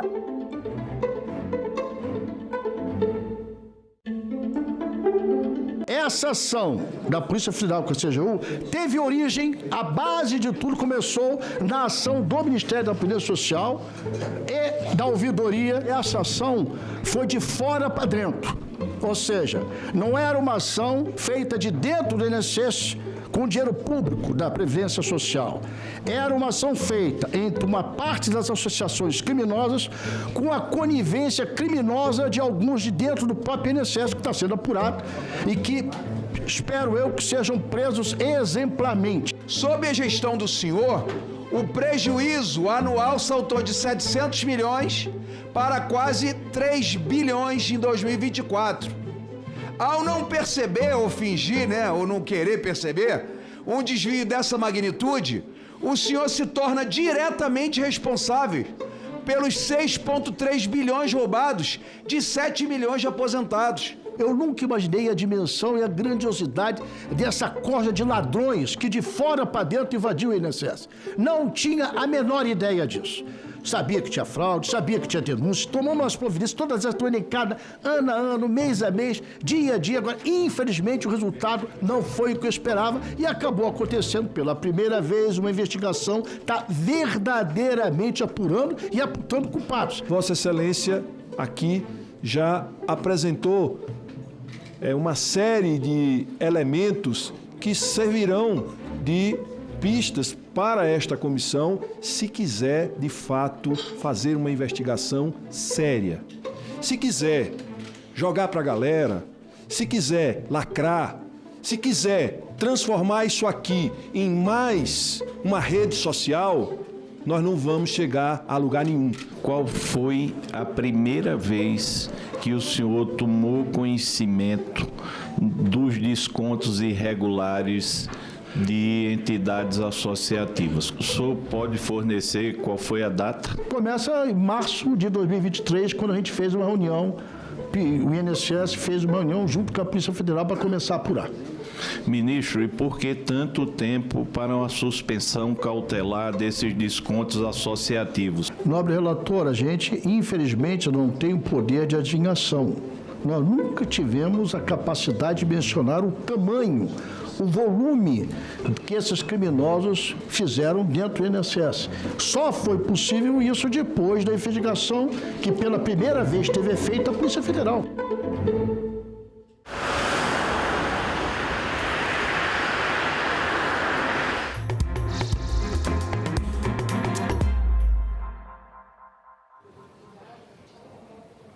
Olá, boa tarde. Eu falo ao vivo aqui da sala da CPMI do INSS. A reunião de hoje deve começar daqui a pouco, às 16 horas. E o depoente de hoje é Fernando Cavalcante, um empresário aqui do Distrito Federal, ex-sócio do advogado Nelson Williams, que também já prestou depoimento aqui na CPMI. Eu vou conversar com a senadora Soraya Tronic. Senadora, muito boa tarde. Ele é um dos depoimentos mais importantes para a CPMI ouvir ou não?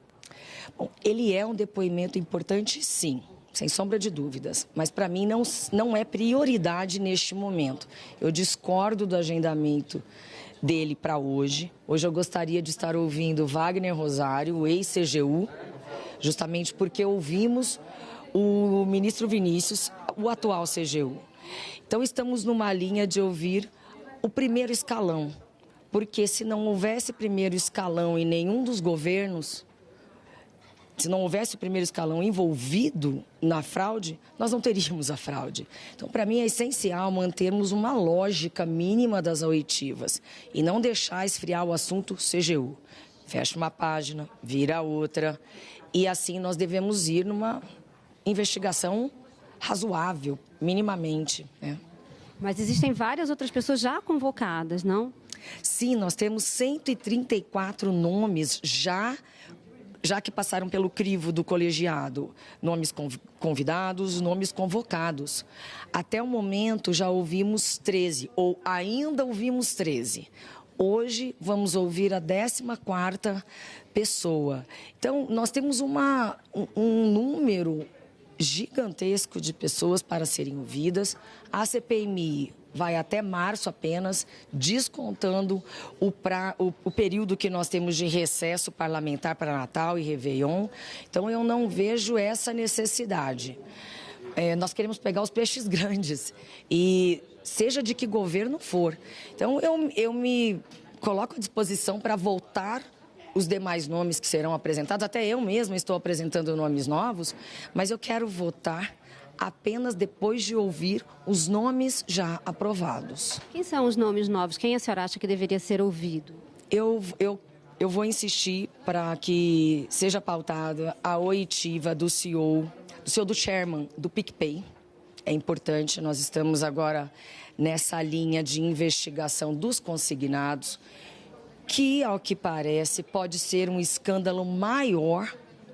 Dentro deste grande escândalo, nós temos os descontos ilegais dos sindicatos e das cooperativas, enfim.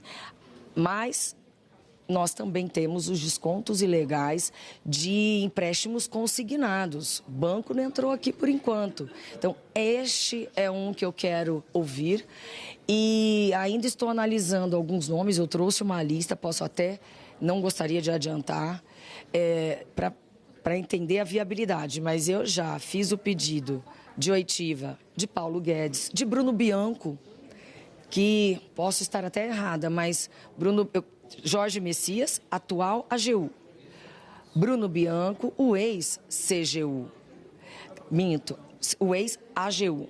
Então, nós temos que fazer toda essa paridade, o antes e o depois, dentro do marco temporal da CPMI, que é de 2015 para cá. Então, tem nomes que eu já apresentei que sequer foram pautados para a nossa sessão deliberativa, que geralmente acontece às quintas. Hoje eu vou insistir com o presidente para que ele paute essas pessoas. Então, nós estamos analisando deliberativas e deliberativas de pessoas, de convocações de pessoas que não têm tanto a ver com o caso ou não tem absolutamente nada a ver com o caso. Como que eu enxergo isso? É para atrapalhar, é fazer cortina de fumaça. Eu quero pescar peixe grande. E a senhora acha que dá tempo em 6 meses de investigar? Consignado, ainda tem o seguro-defeso e os benefícios do INSS? Bom, eu acredito que dentro de uma ordem de prioridades, nós já desvendamos muito sobre os descontos ilegais dos sindicatos e demais entidades. O seguro-defeso, alguns são a favor de deixar para o final, mas os consignados com envolvimento de bancos, isso está me parecendo algo assim, absolutamente inimaginável. Então, 6 meses é pouco, sim, mas se nós formos pragmáticos e que todo mundo aqui que tem condição, ninguém é bobo.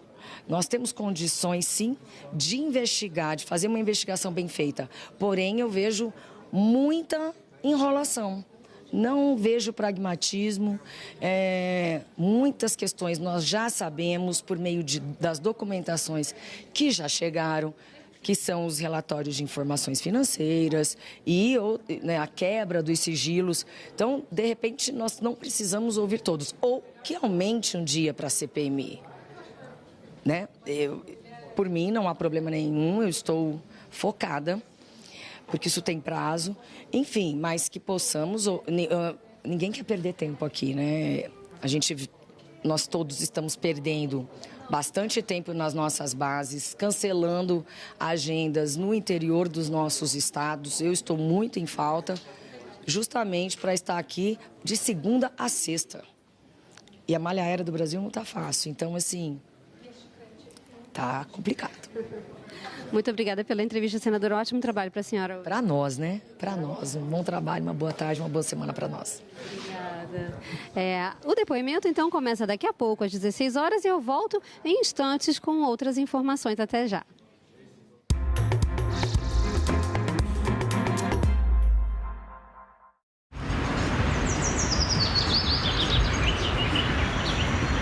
No próximo assunto de Estado, vamos falar sobre a Ferrogrão, Estatuto do Pantanal, BR-242, entre outros temas.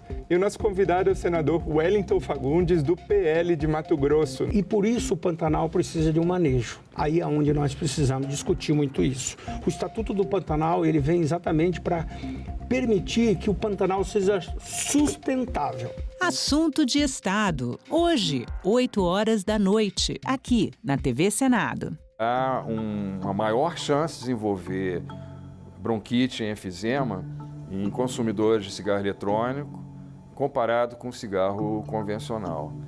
E em idades mais tenras, né? Quer dizer, pessoas mais jovens. O cigarro eletrônico é até um pouquinho mais complicado do que o tabaco normal, né? O cigarro normal de papel e o tabaco propriamente dito. Por quê? Porque ele é altamente viciante, ele é cheiroso, o cheiro dele é um cheiro agradável e o sabor dele também é um sabor agradável. E isso tem captado a adolescência com muita facilidade. Eu chego na distribuidora, na tabacaria, eu pergunto, eu quero um pod, que a gente chama de pod. Eu quero um pod. Aí ele mostra qual que eu quero, pergunta sabor, se eu tenho uma marca de preferência. Mas é muito importante esse tratamento, sabe? Porque sem apoio, sem ajuda, fica difícil. Agora é lei. O programa Acredita no Primeiro Passo foi criado para auxiliar na renegociação de dívidas e facilitar o acesso ao crédito de pequenas empresas. O objetivo é a qualificação profissional e a inserção socioeconômica por meio do emprego e do empreendedorismo. Podem participar do programa pessoas inscritas no Cadastro Único, o CAD Único. O Senado votou, agora é lei. O cerrado com C minúsculo, a vegetação, ele se desenvolveu por mais de 60 milhões de anos para criar uma interação, uma interface entre a água da atmosfera e a água do subsolo. A chuva cai sobre as copas das árvores e das gramíneas do cerrado, perde velocidade, infiltra no subsolo, acompanha as longas raízes das plantas do cerrado e vai se depositando nos fragmentos que tem de espaço no subsolo e nos aquíferos. E o subsolo está vertendo essa água que foi armazenada durante o período de chuva para poder correr nos rios durante o período de seca. Quando há o desmatamento dessas porções de cerrado, ao invés dessa água infiltrar lentamente e se armazenar, ela vai escorrer superficialmente em grande parte. Isso vai gerar erosão, vai gerar sedimentação, vai gerar assoreamento de rio, vai gerar enchente e, em especial, vai gerar seca no rio, que vai diminuir a disponibilidade de água no período que a gente mais precisa. O site do Senado agora mostra projetos de lei em linguagem simplificada. É o Senado Explica, uma ferramenta de inteligência artificial combinada com revisão humana que torna mais fácil entender e acompanhar as leis em debate aqui no Senado. Na página de tramitação das matérias e no portal E-Cidadania, Senado Explica.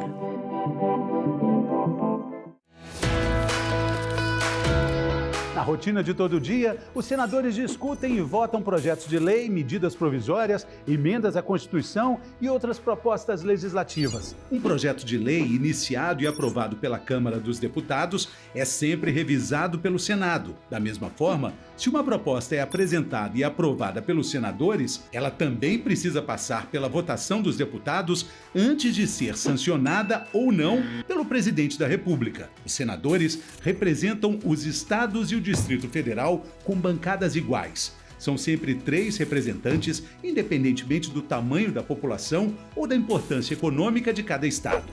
São ao todo 81 senadores.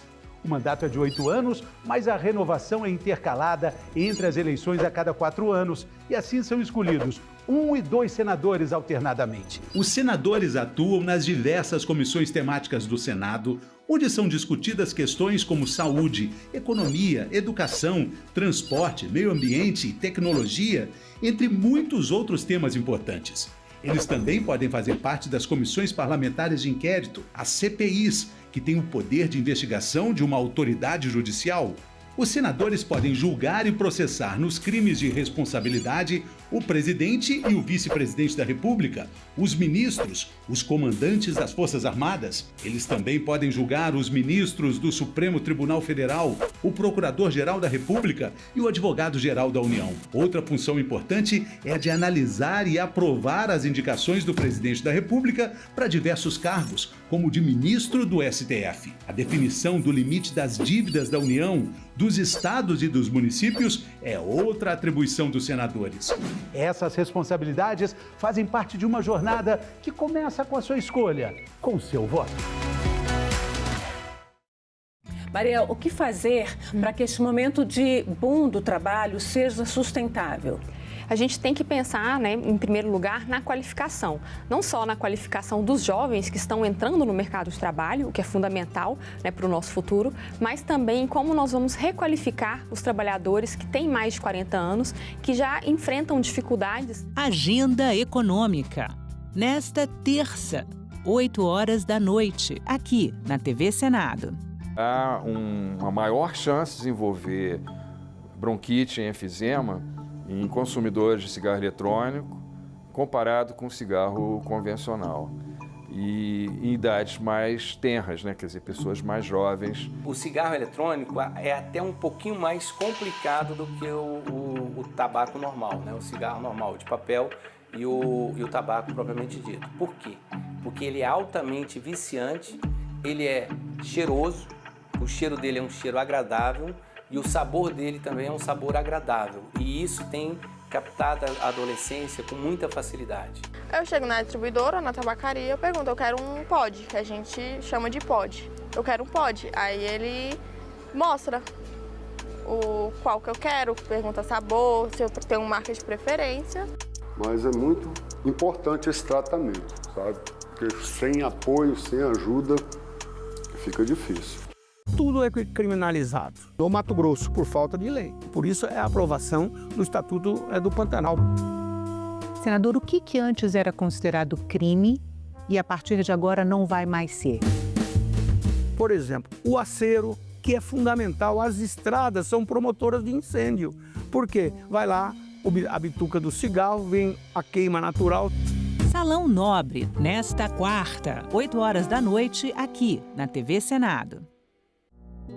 Agora é lei. É obrigatório o exame clínico destinado a identificar a fibrodisplasia ossificante progressiva nos recém-nascidos na triagem neonatal das redes pública e privada de saúde com cobertura do Sistema Único de Saúde, o SUS. O exame abrange todos os recém-nascidos no âmbito do território nacional. O Senado votou, agora é lei. Antes da chegada dos europeus nessa região, nós tínhamos aí grupos mandinga. Os mesmos mandinga que estavam presentes no Senegal, que faziam o comércio de longa distância que chegava até o Mali, eles estarão presentes na Guiné-Bissau. São grupos islamizados e essa marca mandinga, ela vai estar fortemente perceptível não só na ideia do mandinga como feitiço, do domínio das artes mágicas, do contato com os espíritos, do conhecimento sobre as ervas, todo esse conhecimento que eles também armazenavam, cruza o Atlântico e chega até as Américas e chega ao Brasil. Para o capoeirista tradicional, o corpo de mandinga é um corpo feiticeiro, é um corpo capaz de evitar a faca, de fazer bem a esquiva. Então, os grandes capoeiristas são mandingueiros.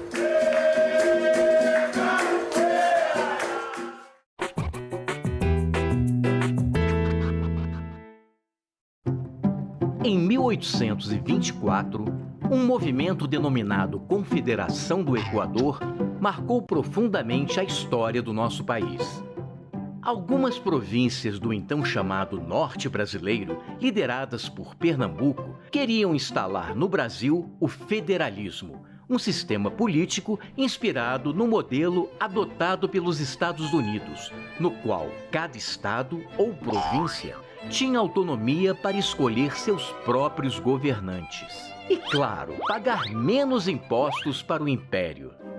A iluminação pública do Rio de Janeiro, por exemplo, era paga por Pernambuco, enquanto a cidade de Recife vivia às escuras. A Confederação era também uma revolta contra o absolutismo de Dom Pedro I, que fechou a Assembleia Constituinte e impôs uma nova Constituição bastante centralizadora. A reação do imperador ao movimento foi enérgica. Espalhou na imprensa carioca que as províncias queriam se separar do Brasil e mandou tropas para massacrar os rebeldes. No Ceará, os principais líderes foram o Padre Mororó e Tristão Gonçalves de Alencar, que acabaram mortos. Já a resistência em Pernambuco foi liderada por Frei Caneca, o grande pensador do movimento, que publicava suas ideias em defesa da democracia em seu próprio jornal, o Tifes Pernambucano. Cercado pelos soldados imperiais, fugiu para o interior do Ceará ao lado de rebeldes paraibanos, mas acabou preso e fuzilado em praça pública. 65 anos depois, a história lhe faria justiça e o Brasil adotaria o sistema defendido pelo Frei, a República.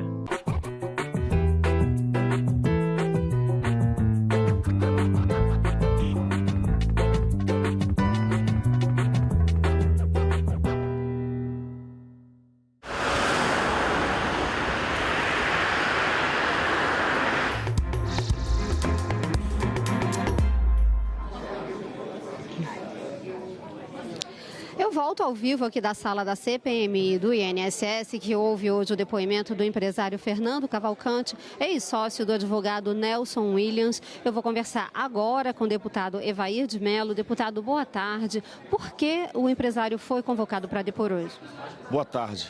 O empresário, ele é ex-sócio, pelo menos nos documentos não é mais sócio do advogado Nelson Williams, com diversas operações suspeitas, patrimônio que não tem, na verdade, um grande laço, o que mostra que possivelmente ele está muito próximo dessa quadrilha que se organizou para poder roubar os aposentados do Brasil. Por isso que ele está aqui hoje, para dar o seu depoimento e o seu depoimento se somar às investigações que o Ministério Público, que a Polícia Federal está fazendo, para que possamos desmantelar esse crime organizado, que foi esse crime quase hediondo do roubo dos aposentados. Qual a sua expectativa para o depoimento de hoje? O senhor acha que ele vai fazer alguma revelação, que ele vai falar, que ele vai ficar calado? Qual a sua expectativa? Olha, muita coisa já temos sobre ele. É sempre aconselhável falar a verdade. Naturalmente, ele vai usar de algumas prerrogativas, não vai responder todas as perguntas, mas, como eu disse, o papel da CPMI se junta à investigação que a Polícia Federal está fazendo, o Ministério Público, e um dos papéis fundamental da CPMI é da visibilidade. Quando a pessoa está aqui, ela é exposta, os parlamentares podem fazer suas narrativas, os seus questionamentos. O nosso relator, por sinal, um brilhante relator, sempre muito lúcido nas suas indagações, e isso tem percebido a sociedade, principalmente os nossos aposentados que foram roubados em todo o Brasil, estão acompanhando em tempo real. Então, esse papel é importante, mesmo que às vezes a gente não obtenha as respostas que a gente gostaria, mas isso vai se somar a outras investigações. E claro, com quebra de sigilo bancário e outros documentos, possivelmente telefônico, tem outras informações, mas a visibilidade com que essa CPMI está dando ao tema, com certeza vai ajudar a elucidar os fatos. Quais devem ser os próximos passos, na sua opinião? Olha, eu acho que é continuar nesses interrogatórios. Nós estamos recebendo ainda muitas quebras de sigilo telefônico, sigilo bancário, de transações financeiras. Provavelmente isso vai ajudar a desvendar, e a cada dia é um fato novo. Nós estamos diante de uma montanha, e derrubar uma montanha não é fácil, mas com persistência, com trabalho, com dedicação, com muito compromisso, com os aposentados do Brasil, nós vamos desmascarar essa quadrilha. Esperamos, claro, que no final todos os aposentados que foram roubados sejam ressarcidos, também possam ser ressarcidos os cofres públicos, e naturalmente nós queremos uma punição e uma cadeia exemplar para esses ladrões dos aposentados. Muito obrigada pela entrevista, deputado. Bom trabalho para o senhor. Nós estaremos aqui hoje, será longa, promete, possivelmente vamos entrar à madrugada, mas os brasileiros podem ter certeza que nós estamos fazendo o nosso melhor. Muito obrigada. E pode ser que entre pela madrugada mesmo, porque já são 18 parlamentares inscritos para fazer perguntas para o depoente de hoje. Fernando Cavalcante já chegou ao Senado, ele está na salinha reservada aqui da CPMI, aguardando então que a reunião comece para ele prestar o depoimento dele. A reunião está marcada para as 16 horas e sempre atrasa um pouquinho, mas deve começar em instantes. E a gente está aqui, então, da TV Senado para mostrar tudo o que acontece e ao vivo o tempo todo. E eu vou conversar agora com o deputado Paulo Pimenta. Muito boa tarde, deputado. Qual a sua expectativa para o depoimento de hoje? É mais um nessa peça toda dessa investigação? Qual é o papel dele? Olha, o que a gente observa é que nesse período que esses descontos associativos ilegais explodiram no país, surgiram aí vários, vamos chamar assim, de novos bilionários, No geral, todos eles são jovens, entre 35 e 45 anos, que de uma hora para outra passaram a ter Ferraris, Lamborghinis, iates, morando em mansões, passaram a frequentar a Europa como quem vai para casa no final de semana. Isso é muito curioso. Então, os novos bilionários da farra do INSS. E esse cidadão que vem hoje, ele é uma pessoa que tem esse perfil. Se assemelha muito a esse grupo, de 5 ou 6 novos jovens bilionários, que nós podemos chamar assim, filhos da farra do INSS. Então, eu acho que ele pode trazer para nós aqui elementos importantes para a gente entender essas conexões, saber de fato como que eles conseguiram colocar dentro do governo Bolsonaro estas pessoas em posições chaves que permitiram que esse dinheiro fosse roubado e como que esse dinheiro chegava até eles, e que relações eles têm, tanto relações políticas dentro do Congresso Nacional, dentro do governo, como relações sociais, Eu não acredito que um esquema dessa magnitude, envolvendo a quantidade de dinheiro que envolveu, pudesse existir sem um suporte político, Eu não acredito que esses jovens bilionários sejam os autores intelectuais do esquema criminoso. Eu acho que eles ganharam muito dinheiro, mas tem alguém por trás disso,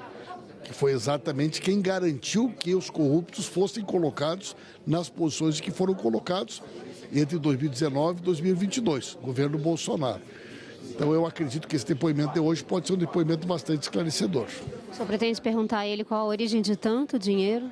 Com certeza, E o que nós temos que estar atento também, é que eu tenho observado isso com preocupação, é uma tentativa permanente de parlamentares que apresentam requerimentos sobre outros temas que não são temas vinculados à fraude do INSS. A sensação que eu tenho é que existem parlamentares dentro da CPI que não querem que a gente chegue nos resultados que a gente quer chegar. Que vem aqui claramente com o objetivo diversionista de apresentar requerimentos sobre temas que não têm vínculo com os descontos do INSS, talvez para impedir que a gente possa chegar nesses chamados novos bilionários e, a partir dos novos bilionários, a gente poder chegar em quem são, né, os autores intelectuais dessa engrenagem, essa organização criminosa que tomou de assalto, né, o Estado brasileiro. Muito obrigada pela entrevista, deputado. Bom trabalho para o senhor hoje. Um grande abraço.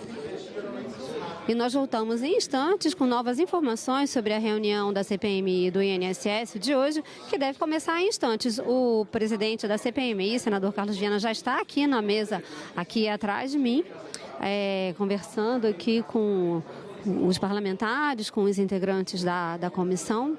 E daqui a instantes, então, são 16h03 agora, o depoente ainda não foi trazido aqui para a mesa. Daqui a instantes deve começar a reunião e nós voltamos, então, a qualquer momento. Até já.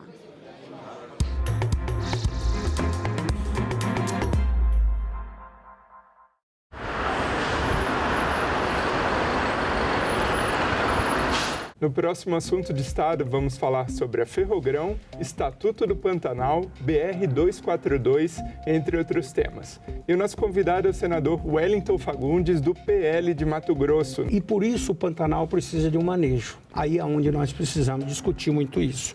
O Estatuto do Pantanal, ele vem exatamente para permitir que o Pantanal seja sustentável. Assunto de Estado. Hoje, 20h, aqui na TV Senado. Nós temos que oferecer a educação profissional como uma etapa, como uma modalidade importante na formação, não é, de tudo, e para alguns setores da economia, para alguns setores, não é, da organização do trabalho, é importante ter um técnico, é vital, eu diria, ter um técnico bem formado para algumas áreas, né? Isso não impede a continuidade dos estudos do nível superior, porque a educação técnica, ela é a conclusão do nível médio, que é a etapa final da educação básica. Tem um estudo que aponta que o PIB pode crescer 2,5%, né? Com a profissionalização desses estudantes lançados, né, a partir da formação imediatamente no mundo do trabalho, no mercado do trabalho.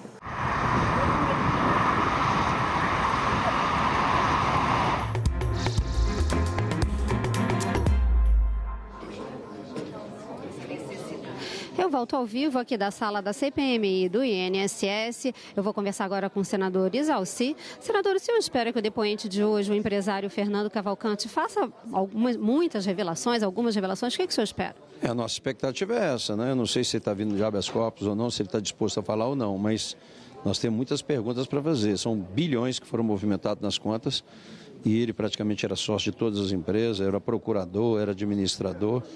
Muita transação de empresa para empresa, temos que saber exatamente, ele era sócio, acho que não é mais sócio do Nelson Williams, mas nós queremos saber, até quando ele foi sócio, que tipo de operação que era feita, de transferir recursos da advocacia para as empresas, só para evitar bloqueio que estava sofrendo o escritório de advocacia.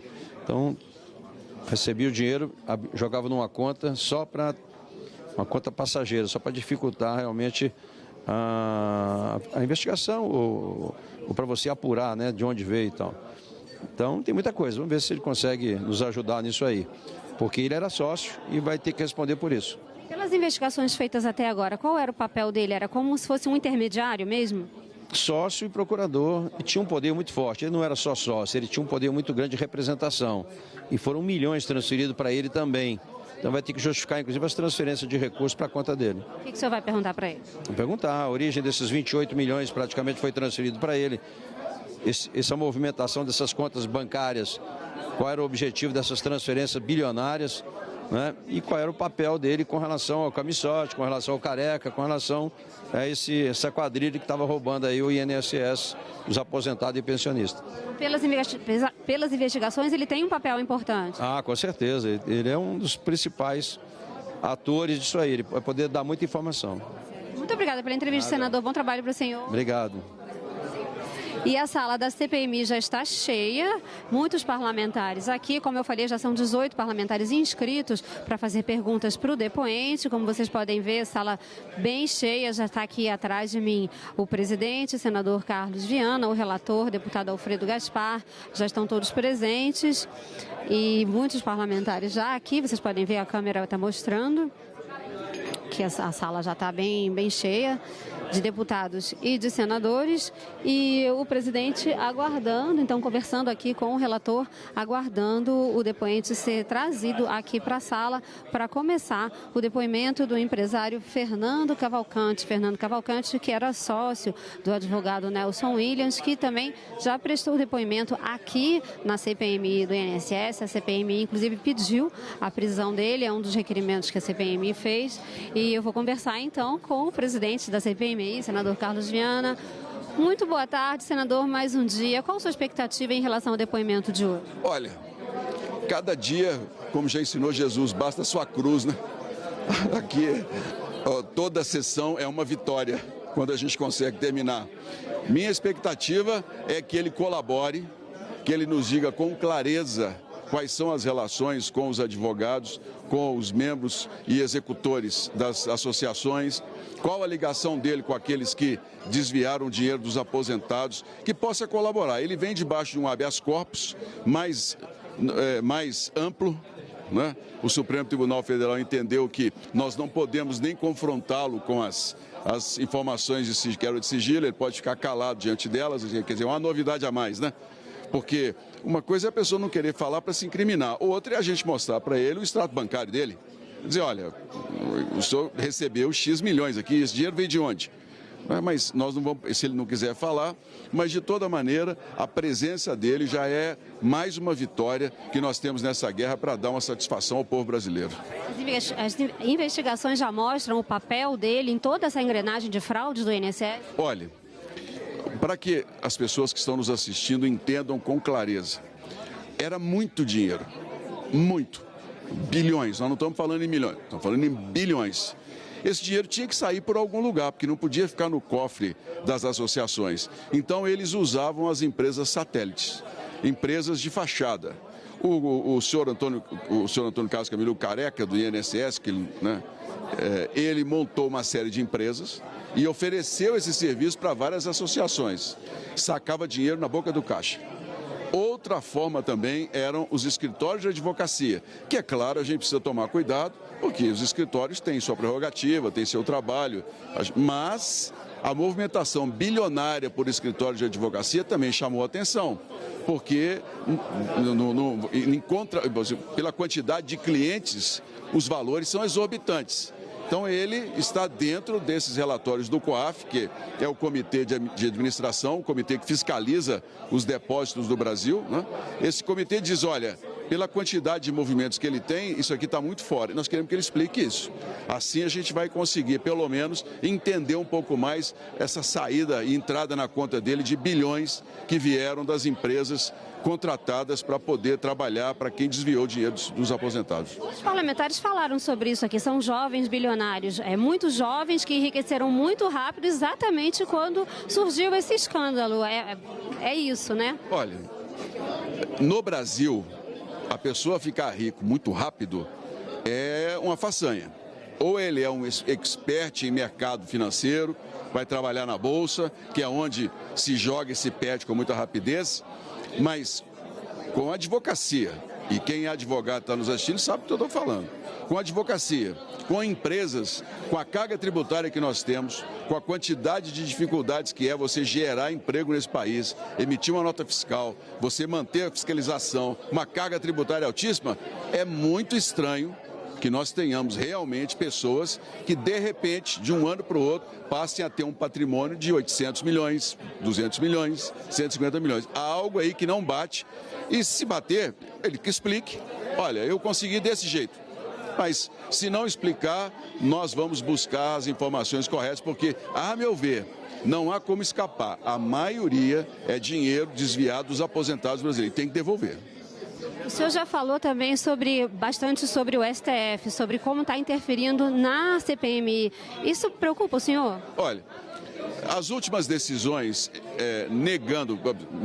as últimas decisões, vamos explicar bem para não ficar parecendo que a gente está querendo disputar espaço com o Supremo. Eu não quero isso. O Parlamento tem o espaço dele e o Supremo tem um espaço também que a gente precisa respeitar. Mas o não dar habeas corpus, permitindo que a pessoa venha ou não venha, já é um avanço. As últimas decisões, ao que parece, eles ouviram, né, as nossas reclamações, ouviram aqui a nossa indignação e estão entendendo o que é um princípio de respeito. Então eles dão os habeas corpus, a pessoa pode ficar em silêncio, a pessoa pode não se comprometer, mas a pessoa tem que vir. É o que está na lei.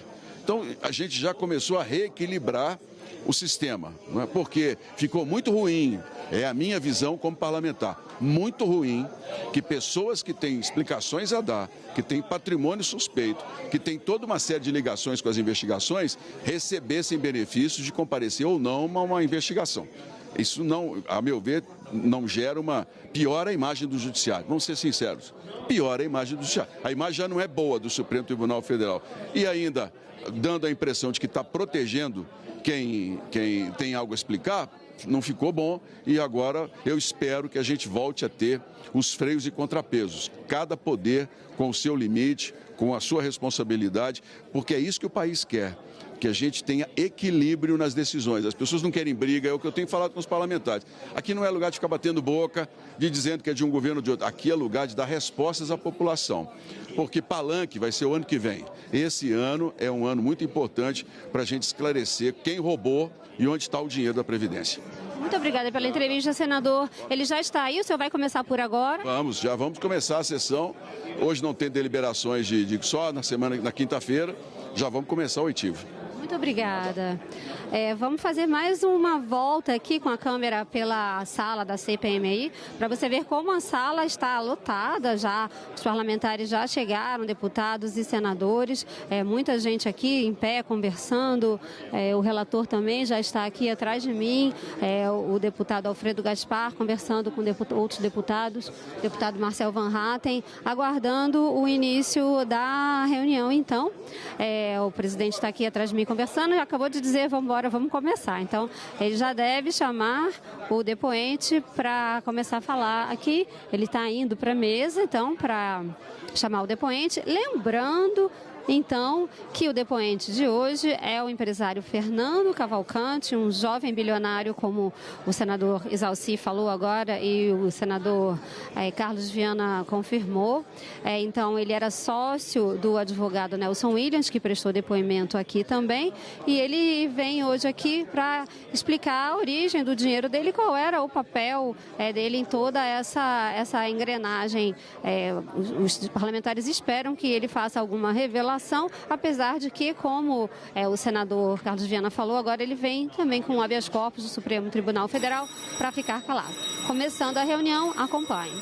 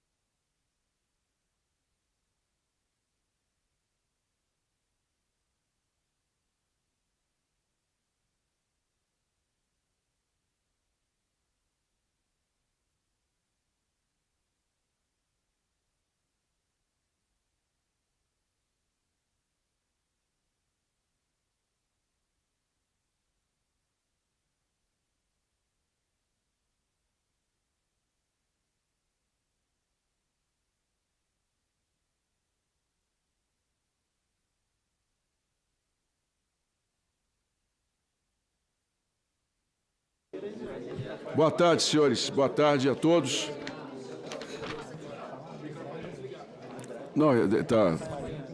Boa tarde a todos. Havendo número regimental, declaro aberta a 14ª reunião da Comissão Parlamentar Mista de Inquérito do INSS 2025, que se realiza nesta data, dia 6 de outubro de 2025. Antes de iniciarmos o nosso trabalho, submeto à deliberação do plenário a dispensa da leitura e a aprovação da ata da 13ª reunião. Aqueles que aprovam, permaneçam como se encontram. A ata está aprovada e será publicada no Diário do Congresso Nacional.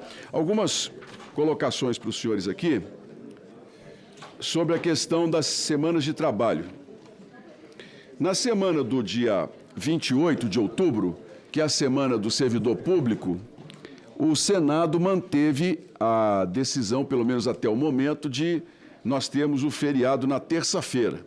Então, a casa estará vazia na terça, ao contrário da Câmara dos Deputados, que julgou para o final de semana, para sexta-feira. Mas, por questões regimentais, eu solicitei à Secretaria que fizesse um trabalho, porque a deputada Adriana Ventura sugeriu, e eu já tinha, inclusive, perguntado, de fazermos lá. Até transferimos a CPMI para uma das alas da Câmara, que é maior, e poderia receber mais pessoas. Mas, regimentalmente, por eu ser senador como presidente, tem que ser feito aqui no Senado.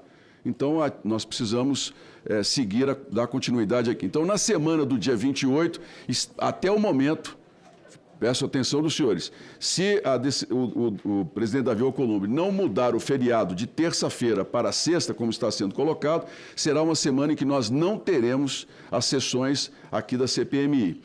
Em novembro, nós temos também um feriado, na quinta-feira, me parece, que é o Dia da Consciência Negra, dia 20, na quinta. Então, para que nós não percamos também a semana, nós faremos a CPMI na segunda e na quarta-feira pela manhã, para que os senhores possam ficar liberados no feriado de quinta e sexta-feira, ok? Outra informação importante, conversei com o líder Paulo Pimenta e quero conversar hoje com o deputado, o senador Rogério, sobre a questão das convocações. Eu pedi um levantamento hoje atualizado de todos os nomes que nós já temos convocados aqui para a CPMI. São 135. Estão todos aqui. 135. Então, eu conversei com os líderes, com o Paulo e peço aqui ao Rogério, já falei inclusive com o senador Rogério Marinho, Marcos Rogério, para a gente criar uma lista de prioridades, para que essa presidência possa pautar os nomes que mais são importantes a serem ouvidos ainda neste ano. Então, peço a gentileza de encaminharem para mim o mais rapidamente possível as informações de interesse dos dois lados para que a gente possa dar sequência. Presidente, apenas de uma coisa. Pois não, se o feriado do Dia do Servidor é na terça, isso, qual seria a dificuldade de manter na segunda a reunião? Não vem ninguém aqui na semana. Em virtude da terça-feira? Não vem. O Senado dá uma semana de folga por conta do feriado na terça-feira. Então fica muito difícil pedir para os parlamentares virem na segunda, não é sendo que a gente vai ter a casa vazia o restante da semana.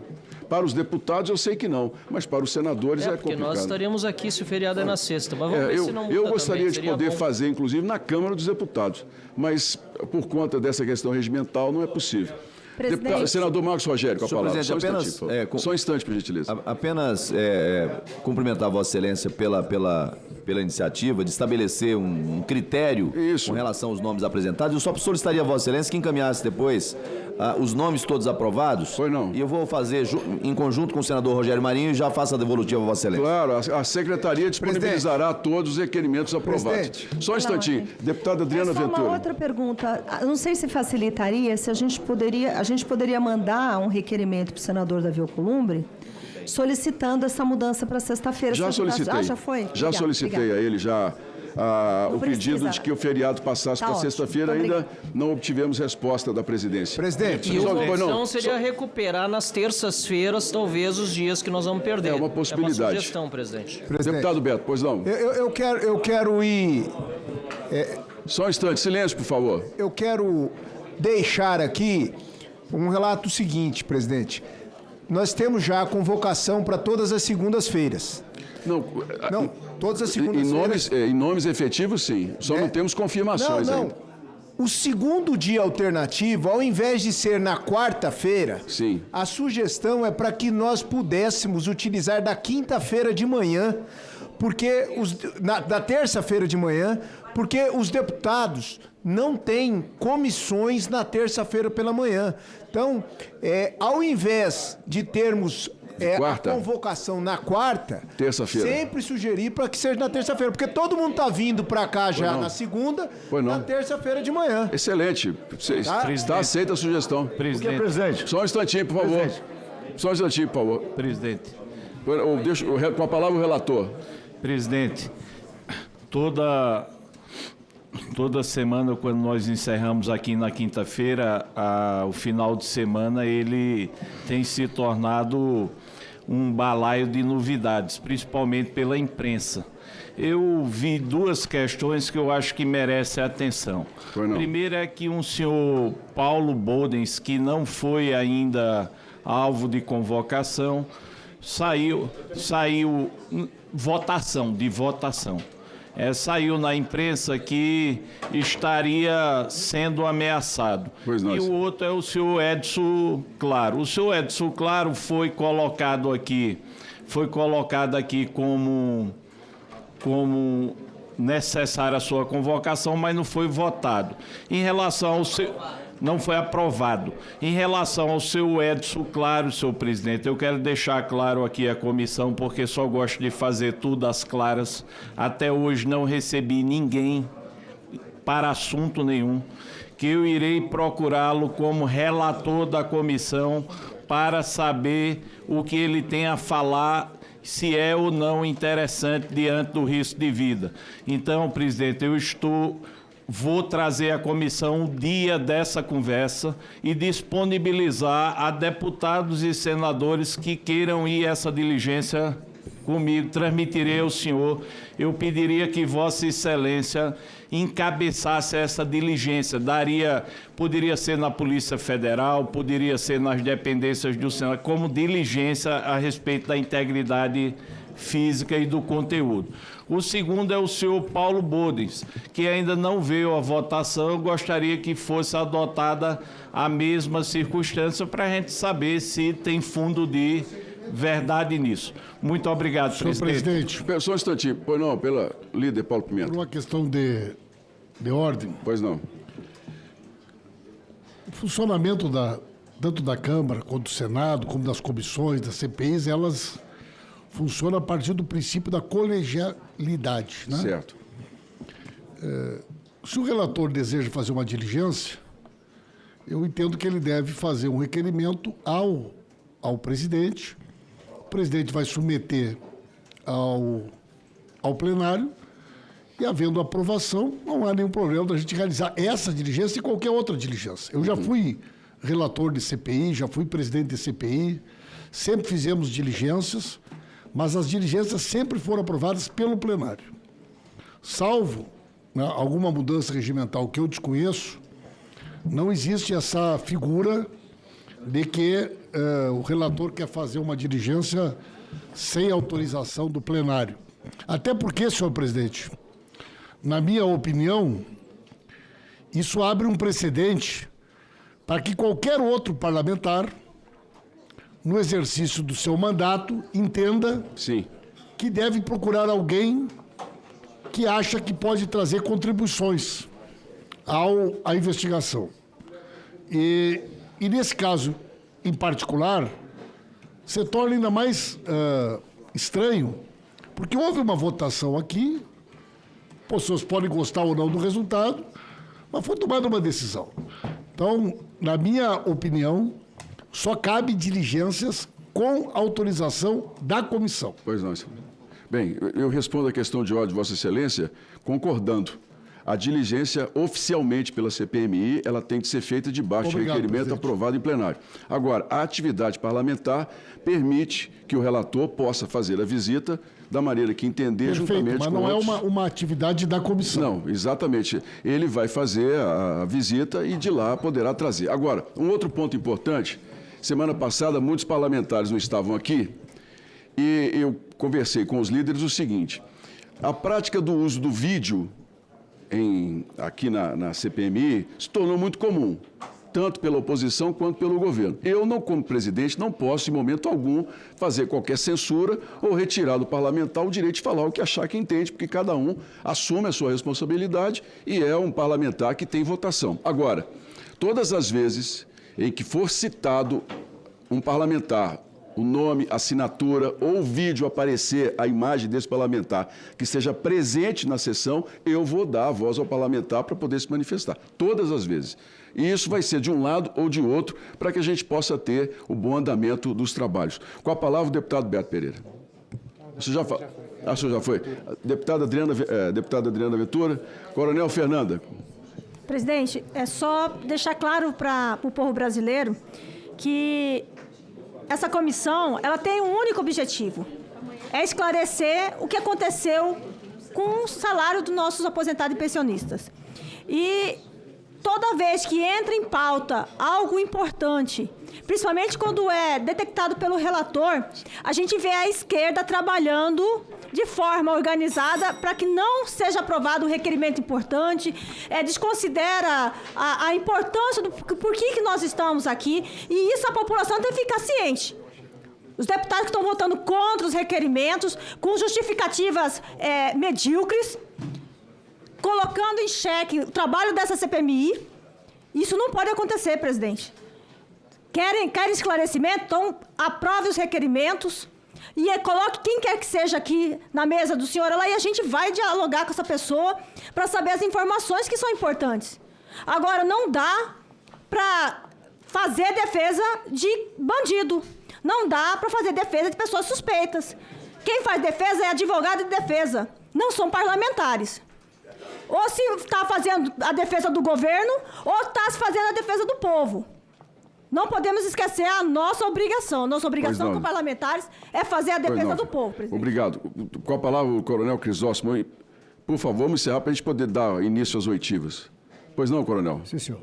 Presidente, ainda na mesma linha de exposição da coronel Fernanda, quanto mais claro as coisas aqui para nós, as exposições de quem quer que seja, ela é importante. No final, nós queremos concluir quem roubou os nossos aposentados. Eu acho que o senhor tinha que fazer um acordo com a esquerda e com a direita, que todos aqueles que fossem expostos aqui para vir, que venham, e que a gente não fique atrapalhando aqui, porque eu vejo um atrapalho quando não querem trazer pessoas aqui que sabem mais do que todos nós. Presidente, aproveito a oportunidade, uma questão de justiça. Eu sou coronel do Exército, então a gente sempre pensa em fazer justiça. O senhor foi tenente do Exército. A gente sempre pensa em fazer justiça a todos. A todos. É tanto que a farda do general para o soldado é a mesma. É tudo igual. Volto a tratar aqui com relação a atender os nossos servidores, tanto da Câmara quanto do Senado, com relação à questão noturna, presidente. Não é justo, eu vejo que não é justo. As pessoas estarem aqui, chegam cedo, saem na madrugada. Os de lá estão ganhando, os daqui não ganham, presidente. Então, sugiro que o senhor brigue por isso, tanto com o Mota quanto com o Alcolumbre, presidente. Obrigado. Excelência, a resposta que já me foi dada aqui é de que são regimes diferentes do Senado e da Câmara.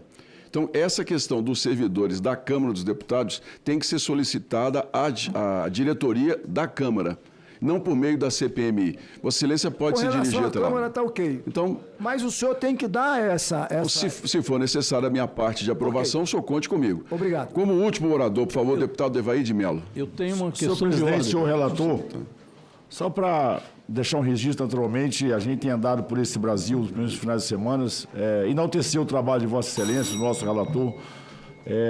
Muitas mensagens eu tenho recebido, as pessoas têm me abordado para parabenizar o trabalho de Vossa Excelência na condução e do nosso relator pelo trabalho que faz. E dizer para as pessoas que o nosso papel aqui é um papel investigativo. O relatório final, depois ele vai ser enviado, naturalmente, ao Ministério Público, à Polícia Federal ou a quem for de interesse, para que possa fazer os encaminhamentos e as decisões finais. Portanto, toda a intervenção que inibe a investigação, ela atrapalha a CPMI. Eu quero fazer um apelo aqui, principalmente aos deputados e senadores da base do governo, para que deixem a investigação tramitar. As pessoas precisam vir aqui falar, se manifestar, porque isso vai aparecer. E, naturalmente, depois, caso eles sejam envolvidos nessa investigação, terão depois lá na Polícia Federal, no Ministério Público, na própria Justiça, para fazer a sua defesa. Aqui não é lugar de fazer defesa de quem está sendo investigado. O nosso papel é coletar informações, ter informações e dar transparência a essa quadrilha que foi montada por famosos aposentados. Obrigado. Questão de ordem, o deputado Rogério Corrêa? Pois não. Qual é o artigo, por gentileza? É uma questão de ordem com base no artigo 14. 14.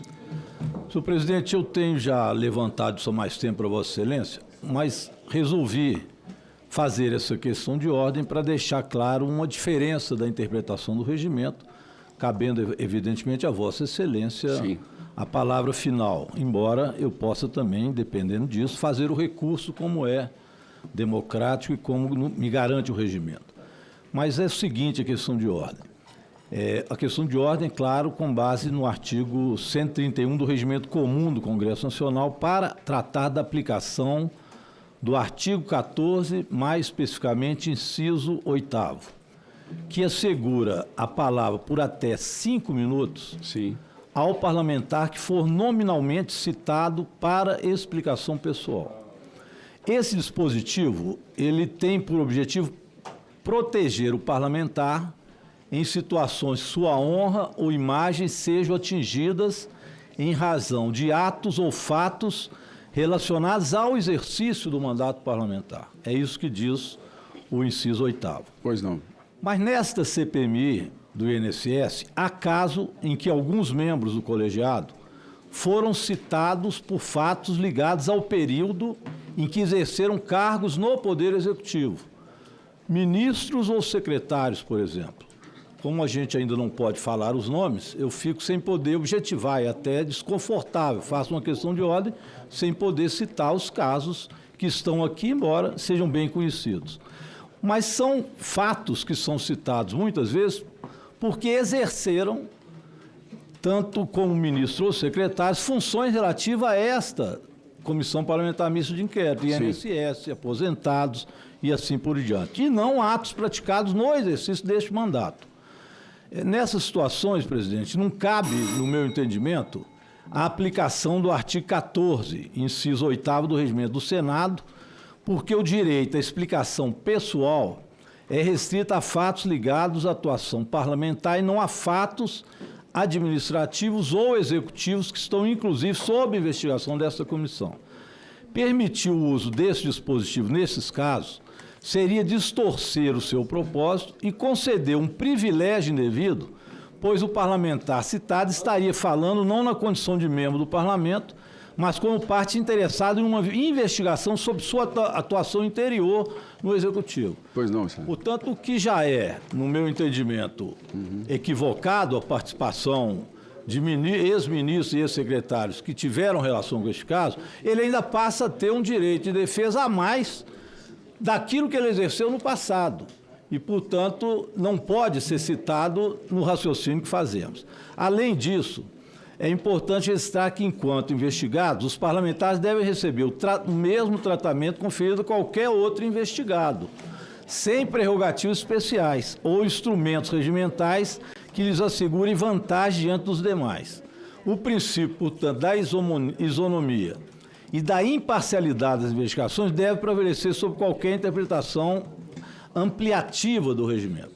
Dessa forma, eu peço a Vossa Excelência que indefira o uso do artigo 14, inciso 8º, quando a citação se referir a fatos de período anterior ao do mandato do parlamentar, restringindo sua aplicação apenas aos casos em que o parlamentar é citado no exercício da atividade legislativa. Pois não. Presidente, essa é a questão de ordem. Peço a Vossa Excelência apenas mais um minuto. Claro, perfeitamente. Apenas para solicitar a Vossa Excelência também que preste atenção na convocação de alguém que nós já aprovamos o requerimento, mas que eu pediria uma pressa, que é o presidente da AMAR, Felipe Macedo Gomes. Sim.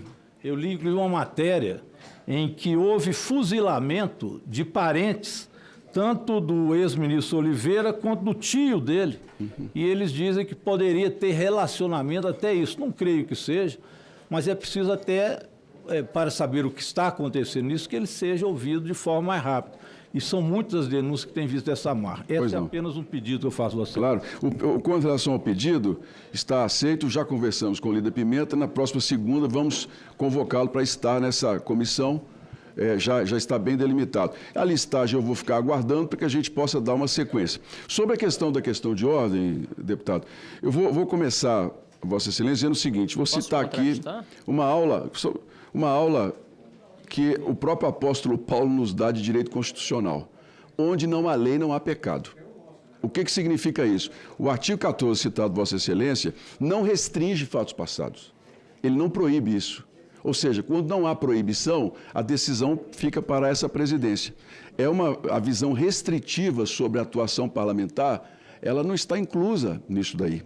E hoje, um outro ponto importante, quando o regulamento foi feito, nós não tínhamos essas novas ferramentas de citação, isso não existia. Não existia citação de vídeo, não existia rede social. Quer dizer, há necessidade de uma modernização desse tipo de trato aqui no meio de uma CPI. Acho que isso, inclusive, poderia ser fruto de um projeto de lei para que a gente possa modernizar e tornar mais contemporâneo o resultado. Outra questão é que, como não há limitação, a presidência pode ceder a palavra sem citar o artigo 14. Essa zona de interpretação, nós já conversamos aqui na secretaria, por isso eu tomei a decisão de nós, todas as vezes que tivemos o uso desse instrumento... Uma pergunta, presidente. Pois não. Veio aqui uma pessoa prestar um depoimento, certo? Certo. Eu quero fazer uma pergunta para ela sobre o período em que o integrante da comissão respondia por um cargo no Poder Executivo. Sim. Certo? Certo. Cada vez que eu fizer essa pergunta, o parlamentar vai ter direito a requerer o artigo 14? Vai. Se o senhor citar nominalmente... Então, senhor Bertal, olha aqui, ó. Era ministro, eu vou dar o direito à palavra. O que o senhor sabe sobre a gestão dele no Ministério? Mesmo que ele esteja aqui, além de ser parlamentar, ele também é ex-ministro, ele vai receber a possibilidade... Então, isso não vai criar um impeditivo para que eu possa tratar de uma investigação sobre um determinado período que eu quero investigar? Não, Excelência. Todas as vezes que o parlamentar for citado e dado a ele determinado fato ou assinatura, o parlamentar mesmo que ele tenha sido ministro... Sendo do governo ou sendo da oposição, mesmo tendo sido ministro, eu vou dar a palavra, essa é a decisão dessa presidência. Então, vamos recorrer dessa interpretação. Perfeitamente. Não cabe recurso. Não cabe recurso. Essa é uma decisão da presidência em relação a isso. Presidente, mas quando Vossa Excelência recorreu ao apóstolo Paulo, eu vou recorrer ao Papa. Não, está aqui. Não cabe recurso por não ser matéria constitucional. Artigo 132 do regime comum. Não, tudo bem, podemos recorrer ao Papa, mas a expressão do apóstolo Paulo é perfeita. Onde não há lei, não há pecado. Se não está escrito, então nós temos que buscar um consenso nisso daqui. Presidente, com a palavra... Ainda sobre essa questão, bem rápido. Pois não. É só pedir a Vossa Excelência, antes de qualquer recurso, qualquer encaminhamento ou qualquer interpretação, pedir a Vossa Excelência uma análise mais pormenorizada junto à consultoria do Senado. Pois não. Porque, ao que me consta, a interpretação do artigo 14 diz respeito ao seguinte: quando a fala é ofensiva e pejorativa em relação a algum colega, então se utiliza do artigo 14. Me parece que a limitação fica distrita a isso, se for pejorativa, se for ofensiva a um colega. Então, queria pedir a Vossa Excelência, até antes de proclamar e anunciar a vossa decisão, que nós respeitaremos, aprofundasse a consulta, porque ao longo do tempo, pelo menos no Senado, tem sido assim a interpretação sobre o artigo 14. O senador Randolph, esse assunto, antes de anunciar, eu pedi à secretaria que fizesse uma avaliação de todos os pontos dessa questão. Então, tenho aqui, por exemplo, um resumo técnico que eu vou ler para que os senhores entendam que a minha posição aqui é tornar o mais equilibrado possível os trabalhos e o mais justo para que todos os lados possam se manifestar. Tem aqui algumas observações. O artigo 14 não traz limitação no sentido que os parlamentares citados por cargos anteriores não poderiam usar a palavra. Não há essa restrição no artigo 14. Trata-se de norma que garante um direito ao parlamentar, não cabendo uma interpretação restritiva, ou seja, o parlamentar citado tem direito de se defender. Trata-se, não cabe interpretação restritiva nesse caso absoluto, como está mesmo, não. A questão elogiosa é uma outra questão. Obrigado mas se, por pelo exemplo, entendimento, presidente, que se citar tem que ter direito de defesa. Exatamente. Fico feliz pela ponderação de Vossa Excelência. Questão de ordem repetida, já decidida pela presidência, não comportando reanálise. Não cabe recurso por não ser matéria constitucional, o artigo 132 do Regimento Comum. Então, peço a Vossas Excelências que sigamos em paz nesse assunto e a gente possa equilibrar aqui as manifestações todas, porque eu já vi que a questão de vídeo poderá ser trazida a qualquer momento e é um instrumento natural. Com a palavra, o senador Marcos Rogério, que está hoje pela liderança da oposição, não é isso? Senhor presidente, estou pela liderança da oposição hoje, na ausência do senador Rogério Marinho. Pois não. Eu acho que são... Eu primeiro queria cumprimentar a Vossa Excelência pela postura conservadora em relação ao cumprimento regimental. Obrigado. Eu acho que essa questão do artigo 14, que é uma garantia que o Senado Federal ele tem isso como tradição, né? E eu concordo com isso. Eu acho que é algo que prestigia a casa e prestigia os parlamentares, né? Obviamente que se tal fato anteriormente ocorrido, mas tendo, né, o personagem ou aquele ex-ministro, ex-presidente ou ex-diretor de alguma repartição pública assento no parlamento, obviamente que você não pode desconectar, né, o fato da pessoa. Mesmo porque está se referindo àquele fato justamente em provocação à pessoa que compõe o colegiado, e não diferente. Aqui nessa comissão nós temos pelo menos 2 ex-ministros de Estado que compõem essa comissão. A mesma regra que vale para um, vale para outro. Daqui a pouco, né, a oposição se acha no direito de trazer fatos conexos a essas pessoas de outrora, e não, ele não pode usar o artigo 14 porque são fatos do tempo em que era ministro e não do tempo em que é senador da República. Então, eu acho que assiste razão a Vossa Excelência, é uma interpretação conforme o espírito regimental, que visa resguardar justamente a imagem do parlamentar. E nesse caso, né, a ideia que fez surgir o artigo 14 não entra no mérito se ele tem direito à resposta porque está com a razão ou contra a razão. Ele foi citado, e obviamente aí concordando com a ponderação do senador Randolph, né, quando é uma fala elogiosa, obviamente que é uma questão de bom senso, mas na maioria das vezes não é isso que se trata. Então eu concordo com Vossa Excelência, a oposição concorda com a interpretação de Vossa Excelência, porque ela vai justamente em proteção ao exercício parlamentar. Muito obrigado. Senhores, presidente, mas o parlamentar não estando na sala... Não fica crédito para a próxima sessão. Não fica crédito, não, Excelência. Então vamos aproveitar bastante hoje, pessoal. Oitiva do senhor Fernando dos Santos Andrade Cavalcante, empresário. Requerimento 1956, deputado Alfredo Gaspar. Senhores, silêncio, por favor. Requerimentos 1818, deputado Rogério Correia. 1822, senador Marcos Rogério. 1907, senadora Leila Barros. Convido a secretaria para que dirija o senhor Fernando dos Santos Andrade Cavalcante a tomar assento juntamente com esta presidência. Olha, antes de iniciarmos a oitiva do senhor Fernando, informo que fomos cientificados dos termos da decisão dos autos do habeas corpus 262.394. Até aqui eu peço a atenção dos senhores, por favor, porque terei que ser muito firme em relação a isso. Cujo paciente é o depoente de relatoria do ministro Luiz Fux. A ordem foi concedida parcialmente, garantindo ao senhor Fernando o direito de permanecer em silêncio sobre fatos que possam implicar a sua autoincriminação, o direito de ser acompanhado por defensor e de comunicação irrestrita com ele e o direito de não ser preso em razão de permanecer em silêncio nos casos de autoincriminação. Não obstante, gostaria de destacar para todos que esses direitos concedidos pelo ministro Luiz Fux já estavam garantidos pela CPMI, conforme o ofício convocatório, os precedentes do colegiado e a atuação dos membros. O ministro Fux ressaltou, contudo, que a aplicação do postulado da não autoincriminação não implica o direito ao silêncio absoluto, porquanto a testemunha remanesce a obrigatoriedade de responder às perguntas que não sejam autoincriminatórias. Todavia, em pedido de reconsideração parcialmente deferido, o ministro esclareceu que fica assegurado ao próprio depoente, em conjunto com a sua defesa técnica, definir as perguntas que possam eventualmente lhe causar risco de autoincriminação. Ou seja, neste caso, o juízo sobre perguntas que possam levar à autoincriminação será da defesa técnica. O que significa isso aqui?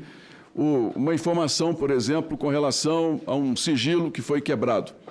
Ele não será obrigado a responder sobre essa questão, é o que está aqui na decisão do ministro Fux, e a defesa poderá participar. Quero saudar aqui o senhor Fernando, obrigado, senhor Tiago, advogado.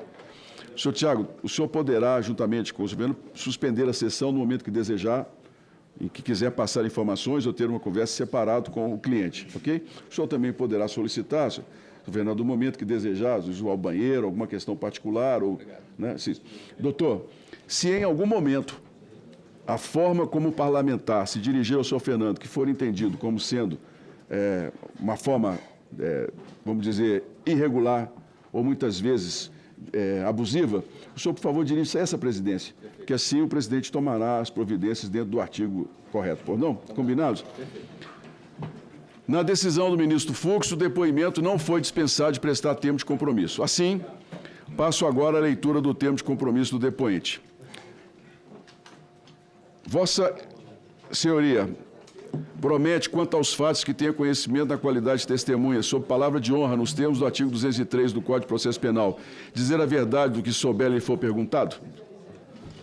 Excelência, me coloco à disposição para responder quaisquer questões que forem feitas, porém, vou me utilizar do meu direito de habeas corpus e a resposta é não, até seguindo a orientação do meu advogado. O senhor é advogado? Não, economista. Senhor Fernando, a decisão do ministro não dispensa o senhor de prestar o termo de compromisso. Doutor Tiago, o senhor acompanhou isso? Pois não.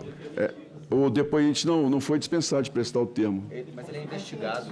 Não, excelente. Aqui ele está como testemunha. Está dito na decisão. Não, mas Está dito expressamente na decisão. Não, aqui, olha. Assim, Vossa Senhoria promete como testemunha. No pedido de reconsideração. Pode ligar o microfone aí. Senhor presidente. Pois não. Senhor presidente, senhoras e senhores parlamentares, uma boa tarde a todos. Agradeço a gentileza que foi dispensada a essa defesa técnica e ao senhor Fernando.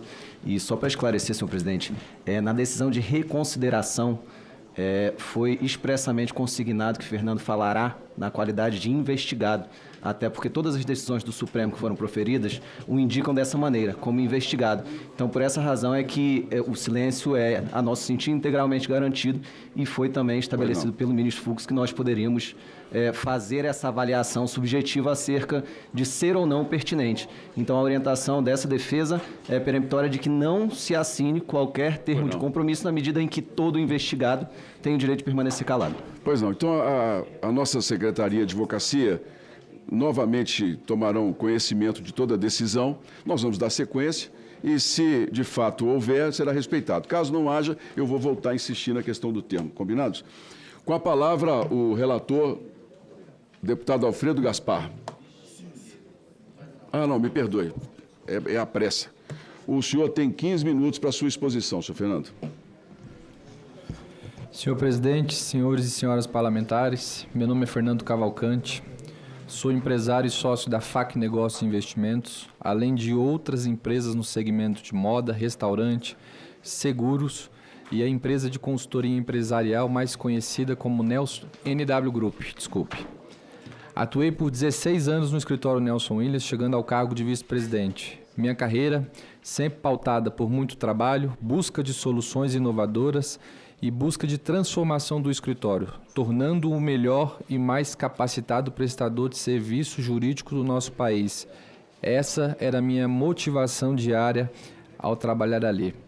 É importante destacar que eu entrei no escritório com 23 anos de idade, em 2009. Entre saídas e entradas, em 2017, o Dr. Nelson Williams me convida para ser assessor direto dele. E a partir daquele momento... Silêncio, por favor. Silêncio. Foi não. E a partir daquele momento, eu começo a tomar conhecimento de como era que o escritório efetivamente funcionava. Tive uma conversa sincera com o Dr. Nelson. Expliquei, o senhor conhece o seu escritório, doutor? Ele disse, claro que eu conheço o meu escritório. Eu falei, doutor, o senhor conhece o seu escritório? Na segunda pergunta ele falou, por que você está me perguntando isso? Eu estou falando porque o seu escritório hoje, doutor, ele é regido por 9 planilhas de Excel. Era um escritório que já estava no país inteiro, mas tinha, infelizmente, um descontrole, uma falta de governança absurda. Iniciam-se ali em 2018, final de 2018, todo um trabalho de governança corporativa, onde eu estive juntamente com o Dr. Nelson, à frente disso, para organizar o escritório, para preparar o escritório e para deixá-lo, obviamente, cada vez mais competitivo ao mercado. E foi esse trabalho que eu passei a desenvolver dentro do escritório. Criamos controladoria financeira, criamos controladoria jurídica, criamos um financeiro efetivo, criamos diversas caixas, nomeamos o novo vice-presidente, porque não foi o primeiro vice-presidente após esse momento. Nós começamos a criar diversas diretrizes políticas para organizar o escritório e assim fazer com que o escritório crescesse. Resultados, inclusive, que foram divulgados no meu último ano à frente da Nelson Williams Advogados, com um crescimento de 47%, isso divulgado no Migalhas. Obviamente que esse trabalho não é do Fernando Cavalcante, é dos 1.200 advogados que ali trabalham, das quase 3.000 pessoas que ali trabalham. É um ajuntamento de esforços, não é um escritório de um homem de um exército só, é um escritório que cresceu, que está há 25 anos no mercado. E, obviamente, o que eu pude contribuir com este escritório foi para melhorar e trazer melhores condições para que o escritório tivesse políticas e governança de forma efetiva.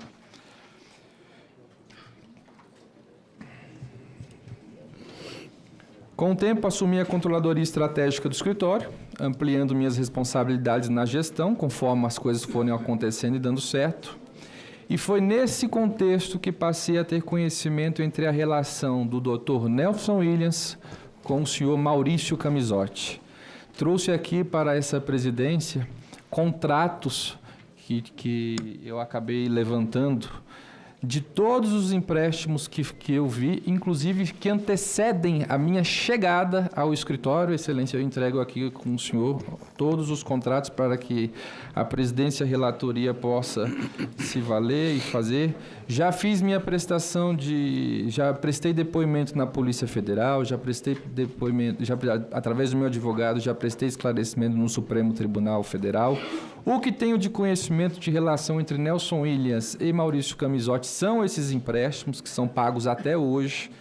Deixo registrado que nunca fui laranja, operador ou beneficiário de qualquer esquema. Minha atuação sempre foi de gestor e os pagamentos por mim recebidos eram compatíveis com todas as funções que eu desempenhava com a minha vida empresarial.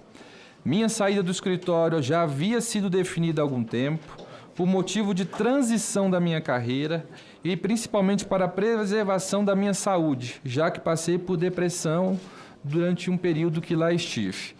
Após a saída, não tive mais qualquer participação ou ingerência nas atividades dos escritórios conduzidas pelo Dr. Nelson. Compareço a essa CPMI após já ter prestado detalhado depoimento à Polícia Federal e ao Supremo Tribunal, exemplarmente conduzidos por sinal, mesmo possuindo habeas corpus que me permitiria o silêncio, escolhi falar porque não tenho nada a esconder.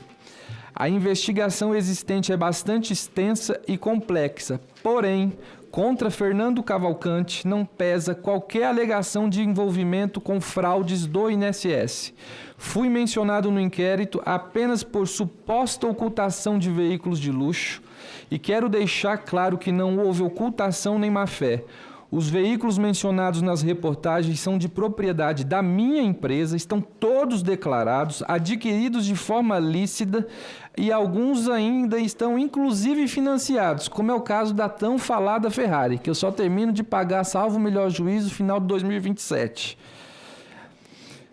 Aqui em Brasília é bastante comum que os veículos sejam guardados em estacionamentos comerciais, sendo tudo documentado. Há reportagem de quase 20 anos falando do assunto.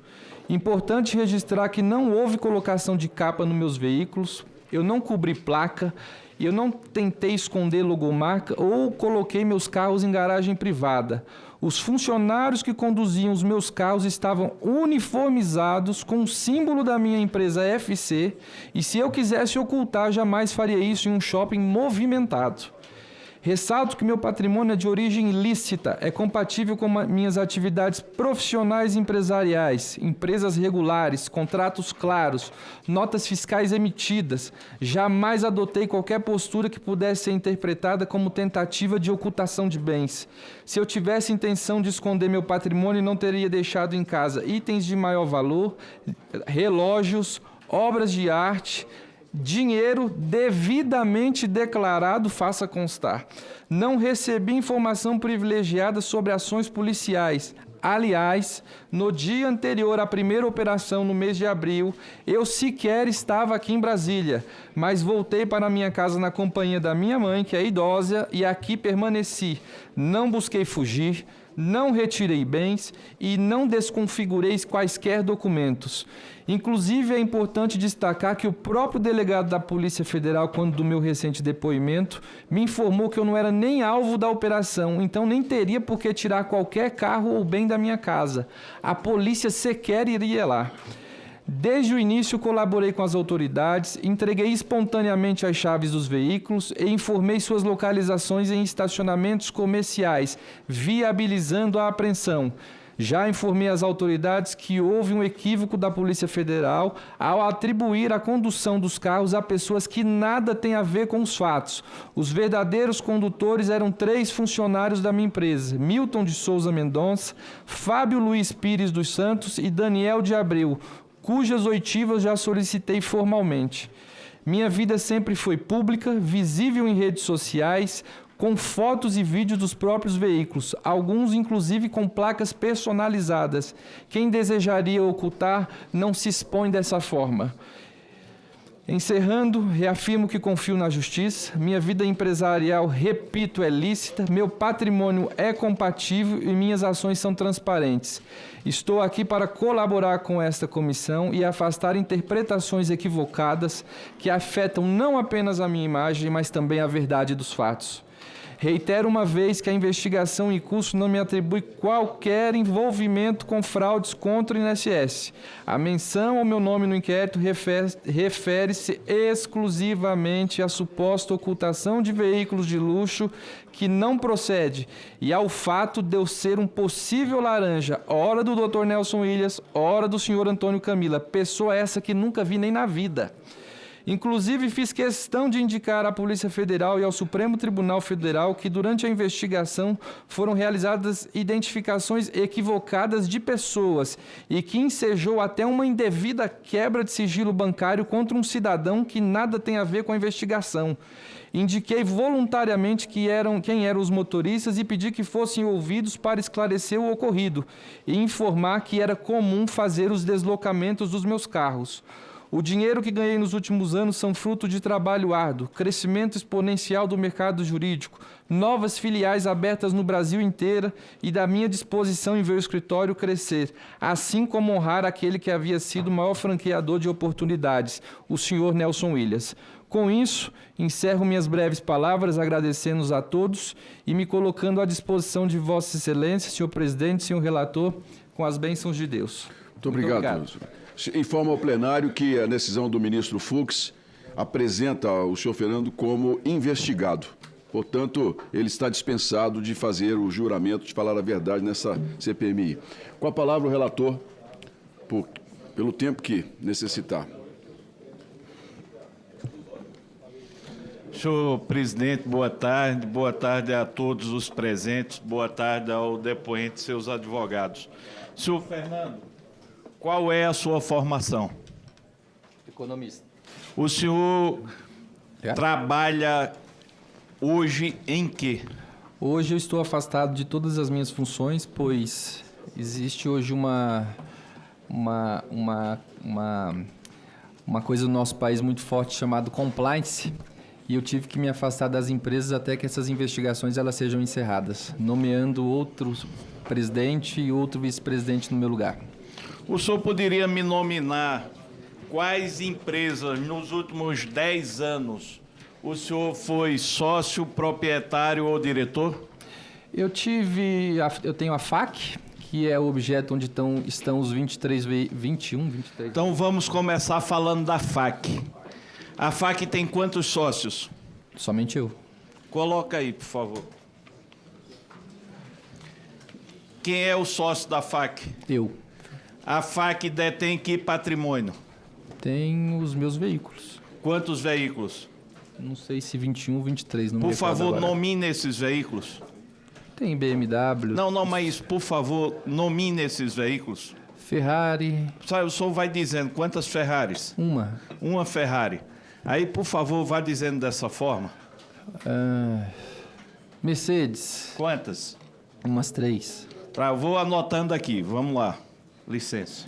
Isso eu estou falando, mas pode ser que a cabeça esteja equivocada. Claro, mas 23 veículos não é para todo mundo. Isso. 3 Mercedes, uma Ferrari, por favor, na FAC. Tem algumas motos. Quantas motos? Tem umas 10 motos. 10 motos.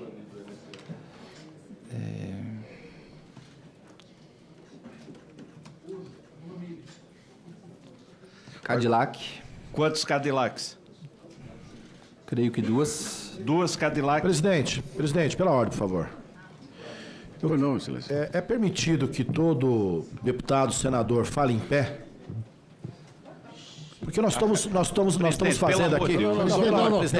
Pela ordem. Presidente, o relator, assim como qualquer deputado, só um minutinho. está na posição Só um instante, de fazer uma indagação, de tomar depoimento de uma pessoa. Porque o relator está fazendo isso e atrás dele fazendo propaganda. Pode ir. Eu tenho certeza que ele vai utilizar isso na rede social querendo fazer propaganda. Pode fazer. Está se utilizando a CPMI para fazer propaganda eleitoral. Só um instante, por favor. Isso é um absurdo. Presidente, questão de ordem. Não deixemos a CPMI cair nessa. É assim, cada um de nós, parlamentares, quando nós formos falar, a gente pode mandar colocar o nosso nome ali em destaque? Pode, excelência. Você pode. Paulo Pimenta. Se o deputado Alencar quiser fazer. Não, só perguntando se pode. Você pode fazer em pé. Se pode, para um problema. Pode, excelência. O problema é o Então, slide. Senhores, por favor. Aqui, presidente. Senhores, só um instantinho. A partir de agora, estou respondendo a questão. Cada parlamentar que for falar pode mandar estampar lá o seu nome, né? O cara. Dá para botar o número também, presidente, ou não? Nosso número? Bem, aí é bom que ele coloque o número, porque ele não volta para o parlamento, não é o número porque é campanha antecipada, né? Não é o número do... É o número do celular, para fazer contato. Não. Pode colocar o do gabinete. Aqui, existe a chamada... Ele tem toda a liberdade material de agir, assim como os senhores. Se o deputado, qualquer um aqui quiser... Quando for falar, eu quero também ficar passando foto perfeitamente, excelência. Tenho certeza que... Parem para mim, por favor. Na elegância que Vossa Excelência está aí, de preto e cinza... Né? Será muito bem-vindo aqui para falar. Muito obrigado, presidente. Nada. Continue, relator, por favor. Presidente, eu agradeço a preocupação dos nobres parlamentares, mas vou continuar. O senhor falou de 3 Mercedes, uma Ferrari, 10 motos, 2 Cadillacs. Tem mais algo? Tem, excelência. Aqui, por favor. Tá. Aqui, ó. Nesse aqui. Aqui, ó. Tem, excelência. Qual o capital dessa sua empresa? Não me recordo agora. O senhor não tem nem um valor aproximado desse capital? Não me recordo. Acho que essa empresa é 1 milhão, salvo o melhor juízo. 1 milhão. O senhor sabe quanto tem de veículo aqui nessa empresa? Não faço ideia de valor. O senhor nem tem ideia de quanto? Não. Então vamos falar só da Ferrari. A Ferrari, mesmo financiada, ela vale quanto? 4 milhões, um pouco mais. Como é que uma empresa de um capital de 1 milhão detém veículos que só um desses veículos é 4 milhões? A empresa... ela é uma empresa utilizada ela tem emissão de nota, ela tem faturamento, apesar de não ter nenhum funcionário. Eu como trabalhava no escritório jurídico e não era advogado, eu como economista, eu não poderia entrar na sociedade do escritório. Então, qualquer valor que eu viesse a me valer, eu tinha que emitir nota.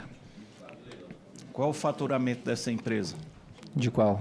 Dessa que detém os veículos. Tem mês que faturo 4, 7, 3. Um valor aproximado por ano? Excelência, é isso. 4, 7, 3, depende. Milhões? Por mês. por mês. Milhões por mês? Sim. Alguém, em algum momento, foi sócio do senhor nessas empresas?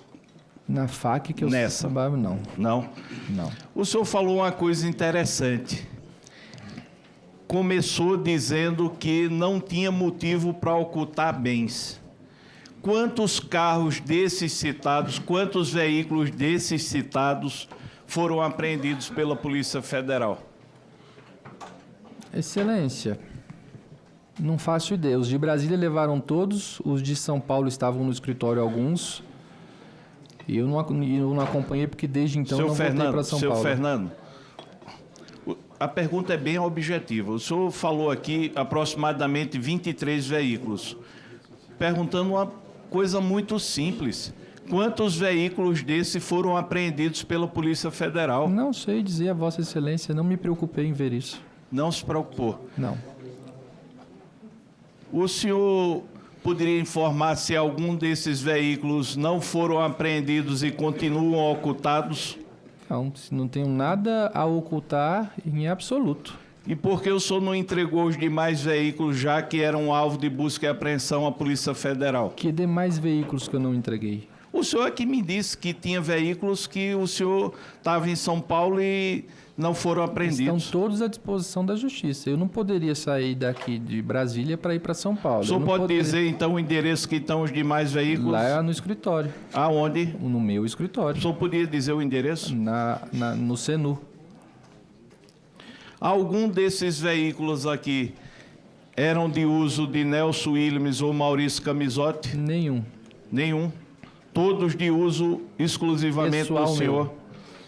O senhor poderia dizer quantas vezes o senhor levou os seus veículos para o PIA 21, além da data da operação da Polícia Federal em abril deste ano? Eu nunca levei. Quem leva são os meus motoristas. Seus motoristas. Mas eles levam para o PIA 21, eles levam para o DEC, eles levam... Senhor Fernando, a pergunta é bem objetiva. Para o PIA 21... Não tenho como responder nada de forma objetiva. Tem que entender o contexto de como é a minha vida em Brasília. Né? Com todo respeito, Excelência, senão eu não consigo explicar. Então, vou fazer uma pergunta que o senhor vai poder responder de forma objetiva. Além do dia da operação da Polícia Federal, que tinha 3 veículos do senhor no PIA 21, alguma outra vez o senhor mandou, determinou, orientou algum funcionário do senhor a levar os seus veículos para ficarem no PIA 21? No PIA 21, que eu saiba, não. Mas no Brasília Shopping, sim. No DEC, sim. Inclusive, os últimos veículos foram lá, eles encontraram as chaves lá em casa e eu falei, estão no DEC. É comum eu estacionar, até porque minha garagem só cabe 3 carros. E é impossível manter a quantidade de carros que eu tenho aqui dentro da minha garagem. Senhor Fernando, a Valestra, qual é a sua participação na Valestra? Sou o sócio. Quem é sócio com o senhor na Valestra? O Dr. Nelson Williams foi sócio dela até o dia, salvo o melhor juízo, 23 de maio deste ano. Além do senhor Nelson Williams, tem mais alguém sócio do senhor na Valestra? Não. Qual o motivo da saída da sociedade do senhor Nelson Williams? Mudança de carreira, sanidade mental, estava cansado. Tinha outras motivações para a minha vida. Hoje, quem é que é o sócio da Valestra? Hoje não tem. Hoje o sócio da Valestra sou eu. Qual é a atribuição de natureza da Valestra? É uma empresa de consultoria empresarial. O senhor, através da Valestra, o senhor faz lobby aqui em Brasília ou em alguma outra localidade do país? De maneira nenhuma, Excelência. Qual é o faturamento da Valestra? Uma média de 20 milhões. Mês passado, com tudo isso aí, deu uma diminuída para metade, pelo menos. O senhor fala isso a nível de mês? Mês. A NWPS Participações, qual é a sua posição nela? Olha, essa empresa, sendo bem sincero, eu até dei uma olhada. Quando eu entrei no Nelson, isso na diretoria, ele pediu que eu assumisse a administração dessa empresa, mas salvo o melhor juízo, essa empresa não tem nenhum tipo de movimentação. E creio eu que eu não esteja mais nela há muito tempo. Olha, pelos documentos que eu tenho aqui, o senhor faz parte ainda dela. Eu acredito que não, Excelência, mas podemos averiguar. Eu vi lá na junta comercial, pode ser que haja alguma incongruência. A mulher do Nelson Williams, senhora Ana Williams. Anne Williams. Anne? Anne. Ela tem participação com o senhor em qual empresa? Nenhuma. Teve? Nenhuma. Nenhuma. A NW Corretora de Seguros? É uma empresa minha, do Nelson e de mais alguns sócios. O senhor ainda faz parte dela? Estamos no meio da desassociação. Qual o capital dela? Não vou saber falar para Vossa Excelência. NW Aplicações Tecnológicas. Essa empresa foi uma empresa que creio eu que esteja fechada também. Acho que não chegou nem a ter movimentação. NW Xbank Digital Soluções. Mesma coisa, foi aberta e fechada sem nenhum tipo de movimentação. Fernando dos Santos Andrade Cavalcante. Fernando dos Santos Andrade Cavalcante, eu acho que é a FAC. É o mesmo CNPJ, só que depois só trocou o nome. Prosa Comida e Bar. Prosa Comida e Bar, não é minha, não. Não, é do senhor, tá aqui toda a documentação. Prosa Comida e Bar? Sim. Prosa Comida e Bar é de uma sócia do escritório, é um restaurante. Tem aqui o senhor como sócio administrador, com 50% do capital social. Essa é novidade para mim. FSAC Serviços Limitada. FSAC. 100% da sociedade do senhor. FSAC. A FSAC é uma nova empresa, salvo o melhor juízo. Isso aí a gente está fazendo um planejamento patrimonial e foi aberta essa empresa recentemente, mas acho que não teve nenhuma movimentação ainda. FC Participações. Ela é sócia de todas essas empresas que Vossa Excelência relatou aí anteriormente. A NW Corretora, a Bridge, que é de agenciamento de artistas. NW Negócios e Investimentos. E NW Negócios e Investimentos, que é a NW Group. Senhor Fernando, o senhor entrou quando num grupo Nelson Williams? A primeira vez eu entrei dia 9 de março de 2020 de março, em 2009, março de 2009. Permaneceu até quando? Aí saí, trabalhei na Assembleia Legislativa, trabalhei na Prefeitura de São Paulo, depois retorno em final de 2017 para início de 2018. O senhor trabalhou na Assembleia Legislativa de que ano a que ano? Acho que de 2012 a 16, talvez, 17. 16. O senhor trabalhou até 17 na Assembleia Legislativa. Enquanto o senhor trabalhava na Assembleia Legislativa, o senhor também prestava serviço ao escritório Nelson Williams? Não. Quer dizer que de 2012 a 2017 o senhor estava desligado da sociedade Nelson Williams? Estava desligado, mas é importante, isso tem declarado inclusive no meu imposto de renda. Sim. Eu tinha alguns negócios com o Nelson e ele continuava me remunerando. Tá. Que negócios eram esses? Os clientes jurídicos que eu havia indicado. Quer dizer que o senhor fazia uma jornada de duplo trabalho, Assembleia e Nelson Williams? Não, eu trabalhava na Assembleia, mas o que eu já tinha fechado era mantido. No gabinete de quem? Adilson Rossi. Adilson Rossi. De que partido? PSB. O senhor disse que trabalhou na Prefeitura de São Paulo. Que período, que prefeito? Só 6 meses, salvo o melhor juízo, João Dória. João Dória. O senhor também disse aqui, rapidamente, o que é que o senhor é da líder e o que é que significa líder? Líder? Sim. Ou lead? Lead. Nada, eu franqueei a minha casa para eventos do LEAD, assim como eu franqueei minha casa para eventos da FOBS, assim como eu franqueei minha casa para eventos da GPS Foundation e tantos outros eventos. Senhor Fernando, ali tem uma foto do senhor com o senhor Nelson Williams. O senhor está aqui porque o senhor foi alvo da Operação Cambota.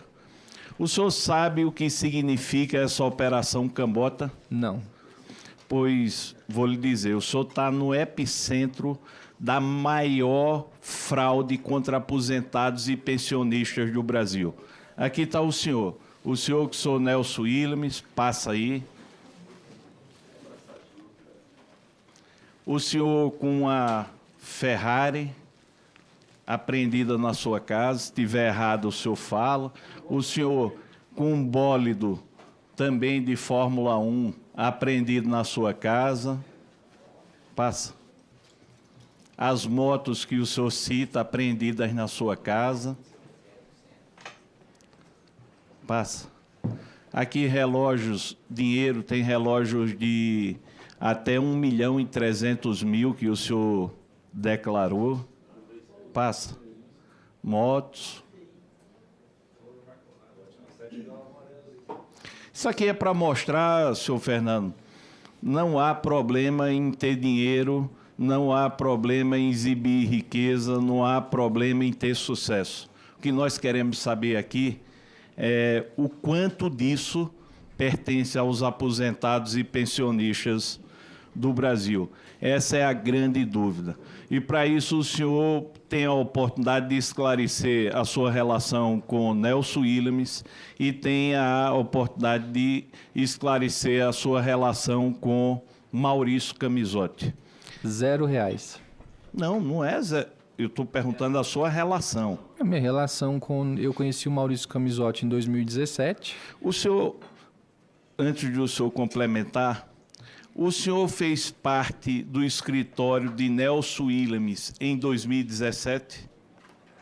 Final de 2017 é quando eu começo acredito eu, início de 18, assumo uma função de assessor do Nelson. Qual a sua relação com a GEAP? GEAP? Sim. Zero. O senhor nunca esteve na GEAP aqui? Não. O senhor sabe o que é GEAP? GEAP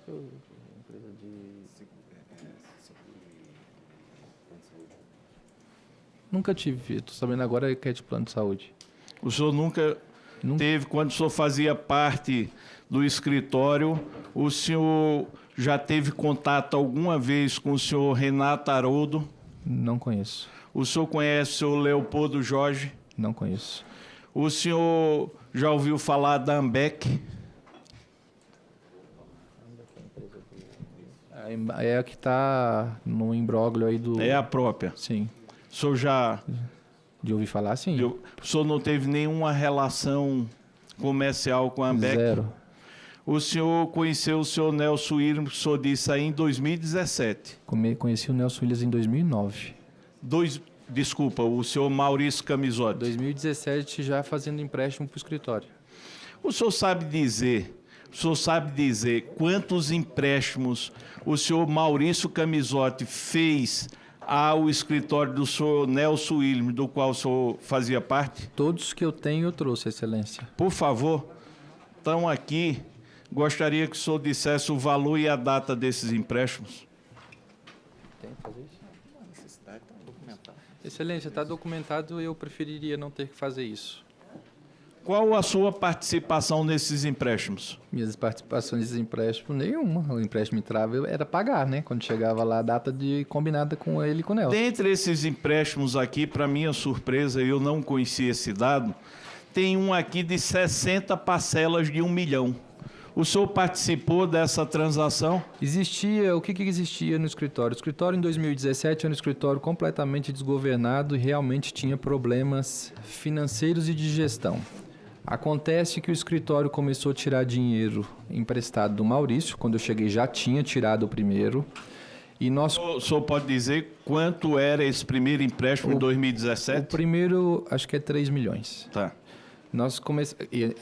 Esse primeiro eu ainda não era participante porque eu realmente não estava lá. Tirou o empréstimo e o que aconteceu depois foi que o escritório foi tirando vários empréstimos porque às vezes não conseguia pagar e esses contratos eles eram renovados. Então, tirava o empréstimo hoje, não conseguia pagar, ia lá, refazia de novo. E esse de 1.088.000 já entra uma parte do empréstimo talvez faltante, salvo o melhor juízo. Não, mas não tem nenhum empréstimo de 1.088.000. Prestação, o senhor acabou. Vossa Excelência Então acabou de falar. aí que é a prestação. Foi a compra do terreno. 60 milhões. Foi a compra do terreno dele. Olha, o Nelson Williams esteve aqui, prestou depoimento, disse que o terreno 22 milhões. Mas ele devia dinheiro para o Maurício, salvo o melhor juízo, foi se acumulando os empréstimos, não pagou o empréstimo da forma como combinou na primeira vez e o Maurício acho que refez os contratos, salvo o melhor juízo. Então o senhor está dizendo aqui que tem aqui um contrato que obriga o senhor Nelson Williams a pagar 60 prestações de 1.088.000, fruto de dívida com o senhor Maurício Camizotti, que isso é a respeito do terreno que o Nelson Williams disse que foi de 22 milhões. Excelência, o contrato do Nelson, anualmente ele tem que ser atualizado por CDI, acho. Não vou me recordar agora, mas está aí. Essas aqui são algumas mensagens das pessoas que trabalham com o senhor Maurício Camizotti, inclusive fazendo cobranças sobre o reajuste anual a partir de janeiro. Por exemplo, esse aqui de 25. Vou deixar com Vossa Excelência também. Olha, vamos voltar um pouquinho.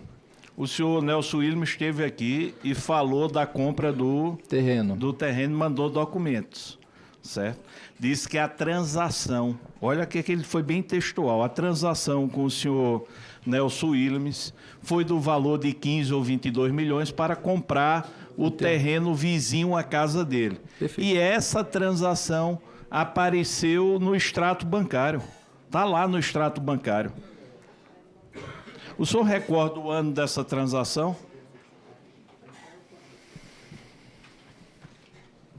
Talvez 21, 22. Olha, depois que saiu lá a transação, eles fizeram esse contrato que o senhor acabou de nos entregar, de Maurício Camizotti, Cecília Montalvão Simões, com o Nelson Williams através das suas empresas.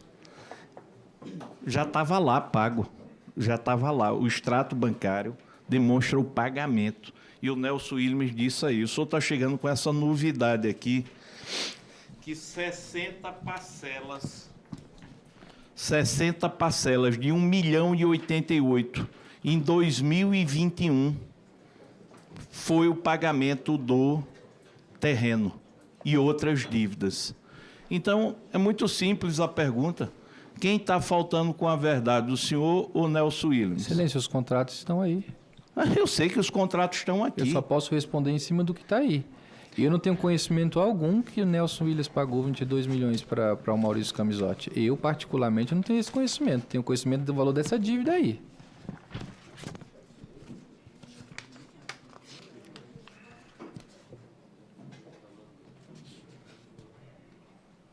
Olha, em 16 de novembro de 2020, olha só a diferença do que o senhor está falando. Foi celebrado um contrato de promessa de compra e venda na qualidade de vendedores, Maurício e Cecília, e de comprador, Nelson Williams,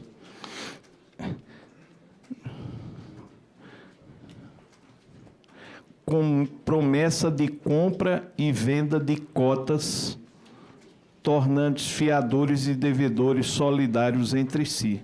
O senhor está dizendo aqui que isso foi decorrente do terreno.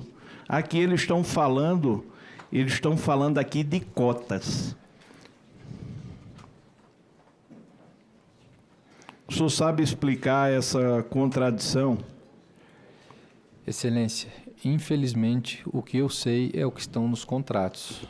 E o que foi dito é que isso era referente ao terreno. Então, o que passar disso, eu não tenho como.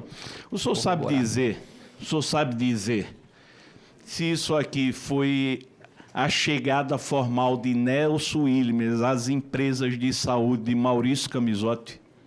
As mesmas empresas que se viram de rota de passagem do dinheiro roubado dos aposentados e pensionistas? Excelência, o que eu tenho de conhecimento entre transação de Nelson Williams e Maurício Camisotti são esses contratos. Isso é o que eu posso ratificar e é o que eu tenho de conhecimento. O senhor sabe dizer quantas cotas dessa aqui, através do senhor, foram pagas a Maurício Camisotti? Não, através de mim não, senhor. De mim não foi pago nada. O senhor nunca providenciou nenhum desses pagamentos? Então, quem pagava era o escritório, Excelência. O senhor, estou perguntando do senhor, Eu não. nunca? O senhor já transacionou com Maurício Camisotti? Sim. Qual tipo de transação ou transações o senhor fez com Maurício Camisotti? Existe uma PET 14474, que foi nos aberta agora, dia 2 de abril, de outubro, onde tem uma entrada de R$200 mil na minha conta e uma saída da minha conta. Eu não tive acesso a tudo ainda. O senhor está dizendo aqui que a sua transação com Maurício Camisotti foi no montante de R$200 mil? É o que está a PET 474. Queria saber do senhor. Não, eu estou apoiado na PET, porque eu preciso levantar. Eu não sei nem a data que foi isso. É isso que eu estou perguntando ao senhor. Esquecer um pouco o que está nisso, perguntando... É muito fácil a gente saber com quem transaciona. O senhor pode dizer quantas vezes o senhor transacionou com Maurício Camisotti? Não posso, Excelência. Pode dizer se foi uma vez ou mais? Pode ser que seja mais. Maurício Camisotti, depois que eu a conheci, era comumente a gente almoçar, era comumente a gente estar em festas de final de ano. Não viajamos juntos, mas já nos encontramos em algumas viagens. Então, a gente pode ter transacionado, sim. Mas nada que tenha a ver com a questão aqui de Ambev. O senhor já repassou dinheiro para Maurício Camisotti? Não. Dinheiro repassado para Maurício Camisotti, não. Não, uma transação bancária, não? O senhor nunca fez? Minha? Sim. Pode ter sido. Tanto que a PET 14474 diz isso exatamente. O senhor já recebeu dinheiro de Maurício Camisotti? Segundo a PET, sim. Sim, o senhor está se limitando a uma informação de R$200 mil. Porque eu não tenho acesso a tudo ainda, Excelência. A sua memória não lhe ajudaria Excelência, eu trabalho no escritório, trabalhei no escritório que tinha 1.200 advogados. Eu trabalhei no escritório que tinha quase 3.000 profissionais. Eu trabalhei no escritório que faturou juntando todas as estruturas, mais de 1 bi. Eu viajava o Brasil inteiro. Somente em 2022 eu fiz 168 pontes aéreas. E com todo respeito, é impossível lembrar tudo que foi feito. O senhor conhece o senhor Antônio Luiz? Antônio Luz. Acho que de Santa Catarina. De cabeça não, Excelência. O senhor nunca esteve na casa do senhor Antônio Luiz? Não. Não? Não. Nem ele nunca esteve com o senhor na sua casa? Não. E o senhor não recorda de quem se trata? Não. O senhor conhece a senhora Cecília, esposa do senhor Maurício Camisotti? Sim, já estivemos em eventos juntos. O senhor já recebeu algum recurso da Benfix Corretora? Não. Não? Não. O senhor fez algum negócio com a senhora Cecília? Não. Quem é que o senhor trata pelo codinome de Papito? Papito não, Papi. Papi. Era o Nelson. É o Nelson? O senhor aqui deu uma declaração de um relógio de R$1.300.000 apreendido. O senhor em 2017... O senhor em 2017... O senhor poderia dizer em 2017 exatamente qual era o valor do seu patrimônio? Não, estava vindo da Assembleia Legislativa, devia ser um patrimônio que não chegava a R$100 mil. 2017 nós estamos com alguém que tinha um patrimônio que não chegava a R$100 mil. 2025 a gente poderia falar o patrimônio do senhor na faixa de quanto? Faço ideia, Excelência. Não faz ideia? Mais um bom valor, pode ter certeza. Olha, tudo bem que o senhor está com direito aqui, inclusive, de ocultar a verdade. O senhor está com habeas corpus para isso. Nem todo brasileiro tem essa possibilidade. Mas fica muito feio o senhor chegar perante o Brasil e ser perguntado o seu patrimônio e o senhor responder com um desdém desse. O senhor não tem nem ideia de quanto é o seu patrimônio? Excelência, meu patrimônio está no imposto de renda, completamente declarado. Eu só não quero eu ter que falar aqui. Isso aí é uma informação que Vossa Excelência tem total condição de extrair. Não precisa eu revelar aqui e me expor dessa forma. Muito bem. Já que o senhor não quer dizer o patrimônio, eu também não irei aqui lhe expor dessa forma. Agradeço. Não irei cometer essa vilania, já que o senhor está dizendo que seu patrimônio é de forma legítima. Quando foi que seu patrimônio saiu de R$100 mil ou abaixo de R$100 mil para essa evolução tão gigantesca? Excelência, nós fizemos um trabalho jurídico, um único trabalho jurídico no escritório, que eu vou me reservar o direito de não dizer o nome do cliente. Mas pera, aí o senhor espera só um minuto. Trabalho jurídico, o senhor é formado em quê? Não, mas o escritório é jurídico. Não, o escritório, mas o senhor é formado em quê? Economia. Eu sou administrador, eu ajudava a administrar o escritório. Aí só para mim aclarear as ideias. Qual a parte jurídica do trabalho que esteve sob a sua responsabilidade? Não é questão de trabalho jurídico, é questão de participação, de ter trabalhado, trazido o cliente, feito todo o processo de relacionamento. E só este cliente pagou ao escritório R$80 milhões. Olha, aí vamos voltar ao começo. O senhor disse que foi para o escritório Nelson Williams com uma missão específica de organizar o escritório, já que o escritório tinha 11 Excel, 9 Excel, seja lá... 9. E mostrou uma desorganização muito grande do senhor Nelson Williams. O seu papel no escritório era cuidar internamente da corporação ou o senhor participava também dessas ações judiciais? Meu papel no escritório era organizar o escritório, fazê-lo crescer, criar cadeias, trazer novos produtos, trazer novos profissionais. E, obviamente, o escritório cresceu muito nos últimos anos. E com isso, eu cresci juntamente com o Nelson. Criamos, na pós-pandemia, o que a gente chama de empresa NW Group, que foi um sucesso. E eu também fui muito bem remunerado com relação a isso. Olha, é o primeiro caso que eu vejo. É o primeiro caso que eu vejo na corporação que o dono do escritório está com a dívida tremenda, pelo menos é o que está aqui no que o senhor fala, e o senhor, que é um funcionário dele, está voando cada vez com um patrimônio maior. Não sei se o senhor organizou a vida do Nelson Williams, mas pelo jeito o senhor organizou a sua vida, porque eu não consigo entender. Nelson Williams, pelo que o senhor disse aqui, é uma pessoa altamente desorganizada e precisou recorrer a empréstimos externos. Eu disse a Vossa Excelência que no ano de 2017 o escritório não tinha nenhum tipo de governança corporativa e que a partir do pós-pandêmico, ano pós-pandêmico, o escritório se organizou, nós efetivamos as caixas, criamos novos produtos, trouxemos novos profissionais, inclusive de outras grandes bancas, e o escritório teve um crescimento extraordinário. Digo mais, isso foi noticiado mediaticamente e tem diversas matérias falando sobre esse crescimento do escritório. Senhor Fernando. Posso só perguntar quantos advogados tinham? Não, aí na vez do senhor, o senhor pergunta. Por favor, na vez do senhor, o senhor pergunta. Por favor. Senhor presidente, deixa eu lhe perguntar uma coisa. A gente está falando do crescimento exponencial do seu patrimônio a partir de 2018. Exatamente o ano que a Ambec foi criada. O seu crescimento patrimonial tem alguma relação com a criação dessa empresa chamada Ambec? Zero. O senhor soube em algum momento da sua participação durante sua gestão lá no escritório e nas empresas coligadas, que Nelson Williams era advogado da Ambec?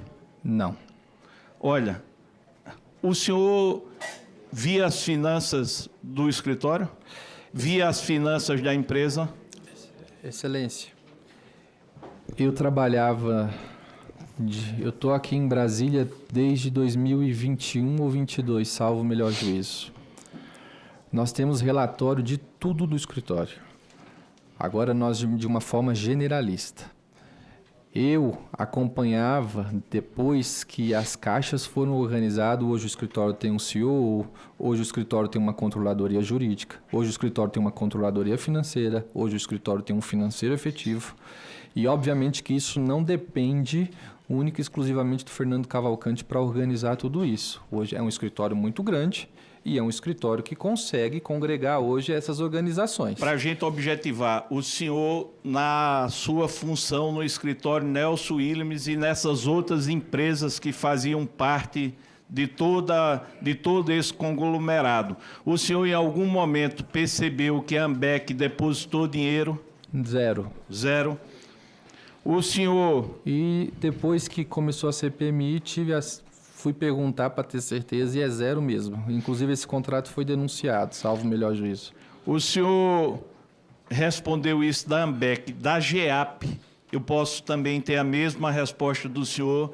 O senhor disse que nunca ouviu falar. A GEAP é uma empresa, eu acho que ela até foi cliente do escritório, mas... Eu quero saber, o senhor já ouviu falar da GEAP enquanto gestão do escritório? É isso que eu quero dizer para o senhor. Em salvo o melhor juízo, na transição, a GEAP, logo quando eu entrei, foi quando a GEAP estava saindo também. E eu acho que ela era uma cliente da filial de Brasília, mas isso não tinha nada a ver. Lembrando que o escritório tem 54 sócios. Eu não tinha conhecimento, não conheço esse contrato, nunca tive nenhum tipo de como é que fala? Não, quando você... Gestão. Aí eu perguntei ao senhor, só para a gente relembrar, o seu Haroldo, o senhor nunca esteve com ele? Não. Tá. O senhor Danilo Antunes, filho do Careca, em algum momento o senhor já esteve com ele? Só ouvi falar desse cidadão porque me disseram que o dia que meu carro estava no Pia 21, ele tirou uma foto dele. Senhor Fernando, também para relembrar, foi a primeira vez que o senhor direcionou seus veículos para o Pia 21? Acho que sim. Quantos dias seus veículos passaram no Pia 21? Talvez uma semana, não sei. Quando eles saíram de lá, os seus veículos foram direcionados para onde? Para o escritório do Nelson. O escritório do Nelson? É. Há alguma possibilidade desses veículos estarem na sua empresa formalmente e pertencerem a Nelson Williams? Zero. E foram para o escritório do Nelson por quê? Porque eu não tenho garagem, Excelência. O senhor falou que tinha 23 veículos ou algo por isso. Este ano de 2025... fora o Pia 21 e o escritório do Nelson Williams, antes da operação sem desconto em abril de 2025. Seus veículos foram direcionados para alguma localidade? Tem inclusive fotos no Brasília Shopping. Ferrari antiga que eu tinha, ficava lá. Ficava em que parte do Brasília Shopping? Não vou lembrar, eu tenho vaga lá. O senhor tem vaga lá? Tenho. O senhor, por favor, encaminhe para essa CPMI essa documentação.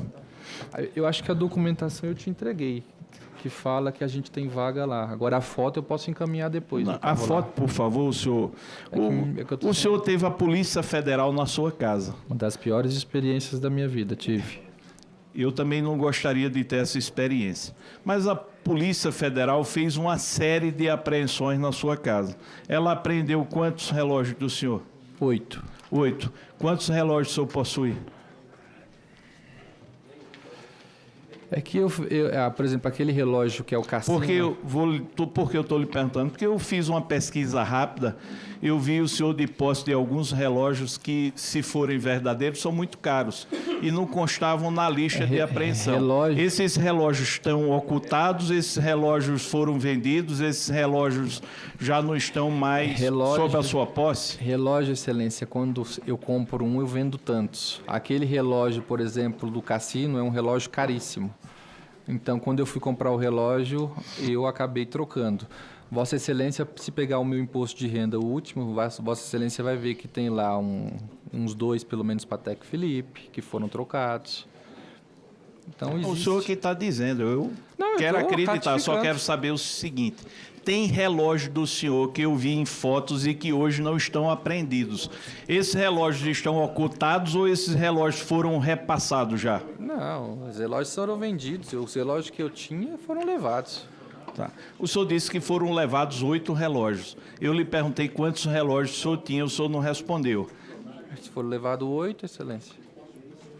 Os únicos relógios que tinham sob a sua posse propriedade eram esses 8? Sim. É essa a pergunta. Sim. Não tem relógio ocultado, não é isso?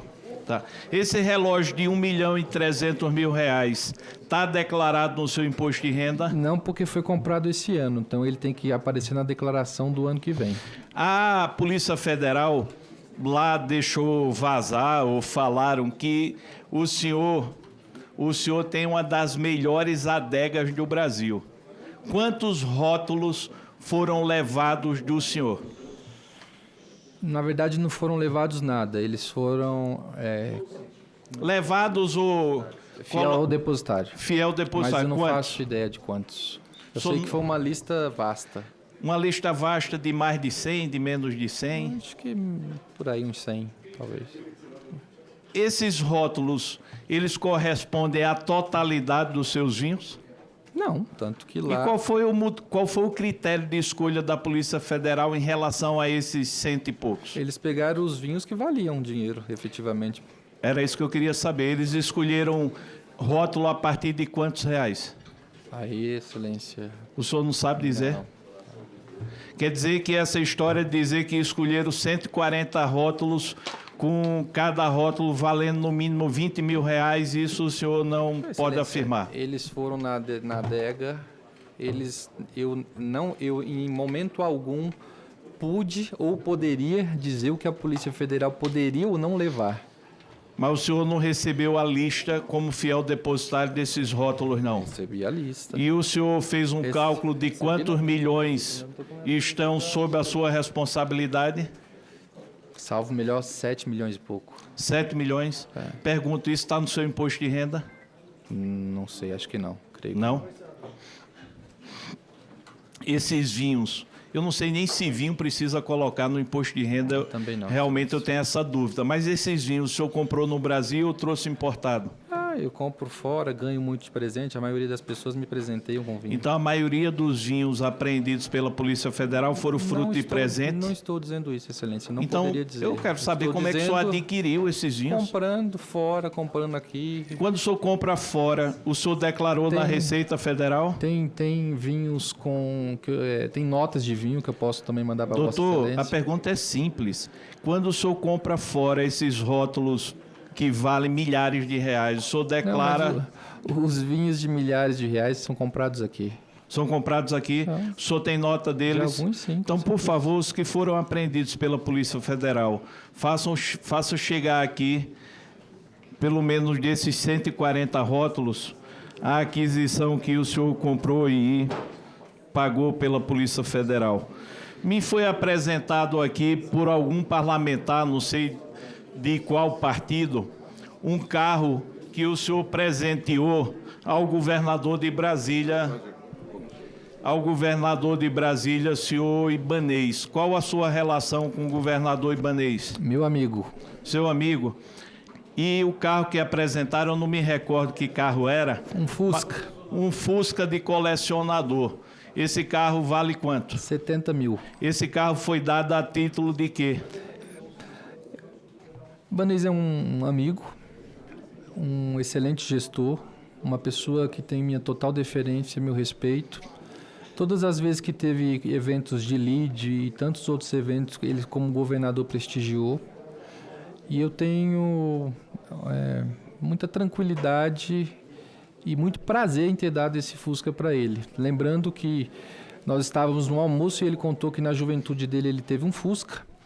E eu imediatamente fui atrás para saber o ano do Fusca para comprar um para ele e dar de presente, porque estava chegando o aniversário dele e eu não saberia o que dar. Então a pergunta é simples.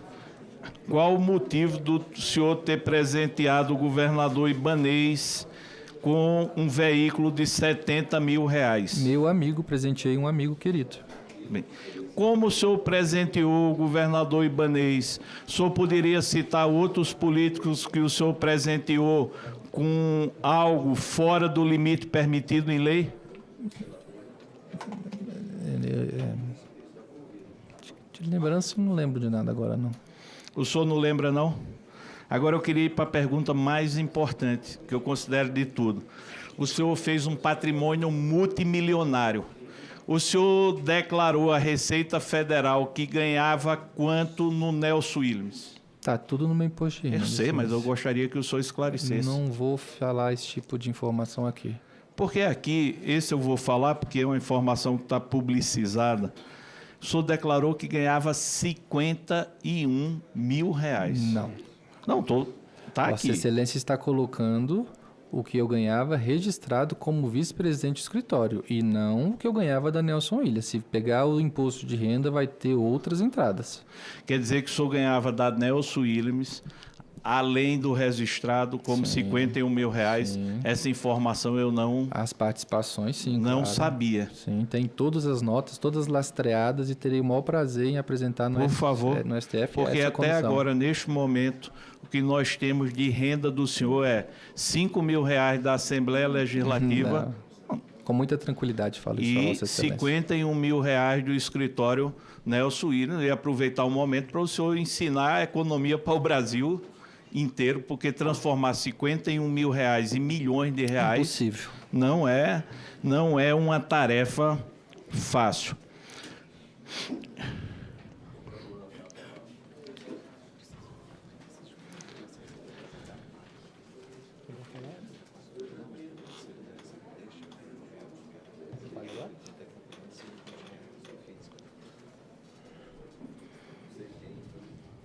Mas isso é fácil, está comprovado. Está no imposto de renda. O senhor disse que eu perguntei e o senhor falou a respeito daquele relógio de R$1.300.000. Tudo que a gente está perguntando aqui não tem problema nenhum. O senhor tem o relógio. O único problema nosso aqui é saber se isso está ou não vinculado ao dinheiro roubado dos aposentados e pensionistas. O senhor tem a nota fiscal desse relógio? De R$1.300.000? Porque o senhor disse que não declarou no imposto de renda, porque foi esse ano. Mas o senhor tem essa nota que poderia Esse repassar? relógio, eu dei a entrada de alguns relógios e ainda estou pagando para a pessoa. Quando termina, eles me dão a nota para fazer a declaração do imposto de renda. Tá. O senhor não tem essa nota, ainda então? Não. E o senhor sabe quando vai obter essa nota? A hora que eu terminar de pagar. Quando é que o senhor termina de pagar? Novembro, dezembro. Por favor, CPMI ainda está em curso, encaminhe essa nota para cá. Sem problema nenhum. E a forma como foi adquirido. O senhor falou de três nomes que movimentaram os seus carros. O senhor pode dizer exatamente qual foi o dia que o senhor fez a movimentação, ordenou essa movimentação dos carros da sua casa? Excelência, todas as vezes que eu venho para minha casa em Brasília, que os carros estão expostos lá fora, eu peço aos meus motoristas que tirem de lá. Nesse dia em especial, que é um dia que eu não tinha, nem como o próprio delegado da Polícia Federal, que eu não era alvo de busca e apreensão, nesse dia eu cheguei em casa e estavam todos os meus carros expostos lá fora. Eu falei assim, por que vocês estão deixando os carros expostos? Te levem os carros. Aí eles perguntaram para onde? Eu não vou falar a palavra que eu falei aqui, mas para onde que caiu. E eles pegaram e falaram, mas a gente leva para onde? Eu falei, leva para uma garagem próxima, mas para que o carro não tome sol. O carro não foi colocado placa, não foi escondido, não teve nada. Inclusive, saiu no mesmo dia em páginas que depois eu posso mandar a foto dessas páginas de carros que ficam tirando foto dos meus carros. Meus carros nem teriam como ser escondidos. Se eu fosse esconder meu carro, seria pelo menos numa garagem privada. Senhor Fernando, esse dia foi o dia da operação da Polícia Federal? Da Não. operação sem desconto? Não. Foi um dia antes? Um dia antes. Um dia antes. Olha só, o senhor imagina aqui que nós estamos de boa fé. Imagina aqui que a gente não está condenando o senhor antecipadamente. Aí o senhor é alvo de uma busca e apreensão da Polícia Federal. O senhor é tido como lavador de dinheiro do Maurício Camizotti e do Nelson Williams pela Polícia Federal. Um Supremo Tribunal Federal concede uma busca e apreensão em seu desfavor. Olha a que ponto nós chegamos. E os seus carros são retirados da sua casa um dia antes, em abril. O senhor foi alvo de busca e apreensão mais recentemente.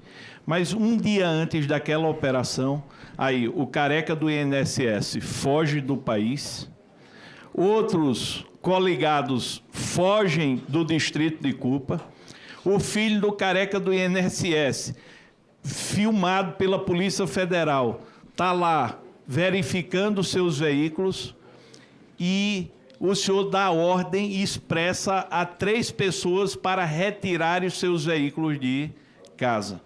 Isso tudo é coincidência? Excelência, primeiro que na primeira busca e apreensão eu não era alvo. Segundo que até onde me consta, a Polícia Federal nunca me colocou como lavador de dinheiro de Maurício Camizotti. Pelo menos nenhum relatório que eu tenha recebido dá conta disso. E o senhor foi alvo de busca e apreensão baseado em quê? Bom, primeiro porque os carros saíram, é uma. Segundo, porque eles acreditam que os carros são do Nelson. Quer dizer que o senhor não está relacionado no inquérito da Polícia Federal como membro dessa organização que lavou dinheiro para Camizotti. A única coisa que a Polícia Federal lhe colocou foi porque os seus carros poderiam pertencer a Maurício Camizotti, não é isso? Nelson Williams. A Nelson Williams. Eu sou o que a Polícia Federal investiga é que eu sou o laranja do Nelson Williams. Que o senhor é laranja do Nelson Williams. E aqui o senhor foi perguntado e o senhor disse que a única relação que teve com Maurício Camizotti que o senhor conhece é uma de R$200 mil que está em um documento aí que chegou às suas mãos, não é isso? Eu não disse que é a única, eu disse que pode ter mais, mas aqui que tenho nas minhas mãos é essa. Mas o senhor não recorda? Não. Aí eu lhe pergunto, Polícia Federal, ela colocou 3 pessoas como sendo de sua responsabilidade na movimentação desses veículos. Milton Mendonça, o senhor conhece? É Miltinho, sim. Se for, é porque tem um Milton aí que tem outro negócio aí. Tem que, Milton Mendonça, o senhor conhece? Espera aí que eu vou ver aqui para não restar dúvidas. Mas não parece que a Polícia Federal foi contratada. Milton não é um sindicato. Milton Mendonça. O senhor conhece? Sim. Qual a sua relação com ele? Trabalha na minha casa. Fábio Pires. Trabalha na minha casa. Daniel Oliveira. Trabalha na minha casa. Luiz Renato Dias Gomes Nunes. Foi uma das pessoas que a Polícia Federal colocou como se tivesse movimentado meus carros, mas não existe isso. Esse advogado tem alguma relação com o senhor? Nunca ouvi falar na minha vida. Luiz Renato Dias, nós já falamos, o senhor disse que nunca viu. E Carlos Adriano de Lima Maia? Também não. O senhor não conhece ambos? Não. Quem levou meus carros foram os meus 3 funcionários, inclusive com uma camiseta da minha empresa. O que é o edifício 11? É o DEC? Será o DEC? E eu não sei. Eu não sei, excelência. Eu sou péssimo aqui, ó. Eu estou vendo. Hã? É uma garagem nova, é o DEC. Quem é Adriana dos Santos Cavalcante? Adriana? É, minha esposa. Sua esposa. Quem é Carolina Araújo Mendes? A minha advogada. Quem é Samuel Queiroz da Silva Júnior? Um amigo. Um amigo. Iranilda, o senhor já disse que era a sua mãe. O senhor voou de Brasília em jato particular, aliás, de São Paulo para Brasília. Sim. No dia 22 de abril. Sim. Que jato era esse e de quem o senhor contratou? O jato é uma cota que nós tínhamos pelo escritório. O jato é uma cota que nós tínhamos pelo escritório. Mas que jato e de que Phenom 300. De que empresa? Era da NW Group. NW Group. Yes. Esse jato também pertencia a Nelson Williams? A nossa sociedade. Essa sua empresa e essa sociedade ainda existe? NW Group, não. Não? Esses aviões hoje estão sob a responsabilidade de quem? Está na fase de desassociar ainda. Mas hoje estão sob a responsabilidade de quem? Minha e dele. Sua e dele? Sim. O Nelson Williams teve um jato apreendido agora? Não faço ideia. Esse jato que o senhor falou aí, o Phenom 300, hoje se encontra onde? Ele não é um jato nosso, é uma cota, né? Então cota? ele é de uma empresa chamada Avanto. Avanto. O senhor tem quantas cotas dele? 1/6, acho. 1/6. Nelson Williams tem quantas cotas dele? É comigo e com ele. Ah, é a mesma cota? O senhor sabe quem são os outros cotistas? Faço ideia. O senhor sabe dizer, fora essa aeronave, o senhor tem mais alguma cota com Nelson Williams de qualquer outra aeronave? Phenom 100. Phenom 100, quantas cotas? Mesma coisa, eu acho, 1/6. Nelson Williams também faz parte desse 1/6? Sim. E essa aeronave está sob a responsabilidade de quem? Essa está na desassociação nossa. Sim, mas está sob a responsabilidade de quem? De vocês? Sim, a gente está resolvendo para ver quem que vai ficar com o quê. Olha só, o senhor me falou que tem desse Phenom 100 1/6. E as outras cotas? E as outras cotas pertencem a quem? São de outros, pode pertencer à própria Avanto, não sei. Sim, e essa aeronave está sob a responsabilidade de quem? Da Avanto e da Voar. Então continuam as duas aeronaves sob a responsabilidade da Avanto. Isso. O helicóptero? O helicóptero é do Nelson. O senhor tem alguma participação no helicóptero? O senhor sabe dessas empresas, enquanto o senhor era sócio ou administrador dessas empresas, aonde ficava esse helicóptero, em qual dessas empresas ele ficava vinculado? Até onde era de meu conhecimento, acho que na Nelson Williams Advogados. O senhor sabe se o Nelson Williams Advogado transferiu essa responsabilidade de participação societária no helicóptero para alguma outra empresa? Não tenho conhecimento. Foi para alguma outra empresa relacionada ao senhor? A mim, não. Não? O senhor deixou quando as sociedades com Nelson Williams? Daquelas que o senhor deixou? 23 de maio. 23 de maio. A operação de busca e apreensão contra o senhor já tinha acontecido? Não. O senhor sabia se tinha acontecido já a operação sem desconto? Não. O senhor providenciou isso com Nelson Williams para blindagem patrimonial? Não. E como é que a gente pode ter essa convicção, já que o senhor aqui se esquivou de assinar o compromisso de dizer a verdade? Excelência, os fatos estão aí. Eu estou num processo de desassociação desde o dia 23 de maio. O senhor conhece uma empresa de investimento chamada Voga? Não.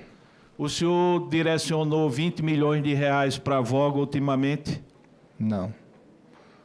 O senhor nunca teve nenhum investimento na Voga? É esse nome Voga? Não. O senhor ultimamente, o senhor direcionou 20 milhões de reais para alguma empresa de investimento? Excelência, eu nem tenho 20 milhões para destinar. Não, a pergunta é simples, eu quero saber. Estou respondendo. O senhor não direcionou? Não.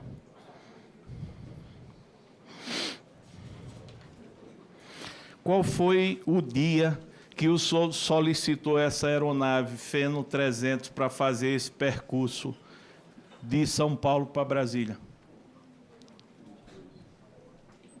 Talvez no mesmo dia, um dia antes, não sei. E como é que funciona esse sistema de cota? 24 horas você pode informar. Com 24 horas, então, nesse caso específico, o senhor informou esse deslocamento com 24 horas antes? Posso mandar para essa CPI, que Por tudo favor, isso é documentado. Isso é muito importante. Queria saber exatamente Perfeito. isso. O senhor foi informado por algum agente interno ou por algum agente externo da Polícia Federal que ia ser alvo de busca e apreensão? Não. O senhor retirou dinheiro da sua casa no dia anterior à busca e apreensão? Não, tanto que levaram o dinheiro. O senhor recorda quanto foi que levaram de dinheiro? Só um minuto.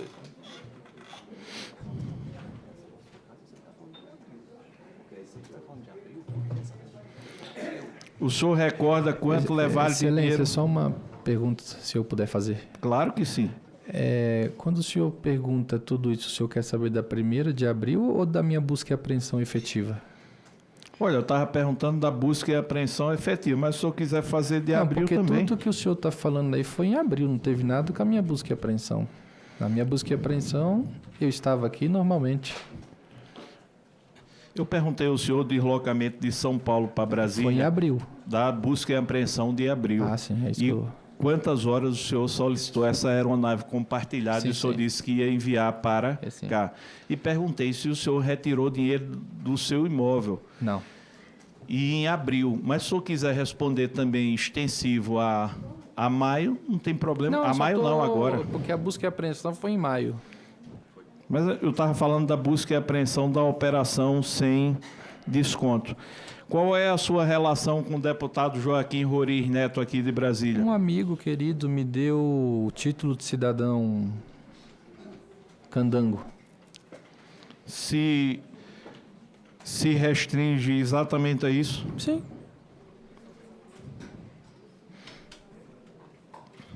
O senhor poderia dizer, com tudo aquilo que foi apreendido na sua casa, se entre eles havia um quadro de Didi Cavalcante? Vários. Vários. Qual o valor dessas obras de arte? Tem de todos os valores. Também não gostaria de estar retratando isso aqui. Mas está em posse da Polícia Federal. Lhe pergunto, tem alguma dessas obras falsas ou são todas certificadas? Bom, só se me enganaram. Se não me enganaram, é tudo original. São todas certificadas? Certificadas. O senhor... E todas no meu imposto de renda. O senhor é um exemplo exímio de sucesso na vida em pouco tempo. O senhor é uma pessoa que saiu de um salário de R$5.000 para um patrimônio de milhões de reais. Nós estamos agora analisando os sigilos e vendo as movimentações das pessoas investigadas. Já vimos movimentações do senhor com Nelson William de milhões de reais e já vimos movimentação do senhor com Camisote, também diferente daqueles R$200 mil de milhões de reais. Vou trazer em breve ao colegiado para que nós possamos adentrar mais ainda na investigação relacionada ao senhor. Mas a pergunta que quero finalizar e não consegui ainda captar quantas empresas o senhor ainda mantém sociedade com o senhor Nelson Williams? Nós estamos desassociando mas eu gostaria que o senhor Nós estamos desassociando a Bridge, a NW Corretora. Por favor, o senhor diga cada uma o que é que faz. NW Corretora vende seguros. Tá. A Bridge é agenciamento de artista.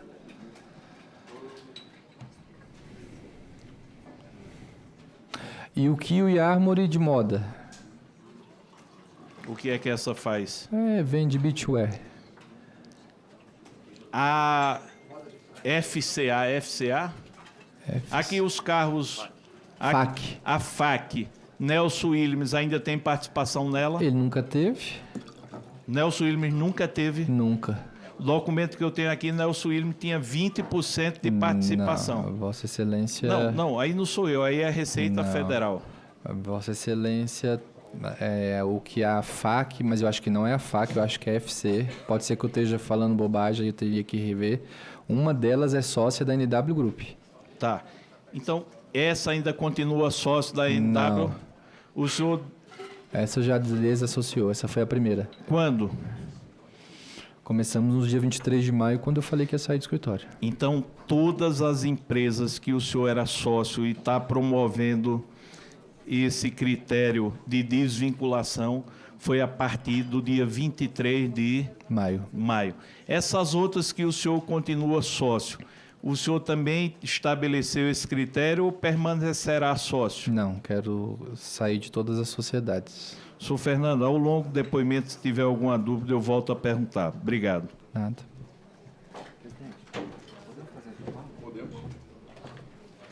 A pedido do advogado depoente, a sessão está suspensa por 10 minutos.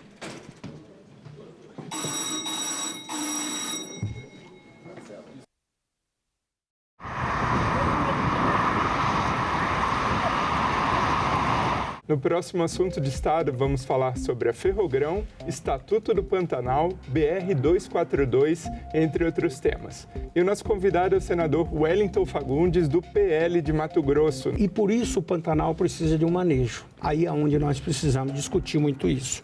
O Estatuto do Pantanal, ele vem exatamente para permitir que o Pantanal seja sustentável. Assunto de Estado. Hoje, 20h, aqui na TV Senado.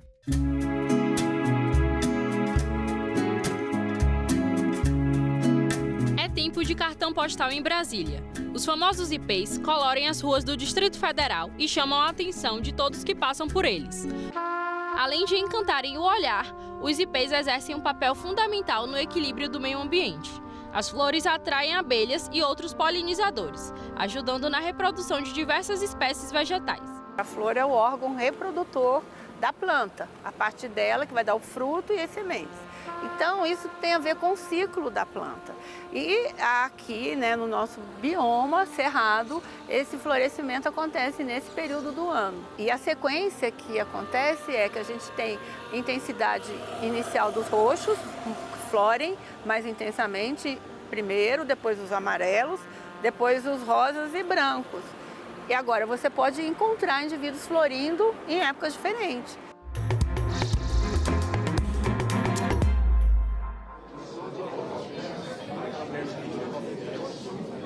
Olá, volta ao vivo aqui da sala da CPMI do INSS. A reunião está suspensa por 10 minutos a pedido do depoente, o senhor Fernando dos Santos Andrade Cavalcante, empresário, ex-sócio do advogado Nelson Williams, que já prestou depoimento aqui na CPMI também. Nesse momento, quando terminou agora a sessão foi suspensa, o depoente estava respondendo às perguntas do relator, o deputado Alfredo Gaspar. Ele veio com habeas corpus concedido pelo Supremo Tribunal Federal, que dá a ele o direito de ficar calado, de não responder a pergunta nenhuma, mas ele estava respondendo às perguntas do relator, e antes das perguntas do relator, ele falou um pouco sobre a vida dele, sobre as empresas dele, sobre o patrimônio, mas ele se recusou a prestar o compromisso de dizer a verdade. Acompanhe esse trecho. Vossa Senhoria promete, quanto aos fatos que tenha conhecimento da qualidade de testemunha, sob palavra de honra, nos termos do artigo 203 do Código de Processo Penal, dizer a verdade do que souber lhe for perguntado? Excelência, me coloco à disposição para responder quaisquer questões que forem feitas, porém, vou me utilizar do meu direito de habeas corpus e a resposta é não, até seguindo a orientação do meu advogado. O senhor é advogado? Não, economista. Senhor Fernando, a decisão do ministro não dispensa o senhor de prestar o tempo de compromisso. Doutor Tiago, o senhor acompanhou isso? Pois não. O depoente não foi dispensado de prestar o termo. Mas ele é investigado. Não, aqui ele está como testemunha. Na decisão. Não, mas expressamente na decisão. Não, aqui, olha, assim, Vossa Senhoria promete como testemunha. No pedido de reconsideração. Pode ligar o microfone aí.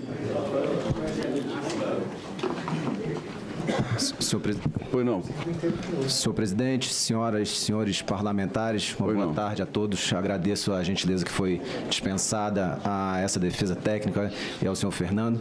E só para esclarecer, senhor presidente, na decisão de reconsideração, foi expressamente consignado que Fernando falará na qualidade de investigado, até porque todas as decisões do Supremo que foram proferidas o indicam dessa maneira, como investigado.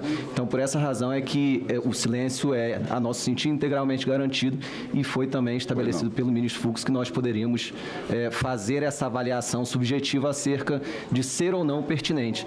Então, a orientação dessa defesa é peremptória de que não se assine qualquer termo de compromisso na medida em que todo investigado tenho o direito de permanecer calado. Pois não. Então, a nossa Secretaria de Advocacia novamente tomarão conhecimento de toda a decisão. Nós vamos dar sequência e, se de fato houver, será respeitado. Caso não haja, eu vou voltar a insistir na questão do termo. Combinados?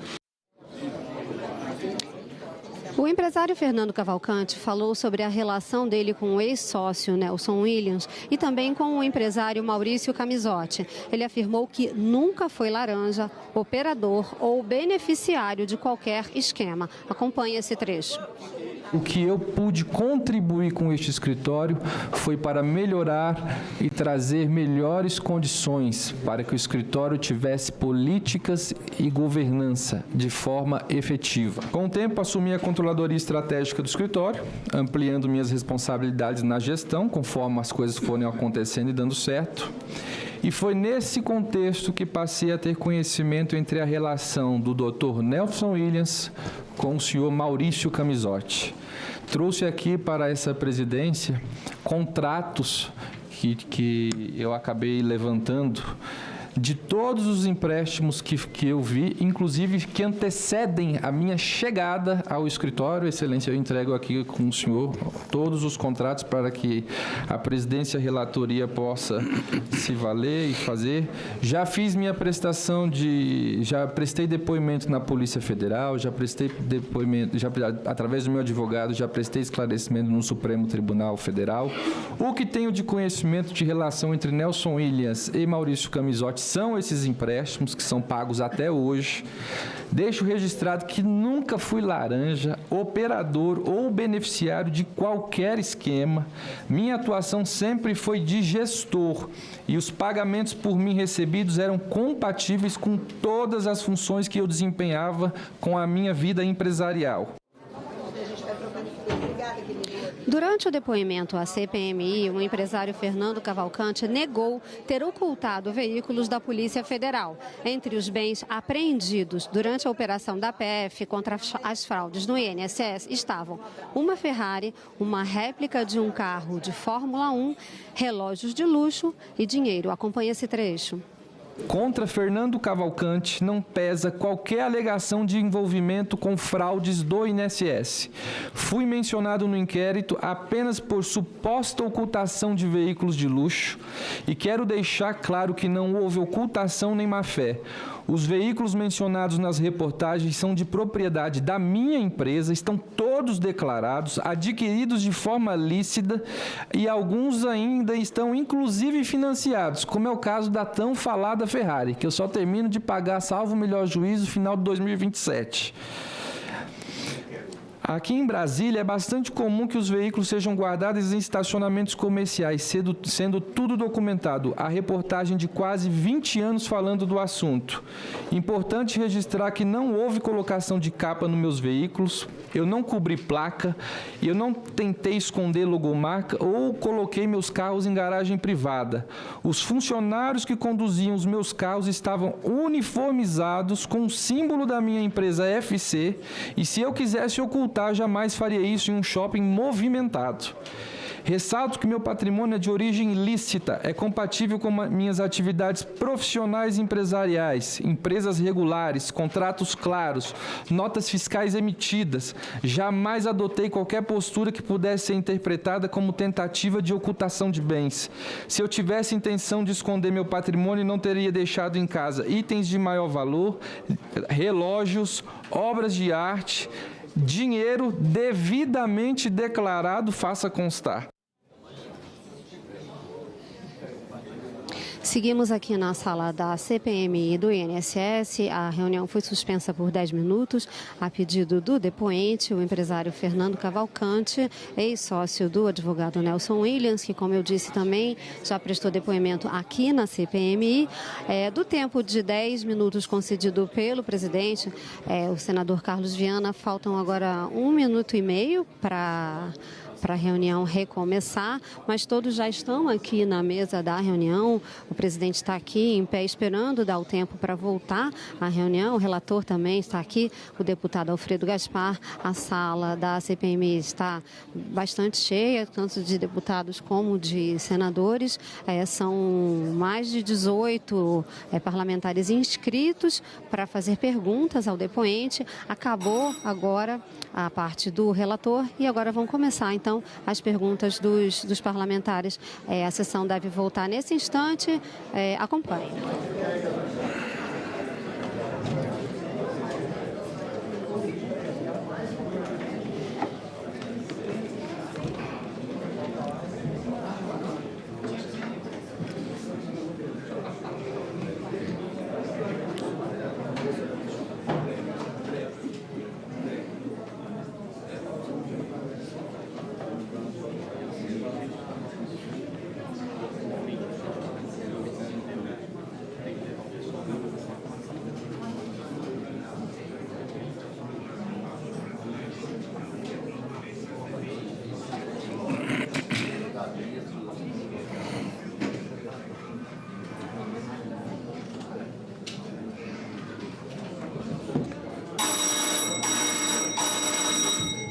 Retomando os nossos trabalhos, ainda com a palavra o relator Alfredo Gaspar.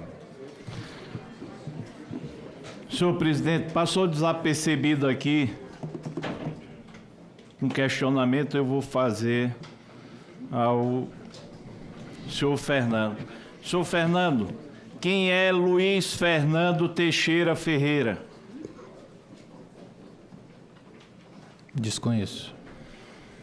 Como o senhor desconhece se tem um Pix do senhor para essa pessoa no valor de R$50 mil relacionado à campanha política do PT para prefeito de São Bernardo do Campo?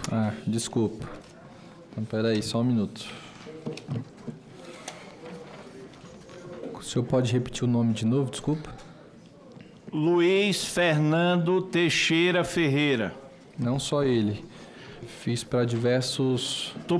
Vou perguntar um a um, seu Fernando. Estou querendo saber dele, qual foi o motivo desse Pix e motivado em relação a quê? O senhor tem amizade, tem admiração, foi pedido, favor, que troca de gentileza. O senhor, por favor, esclareça.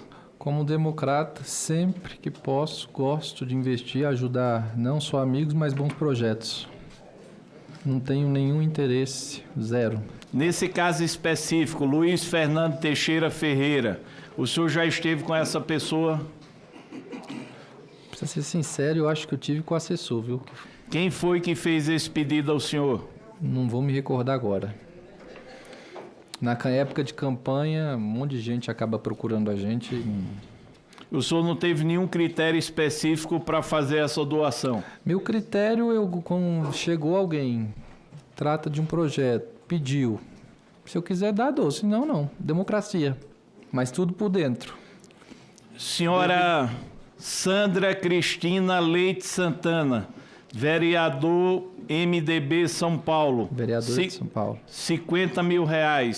Qual foi o critério? O senhor conhecia? Foi pedido? Como é? Gosto da Sandra, acompanho o trabalho dela e fiz a doação. Senhor Rodrigo Goulart, vereador São Paulo, transferência R$50 mil. Idem. O senhor conhece o senhor Rodrigo? Conheço. Foi ele mesmo que falou com o senhor? Foi disposição do senhor por motivo próprio? Como é? Minha disposição própria. Maria Vitória Borghetti Barros, PP, prefeito Curitiba, R$200 mil. Motivação própria também. O senhor conhece a pessoa? Conheço o pai. Conhece? O pai. Quem lhe pediu foi por vontade própria, iniciativa sua, como é? Perguntou se eu podia ajudar a campanha, eu disse que sim. Senhor Roberto Monteiro de Andrade Júnior, União Vereador São Paulo, R$100 mil. Um amigo da igreja. Foi a mesma coisa, disposição própria, pedido, sim. Qual a motivação? Sim. Sim o quê? Motivação própria. Emílio Pereira de Souza, Osasco, prefeito, PT. Mesma coisa, pediu e doei. O senhor já o conhecia? Conheci, já tive alguns eventos. O pedido foi dele próprio? Creio que sim. Alberto Felipe Haddad Filho, prefeito de São Paulo, DC. Eu acho que foi um jantar de R$10 mil que ele pediu ajuda. Salvo o melhor juízo, uma doação de R$10 mil. Fora essas pessoas, o senhor fez mais alguma doação? Nas eleições municipais, não. Não, eu falo fora essas pessoas, não? E nas estaduais? Nas estaduais, depositei para o PP e para o PT. Quanto o senhor depositou para o PP? Acho que foi 100 para cada. E para o PP de onde ou é nacional? Acho que nacional, salvo o melhor juízo. E o PT? Nacional também. Quem lhe pediu para o PP? Isso aí foi uma questão da polarização partidária que o Brasil estava vivendo e eu quis ajudar os dois. E o PP tinha polarização com o PT? Não, mas quis ajudar tanto a direita quanto a esquerda. Tá, então o senhor ajudou a direita através do PP, não é isso? O senhor ajudou a direita através do PP com R$100 mil.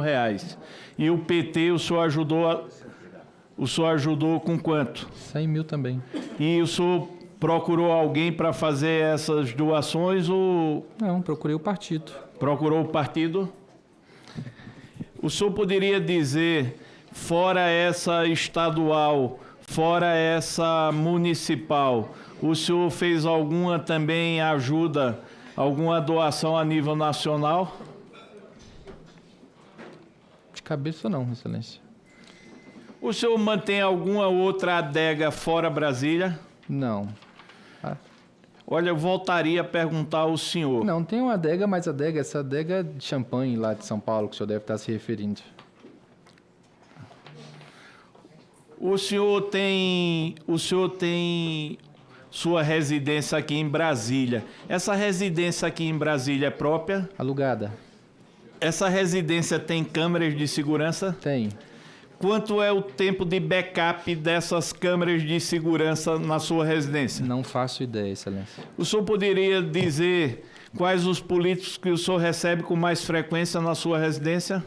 Recebi vários políticos, vários ministros, vários empresários, várias pessoas do poder público, mas todos nesses eventos. LIDE, GPS Poderes, GPS Foundation, próprio evento da Forbes, nada fora disso.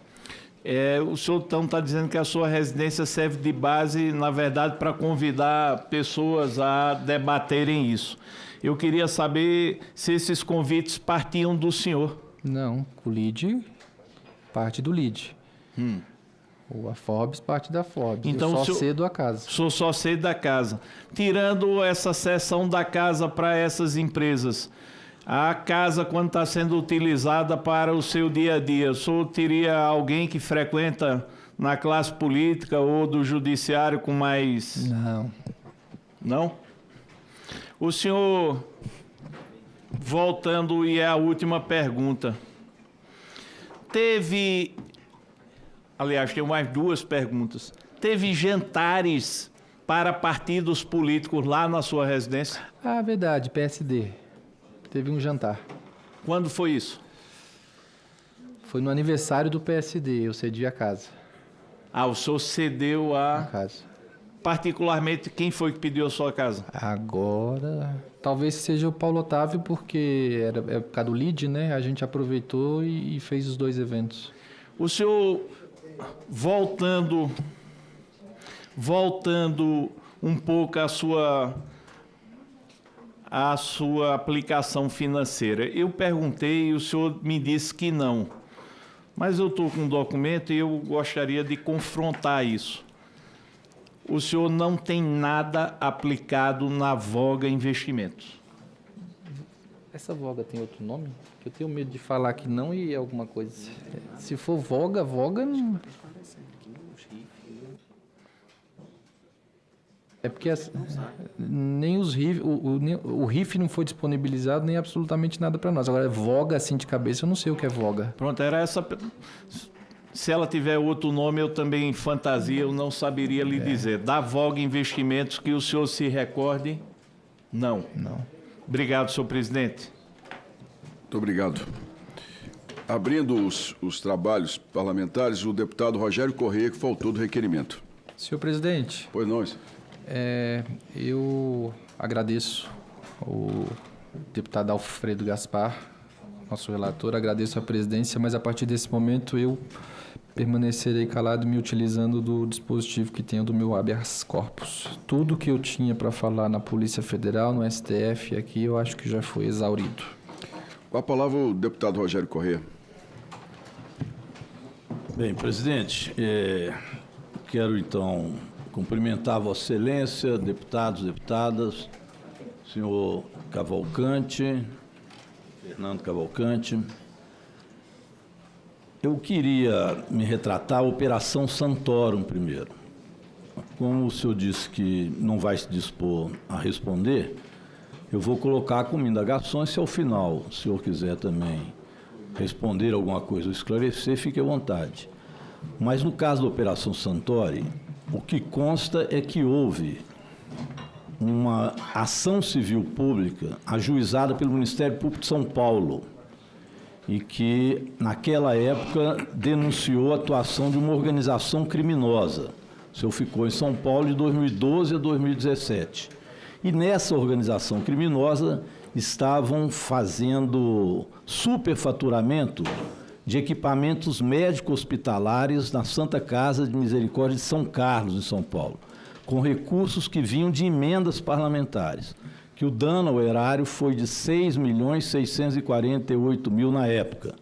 Eu queria que o senhor esclarecesse isso, porque a denúncia que foi feita em relação ao senhor nessa Operação Santorum, repito, do Ministério Público Federal de São Paulo, é que o operador era o deputado estadual Adilson Rossi, naquela ocasião do PTB, e que o senhor ele ficava com 10% e o senhor com 2,5% da emenda negociada, e que isso está em segredo de justiça, mas o senhor não quis participar da oitiva virtual com a Promotoria de Justiça naquela época. Então, paira sobre o senhor esta denúncia de negociação de emendas parlamentares da área de saúde da Santa Casa de Misericórdia de São Carlos.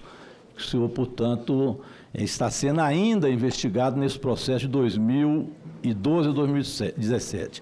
Eu pedi que passasse o primeiro slide que eu solicitei, que é exatamente um filme de agora, que é esse, o senhor já deve conhecer, e muitos aqui conhecem, mas é bom também que o povo brasileiro saiba o que aconteceu nesse período. Pode passar. Vocês vão ver aí a Ferrari passando. São os carros do senhor agora, carros bastante caros, né? Que vão sendo exibidos aí. E o senhor tinha ficado até 2017 em São Paulo.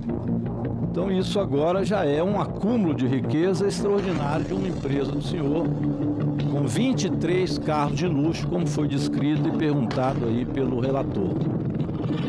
Mas eu aproveito para também dizer que neste ano que o senhor veio para Brasília, e já em 2018, imagina, o senhor saiu de São Paulo em 2017 com denúncias. Pode passar no filme que a gente vai ver no luxo que está aí. Foi acumulado em pouco tempo, né? Porque saiu de 2017 de São Paulo com a denúncia grave, recebia um salário e na denúncia do senhor negociava emendas parlamentares. Saiu de lá, veio para Brasília. Em 2018, 2019, o senhor já tinha FC Negócios e Investimentos. Essa FC Negócios e Investimentos, ela justificou movimentações na conta de 119 milhões. O senhor sai de 2017 de lá, vem para cá e 119 milhões em crédito. E débito em 118 milhões num ano, já nessa FC Negócio e Investimento, junto com quem? Com o Nelson Williams. Então é impressionante como é que pode movimentar 119 milhões e depois liberar 118. Eu não sei se isso é agiotagem, o que é que o senhor fazia, que 119 milhões entrou, O senhor e o Nelson Williams, 118 saiu num ano. Depois dele vir de São Paulo, vamos dizer, na Pindaíba, né? Porque saiu de lá com um processo já muito perigoso nas costas. Eu pediria para colocar, então, o outro slide agora, que aí eu quero ver com o senhor as ligações políticas, que o senhor tem o luxo, que foi só se acumulando. E, neste caso aí, veja bem, o senhor lá com o Nelson Williams, isso é um helicóptero, né? Pode passando. É só para ver o luxo, lá, os carros, pode passar. Aí o senhor já está bem me acompanhado, né? Até mesmo o governador de São Paulo já entrou na julgada, está lá o senhor Nelson Williams, pode passar. O Tarcísio, não é lá o Tarcísio. Está recebido lá. E esse aí é o Fusca, viu, o relator? Esse é o Fusca. R$80 mil, né? Um brindezinho para o governador Ibanez. Bem, veja bem, eu quero dizer que eu não entendo por que o Careca e o Camisote estão presos e o Nelson Williams e o senhor não estão presos. Eu às vezes fico perguntando por quê. Porque se mistura tudo.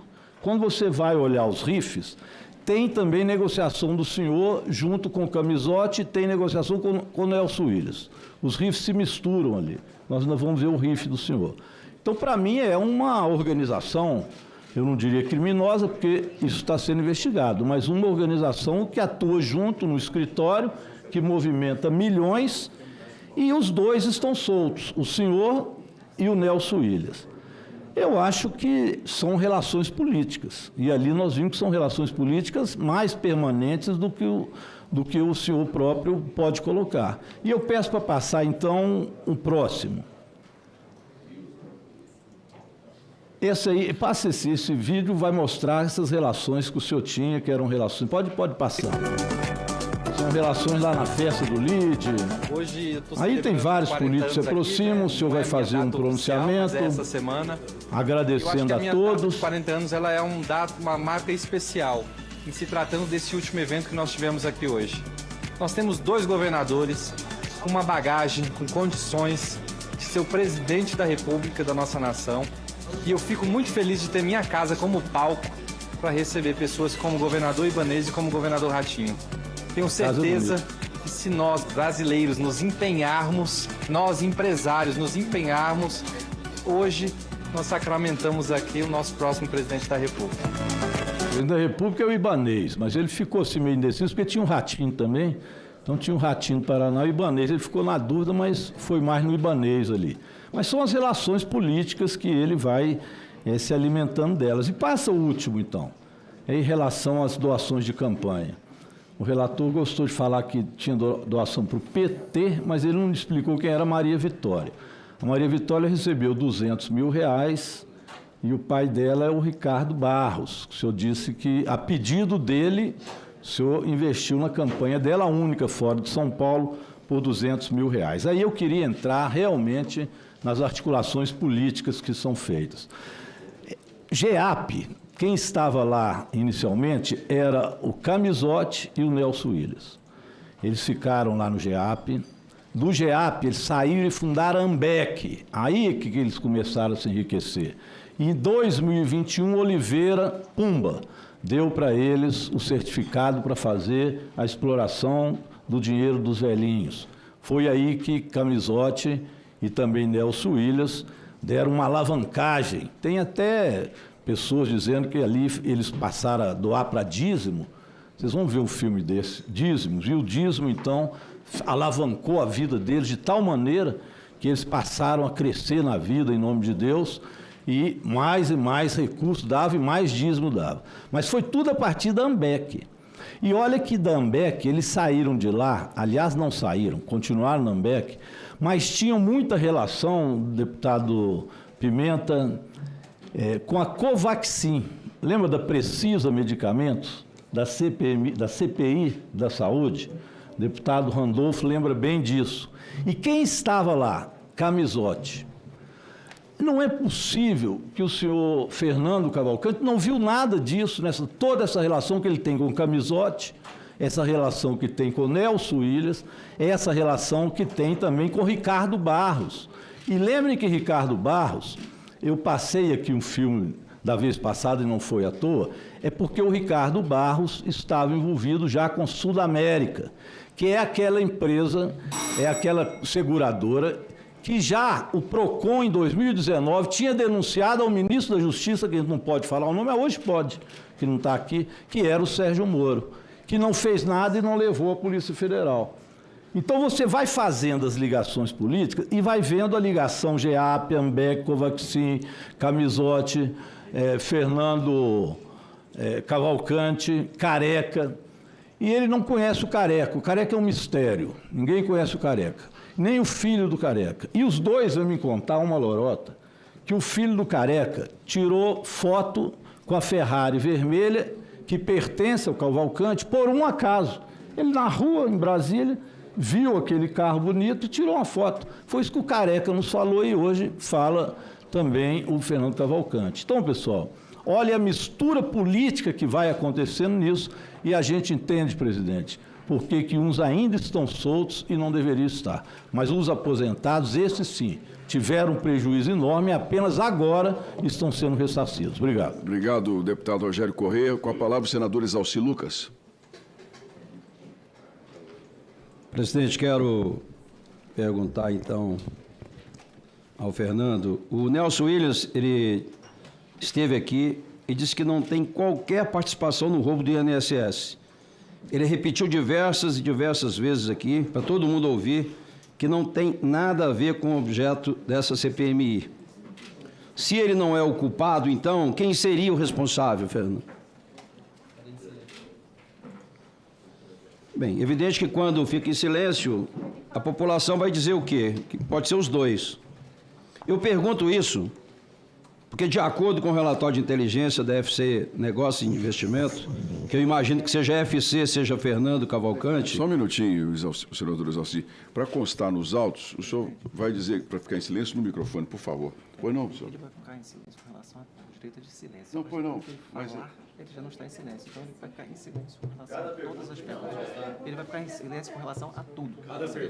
Doutor, ele tem que se manifestar dizendo que... Ele não se manifestará a respeito de nenhuma pergunta que for feita. Ele já invocou o direito de silêncio e permanecerá em silêncio. O senhor pode, por gentileza, colocar aí também para a gente constar nos autos aqui? Para que não restem dúvidas. Pois não. Senhores parlamentares, senhoras parlamentares, considerando o conteúdo da legislação feita por essa casa, Fernando se manterá em silêncio a partir desse momento, não respondendo sequer sim ou não, porque sim ou não é quebrar silêncio. E não haverá mais nenhuma manifestação, seja sim ou seja não.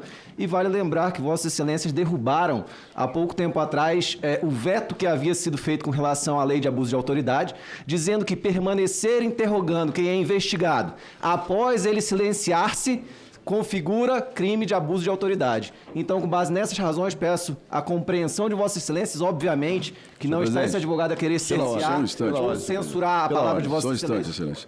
Mas apenas para que ele possa se valer do direito de permanecer em silêncio. E aí não precisa dizer sim ou não se o silêncio já está manifestado. Excelência, só um minutinho, deputado, o senador Marcos Rogério. Doutor Tiago, o que se pede a ele não é sim ou não. O que se pede a ele é apenas que ele diga que vai ficar em silêncio. Mas ele já disse. Não, mas é uma posição que nós temos aqui. Ele, todas as vezes que for perguntado, ele não precisa dizer, mas ele tem que dizer, recolho o meu direito de ficar em silêncio. Por gentileza. Vou pedir essa colaboração de Vossa Excelência, porque é a parte que nós temos aqui. Senhor presidente, outra coisa, senador Marcos Rogério. O advogado é advogado, ele não é parlamentar. Portanto, o advogado não se dirige à comissão.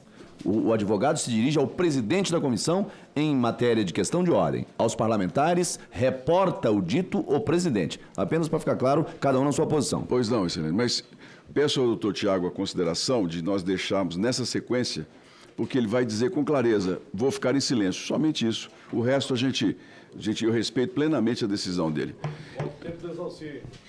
10 minutos, senador Exalci, por favor. Obrigado, presidente. Bem, e por que eu estou dizendo isso? Porque o senhor Nelson Williams mandou uma correspondência aqui para a CPMI, acho que todos aqui têm conhecimento, mas ele diz aqui que a relação profissional com Maurício Camisotti sempre ocorreu dentro dos limites estritos da advocacia, cliente de um lado, advogado do outro. Negócios privados com empréstimo anterior, então ele fala aqui, negócios privados, como um empréstimo anterior, e a aquisição de um imóvel de 2022.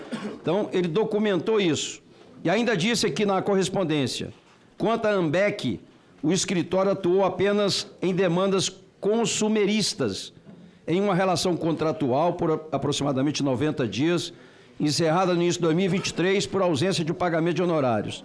Então, é só para lembrar, porque aqui foi dito que não havia nenhum contrato com o Camisote. Bem, é importante as pessoas saberem que a análise dos documentos aqui foi destinatário direto de transferência que soma no mínimo 28,1 milhões vindas da conta do Nelson. Ou seja, o Nelson Williams transferiu para o senhor Fernando 28,1 milhões. Os relatórios detalham o recebimento de 4 milhões e 400, 5 milhões e 500, 10 milhões e 500, 7 milhões e 600 em diferentes períodos.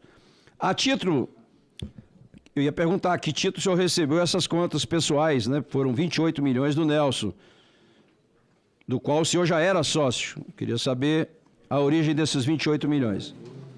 O relatório também diz, cobrindo o período de outubro de 2022 a outubro de 2023, aponta que o senhor foi beneficiado com 170 transferências, que totalizaram 10.556.282,53.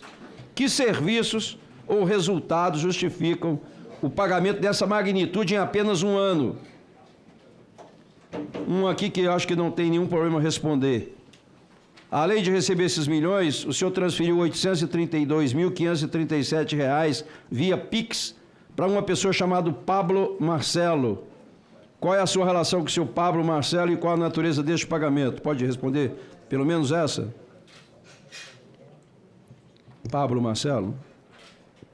Em respeito à presidência, eu, a partir deste momento, ficarei em silêncio e não responderei absolutamente nada. Ok. O senhor disse aí ao relator que houve uma transferência, tem o documento da transferência de R$200 mil para o Maurício Camisotti. Evidente que a gente queria saber exatamente, mais detalhadamente, que negócio foi esse. 200 milhões de quê? Foi serviço prestado? Comprou alguma coisa? Vendeu alguma coisa? Qual é a origem, não é, dessa relação aí com o Maurício Camisotti? O senhor tinha conhecimento de que Maurício Camisotti era investigado e mantinha relações financeiras com outras pessoas ligadas às apurações irregulares de contratos públicos. O senhor disse, por diversas vezes, que viajou, encontrou com ele em viagens, Maurício Camisotti. É impossível, após a apresentação deste monte de contratos aí, de empréstimos, aqui na carta que o Nelson mandou aqui para a CPI, ele disse que tinha apenas um empréstimo anterior, e que o resto foi a compra do imóvel. Só que aqui são milhões e milhões, 200 milhões, 400 milhões, 300 milhões de repasse. Então, aqui ainda, como procurador com poderes de representar legalmente a empresa, o senhor tinha conhecimento ou autorizou os saques em espécie, em dinheiro, de R$40 mil em dias seguidos, uma prática clássica para evitar controle de atividade financeira? Houve vários saques em dinheiro na conta. O relatório do COAF aponta que a firma de advocacia usava FC Negócios para dificultar a identificação da destinação dos recursos. Na sua função de procurador e sócio de ambas, o senhor estava diretamente envolvido na elaboração dessa estratégia. Eu gostaria de saber, né, como o senhor conseguia fazer esse exercício de transferência toda vez que entrava recurso no Nelson Williams, e era muito recurso, esse recurso automaticamente ele voltava para as contas do Nelson Williams, né, que teve aqui valores de bastante relevância. E gostaria mesmo, o senhor disse aqui que teve um momento que o senhor estava deprimido. Essa depressão foi em função da saída da sociedade com o Nelson Williams? O senhor, como vice-presidente da Nelson Williams Advogado em 2019, coincidindo com o início das investigações financeiras, qual foi o real motivo da separação da sociedade com o Nelson Williams? Não vai responder nenhuma. Tá bom. Então, deixa eu só aqui passar aqui, presidente, mais algumas informações, já acho que o relator já tem também, mas pelos relatórios que nós temos aqui, o recurso era desviado totalmente, eu não sei se em termos, eu como contador não entendia, queria até aprender e ver como é que funciona isso, porque é um super negócio. O dinheiro entrava no escritório, este recurso era repassado integralmente, chegou a ser 450 milhões para essa FC, e na sequência, por exemplo, em 2019 foi 118 milhões e no mesmo dia transferiu 115 milhões para a conta do Nelson. Alguns 584 milhões, no mesmo dia transferiu os 584 milhões. Que negócio é esse, né, dessas transferências? Porque realmente ou a Receita Federal ainda não conseguiu chegar nessa, não sei. Aqui, inclusive, tem um imposto de renda, está aqui, na declaração de imposto de renda, tem um crédito com Maurício Camissotti. Nelson Williams tem um crédito de 35 milhões de imposto de renda com relação a isso. Então, essas operações não dá para acreditar realmente, não é que não tinha nada a ver com a Ambec, com essa máfia que foi construída, partindo principalmente aí do Maurício Camissotti, com essas empresas noteiras, empresas também de parentes, que foi totalmente desviado os recursos para esses parentes. Então, eu gostaria muito, né, que o Fernando pudesse, de fato, explicar isso. É a grande oportunidade que ele tem, porque, pelo que a gente vê aqui nas informações, ele era apenas um administrador, economista, não era advogado, mas era economista, e que trabalhava com toda essa organização. Então, acredito que essa negociação que foi feita com relação à transferência de recurso, não é possível que volumes como esse, e sabendo que o Maurício Camissotti, pelos contratos que estão aí, porque pelo que o Nelson declarou, não tinha contrato nenhum, só tinha um empréstimo, que foi o anterior. Mas pelo que eu vi o relator aí lendo, tem vários outros empréstimos que na correspondência dele. Será que esse documento foi feito antes ou depois? Era importante, inclusive, relator, talvez pedir uma análise dessas assinaturas para ver se essa assinatura foi feita lá atrás ou se foi agora após as investigações. Porque na própria declaração do Nelson Williams, que esteve aqui, no documento ele diz que só tinha um empréstimo lá atrás e que foi dito aqui que eram 3 milhões, alguma coisa assim, mas eu estou vendo que teve empréstimo de 60 milhões. Provavelmente vários outros empréstimos. Então, acho que valeria a pena também identificar isso. Agora, só reforçando, né, pelo que eu entendi, o advogado pode orientar, foi dito aqui que não tinha nenhum contrato da Ambec com o Nelson Williams. Foi dito por ele. E o próprio Nelson mandou um documento dizendo que tinha um contrato com a Ambec. Então, se ele esqueceu ou se realmente ele quis esconder isso, pelo menos para não ficar dúvida de que ele mentiu aqui, né? Esse contrato com a Ambec, o senhor tinha conhecimento? Senhor Fernando, tinha conhecimento que existia esse contrato com a Ambec? Porque o senhor disse aqui que não tinha. Relator, Vossa Senhoria não perguntou, mas, de fato, é para registrar isso, né?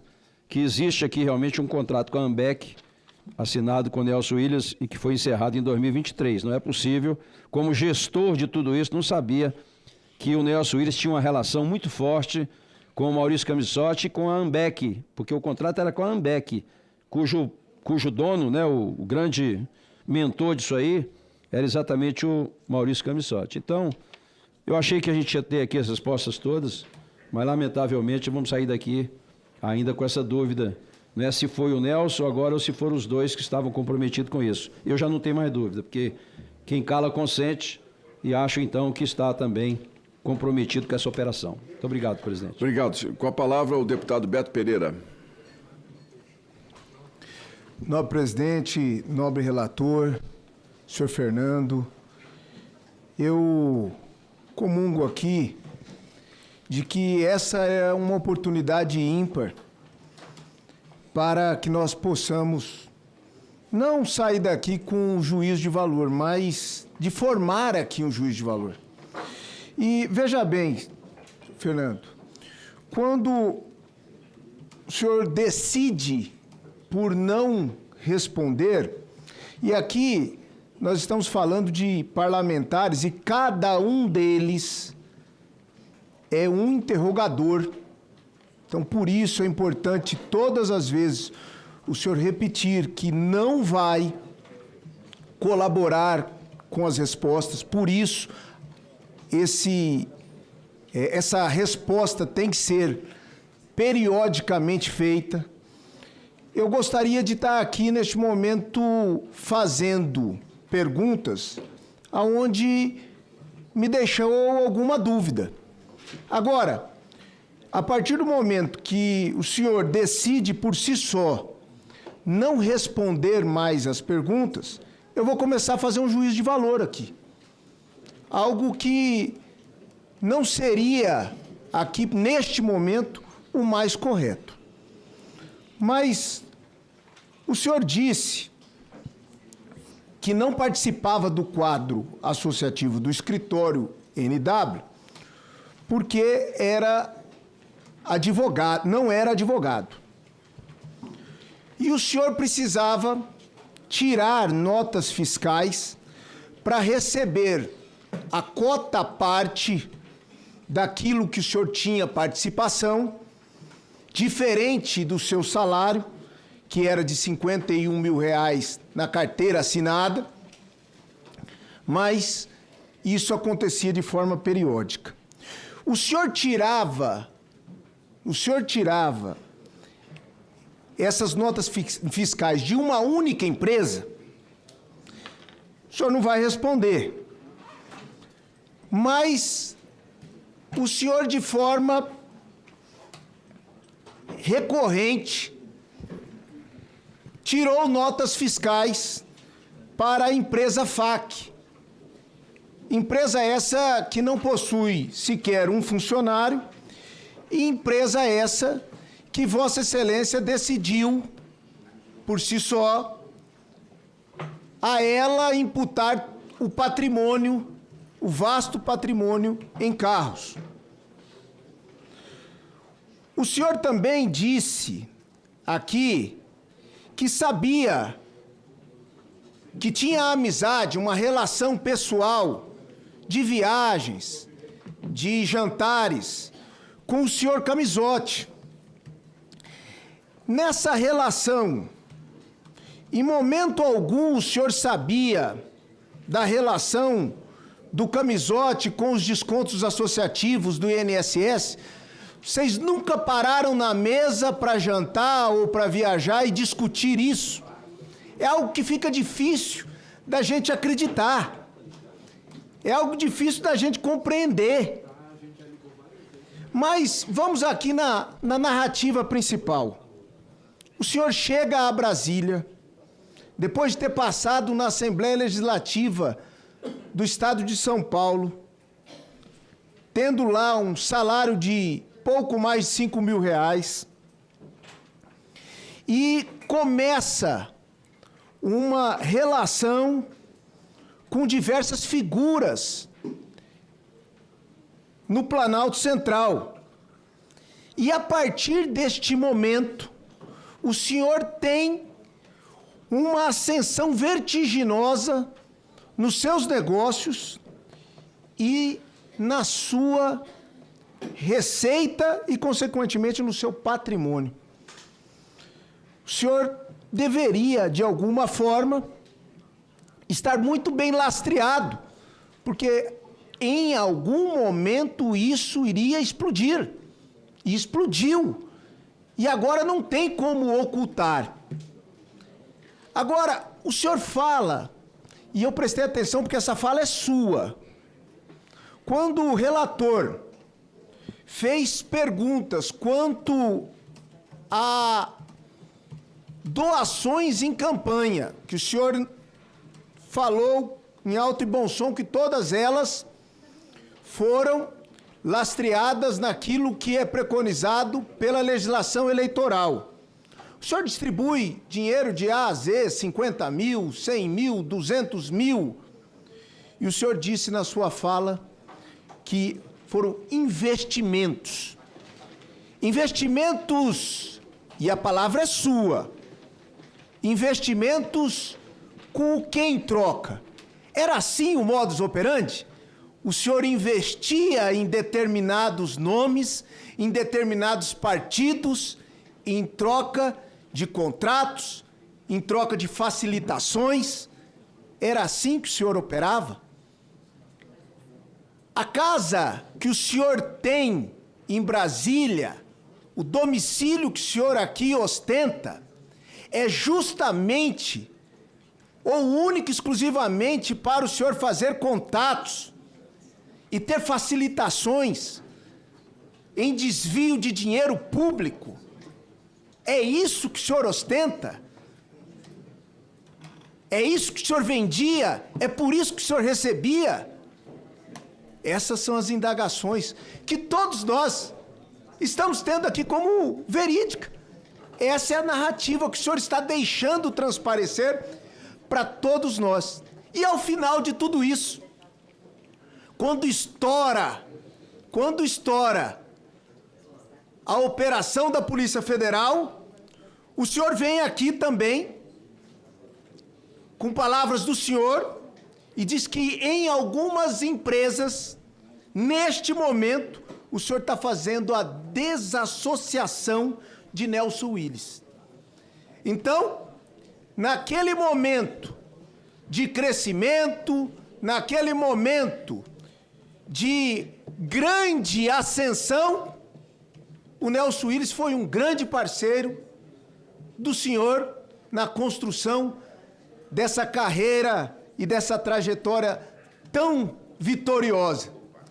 Nessa hora, neste momento em que suja o cenário, o senhor abandona, larga, deixa de lado aquele que foi o seu papi,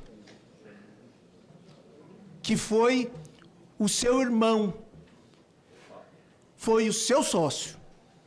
Portanto, hoje, aqui, se demonstra claramente, nos momentos de felicidade, nos momentos de vinho, nos momentos de viagens, no momento da champanhe, o Nelson Willis era um grande companheiro, o Camisotti era um grande companheiro, mas nesse momento não faz bem para sua imagem carregar com ele uma associação formal, mas talvez essa associação permaneça na informalidade ou aí naquilo que está escondido embaixo de tapete, de edredom, de qualquer coisa que seja. Muito obrigado ao deputado Beto Pereira. Pergunto ao plenário se fazemos um intervalo agora às 19 horas ou se posso dar mais uma sequência. Com a palavra, a deputada Coronel Fernanda. Presidente, só a voz também está baixinha. Presidente, a gente veio para essa comissão com a expectativa de ter respostas. E eu vejo o depoente, eu como coronel da Polícia Militar, mulher e uma das autoras dessa CPMI, a tristeza de ver a covardia do depoente. Porque não foi covarde para comprar vinho de milhões, não foi covarde para comprar carros luxuosos, não foi covarde para comprar cotas de aviões, não foi covarde para fazer viagens internacionais, mas está sendo covarde de responder à população brasileira.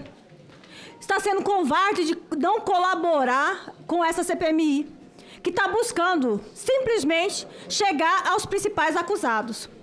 E eu faço a pergunta para ele, presidente, já que ele não quer responder, se a covardia dele está baseada em esconder o real criminoso ou ele é o real criminoso do roubo dos aposentados. Não dá para os parlamentares ficarem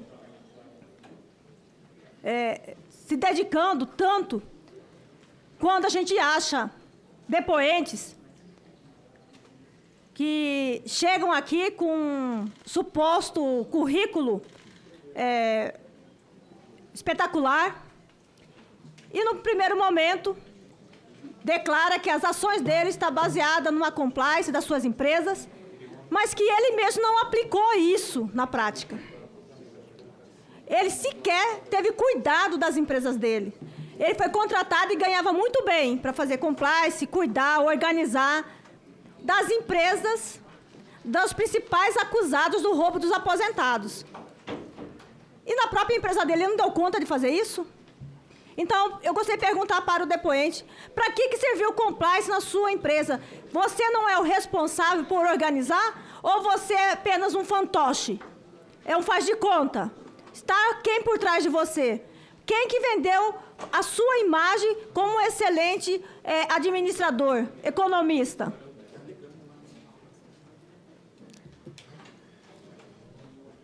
Depoente, senhor Fernando Cavalcante. A Polícia Federal encontrou dinheiro em espécie apreendido em sua residência durante a operação de setembro de 2025. Houve qualquer movimentação financeira em espécie ou bens de luxo relacionados a recursos provenientes do desconto do imposto do descontos dos aposentados e pensionistas? Eu fico com dó do seu Fernando, porque na hora que ele sair na rua, apesar que ele não anda no meio nosso, o negócio dele é andar ponte aérea, shoppings, né?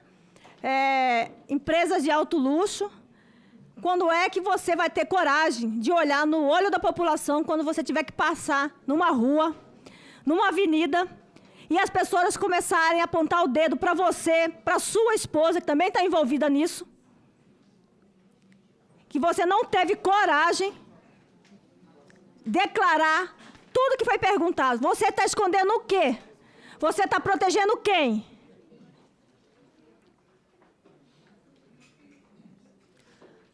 Há alguma ligação comercial ou societária entre suas empresas e a Confederação Nacional dos Agricultores Familiares, a CONAFER? Você já teve alguma reunião com o presidente da CONAFER?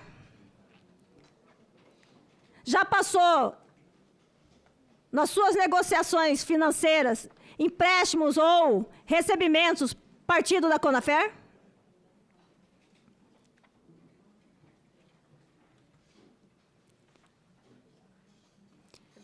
Em virtude do silêncio do depoente, as perguntas que a gente for fazer aqui, ele não vai responder.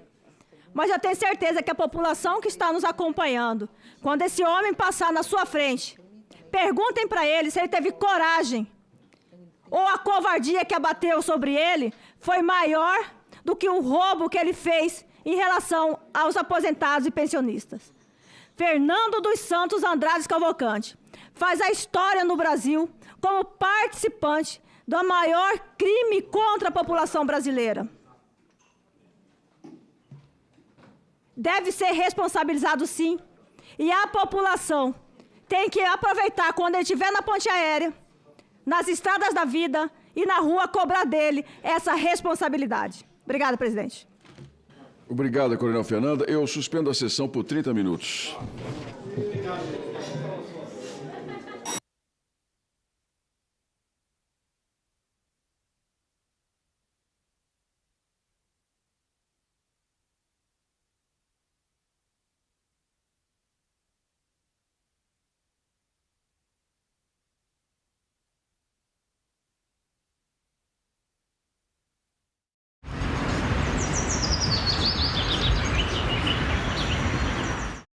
Maria, o que fazer para que esse momento de boom do trabalho seja sustentável?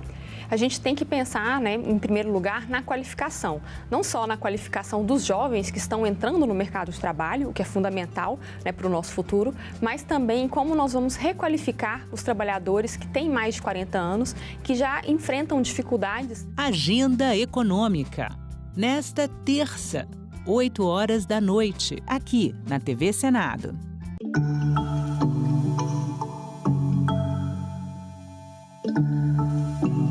Para despertar o conhecimento também das crianças e dos jovens, a gente precisa trabalhar melhor isso, né? Trazer para as escolas e levar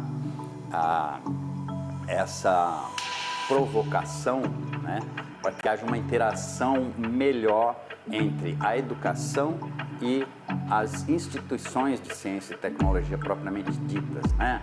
As universidades, os institutos de pesquisa, né, que nós chamamos instituições de ciência e tecnologia, e até aquelas instituições que fazem a transferência de tecnologia. Então, precisa haver um pouco mais de interação, né, de momentos de integração entre... Boa noite, voltando ao vivo aqui da CPMI e do INSS. A reunião foi suspensa por 30 minutos e vamos acompanhar a entrevista coletiva do presidente da CPMI, senador Carlos Viana. Acompanhe. Se precaveu com questões supostamente legais em contratos para prestação de serviços e que agora está montando a sua defesa também dentro dessas prerrogativas de escritórios que conhecem muito bem a legislação. É impossível, vamos ser diretos, é impossível que uma pessoa que sai de São Paulo, debaixo de suspeitas de negociação de emendas parlamentares, ganhando R$5 mil por mês, vir para Brasília e amealhar um patrimônio só em carro superior a 20 milhões, uma adega de R$7 milhões, imóveis, viagens e toda uma série, uma vida de luxos. Está, a meu ver, muito bem demonstrado pela quebra do sigilo das informações financeiras que nós temos, de que ele é apenas uma parte de todo esse esquema. A Polícia Federal já o investiga como um suposto laranja e os dados estão mostrando que ele realmente não tem lastro naquilo que está colocando como sendo um patrimônio próprio. Mesmo que esteja no imposto de renda, dificilmente ele consegue explicar a origem de tanto dinheiro, tantos bens valiosos que a Polícia Federal apreendeu. É uma máfia bilionária que sabe muito bem os meandros do poder, a Constituição e que vai, de agora para frente, apresentar, inclusive, documentos que nós não sabemos se foram assinados anterior ou agora, depois das investigações. Eles estão buscando todos os detalhes, inclusive pedindo a essa comissão as informações de quebra de sigilo para que eles possam montar a defesa daqui para frente. A defesa que, a meu ver, é a tendência, ou pelo menos o que eles desejam, é a impunidade. E ele disse também que, igual, quando o relator Alfredo Gaspar indagou, né, sobre a questão do salário, ele disse que fazia ali 50 mil, foi questionada a questão dos carros, a questão dele guardar esses carros em shoppings, Brasília Shopping, citado, Pier 21. Como que o senhor analisa isso? Bem, ele está muito bem orientado pelo advogado. Diante do que foi publicado, ele montou a versão do que ele entende como sendo a mais aplicável. Mas é muita coincidência que esses veículos tenham sido levados para shoppings um dia antes da operação da Polícia Federal. É muita coincidência que os principais envolvidos tenham deixado, inclusive, o país poucas horas antes da operação ser colocada nas ruas. Isso nos leva a crer e a confirmar a investigação da Polícia Federal de que houve vazamento, de que esse grupo ele recebeu informações privilegiadas de que a Polícia Federal iria agir e tentou esconder esse material, inclusive os carros. Coincidência maior ainda que o filho do senhor Careca tenha tirado uma foto desses carros num shopping em Brasília, tantos shoppings que nós temos, e houve todo esse ponto. Portanto, está muito claro que eles estão montando um processo de defesa na tentativa da impunidade. Mas os valores que eles movimentaram, toda a relação que eles têm entre as empresas e associações que roubaram o dinheiro da Previdência, desmonta, a meu ver, todo esse arcabouço, vamos usar esse cenário que eles colocam de legitimidade e de cumprimento da lei. A meu ver, não se sustenta e eu espero com sinceridade que a justiça seja feita, que essa pessoa seja condenada dentro das suas limitações e que esse dinheiro, esse patrimônio absurdo, amealhado nesses últimos anos, que, a meu ver, é minha opinião, veio do dinheiro dos aposentados, seja devolvido ao Tesouro Nacional. Patrimônio, também foi citado doação para o PT, para o PP e até para a campanha da filha do Ricardo Barros. A CPI vai se desdobrar nisso ou o senhor acha que isso não tem ligação com o roubo dos aposentados? Onde que isso se encontra na história? Bem, as doações a políticos de vários partidos, ela tem o seguinte princípio: manter as portas abertas independentemente do governo que ganha a eleição. Vocês observem, por exemplo, que há uma foto do senhor Antônio Carlos Camilo Careca do INSS. 15 dias depois que esse governo tomou posse aqui em Brasília, eles estavam no INSS. O objetivo qual era? Manter as condições para que eles continuassem recebendo informações privilegiadas. Eu tenho falado para vocês, é uma quadrilha que tomou de assalto a Previdência, que corrompeu servidores, que perpassou governos e que tinha bons relacionamentos com a política. Liberdade de acesso aqui ao Senado, liberdade de acesso à Câmara dos Deputados e fazia colaborações, doações em campanhas políticas. É um modus operandi já muito conhecido e que, a meu ver, só demonstra claramente que eles não esperavam, em momento algum, serem apanhados.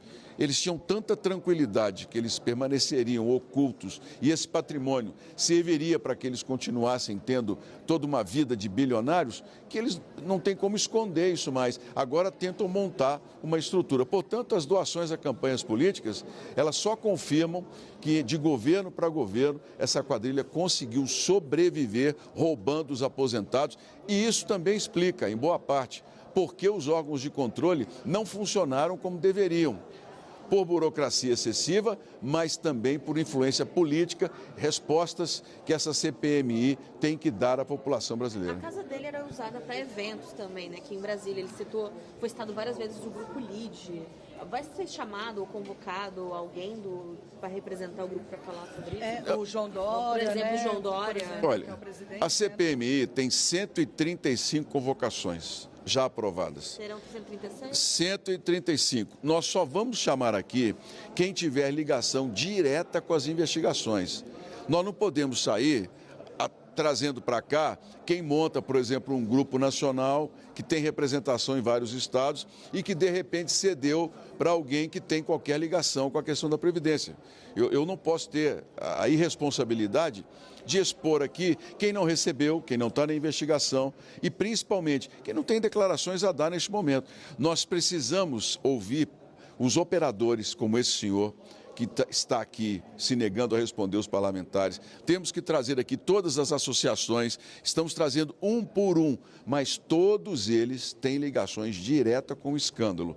Nós temos que tomar muito cuidado para que essa CPMI não se torne um palanque eleitoral, muito menos um palco em que nós vamos expor pessoas que não têm ligação direta. Isso seria uma irresponsabilidade da minha parte e eu não pretendo caminhar nesse sentido. Então manteremos os 135 convocados? Serão 135 ou outros que apareçam à medida que as informações forem chegando à CPMI. E sobre um que já foi convocado, os senhores mandaram, Camizotti, como é que está isso? Nós pedimos ao ministro André Mendonça uma reconsideração no habeas corpus que concedeu de que o senhor Camizotti poderia comparecer se desejasse. Estamos aguardando uma resposta, o ministro estava viajando semana passada, espero que nesta semana, nós possamos, numa boa conversa, se for necessário, faça uma nova visita ao STF para que a gente possa ouvir. O senhor Camizotti é fundamental nessa investigação para que a gente possa entender com clareza e demonstrar no relatório como todas essas peças, elas se encaixam num grande esquema de roubo da Previdência brasileira. Obrigado, gente. Obrigado, gente. Obrigado.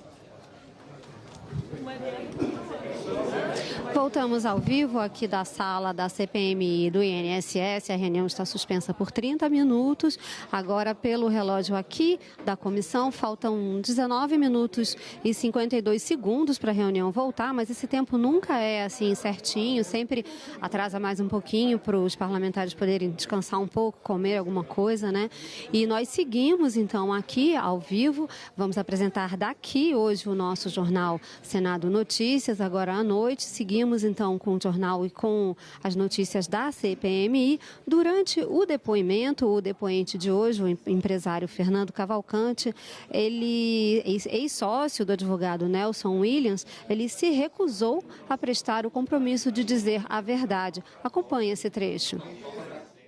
Vossa Senhoria promete, quanto aos fatos que tenha conhecimento da qualidade de testemunha, sob palavra de honra, nos termos do artigo 203 do Código de Processo Penal, dizer a verdade do que souber lhe for perguntado?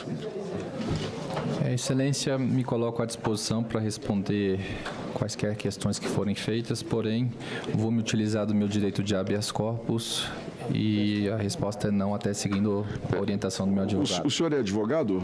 Não, economista. Senhor Fernando, a decisão do ministro não dispensa o senhor de prestar o tempo de compromisso. Doutor Tiago, o senhor acompanhou isso? Pois não. O depoente não foi dispensado de prestar o termo. Mas ele é investigado. Não, excelência. Aqui não, aqui ele está como testemunha. Na decisão. Não, mas a decisão. Dito expressamente na decisão. Não, ele. Aqui, olha. Assim, Vossa Senhoria promete como testemunha. No pedido de reconsideração. Pode ligar o microfone aí. Pois não. Senhor presidente, senhoras e senhores parlamentares, uma boa tarde a todos. Agradeço a gentileza que foi dispensada a essa defesa técnica e ao senhor Fernando. E só para esclarecer, senhor presidente, na decisão de reconsideração, foi expressamente consignado que Fernando falará na qualidade de investigado, até porque todas as decisões do Supremo que foram proferidas o indicam dessa maneira, como investigado. Então, por essa razão é que o silêncio é, a nosso sentir, integralmente garantido e foi também estabelecido pelo ministro Fux que nós poderíamos fazer essa avaliação subjetiva acerca de ser ou não pertinente. Então, a orientação dessa defesa é peremptória de que não se assine qualquer termo de compromisso na medida em que todo investigado tem o direito de permanecer calado. Pois não. Então, a nossa Secretaria de Advocacia novamente tomarão conhecimento de toda a decisão. Nós vamos dar sequência e, se de fato houver, será respeitado. Caso não haja, eu vou voltar a insistir na questão do termo. Combinados? Acompanhe agora ao vivo a entrevista do deputado Rogério Correia. Também que verificar isso, mas me pareceu ali ações que ele fez de campanha para questões mais de São Paulo. Mas veja bem a diferença disso para a doação que ele fez para a filha do Ricardo Barros. Ricardo Barros foi ministro da Saúde do Temer e foi também líder do governo Bolsonaro. É exatamente ele, Ricardo Barros, quem fez a indicação de Camizotti e Nelson Williams, principalmente Camizotti, na GEAP, e da GEAP, no governo Temer, eles passaram então a construir a Ambec. E da Ambec eles tiveram também ligação com a Covaxin. Então, isso coloca também no centro disso uma mediação política e quando a Ambec recebe a certidão para poder fazer os descontos, é exatamente das mãos do Oliveira, que depois veio a ser ministro do Bolsonaro. Então, me parece muito claro que essas ligações políticas foram feitas durante esse processo. A CPMI precisa de perceber isso melhor. O papel da Polícia Federal de olhar os rifles, olhar a quebra de sigilo, ela fará e fará muito melhor que a gente. Então, a CPMI tem também a função de ver o que aconteceu no mundo político nesta ocasião, até que o presidente Lula mandasse que todos os procedimentos fossem interrompidos de todas as entidades e, portanto, ninguém mais se recolhe percentual ou recurso financeiro dos aposentados, isso acabou, e passa-se a pagar aos aposentados que foram prejudicados. Aí sim há uma interrupção, mas de lá até essa interrupção eles agiram, inclusive no interior do governo do presidente Lula, até que tudo fosse interrompido. Então, uma quadrilha que vem até lá. Quem beneficiou essa quadrilha politicamente, é preciso que a CPMI se debruce melhor.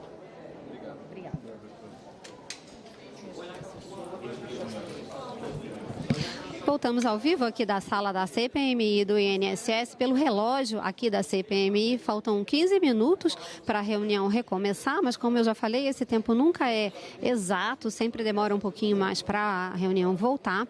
E o depoente de hoje, o empresário Fernando dos Santos Andrade Cavalcante, chegou aqui à CPMI com um habeas corpus do Supremo Tribunal Federal que dá a ele o direito de não responder às perguntas, de ficar calado, mas ele respondeu as perguntas do relator, o deputado Alfredo Gaspar, e falou sobre a relação dele com o ex-sócio Nelson Williams e com o empresário Maurício Camizotti. Ele afirmou que nunca foi laranja, operador ou beneficiário de qualquer esquema. Acompanhe esse trecho. O que eu pude contribuir com este escritório foi para melhorar e trazer melhores condições para que o escritório tivesse políticas e governança de forma efetiva. Com o tempo, assumi a controladoria estratégica do escritório, ampliando minhas responsabilidades na gestão, conforme as coisas forem acontecendo e dando certo. E foi nesse contexto que passei a ter conhecimento entre a relação do Dr. Nelson Williams com o senhor Maurício Camizotti. Trouxe aqui para essa presidência contratos que eu acabei levantando de todos os empréstimos que eu vi, inclusive que antecedem a minha chegada ao escritório. Excelência, eu entrego aqui com o senhor todos os contratos para que a presidência e a relatoria possa se valer e fazer. Já fiz minha prestação já prestei depoimento na Polícia Federal, já prestei depoimento, através do meu advogado, já prestei esclarecimento no Supremo Tribunal Federal. O que tenho de conhecimento de relação entre Nelson Williams e Maurício Camizotti são esses empréstimos que são pagos até hoje. Deixo registrado que nunca fui laranja, operador ou beneficiário de qualquer esquema. Minha atuação sempre foi de gestor e os pagamentos por mim recebidos eram compatíveis com todas as funções que eu desempenhava com a minha vida empresarial. O empresário Fernando Cavalcante também negou ter ocultado veículos de luxo da Polícia Federal. Entre os bens apreendidos durante a operação da PF contra as fraudes no INSS estavam uma Ferrari, uma réplica de um carro da Fórmula 1, relógios e dinheiro. Acompanhe. Contra Fernando Cavalcante não pesa qualquer alegação de envolvimento com fraudes do INSS. Fui mencionado no inquérito apenas por suposta ocultação de veículos de luxo e quero deixar claro que não houve ocultação nem má-fé. Os veículos mencionados nas reportagens são de propriedade da minha empresa, estão todos declarados, adquiridos de forma lícita e alguns ainda estão inclusive financiados, como é o caso da tão falada Ferrari, que eu só termino de pagar, salvo o melhor juízo, no final de 2027. Aqui em Brasília é bastante comum que os veículos sejam guardados em estacionamentos comerciais, sendo tudo documentado. A reportagem de quase 20 anos falando do assunto.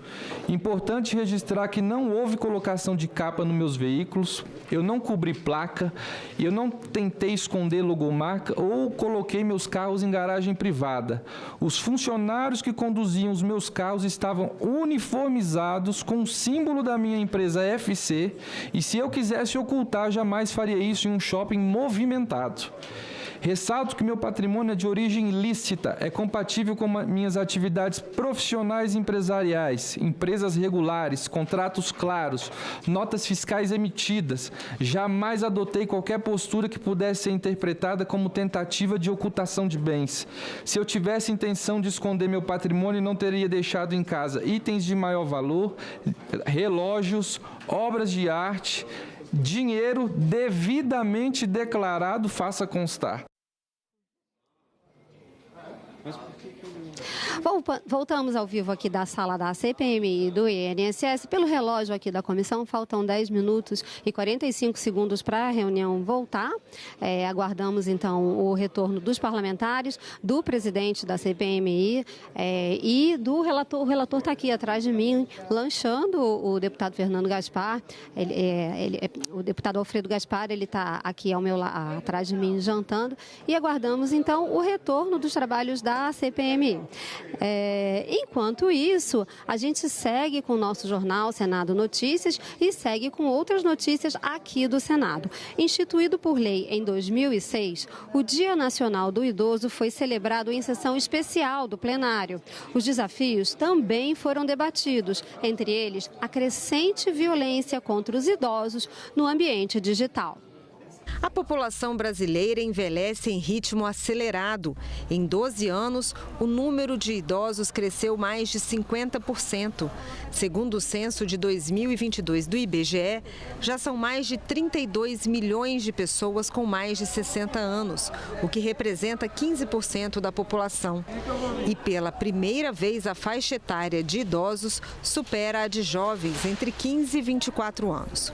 Os números reforçam a importância de políticas públicas voltadas ao envelhecimento saudável, à valorização e à proteção da população idosa. O defensor público da União lembrou que a Defensoria atua em várias frentes, como a inclusão previdenciária, saúde e proteção aos direitos dos idosos. E tem atuado também no caso das fraudes do INSS. Atuamos decisivamente, aí eu ressalto, senador, foi um acordo nacional celebrado entre a Advocacia Geral da União, o INSS, a Defensoria Pública da União, o Ministério Público Federal e o Conselho da Ordem, que permitiu o ressarcimento integral de todos aqueles aposentados e pensionistas que foram fraudados pelos descontos do INSS. Paim foi o autor do Estatuto do Idoso e lembrou que, apesar das conquistas, ainda é preciso avançar na legislação para melhorar a proteção aos idosos. É urgente reforçar a responsabilidade também de bancos e operadoras de plataforma, além de promover campanhas de alfabetização digital voltadas à população idosa. O envelhecimento ativo hoje também significa segurança do mundo virtual. A sociedade civil tem papel fundamental. Conselhos municipais, estaduais, Conselho Nacional, são espaços para que a voz da pessoa idosa seja ouvida. Na era tecnológica, eu que fui secretário por 2 mandatos, Paim, eu vejo assim, os golpes que são feitos diariamente. Eu consegui aprovar uma lei aqui, ampliando a pena para os crimes cibernéticos quando são cometidos para a terceira idade, contra as pessoas idosas. Nós dobramos a pena, exatamente porque hoje as maiores vítimas são os idosos. A inclusão digital também foi apontada como um desafio a ser enfrentado. O letramento digital para nós hoje é vital. A gente não tem essa possibilidade. A gente não tem essa facilidade que tem. E tudo que faz é banco, tudo precisa de saber digital. E fora os golpes, que eu já fui vítima, inclusive, recebe uma informação de um filho dizendo: olha, pai, com foto da sua filha, pai, manda um dinheiro para você e tal. E você, naquela cidade, manda, e quando vai ver um golpe. O secretário nacional dos Direitos da Pessoa Idosa enumerou ações do governo em prol dos idosos, mas disse que há muitos desafios pela frente, como incluí-los no mercado de trabalho, combater a violência financeira e patrimonial praticada contra essa população, além da criação de ações transversais que permitam que todos os direitos dos idosos cheguem onde eles moram. É falar principalmente da maior necessidade de participação no mercado de trabalho de pessoas idosas ou, muitas vezes, de pessoas a partir dos seus 45 anos. É fazermos uma discussão muito necessária e adequada para uma comunicação mais efetiva que vai desconstruindo estereótipos negativos sobre a pessoa idosa. Voltamos ao vivo aqui da sala da CPMI do INSS. Eu vou conversar agora com o senador Marcos Rogério. Senador, o depoente chegou com habeas corpus, ele não ia responder, mas ele acabou respondendo as muitas perguntas do relator. Foi satisfatório? As respostas foram satisfatórias, na sua opinião? Olha, é um depoimento vazio de conteúdo, né? Ele adotou uma estratégia, né, de não responder de forma direta, né, aquilo que estava sendo perguntado, né, pelo relator. Sempre que respondia, falava, conforme a PET, número tal e tal. O relator, não estou perguntando o que está na PET, estou perguntando sobre o seu patrimônio, sobre transferências financeiras, sobre os milhões que foram movimentados para aqui e para ali. E ele dava respostas evasivas, não enfrentou a questão. É uma pena a gente fazer aqui, né, a tomada de depoimento de alguém que vem com habeas corpus. Eu acho que as decisões que estão partindo do Supremo Tribunal Federal têm esvaziado o papel da CPMI. Há uma blindagem à investigação, né? Quando você vem para uma CPI como essa, com habeas corpus, veja, ele não aceitou nem ser interrogado como testemunha. Ele disse que ele é investigado. Aqui ele não é investigado ainda, né? E não deu esclarecimentos, não deu maiores informações. Quando foi questionado sobre o patrimônio dele, né, ele disse que não saberia dizer. Aí depois ele disse que não queria dizer qual era o patrimônio dele. Então, ele veio orientado a simplesmente não dar respostas que realmente esclarecesse alguma coisa no âmbito da CPMI. Agora, para mim está muito claro que ele é um lobista. A pauta dele, a atuação dele é como lobista. Atuou ao lado do escritório de Nelson Williams, não se sabe ainda, e aí não faço aqui acusações levianas, se realmente ele teve transação com recursos derivados de associações com descontos associativos dos aposentados ou não. Agora, que são números assustadores, são. Movimentações financeiras assustadoras e que não se demonstra, ele não demonstrou aqui, a questão de lastro. E nem tem a preocupação de demonstrar lastro. Apenas ele joga palavras ao vento sem se comprometer com a origem do recurso ou com a destinação, qual é a motivação. É uma pena. O habeas corpus acabou prejudicando aqui a possibilidade de aprofundar nesse depoimento com esclarecimentos que poderia nos ajudar a compreender como foi toda essa movimentação envolvendo esses dois escritórios. Um patrimônio muito grande, né? Muitos carros, muitos relógios, muito dinheiro. Pelas respostas, não tem como explicar isso em tão pouco tempo. Não tem, e ele fez questão de não explicar. Pelo contrário, a opção dele aqui foi em ocultar. Agora, é uma contradição, né? Ele vem na CPI e busca ocultar, né, o patrimônio, o que tem, como chegou a tudo isso, mas ao mesmo tempo é alguém que gosta de ostentar, né, porque ele usou a casa dele como um hub, né, de reuniões, de grandes encontros com personalidades, empresários, políticos, até juízes, e esses carros eram ali, né, a alegoria, é o que embalava aquele ambiente. Então ele procura demonstrar um padrão de vida realmente muito elevado, né? E aqui na CPI ele não teve nenhum esforço para demonstrar, né, como que chegou a tudo isso, mas assim, repito, na vida particular dele, na vida profissional dele como lobista, ele procura fazer a exposição do que tem. Aqui ele quis fazer o contrário, ele quis ocultar. Mas a CPI tem outros instrumentos, tem quebra de sigilo, né, tem rifes, e nós vamos conseguir chegar às informações que precisamos. O que o senhor vai perguntar para ele hoje? Eu acho que já está claro que ele é um lobista. Agora, nessa atuação dele como lobista, a quem ele serviu, a relação no lobby que ele pratica com os grupos que ele serve, junto com esse grupo de advogados de São Paulo, com a questão do INSS, ele já disse que é amigo do Camizotti. Filho do careca do INSS, já fotografou carros dele nos locais onde ele faz as exposições. Os carros são dele? São do careca do INSS? Tem ligação com o Camizotti? Ou teria aí outros grupos econômicos ligados a uma outra questão, e eu vou perguntar na hora aqui, que estaria misturando aqui? Eu acho que essa operação financeira toda, ela não está baseada apenas em transações com recursos dos aposentados. Me parece que tem outra base financeira aí. E não é algo baseado na legalidade. Me parece um grande esquema de lavagem de dinheiro. Muito obrigada pela entrevista, senador. Bom trabalho para o senhor. Parabéns. Muito obrigado a todos. Valeu, até mais. E a nossa reportagem preparou um resumo do depoimento de hoje. Acompanhe. Investigado na operação sem desconto da Polícia Federal, o empresário Fernando dos Santos Andrade Cavalcante é ex-sócio do advogado Nelson Williams, também investigado no esquema de fraude do INSS. Logo no início do depoimento, Fernando Cavalcante se recusou a prestar o compromisso de dizer a verdade. Ele falou à CPMI sobre sua relação com Nelson Williams e negou que tenha sido laranja do advogado. Deixo registrado que nunca fui laranja, operador ou beneficiário de qualquer esquema. Minha atuação sempre foi de gestor e os pagamentos por mim recebidos eram compatíveis com todas as funções que eu desempenhava com a minha vida empresarial. O relator, deputado Alfredo Gaspar, questionou o patrimônio do empresário, que inclui carros importados, relógios de luxo e a adega milionária de vinhos. Não há problema em ter dinheiro, não há problema em exibir riqueza, não há problema em ter sucesso. O que nós queremos saber aqui é o quanto disso pertence aos aposentados e pensionistas do Brasil. Essa é a grande dúvida. O senhor poderia dizer em 2017 exatamente qual era o valor do seu patrimônio?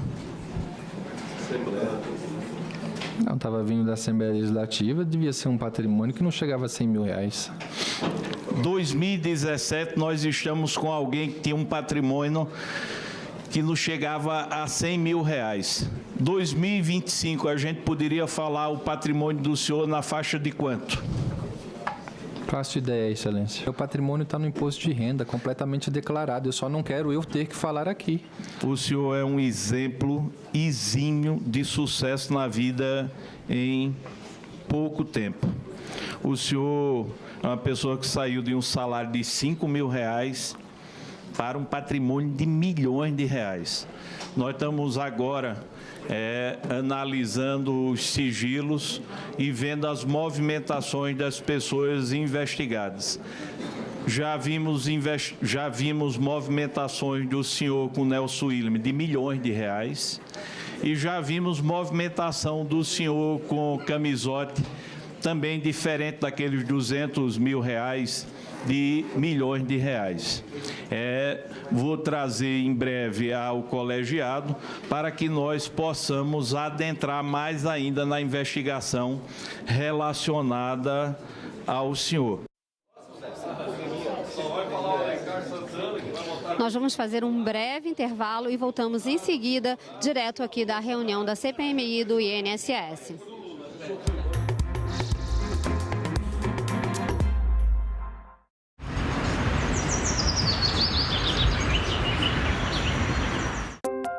A TV Senado abriu uma nova seleção de documentários e séries documentais para sua programação. Estamos em busca de novas obras para tornar ainda mais diverso o nosso espaço reservado à produção nacional. Se você tem um filme entre 45 e 120 minutos ou uma série documental, mande um e-mail para a gente. As inscrições vão até o dia 31 de outubro. TV Senado. Democracia todo dia. O cerrado com C minúsculo, a vegetação, ele se desenvolveu por mais de 60 milhões de anos para criar uma interação, uma interface entre a água da atmosfera e a água do subsolo. A chuva cai sobre as copas das árvores e das gramíneas do cerrado, perde velocidade, infiltra no subsolo, acompanha as longas raízes das plantas do cerrado e vai se depositando nos fragmentos que tem de espaço no subsolo e nos aquíferos. E o subsolo está vertendo essa água que foi armazenada durante o período de chuva para poder correr nos rios durante o período de seca. Quando há o desmatamento dessas porções de cerrado, ao invés dessa água infiltrar lentamente, se armazenar, ela vai escorrer superficialmente em grande parte. Isso vai gerar erosão, vai gerar sedimentação, vai gerar assoreamento de rio, vai gerar enchente e, em especial, vai gerar seca no rio, vai diminuir a disponibilidade de água no período que a gente mais precisa. Essa ação da Polícia Federal com a CGU teve origem, a base de tudo começou na ação do Ministério da Previdência Social e da ouvidoria. Essa ação foi de fora para dentro, ou seja, não era uma ação feita de dentro do INSS com dinheiro público da Previdência Social. Era uma ação feita entre uma parte das associações criminosas com a conivência criminosa de alguns de dentro do próprio INSS, que está sendo apurado e que espero eu que sejam presos exemplarmente. Sob a gestão do senhor, o prejuízo anual saltou de 700 milhões para quase 3 bilhões em 2024. Ao não perceber ou fingir, ou não querer perceber, um desvio dessa magnitude, o senhor se torna diretamente responsável pelos 6,3 bilhões roubados de 7 milhões de aposentados. Eu nunca imaginei a dimensão e a grandiosidade dessa corja de ladrões que de fora para dentro invadiu o INSS. Não tinha a menor ideia disso.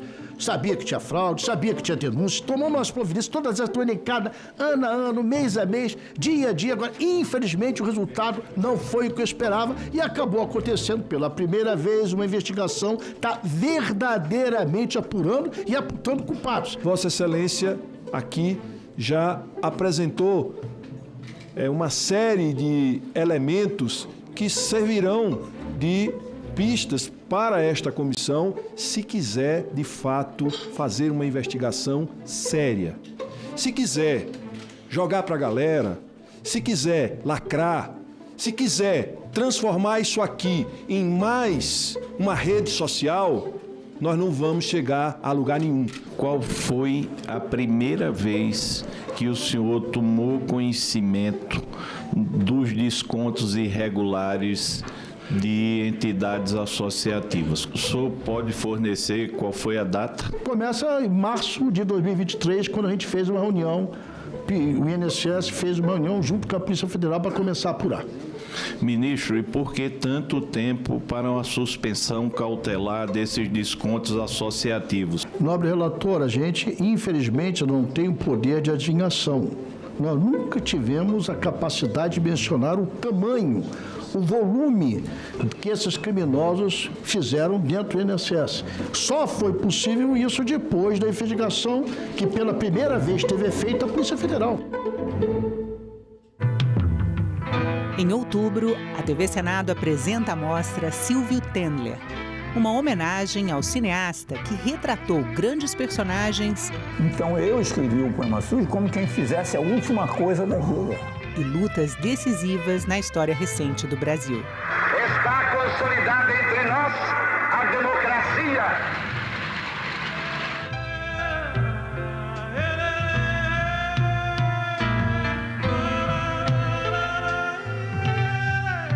Nunca na história da humanidade houve condições tão adequadas a construir um mundo da dignidade humana. Apenas essas condições foram expropriadas por um punhado de empresas que decidiram construir um mundo perverso. Mostra Silvio Tendler, todo sábado às 9 horas da noite.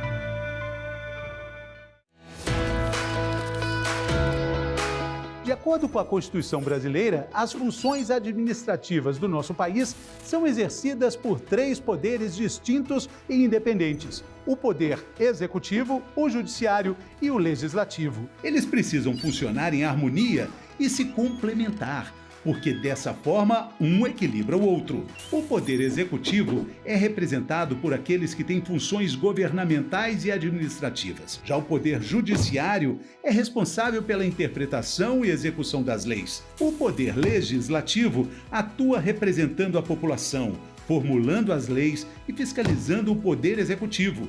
No Brasil, ele é dividido em 3 níveis. O nível federal, representado por senadores e deputados federais. O nível estadual, representado por deputados estaduais e distritais. E o nível municipal, representado por vereadores. No nível federal, quem exerce o poder legislativo é o Congresso Nacional, composto pela Câmara dos Deputados e o Senado Federal. O Senado é composto por 81 senadores, 3 para cada um dos 26 estados e para o Distrito Federal, em uma divisão igualitária. Já na Câmara, composta por 513 deputados, o critério para a divisão do número de cadeiras é o da proporcionalidade. Quanto mais habitantes a unidade federativa tiver, maior será o número de representantes. Quando um projeto de lei é debatido e votado pelos deputados, os senadores fazem a revisão. Quando o projeto tem origem no Senado, a revisão é feita pelos deputados. Essa necessidade de revisão de um projeto de lei, passando necessariamente pelo Senado e pela Câmara, é o que chamamos de sistema bicameral. Toda a estrutura do nosso poder legislativo é garantida pela Constituição e também por algo muito importante, que é o seu voto. Agora é lei. A reforma tributária prevê 2 impostos, a Contribuição sobre Bens e Serviços, CBS, que é federal, e o Imposto sobre Bens e Serviços, IBS. De competência dos estados e municípios, a CBS vai substituir 3 impostos atuais, PIS, COFINS e IPI, enquanto o IBS será cobrado no lugar do ICMS e ISS. A nova lei detalha ainda as reduções e isenções dos impostos. O Senado votou, agora é lei. Tudo é criminalizado no Mato Grosso por falta de lei. Por isso é a aprovação do Estatuto do Pantanal. Senador, o que antes era considerado crime e a partir de agora não vai mais ser? Por exemplo, o acero, que é fundamental. As estradas são promotoras de incêndio. Por quê? Vai lá, a bituca do cigarro, vem a queima natural. Salão Nobre, nesta quarta, 8 horas da noite, aqui na TV Senado. O mundo cabe dentro de um museu. É só entrar e deixar a curiosidade te guiar. O museu é um espaço para todos: crianças, jovens, adultos e idosos. Acessível, educativo e divertido. Um lugar acolhedor e cheio de descobertas. Cada visitante faz parte da história que continua sendo contada. Museus, onde o passado encontra o presente e inspira o futuro. Visite, descubra, valorize. O site do Senado agora mostra projetos de lei em linguagem simplificada.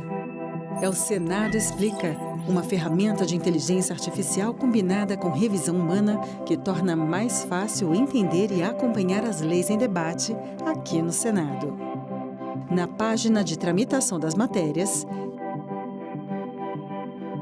e no portal E-Cidadania, Senado Explica.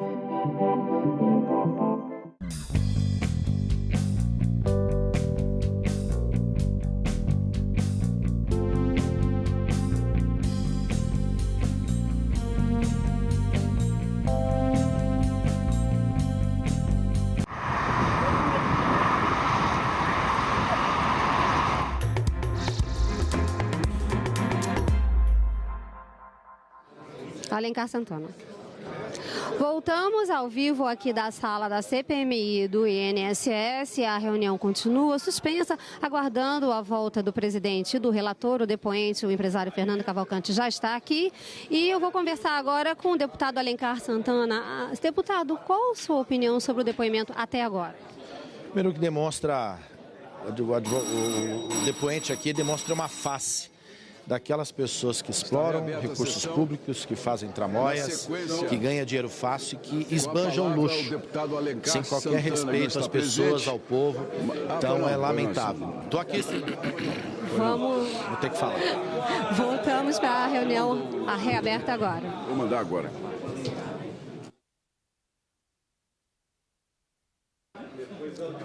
Por 10 minutos, deputado Alencar Santana. Senhor Fernando, o senhor fez um almoço, dentre outros, pelo que mesmo falou, recebeu em sua residência autoridades políticas. Tem algum deputado ou senador que está presente nessa sala, que se fez presente num dos almoços que você fez do LIDE? Parece que ele está protegendo alguém. Saberemos em breve se está protegendo ou não. Presidente, colegas deputados, todos que nos acompanham, servidores dessa comissão, em especial os aposentados e pensionistas e aqueles que foram lesados por essa tramóia, por esse roubo. Em respeito a vocês, aqui eu vou fazer um depoimento. Porque na semana passada foi contada aqui uma mentira, uma pessoa tentando se desvincular da relação dela com a entidade Conafer, fez uma acusação mentirosa, dizendo que minha chefe de gabinete esteve na sede da Conafer. Isso jamais aconteceu. E vou provar aqui. Pessoa, apesar da sua idade, não tem compromisso com a verdade. E digo isso aqui do senador Isalci. E aqui vou demonstrar a relação dele. E parece que a Conafer publicou matérias tentando, não sei se defendê-la, mas provavelmente tentando defender alguém. Talvez defender aquele que defende ela, nessa CPMI e ao longo desse tempo de atuação parlamentar aqui na casa, nos episódios quando envolveu projetos envolvendo descontos associativos ou não. Já falei da emenda apresentada pelo senador, que tentou ainda em 2019, mesmo dizendo que sabia de irregularidades e que teria comunicado o ex-presidente Bolsonaro, mesmo assim fez uma emenda para não ter revalidação, zerar. Olha que contradição. Ele dizia que sabia, que estava tomando medida o governo Bolsonaro para acabar com irregularidades, mas ele fez uma emenda para acabar com a revalidação. Contradição imensa. Pediria que mostrasse aqui um vídeo, por favor. Isso aqui é a matéria da Conafer que ela publicou na sexta-feira à noite, 3 de outubro. Tá lá, ó. Foi mais ou menos 9 horas da noite. E a foto que ela mostrou anteriormente, para um pouquinho, por favor. Pode parar o vídeo? A foto que ela mostrou, que o senador mostrou, não está mais naquela matéria inicial. Não sei se alguém passou para ele, aonde ele achou, ou se eventualmente alguém da Conafer que trouxe ao seu conhecimento. Aqui ela faz um texto dizendo da seriedade do trabalho, isso e aquilo, da relação política. Continua, por favor. Está no site dela. Continua. Continua, por favor. Vou deixar tudo no meu site depois, na minha página, quem quiser ver detalhe. Aqui, para um pouquinho. Não, continua. Continua, por favor. Aí, volta um pouquinho só, por favor. Ali ela cita gabinetes onde a assessoria da Conafer esteve presente. Está aqui, tem mais deputados dessa comissão. Pode continuar um pouquinho. E senadores também. Para um pouquinho, para. O engraçado é que na matéria não consta o meu nome. Na matéria não está o meu nome. Pode voltar, por favor. Está em ordem alfabética. Pode voltar. Aí. Bom, meu nome não aparece lá. Meu nome está lá até do relator. Viu, senador Isalci? Está lá do relator. Está lá da delegada também. E de outros aqui. Continua, por favor. E tem várias fotos, pode passar para o próximo. Tem vários nomes de senadores, deputados. Pode passar, pode mostrar outro vídeo agora. Aí ao final tem inúmeras fotos. Inúmeras fotos. Aquela pessoa foi no meu gabinete numa segunda-feira. Meu gabinete é de portas abertas. E a gente sabe que o gabinete aparece diversas pessoas. E lá foi lá apresentar a entidade, pediu uma foto, tirou. E não tem problema nenhum. Agora, em nenhum momento, eu estive com qualquer dirigente da Conafer. E o engraçado é que das fotos que estão no site, quem tem foto com o presidente da Conafer, entre outras pessoas, algumas, é justamente o senador Isalci. Olha lá que bonitinho ele tá, de camisa azul clara e azul escuro. Tá lindo, senador. Parabéns. É mais uma foto sua com o presidente da Conafer. A entidade que provavelmente pediu que o senhor fizesse a emenda em 2019, acabando com a revalidação do cadastro dos aposentados e pensionistas pelas entidades laranja que fizeram a festa adiante. Próximo material. Essa é a emenda que eu já mostrei e repito. Ele faz a emenda aqui. E a justificativa da emenda... A justificativa é uma defesa da roubalheira que foi praticada por essas entidades. Leiam, senhoras e senhores, senhor aposentado, senhor pensionista que foi lesado, quem tiver curiosidade, leia esse material, estará na nossa página. A justificativa é uma defesa do modus operandi das entidades que roubaram os aposentados pensionistas. Ali defendendo as entidades, dizendo que elas não poderiam ter o trabalho de recadastrar, que seria um prejuízo para as pessoas. O prejuízo foi o roubo que elas tiveram. Continua, outro material. O senador, para um pouquinho, o senador faz ilação, dizendo que a minha assessora teria ido ao gabinete da Conafer, quando é o inverso, Conafer visitando gabinetes passou no nosso. O engraçado é que nessa carona, eu não falei na outra semana passada, não tem problema da carona. Não tem problema a gente cumprimentar alguém. Nós tiramos fotos em diversos locais, vamos em eventos, vamos isso e aquilo. Acontece na nossa vida política, a gente não pede antecedente, nada para tirar uma foto com alguém. O engraçado é que nessa carona, senhora, antes de prosseguir, o senador chega, o presidente da Conafer está indo, cumprimenta o senador aí na frente, cumprimenta duas pessoas no banco de trás e a vaga do passageiro na frente está vazia, disponível, esperando a pessoa importante que era para o senador do presidente da Conafer. Olha tanta intimidade, carinho e respeito. E respeito pelo presidente da Conafer. Continua, por favor. Seria ele o chofer da Conafer? Ou o advogado da Conafer? Da bancada da Conafer aqui?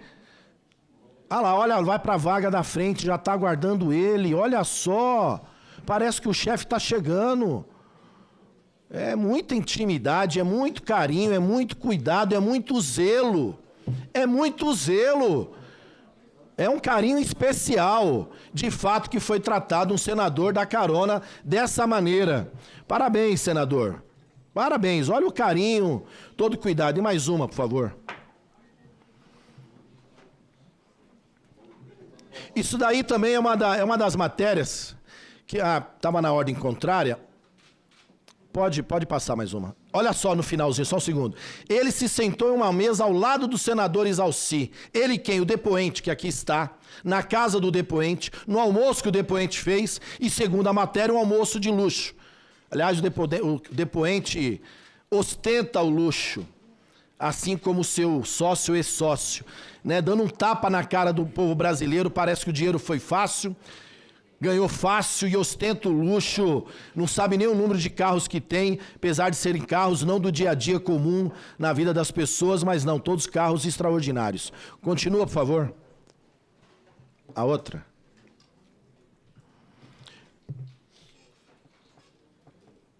Bom, a outra era a manchete da participação do nome do senador no almoço realizado pelo depoente. Como eu falei, não tem problema ter foto. Eu não vou colocar em dúvida, colegas deputados e deputadas, que porventura teve a visita de um membro, de um funcionário da Conafer em seu gabinete, como o próprio relator, segundo a matéria da Conafer, também recebeu a visita. E assim, olha lá, CPI do INSS, almoço na mansão de Cavalcante, teve participação do senador da comissão. E está lá o senador Exalci. Portanto, senador, demais pessoas, colegas, deputados, deputadas, servidores, todos aqui, nós temos que chegar à verdade em respeito às pessoas que foram lesadas, roubadas, ao povo brasileiro que acompanha essa CPMI, e merece aqui ter de nós uma resposta objetiva, franca, responsável e verdadeira. Por isso que esse material todo estará na minha página, porque eu não tenho nada a esconder. Agora, senador Exalci, eu reapresentei a convocação do presidente da Conafer. Repito mais uma vez, espero contar com seu apoio e voto para que a gente o convoque e ele traga para essa comissão mais esclarecimentos importantes e necessários para que a verdade venha à tona. Como disse a delegada Fernanda há pouco, perguntando para o depoente se ele conhecia a Conafer. Com certeza uma entidade importante, o relator conhece. Presidente, preciso o artigo 14. O artigo 14, presidente, que foi citado de extrema má-fé. Não é a primeira vez que o PT levianamente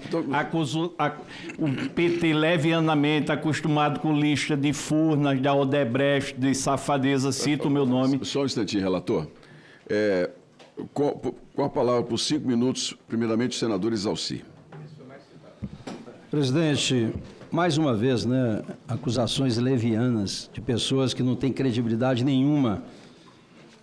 Deputado esse, inclusive, que recebeu, através do Emílio de Souza, que fazia dobradinha com ele em São Paulo, recursos do próprio Fernando e também do Nelson Williams. Teve as contas reprováveis em 2022 pelo TRE de São Paulo. Quem recebeu o dinheiro da Conafer? Excelência. O Fernando? Não fale mentira. Deputado Alencar, Vossa Excelência já se manifestou, por favor. Então, presidente, são pessoas que não têm credibilidade nenhuma, como disse o relator, né? Está nas listas aí da Odebrecht, do JBS e mais. Todos os requerimentos, eu fiz 324 requerimentos. Quem fez o requerimento de convocação da Conafer fui eu. A quebra do sigilo fui eu. Quem apresentou também a quebra de sigilo de CONTAG, Sindinap, e agora está chegando. Esse é o medo deles, porque agora vai aparecer exatamente para onde é que foi o dinheiro, né, do Sindinap, dinheiro sacado na boca do caixa, milhões de dinheiro, e também da CONTAG. Quem esteve aqui fazendo lobby na época da medida provisória foi a CONTAG. E foram 253 emendas, já foi dito aqui 10 vezes. Inclusive 13 delas foram feitas pelos deputados petistas que votaram contra a medida provisória. Então, esse discurso, né, constante e irresponsável, que não tem mínima credibilidade para fazer, acontece isso. O depoente aqui disse claramente, a casa dele é casa de eventos. Quem fazia a agenda da LIDE era o Paulo Otávio, que é o presidente da LIDE. Eu fui convidado, sim, para fazer palestras sobre reforma tributária. Nessa casa de eventos, praticamente todos os parlamentares de Brasília participam, porque todos os empresários ligados à LIDE participam disso, com a presença do governador, vice-governador e vários convidados que foram, inclusive, governadores de outros estados. Então, de uma forma leviana, as pessoas colocam essas imagens para depois fazer um videozinho com corte, sem resposta, né? Com acusações como esse caboclo aí faz. Eu não tenho nenhuma dificuldade, assino qualquer requerimento. Eu não faço aqui restrição seletiva, não.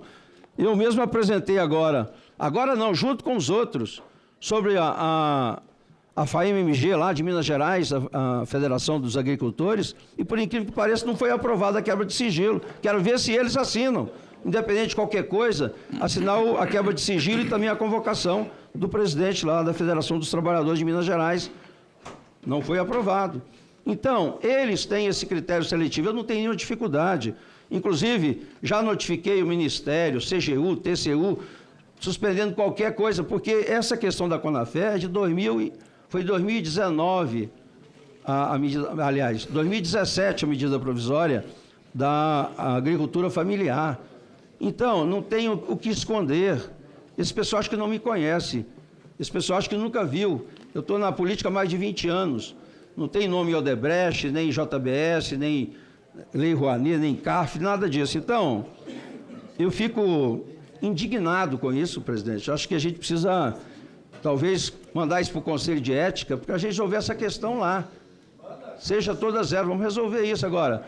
Na prática, é muita irresponsabilidade. O cara não tem noção. Como é que o cara acusa as coisas sem saber de nada? Entendeu? Simples fato de jogar o vento para comprometer, porque sabe que com os meus requerimentos nós vamos chegar na quadrilha mesmo. Quem é que comandou esse processo? No Sindinap, nós vamos chegar agora no irmão do Lula, né? E a gente sabe de quantos milhões foram para os parentes. Tem lá já na quebra de sigilo, é bom por isso. Na CONTAG, milhões e milhões, inclusive, eu não entendo. Foi aprovado, foi colocado em votação aqui um requerimento da Agência de Turismo, que eu acabei de receber a semana passada, mostrando que eles faturaram 5 milhões de passagem aérea com superfaturado contra a CONTAG. Aí vota o requerimento, nós perdemos por um voto. E houve comemoração aqui. Então, nós vamos entrar nisso, consignado, seguro-defesa. Agora, no Maranhão, 131 mil pessoas foram tiradas do cadastro do seguro-defesa. Então, nós vamos chegar a cada um desses pontos. Eu sei que no planejamento nós estamos falando em desconto assistencial, mas na sequência nós vamos entrar no consignado e vamos entrar no seguro-defesa, que aí nós vamos chegar realmente nos verdadeiros corruptos que tem aqui nesse Congresso Nacional. Obrigado, presidente. Muito obrigado. Presidente. Com a palavra, o relator por 5 minutos. Senhor presidente, eu já estou acostumado com leviandade e maluqueiragem, mas não vou admitir que meu nome seja enxovalhado. Eu quero repetir a reportagem que o senhor Alencar Santana passou aqui para explicar o que é que ele mostrou aqui, a má-fé descarada. Por favor. Essa Conafé é uma entidade bandida. Ela gosta de andar com bandido. Em um contexto, nos últimos... Por favor. Não problema. Não, volta lá. Volta lá. Não, volta lá. Nos últimos tempos, houve diversos de inserir a Conafé em disputas. Nossa prioridade não é prática. Eu quero saber o que é que essa lista tem a ver, que meu nome está aí. Eu quero só ver. Pergunta para a Conafé ou a maloqueiragem que botou? Eu estou, presidente, dizendo que eu não sei quem é essa Conafé. Já está pronto o indiciamento pela maloqueiragem e o roubo dos aposentados e pensionistas. Agora era a mesma coisa de eu pegar a reprovação de conta do senhor Alencar Santana e dizer que 330 mil que ele teve que devolver foi porque botou no bolso. Eu não podia fazer uma ilação dessa. Não podia. Você não lê os autos, vou ter que... Por gentileza. R$19 mil vamos devolver. Por gentileza, senhores. Olha, presidente, isso foi má fé. Eu só queria deixar isso registrado, porque eu não conheço Conafé. Se tiver aproximação com a Conafé, vai ser no final do relatório para poder pedir o indiciamento e a prisão dos que se fizeram uso da entidade para roubar dinheiro dos aposentados e pensionistas. Nunca entrei em site de Conafé, nunca tirei foto com Conafé, realmente não conheço essa entidade, até saber que essa entidade foi uma daquelas que roubou aposentado e pensionista. Se ela foi no gabinete ou deixou de ser no gabinete, para mim não chegou isso aí. Agora, terminantemente, presidente, eu tenho visto aqui, agora eu vou começar a ler currículo por currículo daqueles que me atacarem. Nunca fui para a garagem do Senado para receber delator, nunca recebi dinheiro da Odebrecht, de Furnas, nunca recebi. Nunca enriqueci com dinheiro do povo, nunca fiz safadeza em nome de mandato e não vou admitir maloqueiragem com o meu nome. É isso que eu queria dizer, presidente. Senhores, só um instantinho, por favor. Uma razão para a gente convocar de novo só um instante. Deputado Alencar. Senhores, senadores, senadoras, deputados e deputadas, enquanto nós estamos aqui nos atacando, os senhores estão observando o que está acontecendo aqui, mais uma vez, com o depoente de hoje. Nós estamos diante de um grupo bilionário que se organizou muito bem e que tem todo um aspecto legal muito bem montado para poder fugir das investigações e até mesmo das condenações. E essa CPMI, nós aqui, o que a população que está nos assistindo espera, é que nós tenhamos a capacidade de dar as respostas que nós nos propusemos, que é investigar e dizer como o roubo aconteceu, quem roubou e onde está o dinheiro. Só que eu percebo que muitas vezes isso acaba esquecido. E ao esquecer o nosso princípio, né, a nossa meta, nosso objetivo, ao entrarmos aqui em questões de parlamento, de questões políticas, partidárias, nós estamos deixando escapar uma grande oportunidade, que é nós expormos à população brasileira tudo o que aconteceu na Previdência. Nós estamos, os senhores já viram aqui, nós estamos diante de uma quadrilha bilionária, uma máfia bilionária, que usou de laranjas, que depositou dinheiros em contas de empresas satélites, tudo está nos autos. E aqui tentando mostrar a responsabilidade de cada um deles, de todos eles. Esse é o momento em que o país, e especialmente esse horário, que eu tenho certeza milhões de brasileiros estão nos acompanhando, as pessoas querem saber o seguinte: o que aconteceu na Previdência? Como tudo isso foi possível? Quem são os responsáveis? Eu peço, então, mais uma vez, aos senhores parlamentares, que vamos buscar usar o nosso tempo no sentido de dar atenção ao motivo, ao mérito que foi criada essa CPMI, que é a investigação em torno da Previdência.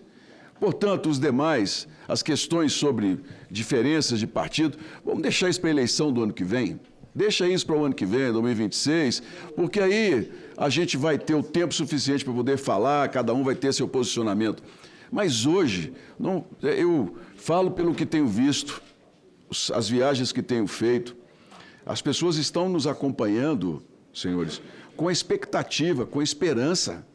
Os brasileiros, nesta CPMI, estão recuperando a confiança de que uma investigação possa ser séria e levada a cabo. O Brasil está de olho, a nação está de olho em nós.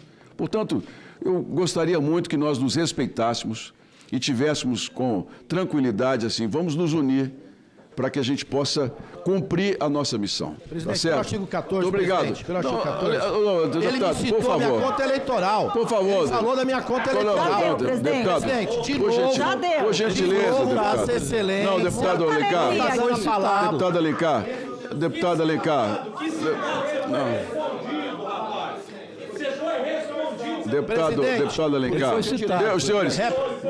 Senhores, deixa ele fazer. Presidente. Vamos deixá-lo. De novo, ele fez uma menção. Zé Trovão, vai lá, senta na cadeira do presidente lá, Zé Trovão. Você quer valer? De novo, está sendo parcial. Só um instante, por favor. De novo, deixa o deputado fazer a solicitação dele. Faça a solicitação, deputado. Já fez. Então, Excelência, não vou conceder porque Vossa Excelência foi respondido. Vossa Excelência foi respondido. Com a palavra, o deputado Zé Trovão. A depender do deputado, você decide de um jeito, se é outro, você decide de outro. Não. É parcial. Não, Excelência. Eu decido aqui sempre pela igualdade de todos. Com a palavra, o deputado Zé Trovão, por favor. Senhor presidente, eu quero começar minha fala só um instantinho, eu já pedi, pode zerar o tempo, eu já pedi para resolver o problema do ar-condicionado, que eu estou reclamando que está quente já há bastante tempo, fora o clima, né? Entre os parlamentares, não, nós precisamos esfriar um pouco a cabeça do pessoal aqui. Zé Trovão com a palavra, por favor. Senhor presidente, quero cumprimentar o nosso nobre relator, parabenizá-lo pela condução. Parabéns por não deixar o debate virar circo. A esquerda gosta muito de fazer circo aqui. Falam, mas na hora de aprovar requerimentos importantes aqui, eles votam contra. Eles votam contra. Sabe por que eles votam contra? Porque eles querem defender alguém. Se eles tivessem a capacidade moral, aprovava-se nessa comissão todos os requerimentos que foram colocados. Mas não, aqui já foi falado, eles têm os que eles têm que defender. Senhor Fernando Cavalcante, eu gostaria muito de ter um diálogo com o senhor. Só pra você, eu não consigo falar. Senhores, por favor, silêncio. Estou aqui falando. Silêncio. Aí, o cara perde a concentração. Eu gostaria muito de ter um diálogo com o senhor e fazer perguntas. Porque quando nós fazemos perguntas e obtivemos respostas, fica uma coisa sadia. O que vai acontecer aqui agora, e não é do meu feitio, é que eu vou fazer apontamentos e o senhor sairá como culpado de todos os apontamentos, porque o senhor não vai me responder. O senhor, enquanto falava aqui ao relator, 34 mil pessoas estavam assistindo e os comentários eram os mais diversos. Olha, tranquilidade, ele parece ser inocente, eu acho que ele não tem nada a ver com isso, porque o povo lá fora fica falando, fica comentando enquanto nós estamos trabalhando aqui. E agora, de repente, o senhor se calou. E o que aconteceu? O povo já está dizendo que o senhor tem ligação direta com o crime do INSS. Uma pena. Mas eu quero fazer uma ressalva. O senhor disse ao relator que o senhor não tem nenhuma relação de sociedade com a esposa de Nelson Williams. E o senhor disse isso de maneira contundente. A senhora Anne Caroline Williams Vieira Rodrigues. Mas nós temos aqui um documento que diz que o senhor é sócio dela na NWPS Participações S.A. Esse documento diz que o senhor e ela são diretores. E esta empresa não é uma empresa pequena, porque ela tem um capital de 3,5 milhões. Então não tem como nós falarmos que uma empresa que tem um capital desse tamanho, e é como eu disse, eu queria te perguntar, mas agora eu vou simplesmente afirmar o que está no documento, já que o senhor não vai responder. Uma empresa de 3,5 milhões de capital, o senhor ter uma sócia e o senhor não saber dela, não existe isso. Não teria possibilidade. Nem que essa empresa fosse uma empresa que tivesse um capital de 50 mil reais. Porque ninguém coloca 50 mil reais numa empresa e não sabe quem são as pessoas ligadas a ela. Então isso nos deixa muito preocupados. As empresas, FAC Negócio, Valestra Participações, US Empreendimentos, realizaram transferências cruzadas de cerca de 3,4 milhões em 2021 e 2024, de 2021 a 2024. E eu queria lhe perguntar, quais foram os contratos que estavam envolvendo essas transações? O Baitac é bom, mas nessas horas não funciona não. Eu gostaria muito de saber quais são os contratos. Mas como o senhor não vai responder, aí eu novamente tenho que afirmar. Empresas ligadas diretamente ao senhor, em que o senhor é proprietário ou sócio, fazem transações e não existe sequer um contrato que especifique esses tipos de transações. O que nos leva a crer que isso é lavagem de dinheiro. E dinheiro, digo ao senhor, infelizmente, dos aposentados. Olha, entre março e abril de 2025, suas empresas realizaram saques em espécies de cerca de 480 mil reais. E eu gostaria também de perguntar para o senhor quais foram os destinos. Por que esses saques ocorreram? Para onde foram feitos os pagamentos? Porque não é crime sacar dinheiro. Eu acho que ninguém aqui nessa sala deixa de ter uma reserva financeira dentro de casa, Luiz Lima. Nem que seja de 2 mil reais alguém tem. Mas, quando se fala em montantes de quase meio milhão, ou alguns milhões, ou até alguns bilhões, nos levam a crer novamente, senhor Fernando, que não tendo resposta do senhor, eu estou fazendo uma afirmação de que isso é dinheiro criminoso, de transações ilícitas, que envolveram diretamente o bolso do aposentado. E é esse tipo de coisa que eu não gosto. de ter que fazer isso. E tenho aqui, inclusive, os dados de como foram feitos os saques. E todos estão aqui, ó, sacados, parcelados, valores. Tem tudo aqui no nosso relatório. Me preocupa demais que ao longo de todo o trânsito que nós estamos tendo aqui, presidente, me parece que todo mundo que senta nessa cadeira ou é inocente ou é desconhecido. Ninguém conhece ninguém. Um não conhece o outro não sabe quem é. Foi o que eu disse aqui para o Nelson Williams, sócio do senhor.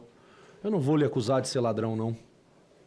Não sou capaz de fazer isso porque ainda não foi proferida a sua pena ou a sua condenação. Mas o que o senhor está fazendo aqui hoje para nós foi o mesmo que o sócio do senhor, que eu tenho ainda, porque ele não foi comprovado que ele é bandido, e eu disse para ele que o dia que for comprovado eu perco completamente o carinho que eu tinha pela pessoa dele. Tudo nos leva a crer que tanto o senhor quanto o Nelson Williams foram os grandes responsáveis pela maior lavagem de dinheiro, porque é para isso que servem esses escritórios. Hoje no Brasil é muito simples, seu presidente. Quando o cara quer roubar, ele procura duas entidades. A que quer fazer o roubo com ele e a que vai lavar o dinheiro para ele. E normalmente são escritórios de advocacia. E quero lembrar aqui, já que é para ficar fazendo acusações levianas, senhores parlamentares de esquerda, que o presidente do partido de vocês recebeu 100 mil reais. Quem disse aqui foi o senhor Fernando Cavalcante. PT recebeu 100 mil reais. Então não vem com esse papinho furado, porque o que vocês querem aqui é colocar na conta do Bolsonaro. Mas eu vou lembrar de novo aos senhores. O presidente Bolsonaro assumiu a cadeira presidencial em 19 e entregou em 22. E o rombo que vocês falam não chega a 1 bi. Mas o de vocês passaram dos 4,7 bi. De 2023 a 2025 foram 4,7 bi. Que sim, vocês dizem, enche o peito, que nós estamos pagando. Vocês não estão pagando nada, porque quem paga é o imposto que é tirado do bolso do brasileiro. A única coisa que vai ser paga nesse crime é se um dia esses bandidos devolverem centavo por centavo. Porque enquanto isso não acontecer, não venha com esse papo furado para o meu lado. Vocês estão aqui para ficar defendendo algumas pessoas. E não se pode permitir isso. Mas vamos lá. Já fiz inclusive, senhor presidente, a solicitação da cariação entre Fernando Cavalcante, Nelson Williams e senhor Maurício Camisotti. Nós já estamos protocolando isso. Eu quero a acariação entre eles. Requerer também a quebra de sigilo, também foi feito hoje pelo meu gabinete, fiscal de 2018 a 2025, de todas as empresas, FAC, Valestra, US, NW Group, Masterprev e Riviver News. Encaminhei também, vamos encaminhar, estou encaminhando para a comissão, para que a comissão encaminhe um ofício à CGU e à Receita Federal para cruzar as declarações fiscais. Pedir também um ofício à PF sobre eventual vazamento de informação. Porque, me desculpa, como eu disse aqui, não gosto de acusar ninguém, mas um dia antes de uma operação, os carros tudo ser guardado em outro lugar, me parece um pouco suspeito. E é aí o que eu falo, quando a pessoa fica em silêncio, causa um problema. Porque é muito mais fácil ser honesto com todos. É muito mais fácil falar, dizer, olha, não foi assim, não foi desse jeito, não tenho participação, e que lá no futuro fique provado nos autos. Mas o que nós não vamos permitir aqui, senhores, e o povo brasileiro tem esse meu compromisso, é que ninguém faça dessa CPMI um circo. Trabalhe como eu e a minha equipe e a equipe de muitos aqui trabalham, trazendo fatos, dados e números reais, para que a gente descubra quem são os bandidos, para que a gente coloque na cadeia quem roubou o povo. Discursinho eleitoreiro, faça-me o favor, senhores. Então, senhor Fernando, digo novamente ao senhor e repito, enquanto não for provado que o senhor é bandido, eu não chamarei de bandido. Mas o senhor hoje, depois de um belíssimo trabalho que fez no início, acabou jogando a opinião pública contra o senhor. Não sei se o senhor está preocupado com isso, mas é uma pena. Muito obrigado. A sessão está suspensa por 5 minutos a pedido do depoente.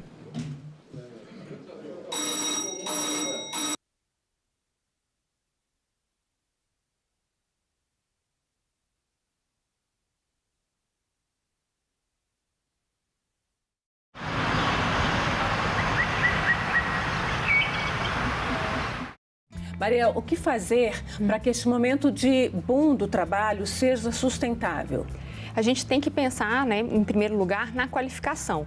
Não só na qualificação dos jovens que estão entrando no mercado de trabalho, o que é fundamental, né, para o nosso futuro, mas também em como nós vamos requalificar os trabalhadores que têm mais de 40 anos, que já enfrentam dificuldades. Agenda Econômica. Nesta terça, 8 horas da noite, aqui na TV Senado. Há uma maior chance de desenvolver bronquite e enfisema em consumidores de cigarro eletrônico comparado com cigarro convencional. E em idades mais tenras, né? Quer dizer, pessoas mais jovens. O cigarro eletrônico é até um pouquinho mais complicado do que o tabaco normal, né? O cigarro normal de papel e o tabaco propriamente dito. Por quê? Porque ele é altamente viciante, ele é cheiroso, o cheiro dele é um cheiro agradável e o sabor dele também é um sabor agradável. E isso tem captado a adolescência com muita facilidade. Eu chego na distribuidora, na tabacaria, eu pergunto, eu quero um pod, que a gente chama de pod. Eu quero um pod. Aí ele mostra qual que eu quero, pergunta sabor, se eu tenho marca de preferência. Mas é muito importante esse tratamento, sabe? Porque sem apoio, sem ajuda, fica difícil. Trabalhamos para reforçar a segurança das informações e dar mais controle ao segurado. Um exemplo disso foi a ampliação das funcionalidades do aplicativo do Meu INSS, que passou a permitir a contestação de descontos diretamente pelo aposentado, algo inédito até então. A CONTAG dizia que havia mais de 30 mil pessoas que deram autorização e estavam numa fila e não eram atendidos pelo INSS. Foi feita uma auditoria e a auditoria detectou que isso não era verdade. E o senhor autorizou essa inclusão para a CONTAG. O senhor recorda que mesmo a justificativa não sendo condizente com a verdade dos fatos, o senhor falhou nessa autorização? Se de fato isso aconteceu, realmente foi uma falha funcional. Eu tenho aqui um ofício do dia 5 de junho de 2018, direcionado ao senhor José Carlos Oliveira. Procedimento preparatório em epígrafe foi instaurado nesta Procuradoria da República a partir de representação efetuada por cidadão narrando a ocorrência de descontos irregulares em seu benefício previdenciado sem consentimento.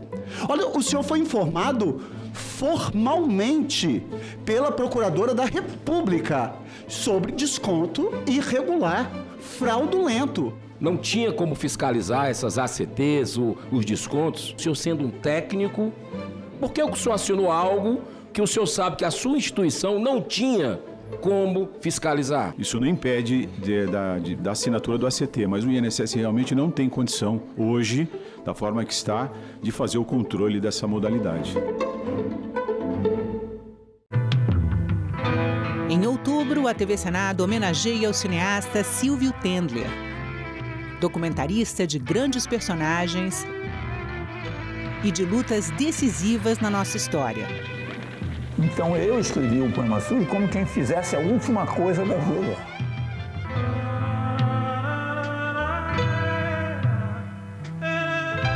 Mostra Silvio Tendler, todo sábado às 9 horas da noite. Na rotina de todo dia, os senadores discutem e votam projetos de lei, medidas provisórias, emendas à Constituição e outras propostas legislativas. Um projeto de lei iniciado e aprovado pela Câmara dos Deputados é sempre revisado pelo Senado. Da mesma forma, se uma proposta é apresentada e aprovada pelos senadores, ela também precisa passar pela votação dos deputados antes de ser sancionada ou não pelo presidente da República. Os senadores representam os estados e o Distrito Federal com bancadas iguais. São sempre 3 representantes, independentemente do tamanho da população ou da importância econômica de cada estado. São ao todo 81 senadores. O mandato é de 8 anos, mas a renovação é intercalada entre as eleições a cada 4 anos, e assim são escolhidos 1 e 2 senadores alternadamente. Os senadores atuam nas diversas comissões temáticas do Senado, onde são discutidas questões como saúde, economia, educação, transporte, meio ambiente e tecnologia, entre muitos outros temas importantes. Eles também podem fazer parte das comissões parlamentares de inquérito, as CPIs, que têm o poder de investigação de uma autoridade judicial. Os senadores podem julgar e processar nos crimes de responsabilidade o presidente e o vice-presidente da República, os ministros, os comandantes das Forças Armadas. Eles também podem julgar os ministros do Supremo Tribunal Federal, o Procurador-Geral da República e o Advogado-Geral da União. Advogados, sejam bem-vindos. Eu devo admitir que eu estou um pouco frustrada, porque eu também achei que esse depoimento traria informações, até pela boa vontade do depoente no início, mas eu entendo o teu direito constitucional. Eu vou fazer inferências e vou deixar 1 minuto para que, se você quiser comentar alguma coisa, você fique à vontade. Mas, me chama a atenção algumas coisas nesse depoimento. Primeiro, eu peguei o seu currículo, seu Fernando. Gente, por favor... Eu peguei o seu currículo no LinkedIn, que foi disponibilizado pelo senhor, e achei, é muito bacana ver alguém crescer, vencer. Eu sou professora de empreendedorismo, para mim isso realmente, ver pessoas que se constroem, fazem, é uma coisa muito interessante. Eu vejo aqui no seu currículo que o senhor fazia venda consultiva e organização de vinhos no Grupo Pão de Açúcar, eu acho que em 2006, e ficou até 2018, até 2008, e logo depois entrou no escritório do Dr. Nelson Williams. O que chama a atenção é que, aparentemente, pelo seu currículo, você entra em 2009 como diretor institucional.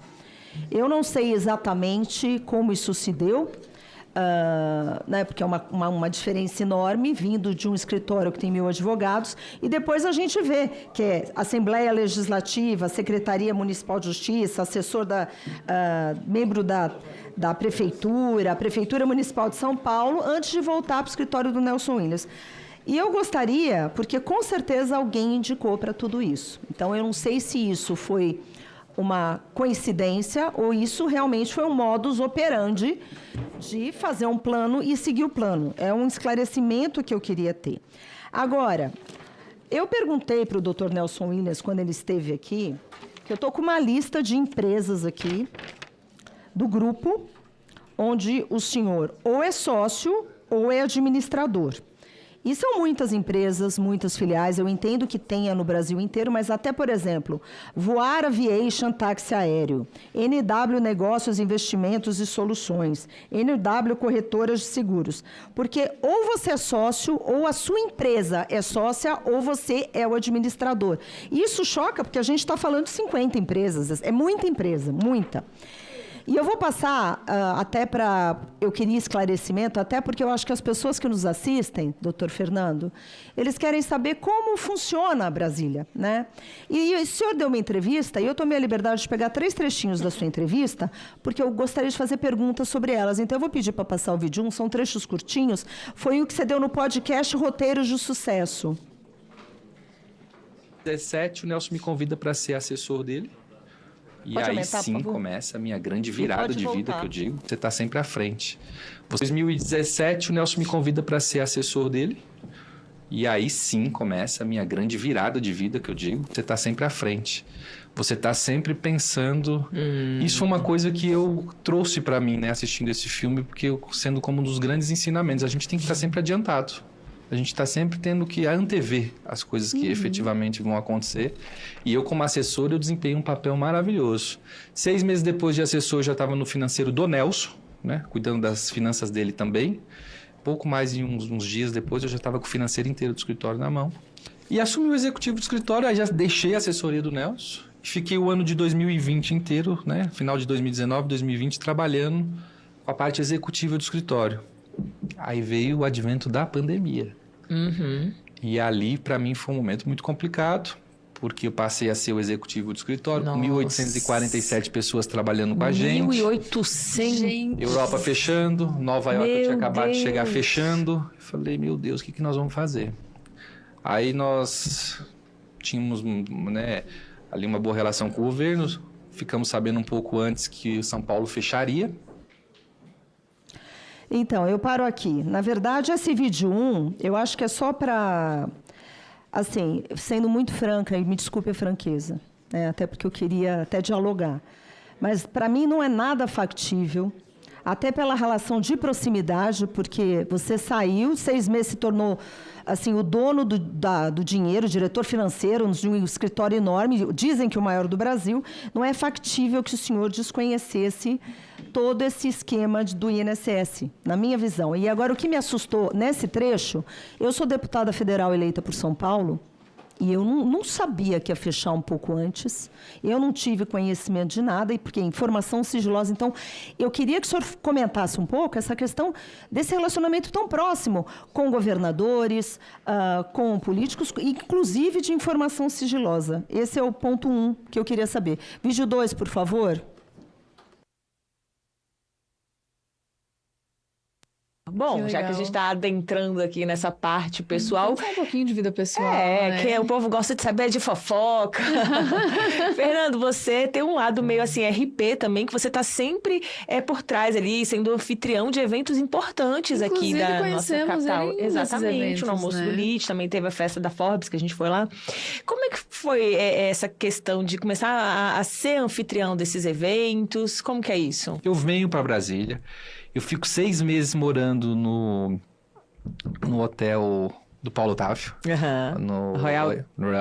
Fiquei morando lá 6 meses e só depois de 6 meses aí que realmente eu arrumei aquela casa onde vocês foram e comecei a montar a casa e aquela coisa toda.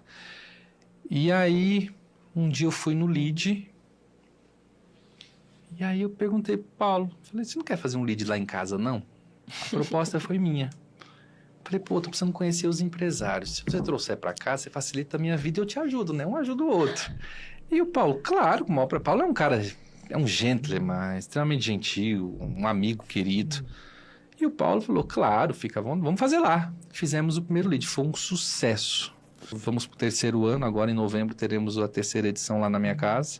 Convidadíssimas. Eba, estaremos lá para cobrir. E realmente ficou uma casa de evento, né? E hoje... algumas autoridades, algumas pessoas, elas nos procuram pedindo para fazer evento lá em casa, e eu abro. Minha outra pergunta é a seguinte,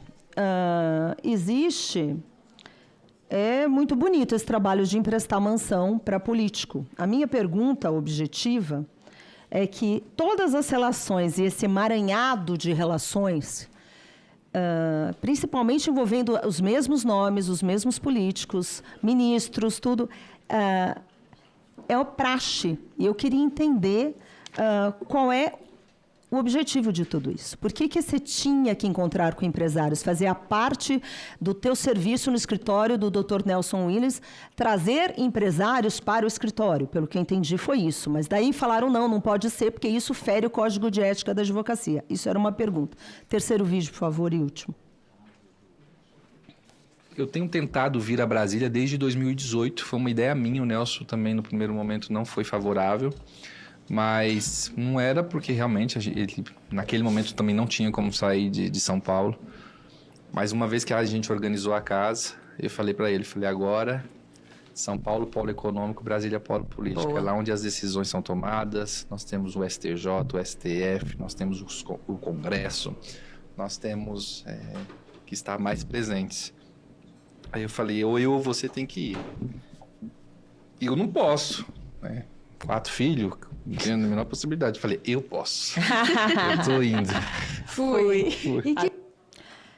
E aí, na verdade, eu tinha 3 perguntas, que é se o senhor tem relação próxima de frequentar casa, de amizade, com algum ministro do STF, ou algum assessor ou familiar, ou com algum ministro do STJ, com algum assessor ou familiar, ou com algum deputado, deputada, senador, porque, assim, a gente viu nessa CPI que não se trata de caso isolado, mas se trata de um grande esquema de poder e influência.